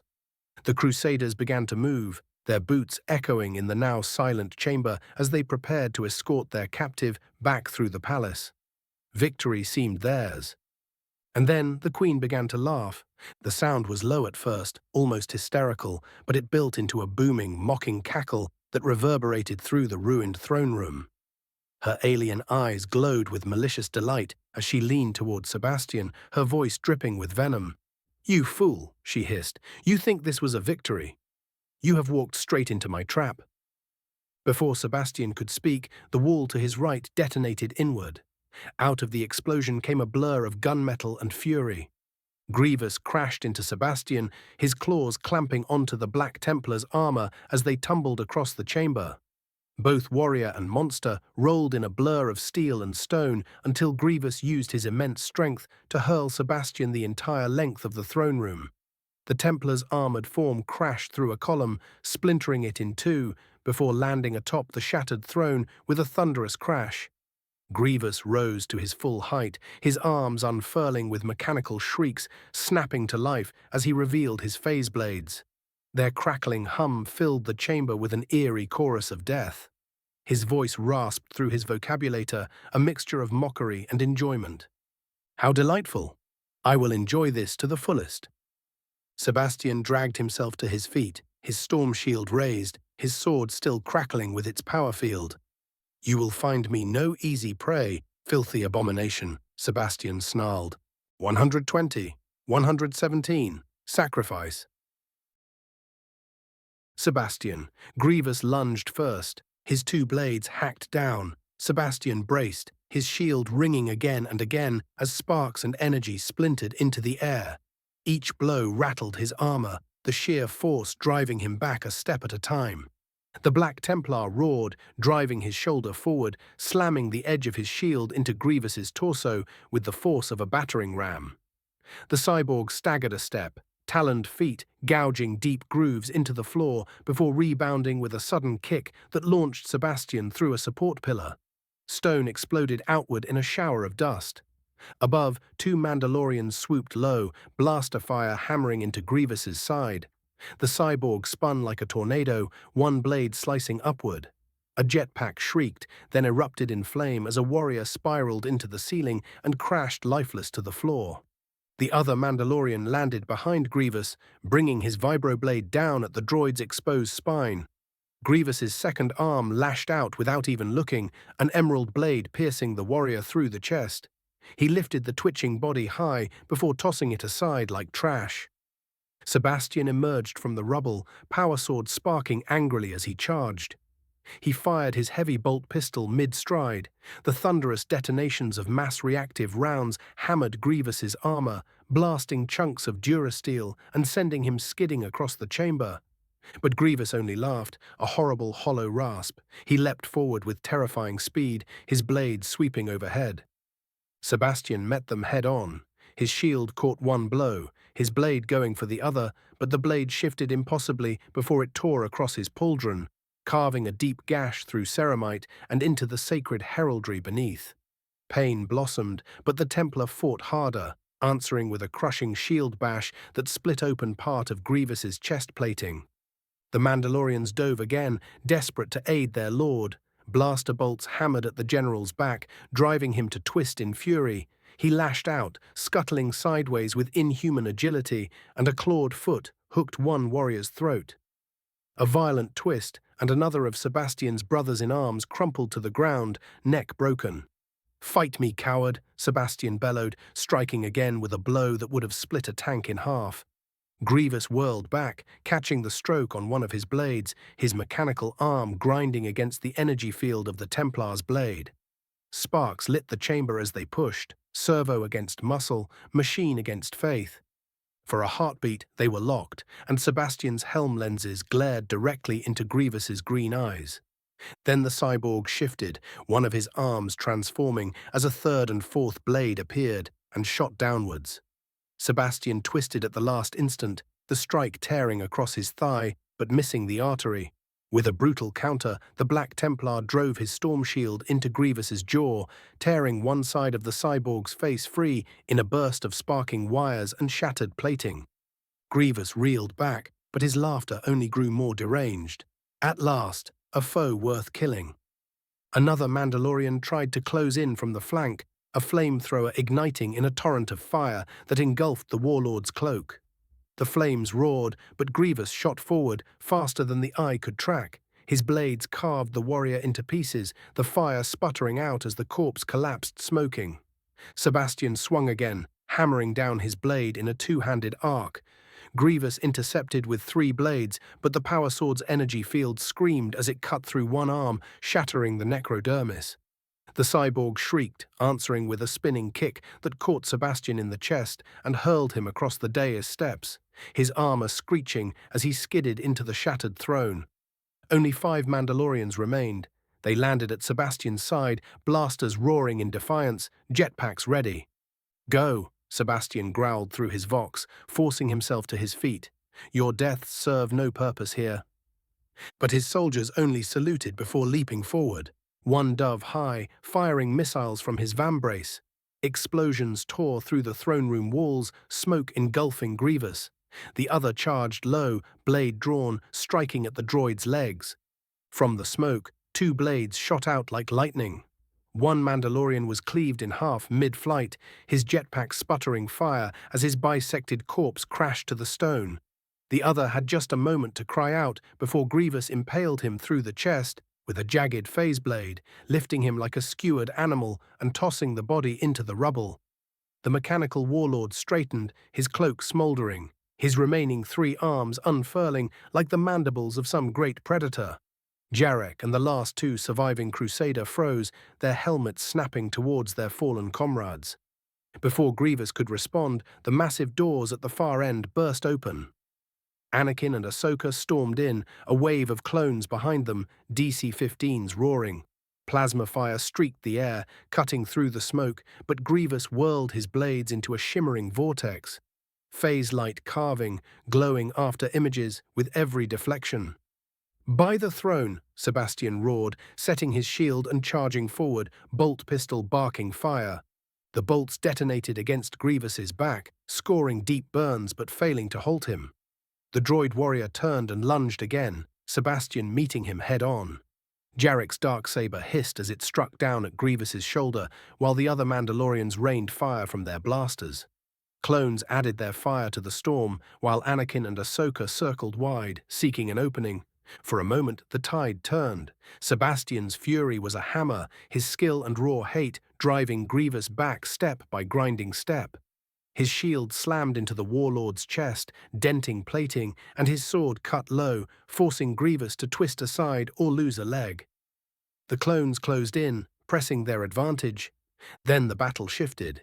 The Necron phase blades hummed with alien energy as they intercepted Sebastian's power sword. Sparks screamed, and with a sickening crack, Grievous brought one of his own blades down hard, shattering the power sword. Shards of steel and adamantium scattered across the floor. Sebastian staggered back, staring at the ruined hilt in his hand. Grievous seized the moment, his clawed foot lashing out, sending the Templar crashing to the floor. He loomed above him, blades poised to strike. "Die!" Grievous roared. A clone then shouted, firing a rocket launcher. The warhead shrieked overhead, but Grievous twisted aside with inhuman reflex. The missile detonated against the ceiling, blasting stone loose. A boulder the size of a transport speeder groaned free and plummeted down. Sebastian tried to raise his shield, but it was too late. The slab slammed into his left arm, pinning the storm shield to the floor, the weight crushing the stone beneath it. Pain shot through his body, and he bellowed, straining against the impossible weight. Grievous stepped forward, towering over him, blades lowering. Then, a black blade of fire lanced in from the side. Jarek struck with the darksaber, his attack forcing Grievous to leap aside. Sparks cascaded as the ancient Mandalorian weapon clashed with alien Necron alloy. "Back away from my lord, you monster," Jarek snarled, his voice raw with fury. The last surviving Mandalorian dove in as well, unleashing his flamethrower. The gout of fire engulfed Grievous, his cloak and armor glowing red as he spun away. With a blur of motion, Grievous severed the Crusader in two. The Mandalorian's death scream cut short as his body clattered to the floor. Now only Jarek remained. Sebastian roared, still straining under the stone, his free hand clawing for anything to rise. The Jedi darted in now, Ahsoka's twin sabers flashing against Grievous's blades, Anakin hammering down with brutal overhead strikes. But the droid warlord laughed, meeting them blow for blow, his mechanical speed overwhelming even Jedi reflexes. All the while Sebastian fought to rise, the weight crushing his arm, fury boiling in his chest. And above it all, Jarek's voice rang out, the darksaber screaming against alien metal. "For the Emperor!" The black blade howled as it struck one of Grievous's phase blades, sparks cascading in showers of emerald and obsidian light. Grievous pressed forward immediately, his towering frame a whirlwind of inhuman speed, phase blades carving the air in arcs too fast for most eyes to follow. Jarek ducked, rolled, and ignited his jetpack, flames roaring as he launched upward, streaking over the cyborg's head.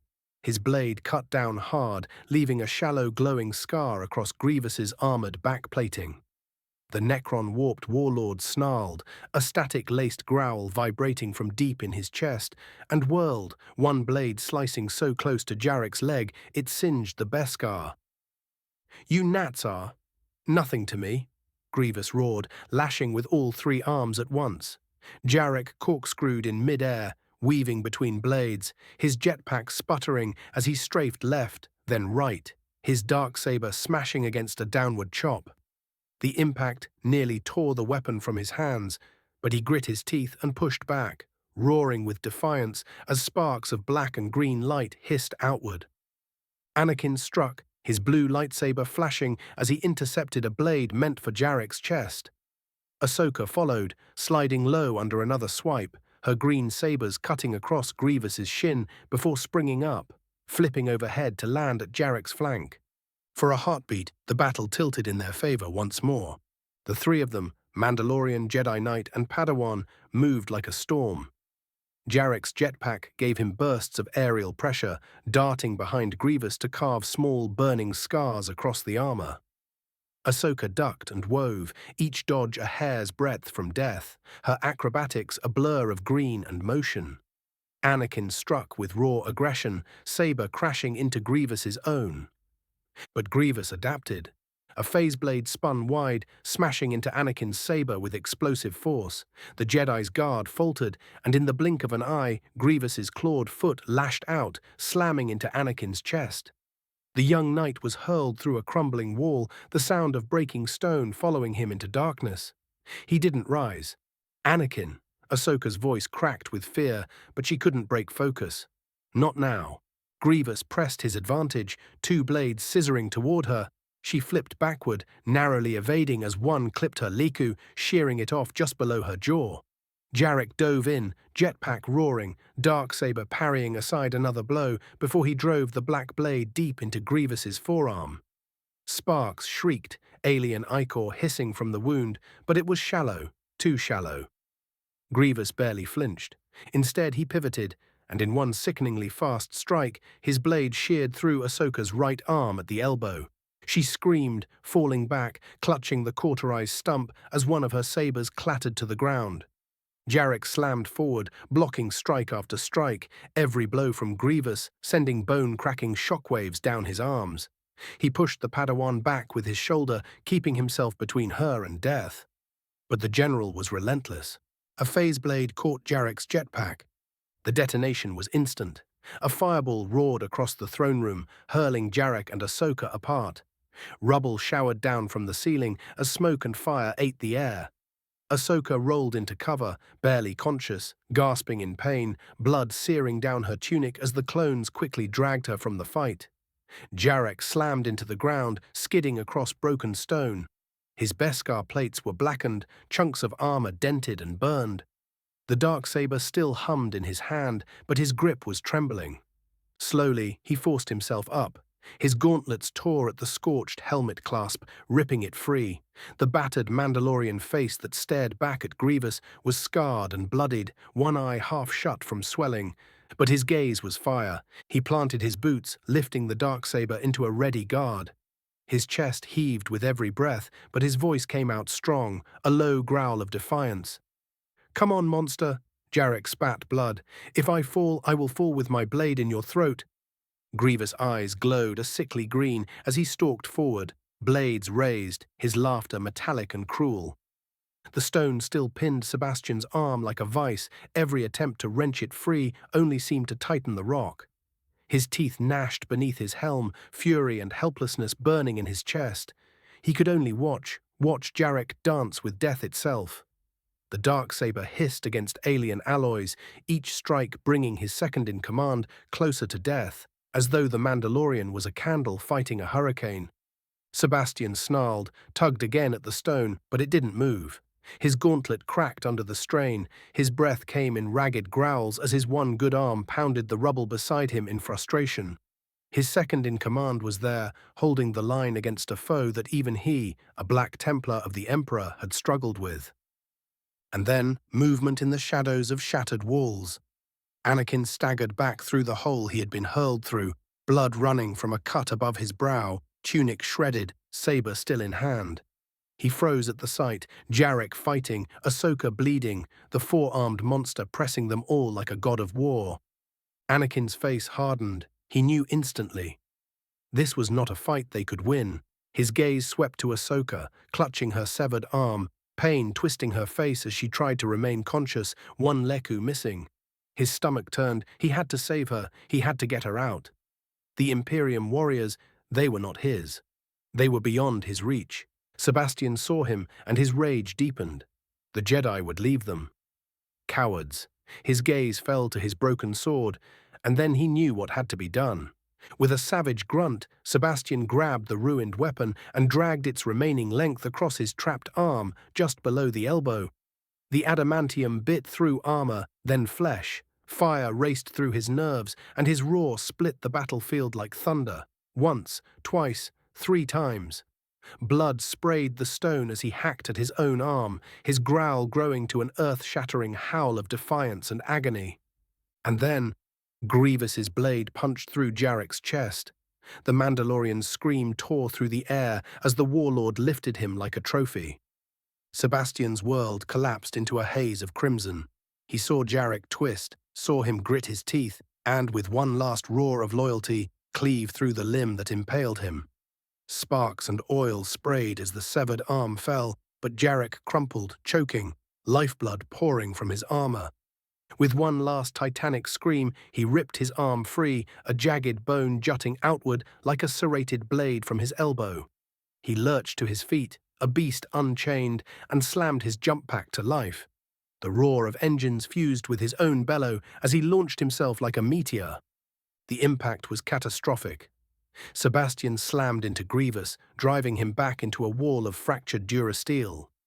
His left arm, now nothing but a weapon of exposed bone, plunged into the general's chest, plating again and again and again. Each stab sent up sparks, each thrust driven by raw hate. Grievous screeched, his body jerking violently as his systems reeled. His blades lashed, tearing chunks from Sebastian's armor, sending streams of oil and blood spraying across the floor. Still Sebastian stabbed, his vision red, his faith and fury making him more beast than man. Finally, a massive kick from Grievous's piston-powered leg sent Sebastian flying, armor cracking as he skidded across rubble, landing beside Jarek's broken body. Jarek's blood was leaking from his mouth. In his trembling hand was the darksaber. With what little strength remained, Jarek shoved it into Sebastian's gauntlet. "The Emperor, guide you, Lord." Sebastian snatched it, rolling as a blade carved through where his skull had been a heartbeat before. The black blade screamed as it came alive, clashing against Grievous's descending fury. Sparks filled the chamber as Sebastian forced the saber upward, then drove it straight into the warlord's chest. The weapon burned through armor and inner plating, sizzling circuits, cutting deep into Grievous's core. The cyborg howled, a mix of metallic shriek and inhuman rage. He staggered back, clutching at the hole smoking in his chest, his claws scraping the blade free as he turned to run.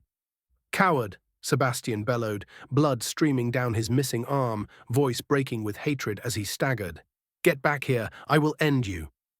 Grievous' eyes burned with mechanical malice, smoke poured from his chest, his movements jerky and faltering. With a furious screech, he bounded backwards through the collapsing wreckage, disappearing into the storm of fire and rubble. The battlefield fell quiet, save for the labored rasp of Sebastian's breath. He dropped to one knee, picking the darksaber up from where it had fallen, blood soaking the ground. Beside him, Jarek's chest rose only once more before stilling, his eyes dimming as his duty was fulfilled. Sebastian threw his head back and roared, a sound of pure wrath, grief, and vengeance. "Cowards! 121. 118. Reunited once more." Sebastian, years before. The night was quiet, save for the crackling of the fire. A faint wind tugged at the banners of the Obsidian Crusaders' camp, and the ruins of a nameless world loomed like broken teeth on the horizon. Their mission was all but finished, yet neither Sebastian nor Jarek had retired to sleep. Instead, the two warriors sat across from one another, the flames between them casting long shadows that danced across the rocks and the surface of their armor. Sebastian rested his storm shield against a boulder and leaned back, weary but restless. His eyes traced the shifting firelight across Jarek's helmet, the T-shaped visor like an unblinking sentinel at the man's side. For hours, the Mandalorian captain had been silent, methodically maintaining the darksaber, its black blade now dormant. At last, Sebastian broke the silence. "Tell me, Jarek," Sebastian said, his voice gruff but curious. "You've fought at my side for a year now. You've bled for the crusade, led men with unshakable will. Yet you've always kept your people close to your chest. I want to know more. About Mandalore, about where you came from."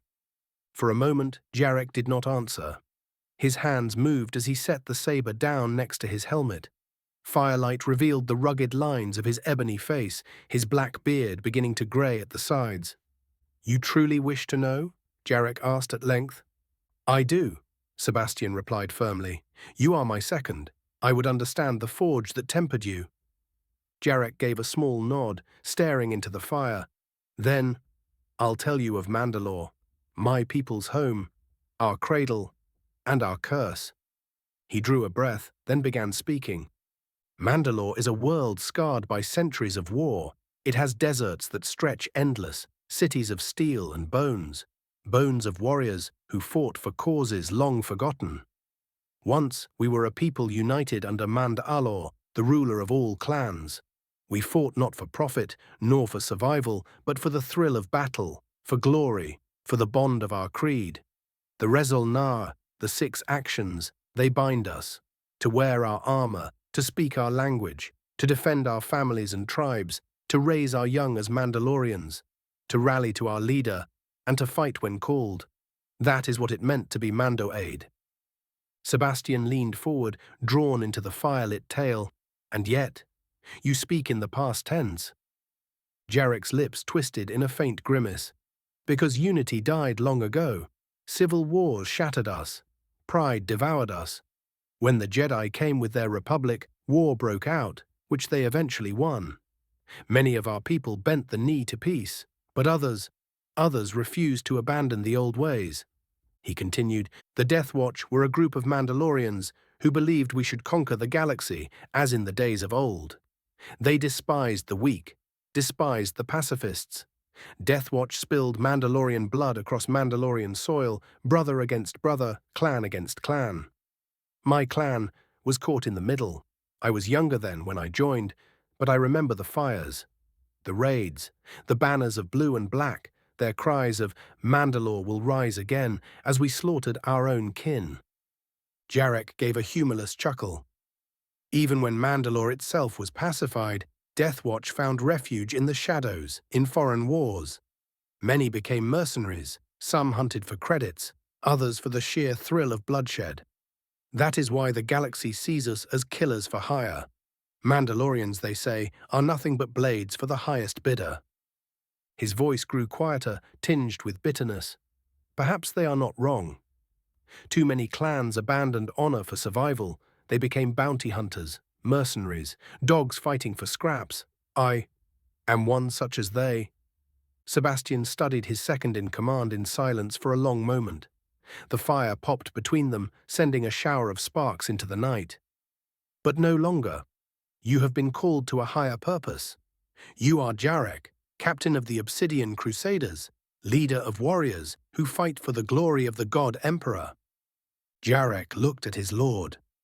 There is no higher calling than to serve humanity. No higher honor than to fight for him on holy terror. The Black Templar said. The Mandalorian nodded slowly, a shadow of pride returning to his eyes. I feel no greater honor than to serve at your side, Lord. He reached out, picked up his helmet, and turned it in his hands. The firelight gleamed across the visor. Still, I cannot deny the blood on our hands. Deathwatch tainted us, and the galaxy will never forget. Then let them remember you differently. Let them speak of Jarek and the Crusaders who stood against nightmares when no others dared. Let them see that Mandalorian steel and faith can cut down even the vilest of foes. You are not defined by the sins of your people. You can carve your own legacy. The Black Templar said. Jarek met his gaze, and for a moment. Perhaps, Jarek said at last, his tone softer. Perhaps. The fire cracked and spat between them, throwing sparks up into the alien night.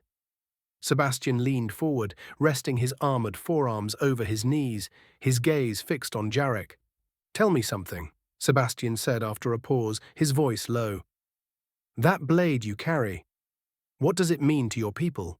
To you? For a long moment, Jarek didn't respond. His eyes drifted to the darksaber, its hilt wrapped in dark beskar lying next to him.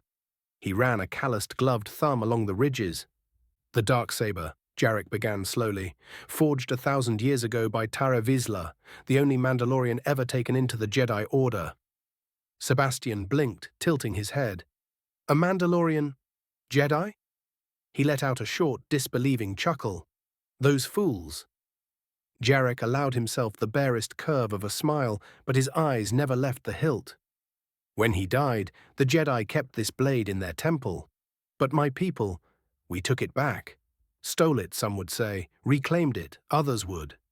It passed through clan to clan, Vizsla to Vizsla, until it became something greater than a relic.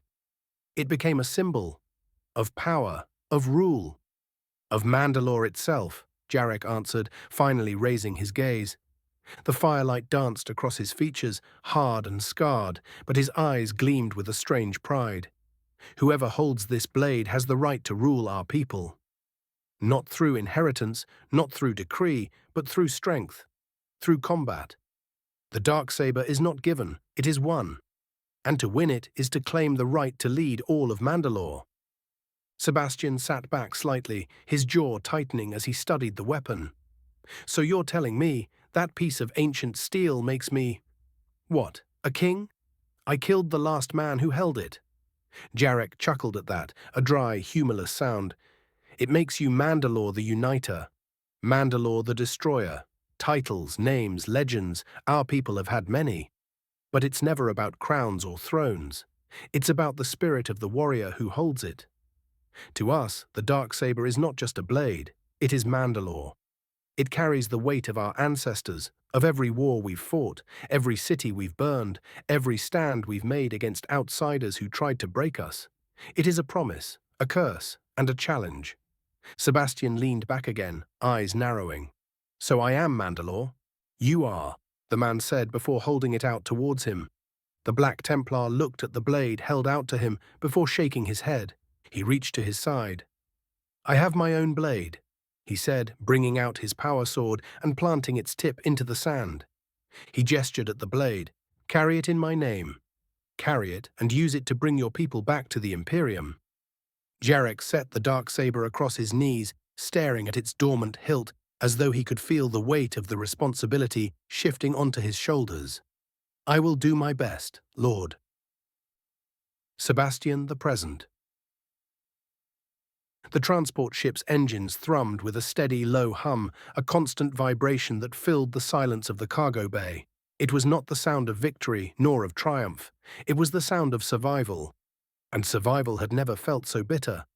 Sebastian sat on a cold metal bench, armored legs spread, head bowed, shoulders heavy beneath the weight of loss. His storm shield, scarred, battered, and pitted with scorch marks, rested in its locking rack to his left, the same shield that had deflected blows meant to kill him countless times. To his right, laid neatly across the bench, was the broken half of his power sword. The once proud blade of his crusade, now nothing more than a shattered relic. It reflected him all too well, incomplete, fractured, but not yet finished. But it was what lay in the center of his massive hand, clutched so tightly that his gauntleted knuckles strained white, that drew his gaze most. The dark saber. Its hilt was cold, heavier than it should have been, as though the weapon itself mourned Jarek's sacrifice. Across from him, on the deck of the transport, were the shrouded forms of his men. Black sheets covered them, each bearing the crest of the Obsidian Crusaders in stark white. Their bodies had been laid with reverence, side by side in rigid rows. But at the center, raised slightly higher, was Jarek, his second in command, his little brother, the man who had served with undying loyalty, who had never wavered in the face of duty or devotion, who had looked death in the eyes and spat in its face. Now he lay still, cold. His helmet was laid atop his chest, and his face was hidden beneath the veil that covered him. Sebastian bowed his head lower, pressing the dark saber hilt to his forehead. The ship lurched slightly as it cut through hyperspace, but Sebastian did not move. He sat there, eyes closed, listening to the silence. Every thrum of the engines seemed to mock him. Slowly, his gaze lifted to the weapon in his hand. Its history was one of conquest and leadership, a symbol of a people who had fought and bled for centuries. Jarek had carried it for the Obsidian Crusaders, for the Imperium, for him, his lord. Sebastian clenched the weapon tighter.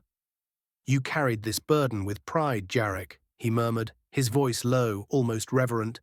"And now it falls to me. I swear to you, I will not let it rest. I will bathe its length in the blood of our enemies." The stump of his left arm ached beneath its temporary bindings, a hollow reminder of what he had lost. But that pain was nothing compared to the hollow in his chest.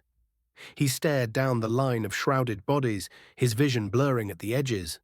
These men had followed him into fire and ruin, and he had not brought them back alive. But that was part of duty, to die for the Emperor, and they had fulfilled their purposes with pride. He reached out with his right hand and touched the shroud over Jarek's chest. "I will never forget you," Sebastian said, voice breaking for the first time. "Any of you. It was an absolute blessing from the Emperor to serve alongside you all." The ship lurched as it dropped out of hyperspace, the sudden shift making the cargo bay lights flicker. Through the viewport above the ramp, the fractured plains of Mandalore stretched out like a scarred battlefield frozen in time, ash-colored wastes, jagged ridges and domes that housed the remnants of a warrior people who had once threatened the galaxy. Sebastian rose from the bench slowly, every movement stiff and sore, as the shuttle landed inside Sundari. The ramp shuddered, then lowered with a grinding hiss of hydraulics. Dust swept inside, lifting some of the shrouds for a moment, before resting them back over the bodies of the fallen. At the bottom of the ramp, Raxor and Maximus waited. Sebastian descended the ramp slowly. When he reached the bottom, his brothers bowed their heads. Raxor was the first to speak, his voice low, like molten rock grinding beneath the surface. "Brother," Sebastian looked at his brothers. "I am alive," he said at last, his voice raw. "That will have to be enough." Maximus studied him with those piercing ultramarine eyes, then laid a hand on his shoulder. "Being alive is enough." Sebastian turned his head slightly, his gaze drifting back up the ramp to the cargo bay where the bodies lay in silent rows. He saved my life, Maximus.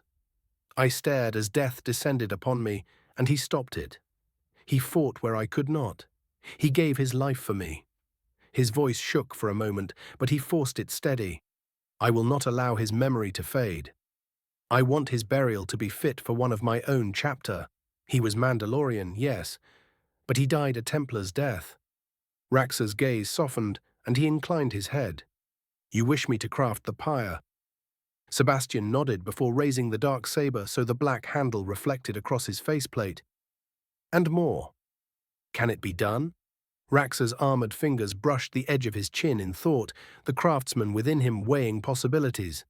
I will need to study it first. This weapon. It is unlike any I have known. I've wanted to study a weapon like this for years now. His eyes narrowed. I can do what you ask, brother. In the meantime, see to your wounds, honor your captain with the rites, and let me work. Sebastian dipped his head in respect and thanks. Very well, then it shall be so. The silence lingered for a time, broken only by the wind scouring the dust around their boots. It was Maximus who broke it, his voice carrying a faint wry tone that felt like a crack of light in the darkness. You know, he said, rolling his shoulders, I'm beginning to see a pattern. First Raxor, then Bo, and now Sebastian. He smirked faintly, though it never reached his eyes. I'm starting to wonder when fate's going to come for my left hand. I'd better start practicing my swordplay one-handed. Raxor snorted, the sound like a low rumble of magma. Be grateful you're an Ultramarine. You'd probably write a book about it and make it sound noble. Sebastian exhaled through his nose, the faintest ghost of a smile tugging at the corner of his mouth. Careful what you jest about, brother. The galaxy has a cruel sense of humor. Its author just might make an opportunity. Maximus tilted his head skyward, eyes narrowing as though he could see the entity himself, grinning somewhere in the stars. Then I shall be ready. But if it does come for me, he gestured toward Sebastian's missing appendage. I'll make sure to keep my right arm, need to keep the theme up. For the first time since Jarek's death, Sebastian let out a quiet laugh. It was hollow, worn, but it was something. He looked again at the darksaber in his hand, then back toward the ship where the fallen lay. Enough talk, he said quietly. We have duties to fulfill and a captain to bury. Let us see him honored as he deserves. Then we will speak. And with that, the three of them turned, brothers reunited once more. Equals, equals, equals. If you enjoyed this chapter, maybe consider leaving me with a couple of your power stones. I promise I'll take good care of them. 122. 119. From the Shadows. Ahsoka. The Senate apartment corridors were quiet at this hour, the usual shuffle of aides and protocol droids replaced by the distant hum of the city beyond the glass walls. Coruscant's endless lights pulsed, giving her a slight headache. Ahsoka walked slowly, her steps measured, her cloak pulled tighter around her. Her left arm still ached, a deep, phantom pain where flesh should have been. The prosthetic moved when she willed it, almost naturally now, but it wasn't natural. It didn't feel like her. The smooth metal caught the faint glint of the corridor lighting as she flexed her fingers unconsciously, hearing the faint click of servos. But that wasn't what truly gnawed at her. It was the image she couldn't push from her mind, the smell of burned flesh, the cries of dying men, and Anakin, her master, standing over a kneeling Ultramarine. The Space Marine's armor was shattered, his breathing ragged but still defiant, his gaze heavy with grim determination even as his strength waned. He hadn't begged. He hadn't even cursed. He had simply tried to rise, tried to fight again, but Anakin had cut him down. Not in battle, not in defense, but in fury and hate. Ahsoka stopped at Padme Amidala's door and exhaled through her nose. Her chest felt tight, her one good leku heavy with dread. She raised her mechanical hand and knocked. From inside came the warm, familiar voice of the senator. Come in. The door slid open with a soft hiss, revealing Padme seated gracefully on one of her apartment's velvet chairs. Across from her stood the ever-anxious C-3PO, flanked by R2-D2, who chirped softly as if amused by something. Jar Jar Binks gestured animatedly, clearly in the midst of some rambling anecdote. Ahsoka hesitated in the doorway. I'm not interrupting something, am I? Padme looked up immediately, her face lighting with a soft smile, though Ahsoka noticed the faint shadow of concern behind her eyes. No, not at all. Ahsoka stepped in, offering a polite nod to the others. Senator, I need to speak with you, in private. Padme's brow knit slightly. Of course. She turned to the others. I'll be just a moment. Please, make yourselves comfortable. Very well, Senator, C-3PO said, ever formal, while R2 gave a low, curious whistle. Jar Jar muttered something about big people talks, but Padme had already risen and was guiding Ahsoka down a side corridor into the quieter, more personal rooms of her apartment. The shift in atmosphere was immediate, softer lighting, quieter hums from the city outside, the faint smell of Nabooian flowers from a vase on a nearby table. It felt like a safe place, private and calm. Padme gestured toward a chair. Sit, Ahsoka. The Togruta lowered herself into the seat, her mechanical arm resting in her lap, her organic hand absently rubbing at the joint where metal met flesh. Padme's eyes followed the motion. Are you adapting well? She asked gently, nodding to the prosthetic. Ahsoka gave a small, humorless chuckle. It's tough getting used to it. Every move feels just a little off. But I'm managing. Padme sat across from her, leaning slightly forward, her expression warm yet laced with quiet worry. What did you need to talk about? Her gaze dropping to the polished floor. For a moment she simply breathed, trying to find the right words. Finally, she said quietly, It's about Anakin. Padme's posture shifted almost imperceptibly, straighter, more guarded, but her eyes stayed soft. Go on. Ahsoka swallowed hard. He's changing. Or maybe he's been changing for a while, and I just didn't see it. But this war, it's eating at him, Padme. He's full of anger, and he doesn't even try to hide it anymore. I can see it in every fight, every mission. It's like something broke inside him, and all that's left is the rage. Padme stayed quiet, her hands folding in her lap. We found a massacre, Ahsoka continued, her voice growing heavier with each word. A whole squad of Mandalorians, 9 of them, cut down. Only one survivor, a space marine, one of those Ultramarines. His armor was broken, his body failing, but he was alive. He wanted to fight, Padme, not for his own life, but to keep going, to avenge his squad. I could see it. He wasn't done. He was hurt, yes, dying, maybe, but not defeated. Her remaining Leku twitched, her fingers curling into fists. Anakin didn't see that. Or maybe he did, and he didn't care. He just struck him down, like the Marine's very existence was an insult. The room was silent, save for the distant hum of Coruscant's traffic lanes. Ahsoka's voice cracked, low and pained. He didn't even hesitate, Padme. He didn't ask questions, didn't try to take a prisoner or gather intel or anything. He just killed him. I couldn't even try to stop him, it was all so sudden. Padme closed her eyes briefly, her lips parting as if she wanted to say something, but no words came. I know he blames them, Ahsoka went on, quieter now, almost a whisper. He blames the Astartes for what happened to his mother. I've heard him mutter about it in the past, about how they killed her, but I thought he'd found a way to live with it.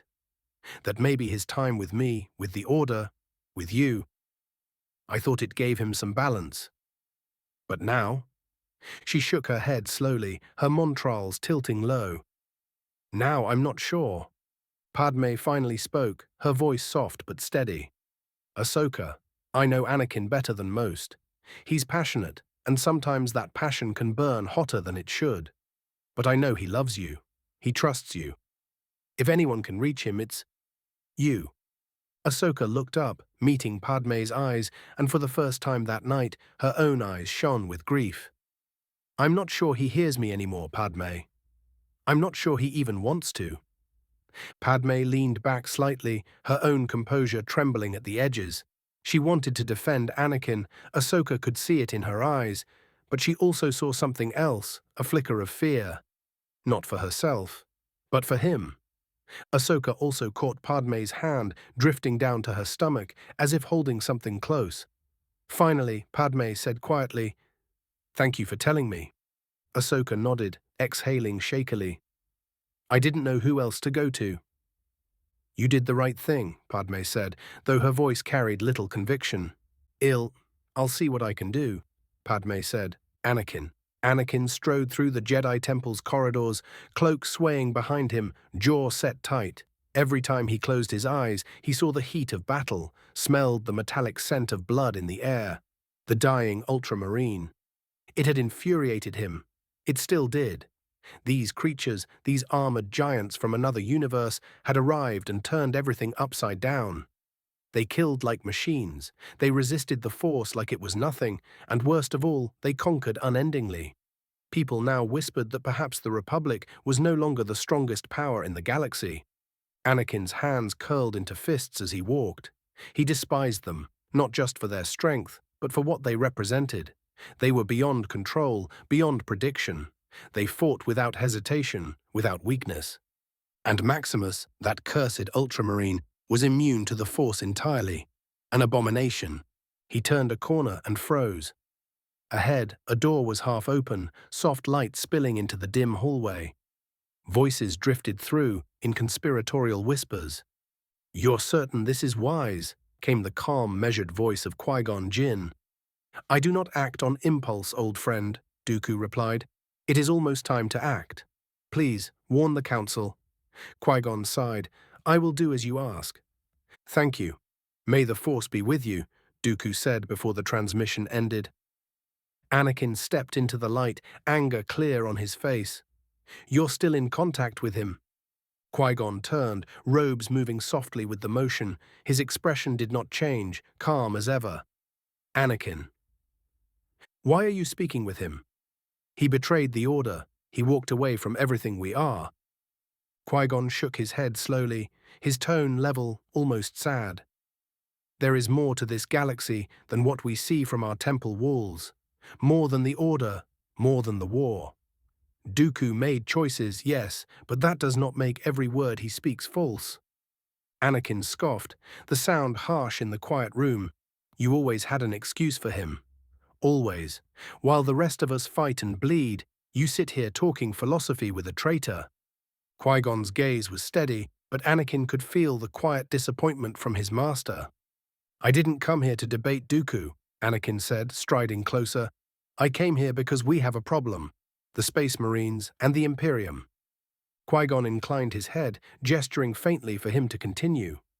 Anakin leaned on the table between them. "For years now, they've been carving through everything. Republic forces, separatists, it doesn't matter. Do you realize what that means? They're winning, and no one is stopping them." "Anakin," Qui-Gon said, motioning for his once apprentice to stop, "we have an alliance with them. It's unsteady, yes, but still." Anakin pressed on. "It won't last forever." He straightened, pacing now, words spilling from him. "They shouldn't even exist. Beings that shrug off the will of the Force, it's unnatural." He turned back, eyes burning. "We need to find out why. We need to get one of them, bring them here, study them, tear apart whatever they are until we understand how to destroy them. That's the only way we come out on top." Qui-Gon's eyes hardened. "What you are suggesting is folly, Anakin.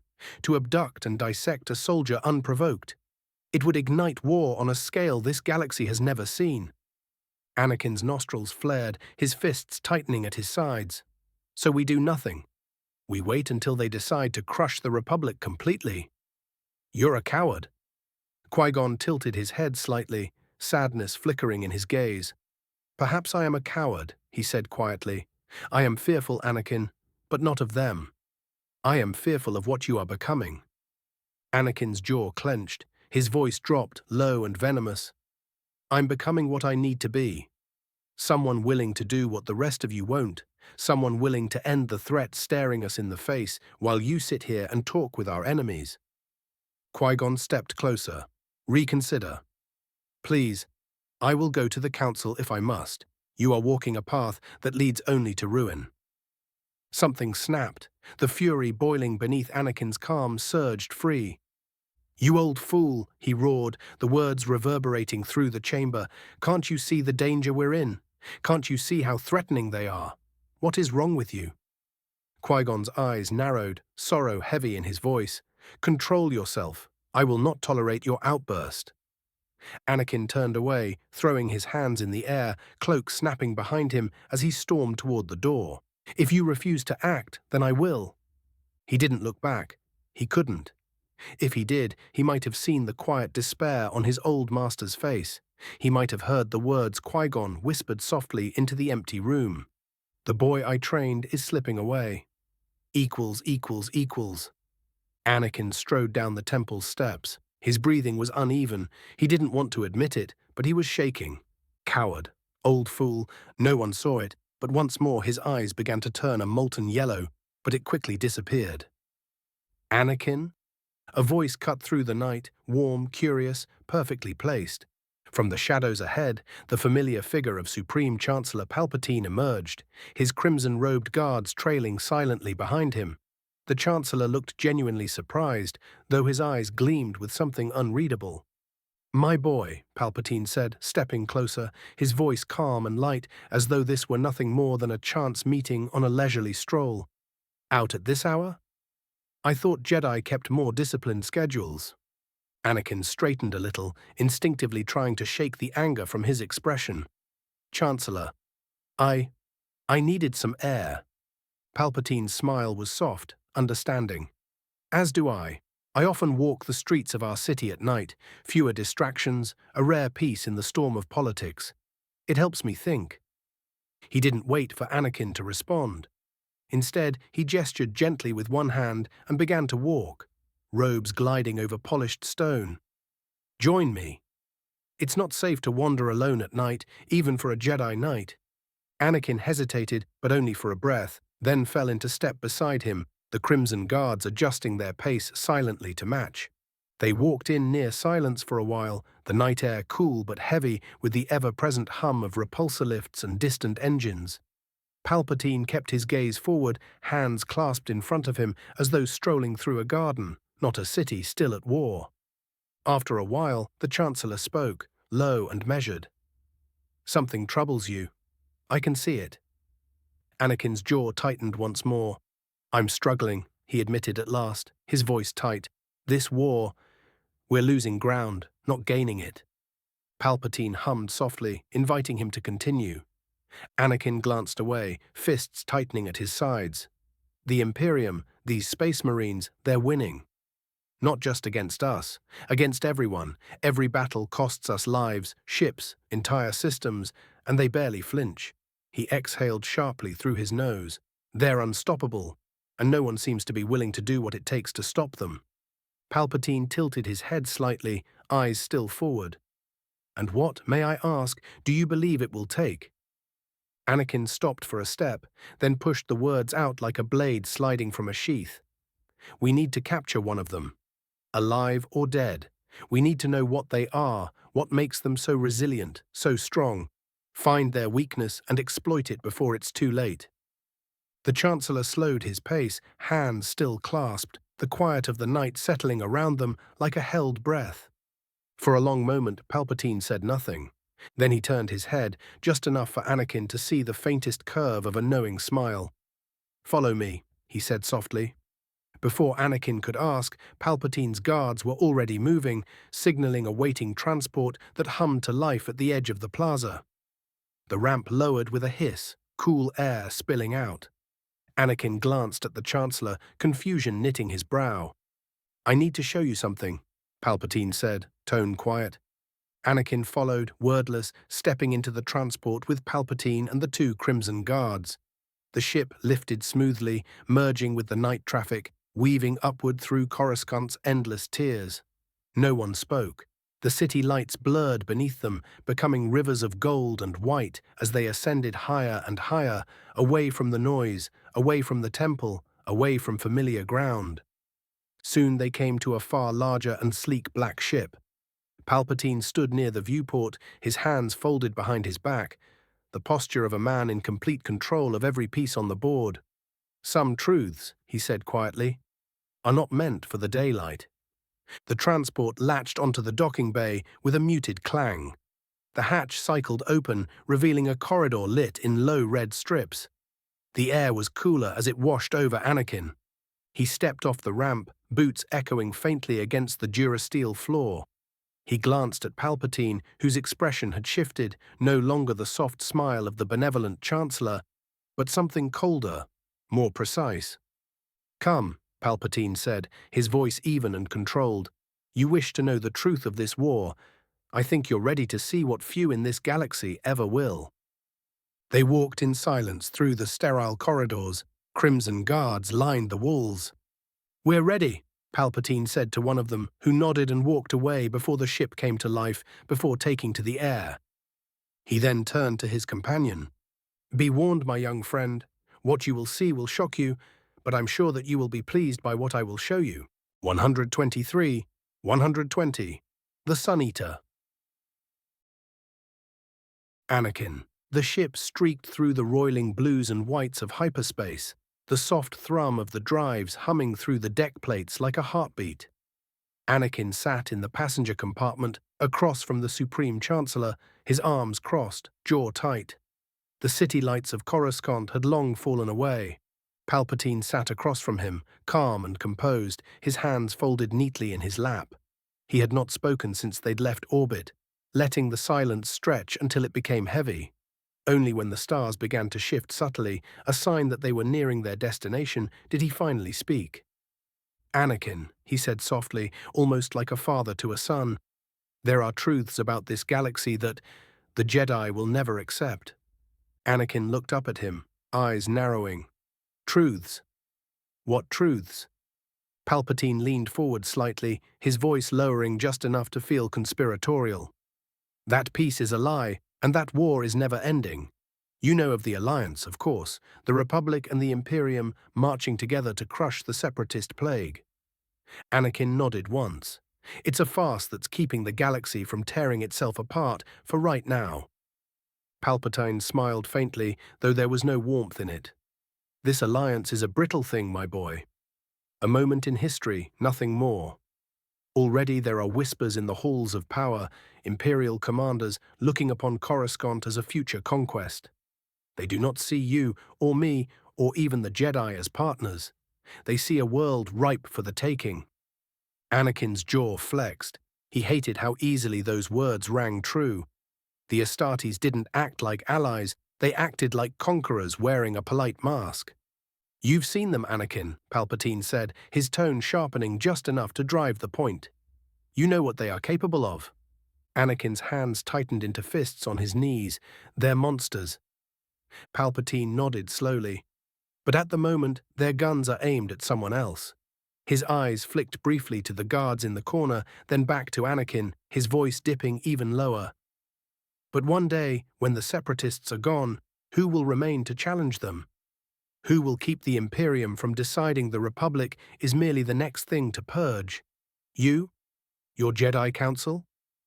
Anakin exhaled slowly. "The Jedi won't act. They'll debate. They'll wait until it's too late." Palpatine leaned in, his tone turning almost gentle now. "And so they will. And so billions will die screaming because they lack the courage to prepare." Anakin met his eyes. There was fire there, but also a dangerous kind of clarity, the kind born of desperation and pride wound together. "You spoke before," Palpatine continued, "about capturing one of these Astartes, studying them, finding a way to stop them."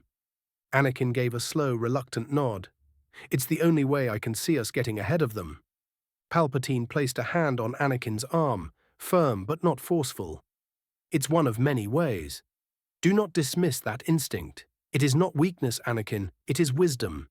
You think as a soldier must, not only about today's battle, but tomorrow's war." He let the silence stretch for a beat, then asked quietly, "Tell me, how many more mothers, wives, and children must be crushed under the Imperium's heel before someone dares to strike back?" Anakin looked down, teeth grinding as the words wormed their way past his defenses. "How many of your men must die?" Palpatine pressed softly, "before you begin to wonder if the Jedi's restraint is not compassion." but cowardice. Anakin's hands trembled slightly, and he curled them tighter to hide it. He hated that the Chancellor's words made sense. He hated even more how much he believed them. The Supreme Chancellor's voice softened again, losing all its edge, replaced by a tone almost paternal. "I ask you not for an answer now, my boy. I ask only that you think on it, truly think on it." Then, with a subtle lurch, the ship slowed, the streaks of hyperspace drawing back into the pinpricks of distant stars. The dark abyss of space unfolded around them, but this was no familiar lane of traffic, no charted system in the Republic's vast archives. Out here, the stars were cold, scattered, and alien. Palpatine straightened, smoothing the folds of his robe. A faint, knowing smile tugged at the corners of his mouth as he looked out into the dark expanse. "Welcome," he said quietly, almost reverently, "to the unknown regions of the galaxy." Anakin leaned forward, frowning, staring into the abyss, as if trying to pierce its secrets. "Why bring me here?" "Because," Palpatine replied, hands clasping behind his back as he stepped toward the viewport. "It is here, in the shadows beyond the reach of your council's sight, that the Republic's future will be forged and saved." The stars seemed to twist ever so slightly as colossal silhouettes emerged against the starlight, massive structures shaped like ships, yet the size of moons. Great spires and rings of steel orbiting hunks of manufactured rock. Floating citadels of cold metal, whole worlds hollowed out and reforged into engines of war. Anakin leaned forward, pressing a hand to the viewport glass. "By the Force," he breathed. Palpatine's smile widened. "Impressive, isn't it? The galaxy has never seen anything like it. Not the Separatists, not the Jedi, not even our esteemed allies in the Imperium." Anakin tore his eyes away, staring at the Chancellor. "What is all this?" Palpatine clasped his hands behind his back, his voice energetic as if revealing a long-held secret. "Insurance, preparation, a future forged by necessity. You see, my boy, the Imperium has brought with it an arrogance born of endless war. They do not fear droids, fleets, or Jedi. They believe themselves gods of battle, unchallenged across the stars." He turned slightly, his gaze cutting through the transparent steel as though he could pierce the veil of distance with will alone. "But even gods," he murmured, "can learn to fear." Anakin's brow furrowed. "Fear?" Palpatine faced him fully now, his expression calm, yet there was a fire in his eyes that no political mask could hide. "Yes, Anakin. Fear, the one thing the Imperium has never truly tasted here. They conquer worlds. They crush armies.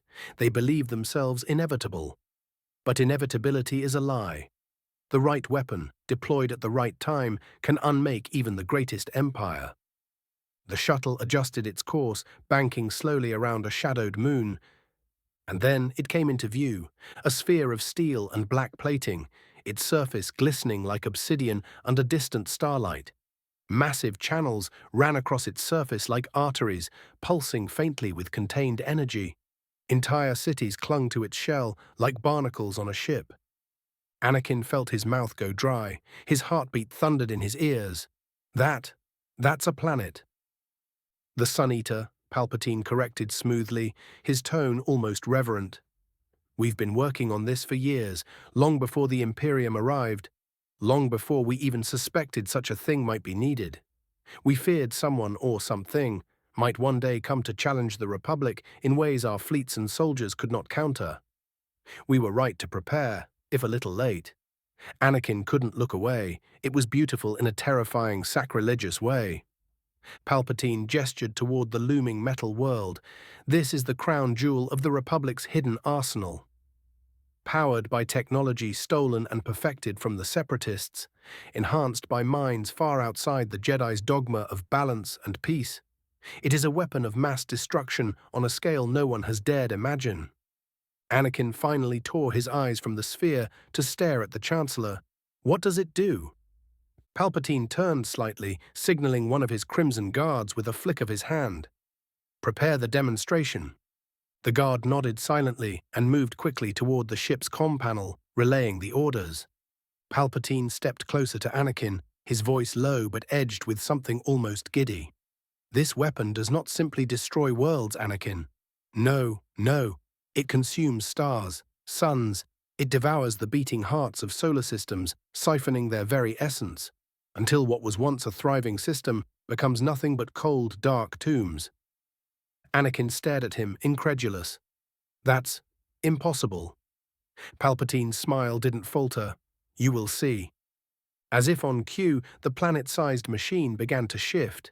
Massive petals of blackened durasteel unfurled from its equator like a steel flower blooming in the void. Enormous conduits glowed with deep azure light, each one humming with a power that made the hairs on Anakin's arms rise. Palpatine reached into a compartment and withdrew a pair of dark-lensed goggles. He held them out with both hands, like a priest offering a sacred relic. You will need these. The energy involved is overwhelming to the naked eye. Anakin took them, hesitated, then slipped them over his eyes. The viewport darkened through the lenses, adjusting the brilliance as a nearby star, the very one lighting this corner of space, began to shiver. It started as a pinprick, a tiny distortion at the star's surface, then widened, pulling threads of its burning matter outward. The star began to pour itself into the weapon. Anakin gripped the frame of the viewport, breath quickening as the star's brilliance dimmed, its surface buckling inward, torn apart strand by strand, drawn screaming into that monstrous machine. Minutes passed, then more. The system dimmed, the great celestial furnace reduced to a dwindling ember, and then to nothing at all. Palpatine's voice cut through the stunned silence. Now, watch closely. The weapon, now swollen with stolen stellar energy, began to rotate. Panels locked, conduits pulsed, the entire construct focusing like an eye narrowing in rage. Far ahead, Palpatine said softly, pointing through the viewport. Anakin followed the gesture, his goggles amplifying the distant pinprick of light, one among millions. A massive blue beam of death erupted from the weapon, a lance of condensed annihilation that cut through the black. It struck the distant star, and for a moment, nothing seemed to happen. Then the star screamed. It flared once, twice, then convulsed, collapsing in on itself before exploding outward in a bloom of raw destruction. Matter and energy tore free in violent convulsions until gravity itself claimed dominion, dragging every piece of the dying star inward until it folded upon itself, birthing a hungry black hole in its wake. Anakin lowered the goggles slowly, his hands trembling. Palpatine, still watching the dying system with an almost serene expression, turned back to him. And this, Anakin, is only the beginning.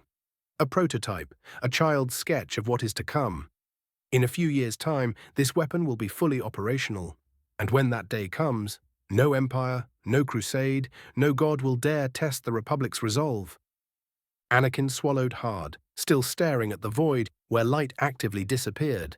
For the first time in a long while, he felt something other than anger or pride or war-born fatigue. He felt awe. Palpatine's hands were clasped behind his back, his gaze never leaving the place where the small black hole now was. His voice was low, almost tender. How many more, Anakin? Anakin blinked, still staring at the empty abyss, trying to grasp the scale of what he'd just witnessed. Palpatine turned slowly, his piercing gaze settling on the Jedi Knight, his tone calm yet pointed. How many wives, how many mothers, children, fathers, brothers must perish before you and your order finally see what stands in front of you? Anakin drew a sharp breath as if struck. Palpatine stepped closer, the low hum of the ship's systems filling the space between their words. Every moment you hesitate, the Imperium tightens its fist. Every delay, another system is crushed beneath armored boots. Another people silenced forever. The Jedi preach balance, serenity, patience. He shook his head, almost sorrowfully. But patience is a luxury paid for with blood. Anakin finally turned, his brow furrowed, jaw tight. He met the Chancellor's eyes. If it saves the Republic, he said quietly at first, then louder, firmer, and those I care about, those I love, then I'll do whatever you ask, Chancellor. Palpatine's lips curved, just slightly, not the politician's friendly smile, but something smaller, more personal. He reached forward, both hands grasping Anakin's arms just below the shoulders. his touch firm but warm, a gesture of confidence disguised as affection. "That," he said softly, "is why I trust you, Anakin Skywalker. Because you see the galaxy for what it is. You act when others sit idle." Palpatine's voice dropped even lower, almost a whisper meant only for him. "All I need," he said, "is an ally among the Jedi. Someone who understands that the time for complacency is over, that while the Senate debates and the Council meditates, the galaxy bleeds." He released Anakin's arms, clasping his own hands together again, walking a slow circle near the viewport. "If the day comes, if matters progress further, I may need you to work in the shadows, away from the Order's eyes, to do what must be done.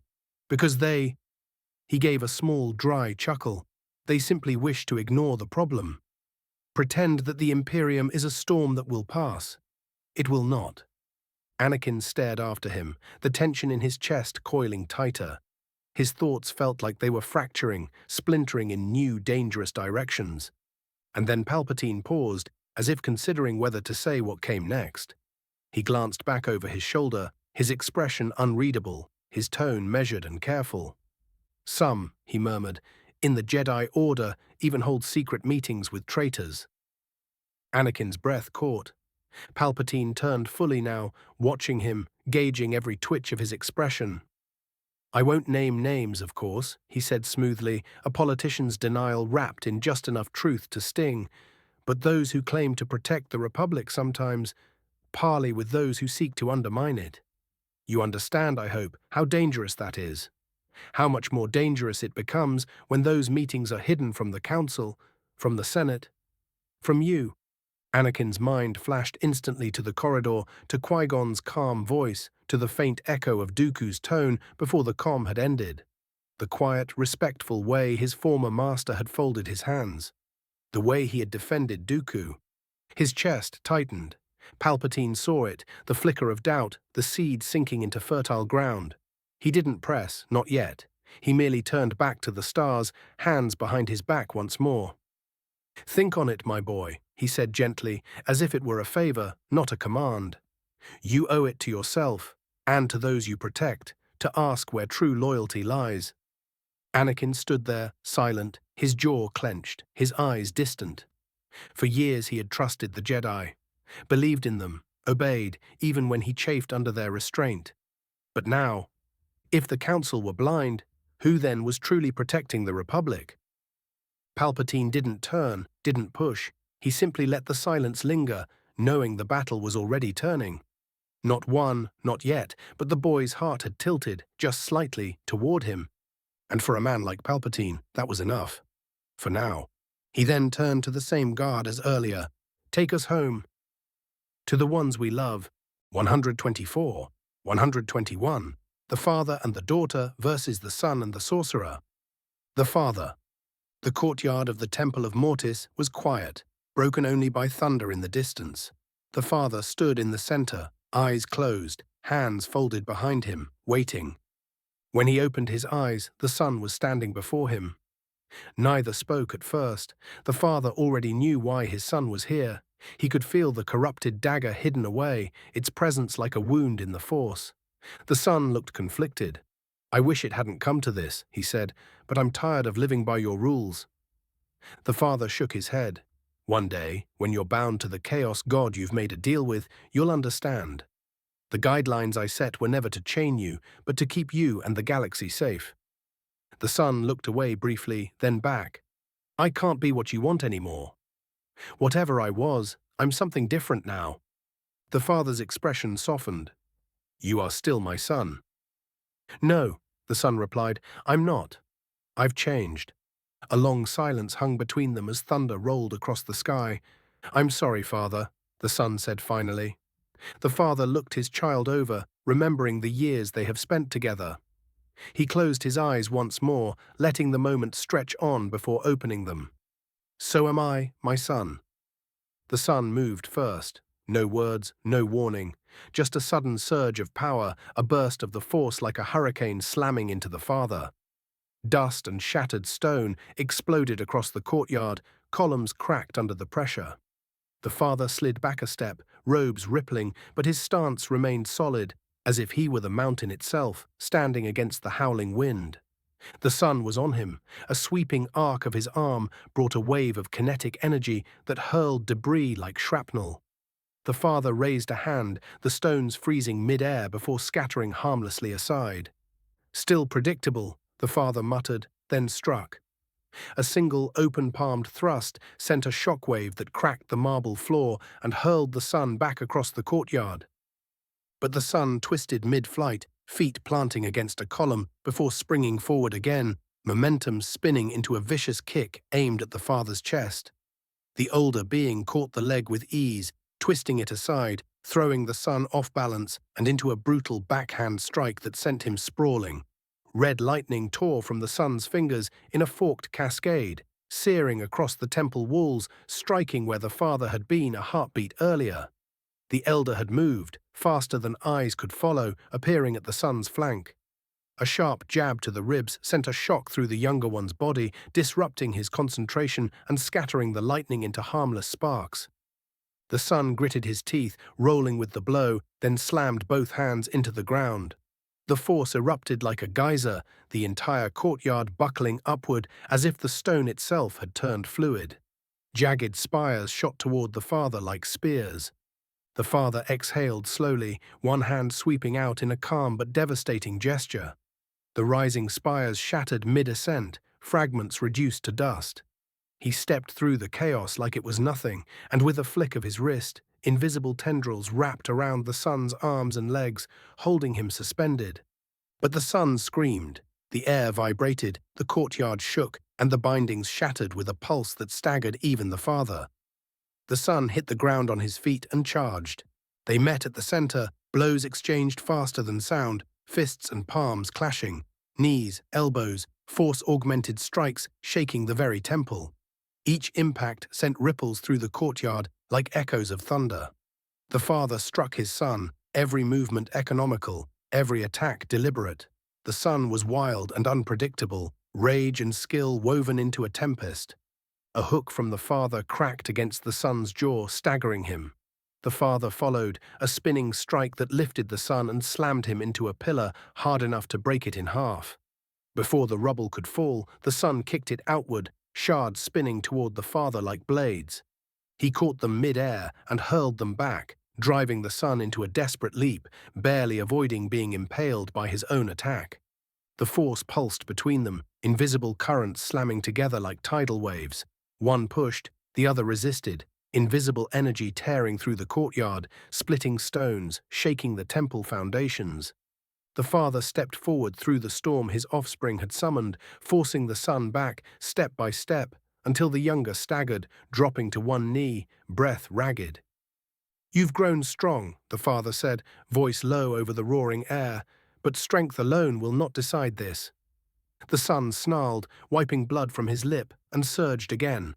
Blades of compressed air, arcs of force lightning, stones hurled like meteors, all at once, a chaotic barrage meant to overwhelm even the father's perfect defense. For a moment it almost worked. A strike grazed the father's side, tearing fabric and drawing a shallow line of blood. The son's eyes widened at the sight, at the proof he could hurt him. But the father's eyes narrowed, and then he moved. In a blur, the elder closed the distance, parried the next attack with one hand, seized the son by the throat with the other, and slammed him into the courtyard floor with the power of a falling star. The impact cratered the stone, the shockwave leveling what few standing columns remained. The son coughed, air ripped from his lungs, but still he fought, a desperate push of the force throwing both of them apart, sending them skidding across the courtyard, debris and smoke filling the space between. A laugh filled the air, but not from either of the two. The courtyard trembled again, but not from the father or the son this time. A low, alien hum filled the air, like 1,000 voices whispering in a language not meant for mortal minds. The son froze mid-breath, the father's gaze shifted, his brow furrowing. From the far archway, a silhouette emerged. The torchlight flickered strangely as the figure stepped into view, his armor draped in corrupted sigils that bled light and shadow all at once. Karath, the Chaos Sorcerer, walked calmly across the shattered courtyard. the very air seeming to warp and ripple around him. In his left hand, the corrupted dagger of Mortis gleamed faintly, its edge almost dripping molten ruin, as if the weapon itself was alive and in pain. In his right, his sinister black blade pulsed with veins of deep violet light, a weapon that seemed to hum in resonance with the warp bleeding off him. He tilted his helmeted head slightly, eyeing father and son like a predator studying prey. "Have you two started without me?" he asked, voice carrying a mocking lilt, distorted by the warping echo of the immaterium bleeding into his words. The son smiled as he looked at his father, but he said nothing. The father straightened, shoulders squaring, a weary sigh passing through his lips. "You bring ruin wherever you tread, sorcerer," he said, calm even now. "Ruin?" Kareth chuckled, a sound that cracked and distorted unnaturally. "I bring evolution." And then he stopped walking. He planted both feet and began to chant. The power of the warp filled the temple. The air turned thick, heavy, like gravity itself had deepened. Symbols crawled across his armor like living things, glowing with shifting, unnatural colors. The sigils of Tzeentch flared bright as power poured into him. His body began to convulse, bones cracked, armor groaned, and he began to grow. Inch by inch, foot by foot, the mortal frame could no longer contain what he was becoming. The courtyard's remaining pillars shook, tiles cracked and floated from the sheer psychic pressure radiating off him as his armor became his skin. Kareth laughed with mad exhilaration, his helmet's mouth opening as his voice echoing with something else speaking through him, layered and wrong. His once human silhouette stretched upward, passing 9 feet, then 10. His armor shifted and reformed, horns curving outward like the crown, trailing warp fire that burned but left no ash. The black blade in his right hand liquefied and reformed, metal folding and twisting like a living serpent, until what he held was a long-bladed staff, a weapon of sword and sorcery in one, crackling with warp lightning. The corrupted dagger of Mortis pulsed, eager, like it knew what it was about to drink. "Behold," he roared, voice booming across Mortis like thunder across a broken sky. "I stand at the threshold." His eyes blazed with shifting fire, no longer fixed on any one color, but constantly changing, like looking into the heart of madness itself. He spun the staff once, the motion a perfect marriage of martial mastery and psychic dominance, sending a ripple through the air that cracked stone and bent pillars outward like reeds. "One kill," he hissed, eyes locking onto the father as he raised the dagger. "One godly death, and the changer of ways shall grant me the gift I have long craved." His grin widened, wicked and wild. "Demon Prince Karath," he bellowed, drunk on his own rising power. "Ascension is at hand." The son glanced sideways at the towering figure beside him, the realization of just how far they had stepped past the point of no return. And the father, still calm and resolute, shifted his stance. His voice was quiet, but it carried through the screaming warp storm now raging above the temple. "My death will not achieve what you seek," he said evenly. Kareth only laughed harder, warp flames licking across the courtyard, curling around him. "Oh, you poor old fool." "It will." The storm above Mortis roared louder as Kareth stepped forward, thunder shaking the temple's ancient bones. For a heartbeat, the 3 figures stood locked in that tense stillness, the father, calm yet grim, the son burning with rebellion, and Kareth, swelling with dark promise. And then a 4th voice cut through the fury. "Brother!" All 3 turned as light blossomed at the far edge of the courtyard, soft but unyielding, moonlight piercing the storm clouds above. From it stepped the daughter, robes flowing, her presence cooling the heat of the moment by sheer contrast. Her eyes were fixed on her brother. "Please," she said, her voice pleading, "stop this, you must see what's happening. You're not acting freely, you're being used." The son stiffened. For just a moment, a flicker of doubt passed over his face, a shadow beneath the fire. "You think I don't know," he said, the words sharp and unsteady. "You think I don't see the bargain I've struck? But I've had nothing but chains, sister. Rules, balance, stagnation, father's will choking me of breath, no more." "Father's death won't free you," she said, stepping closer, her eyes glimmering with sorrow. It will only trade one leash for another. You'll bow to the chaos god you've bargained with, and in time you won't even remember what freedom felt like. His jaw tightened, his fingers flexing as the force coiled around him like a storm. "It's too late," he said. "I can feel it. I can taste it. The walls are already crumbling. One more push and I walk through untethered. I have only to kill him." Her voice hardened, cutting through the swirl of wind and thunder. "Then you'll have to kill me as well." For the first time, true pain crossed the son's face. "Don't," he warned, a note of hesitation in the threat. "I will not stand aside," she said, stepping between him and the father, her power quietly flaring. "If you mean to spill father's blood, you'll have to spill mine first." The son's gaze fell, then rose again, harder, colder, heart hardening like stone. "Then so be it," he said quietly. "I will do what I must." Karath grinned wide, almost giddy. "Finally," he murmured, and then all hell broke loose. The son lunged, power exploding outward like a tidal wave. The daughter met him mid-stride, her own surge of force clashing against his, light against shadow, their wills slamming together hard enough to split stone beneath their feet. At the same instant, Karath struck. The corrupted dagger in his left hand flashing in a swift arc toward the father's chest. The father turned it aside with a gesture, the force itself redirecting the blade wide as he stepped in and met Karath's staff with his bare palm, catching the weapon mid-swing and shoving it upward. Brother and sister became a blur of strikes, parries and shoves, their martial skill matching their force power in a lethal dance. He fought with aggression honed by violence, a storm of fists, sweeps and choking currents of raw energy. She countered with precision, every deflection tight, every strike aimed to disable rather than destroy. Nearby, father and sorcerer collided like gods. Karath's new size gave him reach, and with it came warp fire, every swing of his staff leaving trails of screaming color in the air, every thrust of the dagger pulling at reality like a hook through flesh. The father fought, his control of the force bending the battlefield against Karath's warp powers. Stone rose as shields, broken pillars hurled like spears, the very air turning solid in places to catch and redirect, warp-forged blasts. Karath laughed even as he was forced back. "Yes," he shouted, "yes, fight harder. Let the changer see you, let him judge you worthy." The daughter caught her brother's wrist mid-strike, spun, and used his own momentum to send him skidding back across the courtyard, only for him to roll, spring off one shattered column, and launch himself back at her with a scream that cracked the sky.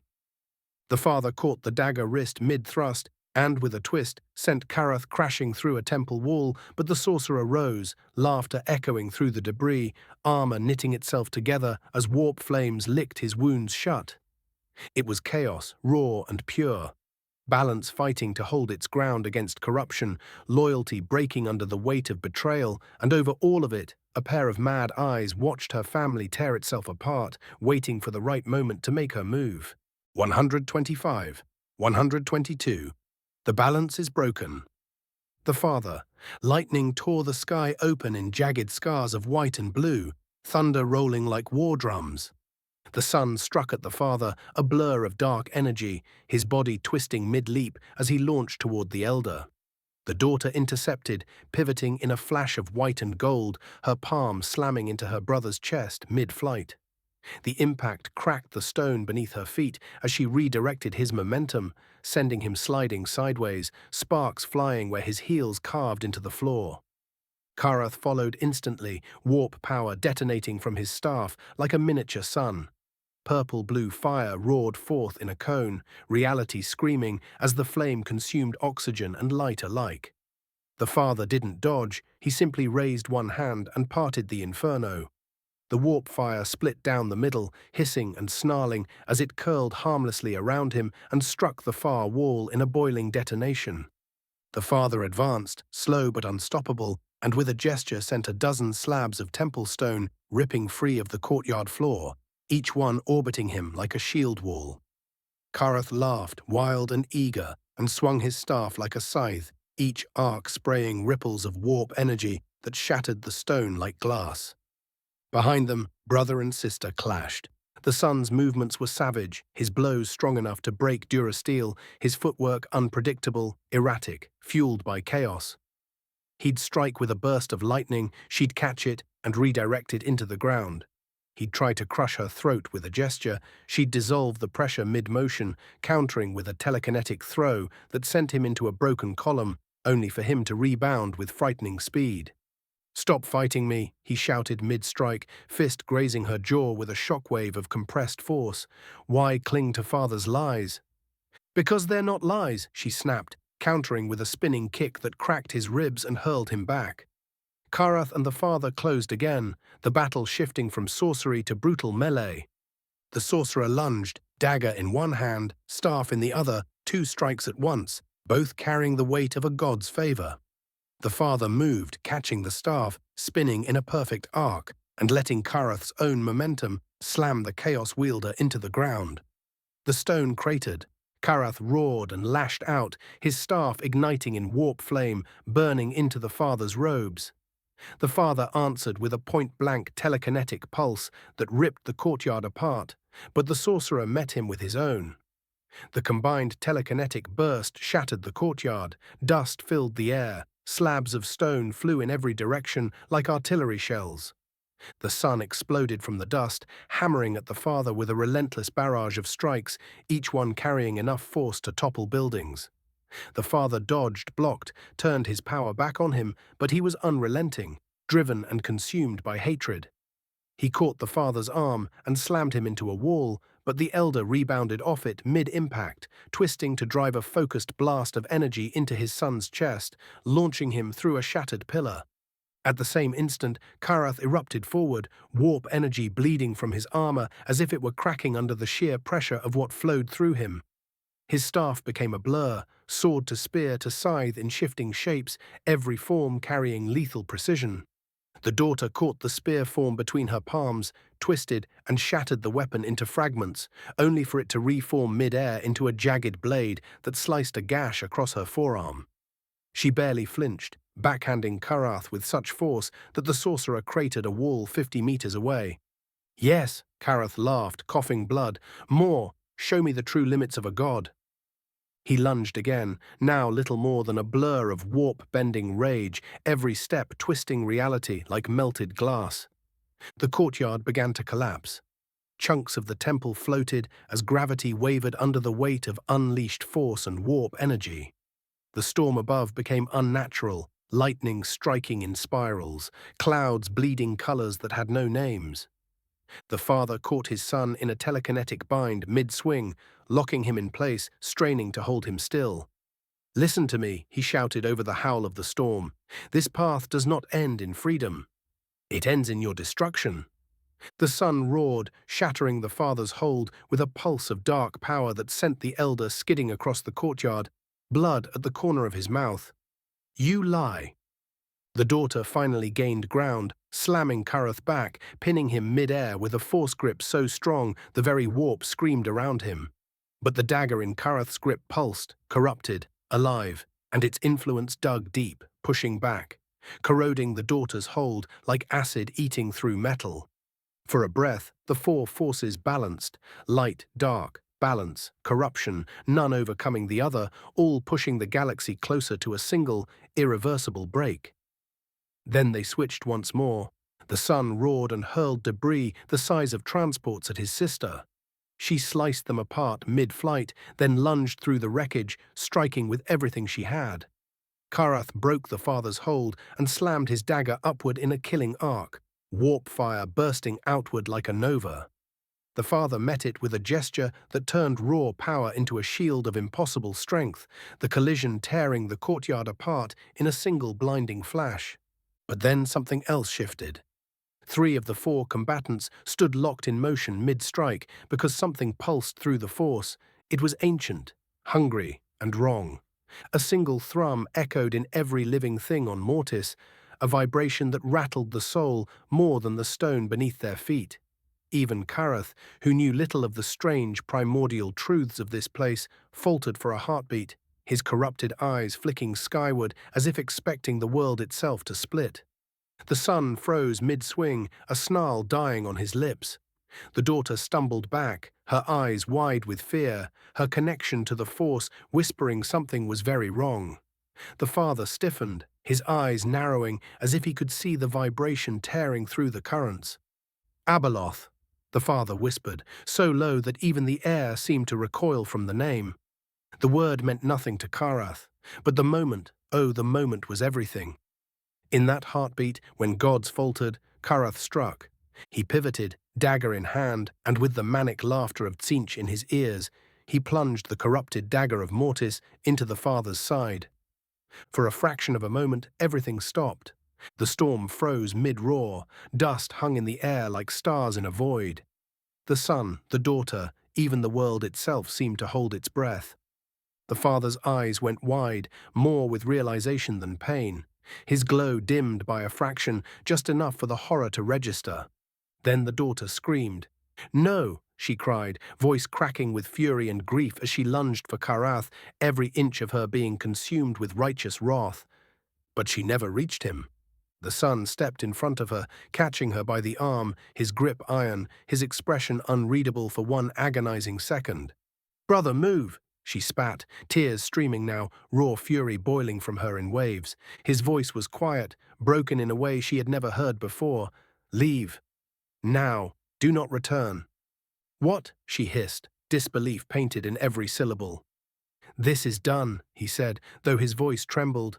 "There's no undoing it. There's no going back. I chose this. I made my pact. The balance is shattered, and you must go before you are next." "No," she growled, trying to tear herself free, but his grip tightened. "You stay," he said softly, painfully, "and you will die with him." She stared at him, the boy who had been her brother, the man who had become her enemy, the thing who was now something else entirely. And slowly, painfully, she stepped back. Her eyes never left his, not even when they turned to glass, full of tears that would never fall again. Karath, meanwhile, heard none of this. He was too busy marveling. The dagger slid free from the father's side with a wet sound that was drowned in the thunder. Blood, not blood as mortals knew it, but something luminous, raw, almost holy trickled down the blade and hissed where it struck the stones. Karath's eyes went wide with manic delight, and he struck again. The dagger pierced the father a second time, deeper, angled cruelly. The father gasped, and again, a third strike, vicious, twisting, dragging, corrupting. By the fourth, the father collapsed to his knees. His glow guttered like a flickering candle. His breath rattled through the courtyard. Karath stepped back, breathing hard, his left arm drenched in the radiance of his victim's blood, staring at the dagger like it had become the most beautiful thing he had laid eyes on. He spread his arms wide, warp fire crawling like living snakes across his armor. He whispered, half to himself, half to the mad god that whispered from the warp. "I have done it. I have slain balance itself, and now I ascend." The son, watching his sister disappear, finally stepped forward. He knelt by his father, no longer the rebel, no longer the traitor, just a son staring at what he had helped destroy. For the first time in an eternity, he looked remorseful. "I didn't want this," he murmured, voice barely audible. "I wanted freedom. I wanted a choice. I didn't." His words faltered. He swallowed hard. "I didn't want it like this. You forced my hand, father." The father's eyes, dim now, found his son's. After all the betrayal, the schemes, the violence, he did not glare. He did not curse. He smiled. "My son," he whispered, voice thin but steady. "After everything, I still love you." "I forgive you," the father said, breath catching, "for all that you have done." He exhaled once, and he was then still. His body relaxed, and the glow that had once marked him as the balance of the force faded. Behind them, Karath stood motionless. The corrupted dagger still slick with divine blood. His breathing was ragged from exhilaration. And then he heard it. A vibration through the warp, through the marrow of his bones, through the thin membrane of sanity that chaos always strained. It was a whisper of silk and knives, a promise painted in fire. Karath's head tilted slightly, as if listening to something no one else could hear. A grin began to creep across his face slowly. like a beast baring its teeth just before the pounce. He stepped forward, his boots crunched on ancient stone, the noise strangely loud in the vast courtyard. The sun did not react. He barely seemed to notice Karath's presence at all. He was drowning too deeply in what he'd done. Karath came to stand just behind him. A gauntleted hand came to rest on the sun's shoulder. The sun stiffened as if startled from a trance. Slowly he glanced sideways, but not enough to meet Karath's eyes. Karath leaned in slightly, voice low, almost tender in mockery. "Receive your reward." Before the words even settled, the dagger slid upward, quick and vicious, under the jaw and into the neck. The sun gasped, his hands flying to the wound, fingers clawing at Karath's arm, trying to push away what he already knew was death creeping in. He twisted, a desperate half-turn, but Karath shifted with him as they struggled. The dagger stayed buried, the metal grinding cruelly as Karath drove it deeper. The sun's knees buckled as he tried to stand, but Karath pressed his weight down, one hand clamped like iron on the sun's shoulder, forcing him to remain kneeling. "You wanted freedom," Karath hissed, twisting the blade again. "Now you have it." Another twist, blood like molten gold spilling freely. The sun tried to speak, but only a wet, broken choke left his throat. One of his hands scraped at the stone, reaching for something, anything, before strength fled his limbs entirely. With one final brutal and vicious twist, the sun's body went slack. Karath let him drop. The corpse pitched forward, landing heavily across the father's still form, the two now united in death where they had been divided in life. For a moment, Karath simply stood there, staring at the two godlike beings he had ended. His breathing slowed. The silence was deafening.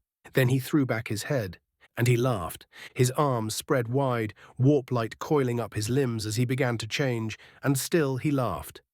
The age of balance was over, and now the galaxy would know only war. Endless war. 126, 123, Twisting Fates, End of Arc 3. Nearer, Mandalore's sun burned high over Keldabe's skyline, washing the city in hard light and long shadows. Smoke from distant forges curled through the air, mixing with the hum of speeders and the sharp, clipped voices of Mandalorian merchants haggling in the streets. Neera moved at Maximus's side, her robes drawn close, the subtle gleam of her armored bracers hidden beneath. Even here, among her people, her presence drew glances. A former Jedi, now Imperial Regent, walking with one of the Emperor's angels was not a sight easily ignored. They walked shoulder to shoulder through the wide Market Avenue, datapads in hand, their conversation clipped and professional. "If the northern sectors can reroute the supply lines through the secondary dome, we can free up at least 3 more transports a day for troop movement," Neera said, scrolling through the numbers. Maximus, massive even in this city of warriors, gave only a grunt, his version of approval. His deep, modulated voice vibrated through his helm, adequate, but the eastern platforms remain vulnerable. "I know," she replied, her brow furrowing. "We'll have to—" She stopped mid-sentence. A tremor ran through her, barely noticeable at first, a flicker in her step. Then her breath hitched. Maximus turned his head slightly, the whine of his armor's servos soft in the din of the street. "Regent?" Neera's datapad slipped from her fingers, clattering to the walkway. Her knees buckled, and then the scream came. Windows shattered in the nearest buildings, alarms shrieked, and people screamed as the force and warp detonated outward. A shockwave ripped through the street, stalls splintered, ferrocrete cracked, entire ships above were hurled into the walls like toys. Maximus was thrown off his feet by the sheer debris caught in its wake. A slab of stone, easily the weight of a tank, slammed into him and carried him through a vendor's durasteel shelter, crushing it like foil. For a moment, there was only chaos. Civilians fled in every direction, Mandalorians shouted orders, blasters were drawn, and at the center of it all, Neera convulsed violently on the ground, eyes rolled back white, her body arching, the very air around her screaming with pressure and heat. Maximus's massive silhouette burst from the rubble, dust cascaded off ceramite plating as he straightened. He surveyed the destruction in a single glance before he saw her. The combined powers howled from her in waves, wild and uncontrolled. Another surge, larger than the first, tore through the plaza. Entire sections of ferrocrete lifted like they were suddenly weightless, then smashed down violently. But as the wave reached Maximus, it died. His null aura spread around him like a suffocating void, swallowing the warp, devouring the force. To onlookers, it looked unnatural, a bubble of stillness in the heart of a storm. Lightning-like arcs of raw psychic energy simply fizzled out at its edge. He began to move, boots pounding through wreckage. He reached her, kneeling beside the writhing woman, her breath ragged, blood trickling from her nose, veins glowing faintly with residual energy she didn't seem aware of. He placed one massive hand on her shoulder. Instantly the convulsions ceased. The psychic storm collapsed in on itself like a dying star, leaving behind only silence. Maximus looked around the ruined street. Mandalorians and civilians stared from behind shattered walls and overturned speeders, fear in their eyes. And then light, a soft glow of pure golden radiance, began to manifest in the air before him. At first it was a shimmer, then a silhouette, then wings, vast and magnificent, unfurled. Maximus froze, his transhuman heart actually skipping a beat. It was Sanguinius, the great angel himself, serene and terrible in equal measure, stood before him. Maximus, Sanguinius's voice carried through the plaza like a hymn in a cathedral, quiet yet echoing in every mind that heard it. There is no time. Take her, return to the battle barge at once. There was no question, there was no pause, no need for further words. Maximus stood, scooping the imperial regent into his arms with the care of a man carrying a sacred relic rather than a mortal. Her head lolled against his chest, her breath faint, her aura eerily quiet after the storm that had ripped through the city. Without a backward glance, he began to run. And when an Astartes runs, cities make way. His boots cracked ferrocrete, shattered glass broke farther underfoot. Speeders swerved to avoid him as he tore through the streets, Neera cradled against his armor, unconscious but alive. He had no idea what was going on, but his questions could wait. Above them, Mandalore's skies were suddenly alive with dropships, fighters scrambling, alarms still wailing. But Maximus didn't slow. A transport ship waited on the far platform, its crew startled by the sight of a space marine charging through the crowded docks, carrying a woman who moments ago had leveled half a district. The Ultramarine leapt the last 10 meters, landing with a boom on the ramp. "Back to the barge," he barked. The hatch slammed shut. The engines roared, the transport peeled off the platform, rising into the Mandalorian sky. Dooku. The command deck of the strike cruiser was quiet, save for the low, steady hum of its engines and the soft chime of status runes along its walls. Dooku stood over a wide hololithic display, its ghostly blue light reflecting against his sharp, aristocratic features. Around him, ultramarine tacticians and senior officers waited as he scrolled through integration models, each one detailing another conquered system slowly being woven into the vast, grinding machine of the Imperium's reach. He had always been a man of vision, but the scope here, planetary governments, supply chains, cultural erasures, it was something even he occasionally found daunting. And yet, necessary. Order required control, stability required inevitability. He gestured with a gloved hand toward one projection. If the resource levies on Sorin 4 are accelerated, the governor will resist, but if we replace the officer corps first, the transition will be clean within 2 cycles. An officer nodded, taking notes. Once that is complete, Dooku continued, their industry can be diverted to... He stopped. A flicker, like static in the Force. His fingers twitched involuntarily. "Lord Dooku?" one of the aides asked, stepping forward. He inhaled sharply, as if the air had suddenly thinned. His knees buckled. The hololithic display flickered wildly as Dooku fell forward onto it, scattering projections into chaotic fragments of light. "Lord Dooku!" He hit the ground hard, his body jerking violently, as if struck by unseen lightning. A deep guttural sound tore from his throat, not quite a scream, not quite a growl, as the force inside him convulsed. And then the room erupted. The first wave tore through the command deck like a hurricane. Data slates, weapons, even the great bolted consoles were wrenched from their mounts, hurled like toys against the walls.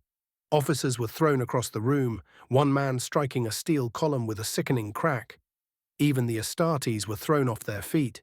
Warning klaxons wailed as the environmental controls spiked under the sudden stress. "Seal the deck," someone screamed. But it didn't matter. The force wasn't merely active here, it was raging.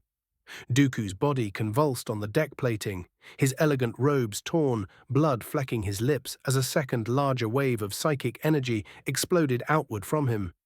The very metal beneath him groaned under the invisible weight, pressing outward in every direction. A suspended tactical array tore loose from its moorings and crashed to the floor, narrowly missing a cluster of officers who scrambled desperately toward the exit. "Evacuate the command deck," an Astartes roared, pulling a wounded man to his feet as sparks rained from burst conduits. The seizure worsened. His back arched violently, limbs stiffening as his eyes rolled fully white now. Veins pulsed dark against pale skin, and for a fleeting, terrible moment, it looked as if his body might tear itself apart under the sheer stress of whatever storm was ripping through him. Then it all went still. Everything, every flying shard of glass, every groaning piece of metal, even the hum of the ship itself, seemed to pause. Dooku went utterly still, lying motionless amid the destruction, chest rising only faintly, his eyes still closed. The blast doors hissed open. An Ultramarine entered, seeing some of his brothers getting to their feet. A crimson wax-sealed purity scroll swayed gently from his pauldrons, and he entered the destroyed room. The warrior took in the chaos with one sweep of his genetically enhanced eyes, consoles ripped from their mounts, officers bloodied, smoke curling from shattered displays. His gaze locked on the fallen count immediately. Without a word, the Astartes strode forward, servos hissing, boots crunching over shattered ferroglass. He knelt, scooping Dooku's limp form up as though the once proud noble weighed no more than a child. "Clear a path," the Ultramarine's vox-filtered voice boomed. The officers, some stunned, others bleeding, scrambled to comply, pressing themselves against buckled walls as the giant turned toward the exit. "Get us to the planet's surface now," he commanded as he passed the ship's crew. The Marine moved quickly, his bulk oddly graceful, navigating fallen beams and sparking conduits without pause. The medici decks were several levels below. Behind him, the command deck lay in ruin, the heart of an Imperial ship reduced to debris and confusion in less than a minute. The Ultramarine did not speak as the medici bay doors parted before him. He simply laid Dooku on the treatment slab, his massive gauntlets surprisingly gentle, then stepped back, helm turning slightly as if listening to something before replying. "Indeed, brother. Send a message to the Imperial Regent. She must—" He was cut off by the brother he was speaking to. "Understood," he simply replied. The medici staff swarmed in, their hands a blur as tubes were connected, diagnostics initiated, Auspex readings calibrated. Data slate screens flickered with streams of vital signs, while the low hiss of administered stims filled the chamber. Through it all, the Ultramarine stood at the edge of the room, silent and unmoving. The glow of sterile lumen strips reflected off the ceramite of his armor, turning him into a statue of blue and gold among the frantic motion. His visor remained fixed on the still form of Count Dooku, the once proud Jedi, now lying pale and motionless beneath the Medicae's hands. This man had served the Imperium with devotion. He would stand vigil, for Dooku was more than an ally. He was a man of principle, a servant of order, and the Imperial Regent father. He would watch, he would protect, until Count Dooku rose again. Anakin Skywalker strode through the Jedi Temple's halls, boots striking the stone with a steady rhythm. His face was composed, but inside his thoughts churned like a storm-tossed sea. Palpatine's words lingered, each one a seed of doubt beginning to take root. He tried to force it from his mind, tried to focus on the duty before him, but duty felt hollow now. He passed other Jedi in the corridor, masters, knights, Padawans, all exchanging polite nods, offering greetings. But then something shifted. A flicker of movement in the corner of his vision, a sharp exhale like someone was struck in the chest.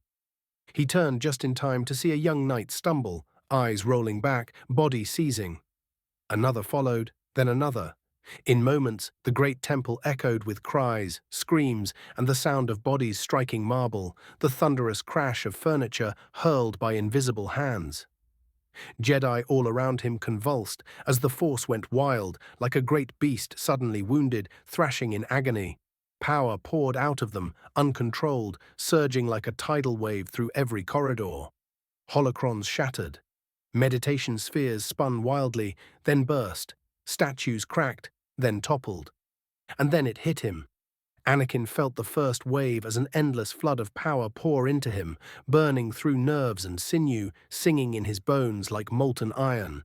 His knees buckled. He hit the floor, hands gripping the polished marble as if it could anchor him against what was coming. A scream of sheer exertion tore from his throat as the Force raged through him. He roared, and the great doors of the temple shuddered, then cracked. They collapsed inward in a thunderous crash, their massive frames twisting like soft metal. Stonework above began to crumble. Massive slabs broke free, hurtling downward, only to strike an unseen barrier, a shimmering bubble of pressure surrounding Anakin. The Force itself warped into a protective sphere. The stones struck and turned to powder. The Jedi that had collapsed around him were thrown backwards. Some were too close, and their forms turned to ash in the flash of power that radiated outward with each pulse of Anakin's scream. Then came the second wave. It hit like lightning from every direction, a detonation of pure cosmic force ripping through the temple with a sound of a god's dying heartbeat. The marble beneath Anakin cracked, spiderwebbing in every direction. Anakin roared again, eyes wide, veins standing out like cords, his entire body thrumming with the power pouring through him. And then, silence. The pressure bled away as suddenly as it had come. The hum faded. The marble stopped trembling. Anakin collapsed forward, catching himself on his hands, arms shaking with exertion. Sweat dripped from his brow, dotting the cracked stone beneath him. His chest heaved. Slowly he lifted his head. Where once there had been order, meditation chambers, quiet halls, calm masters, now there was ruin. Smoke drifted lazily from shattered columns, fires sparked where conduits had ruptured, dust hung in the air like a fog, and scattered through it all was the ash of his fellow Jedi that had surrounded him. Anakin stared, throat tight, heart pounding. He had no words, only the fear of what he had done. Palpatine. The Chancellor's office was quiet, the steady hum of Coruscant's skyline muffled behind layers of transparisteel. Palpatine sat alone at his desk, hands folded, expression serene to any who might look in on him. But behind his still features, his mind raced. Schemes upon schemes, threads upon threads, all leading to the same end. The balance of Mortis would soon collapse, and the galaxy would fall neatly into their grasp. The Jedi, pawns to be sacrificed, the Imperium, a beast to be manipulated until it destroyed itself, and Anakin Skywalker. Ah, yes. Skywalker, so close now, so malleable. But as Palpatine leaned back in his chair, savoring the vision of the future, something shifted. A ripple in the Force, subtle at first, like a tremor through glass. His eyes narrowed. Then it hit.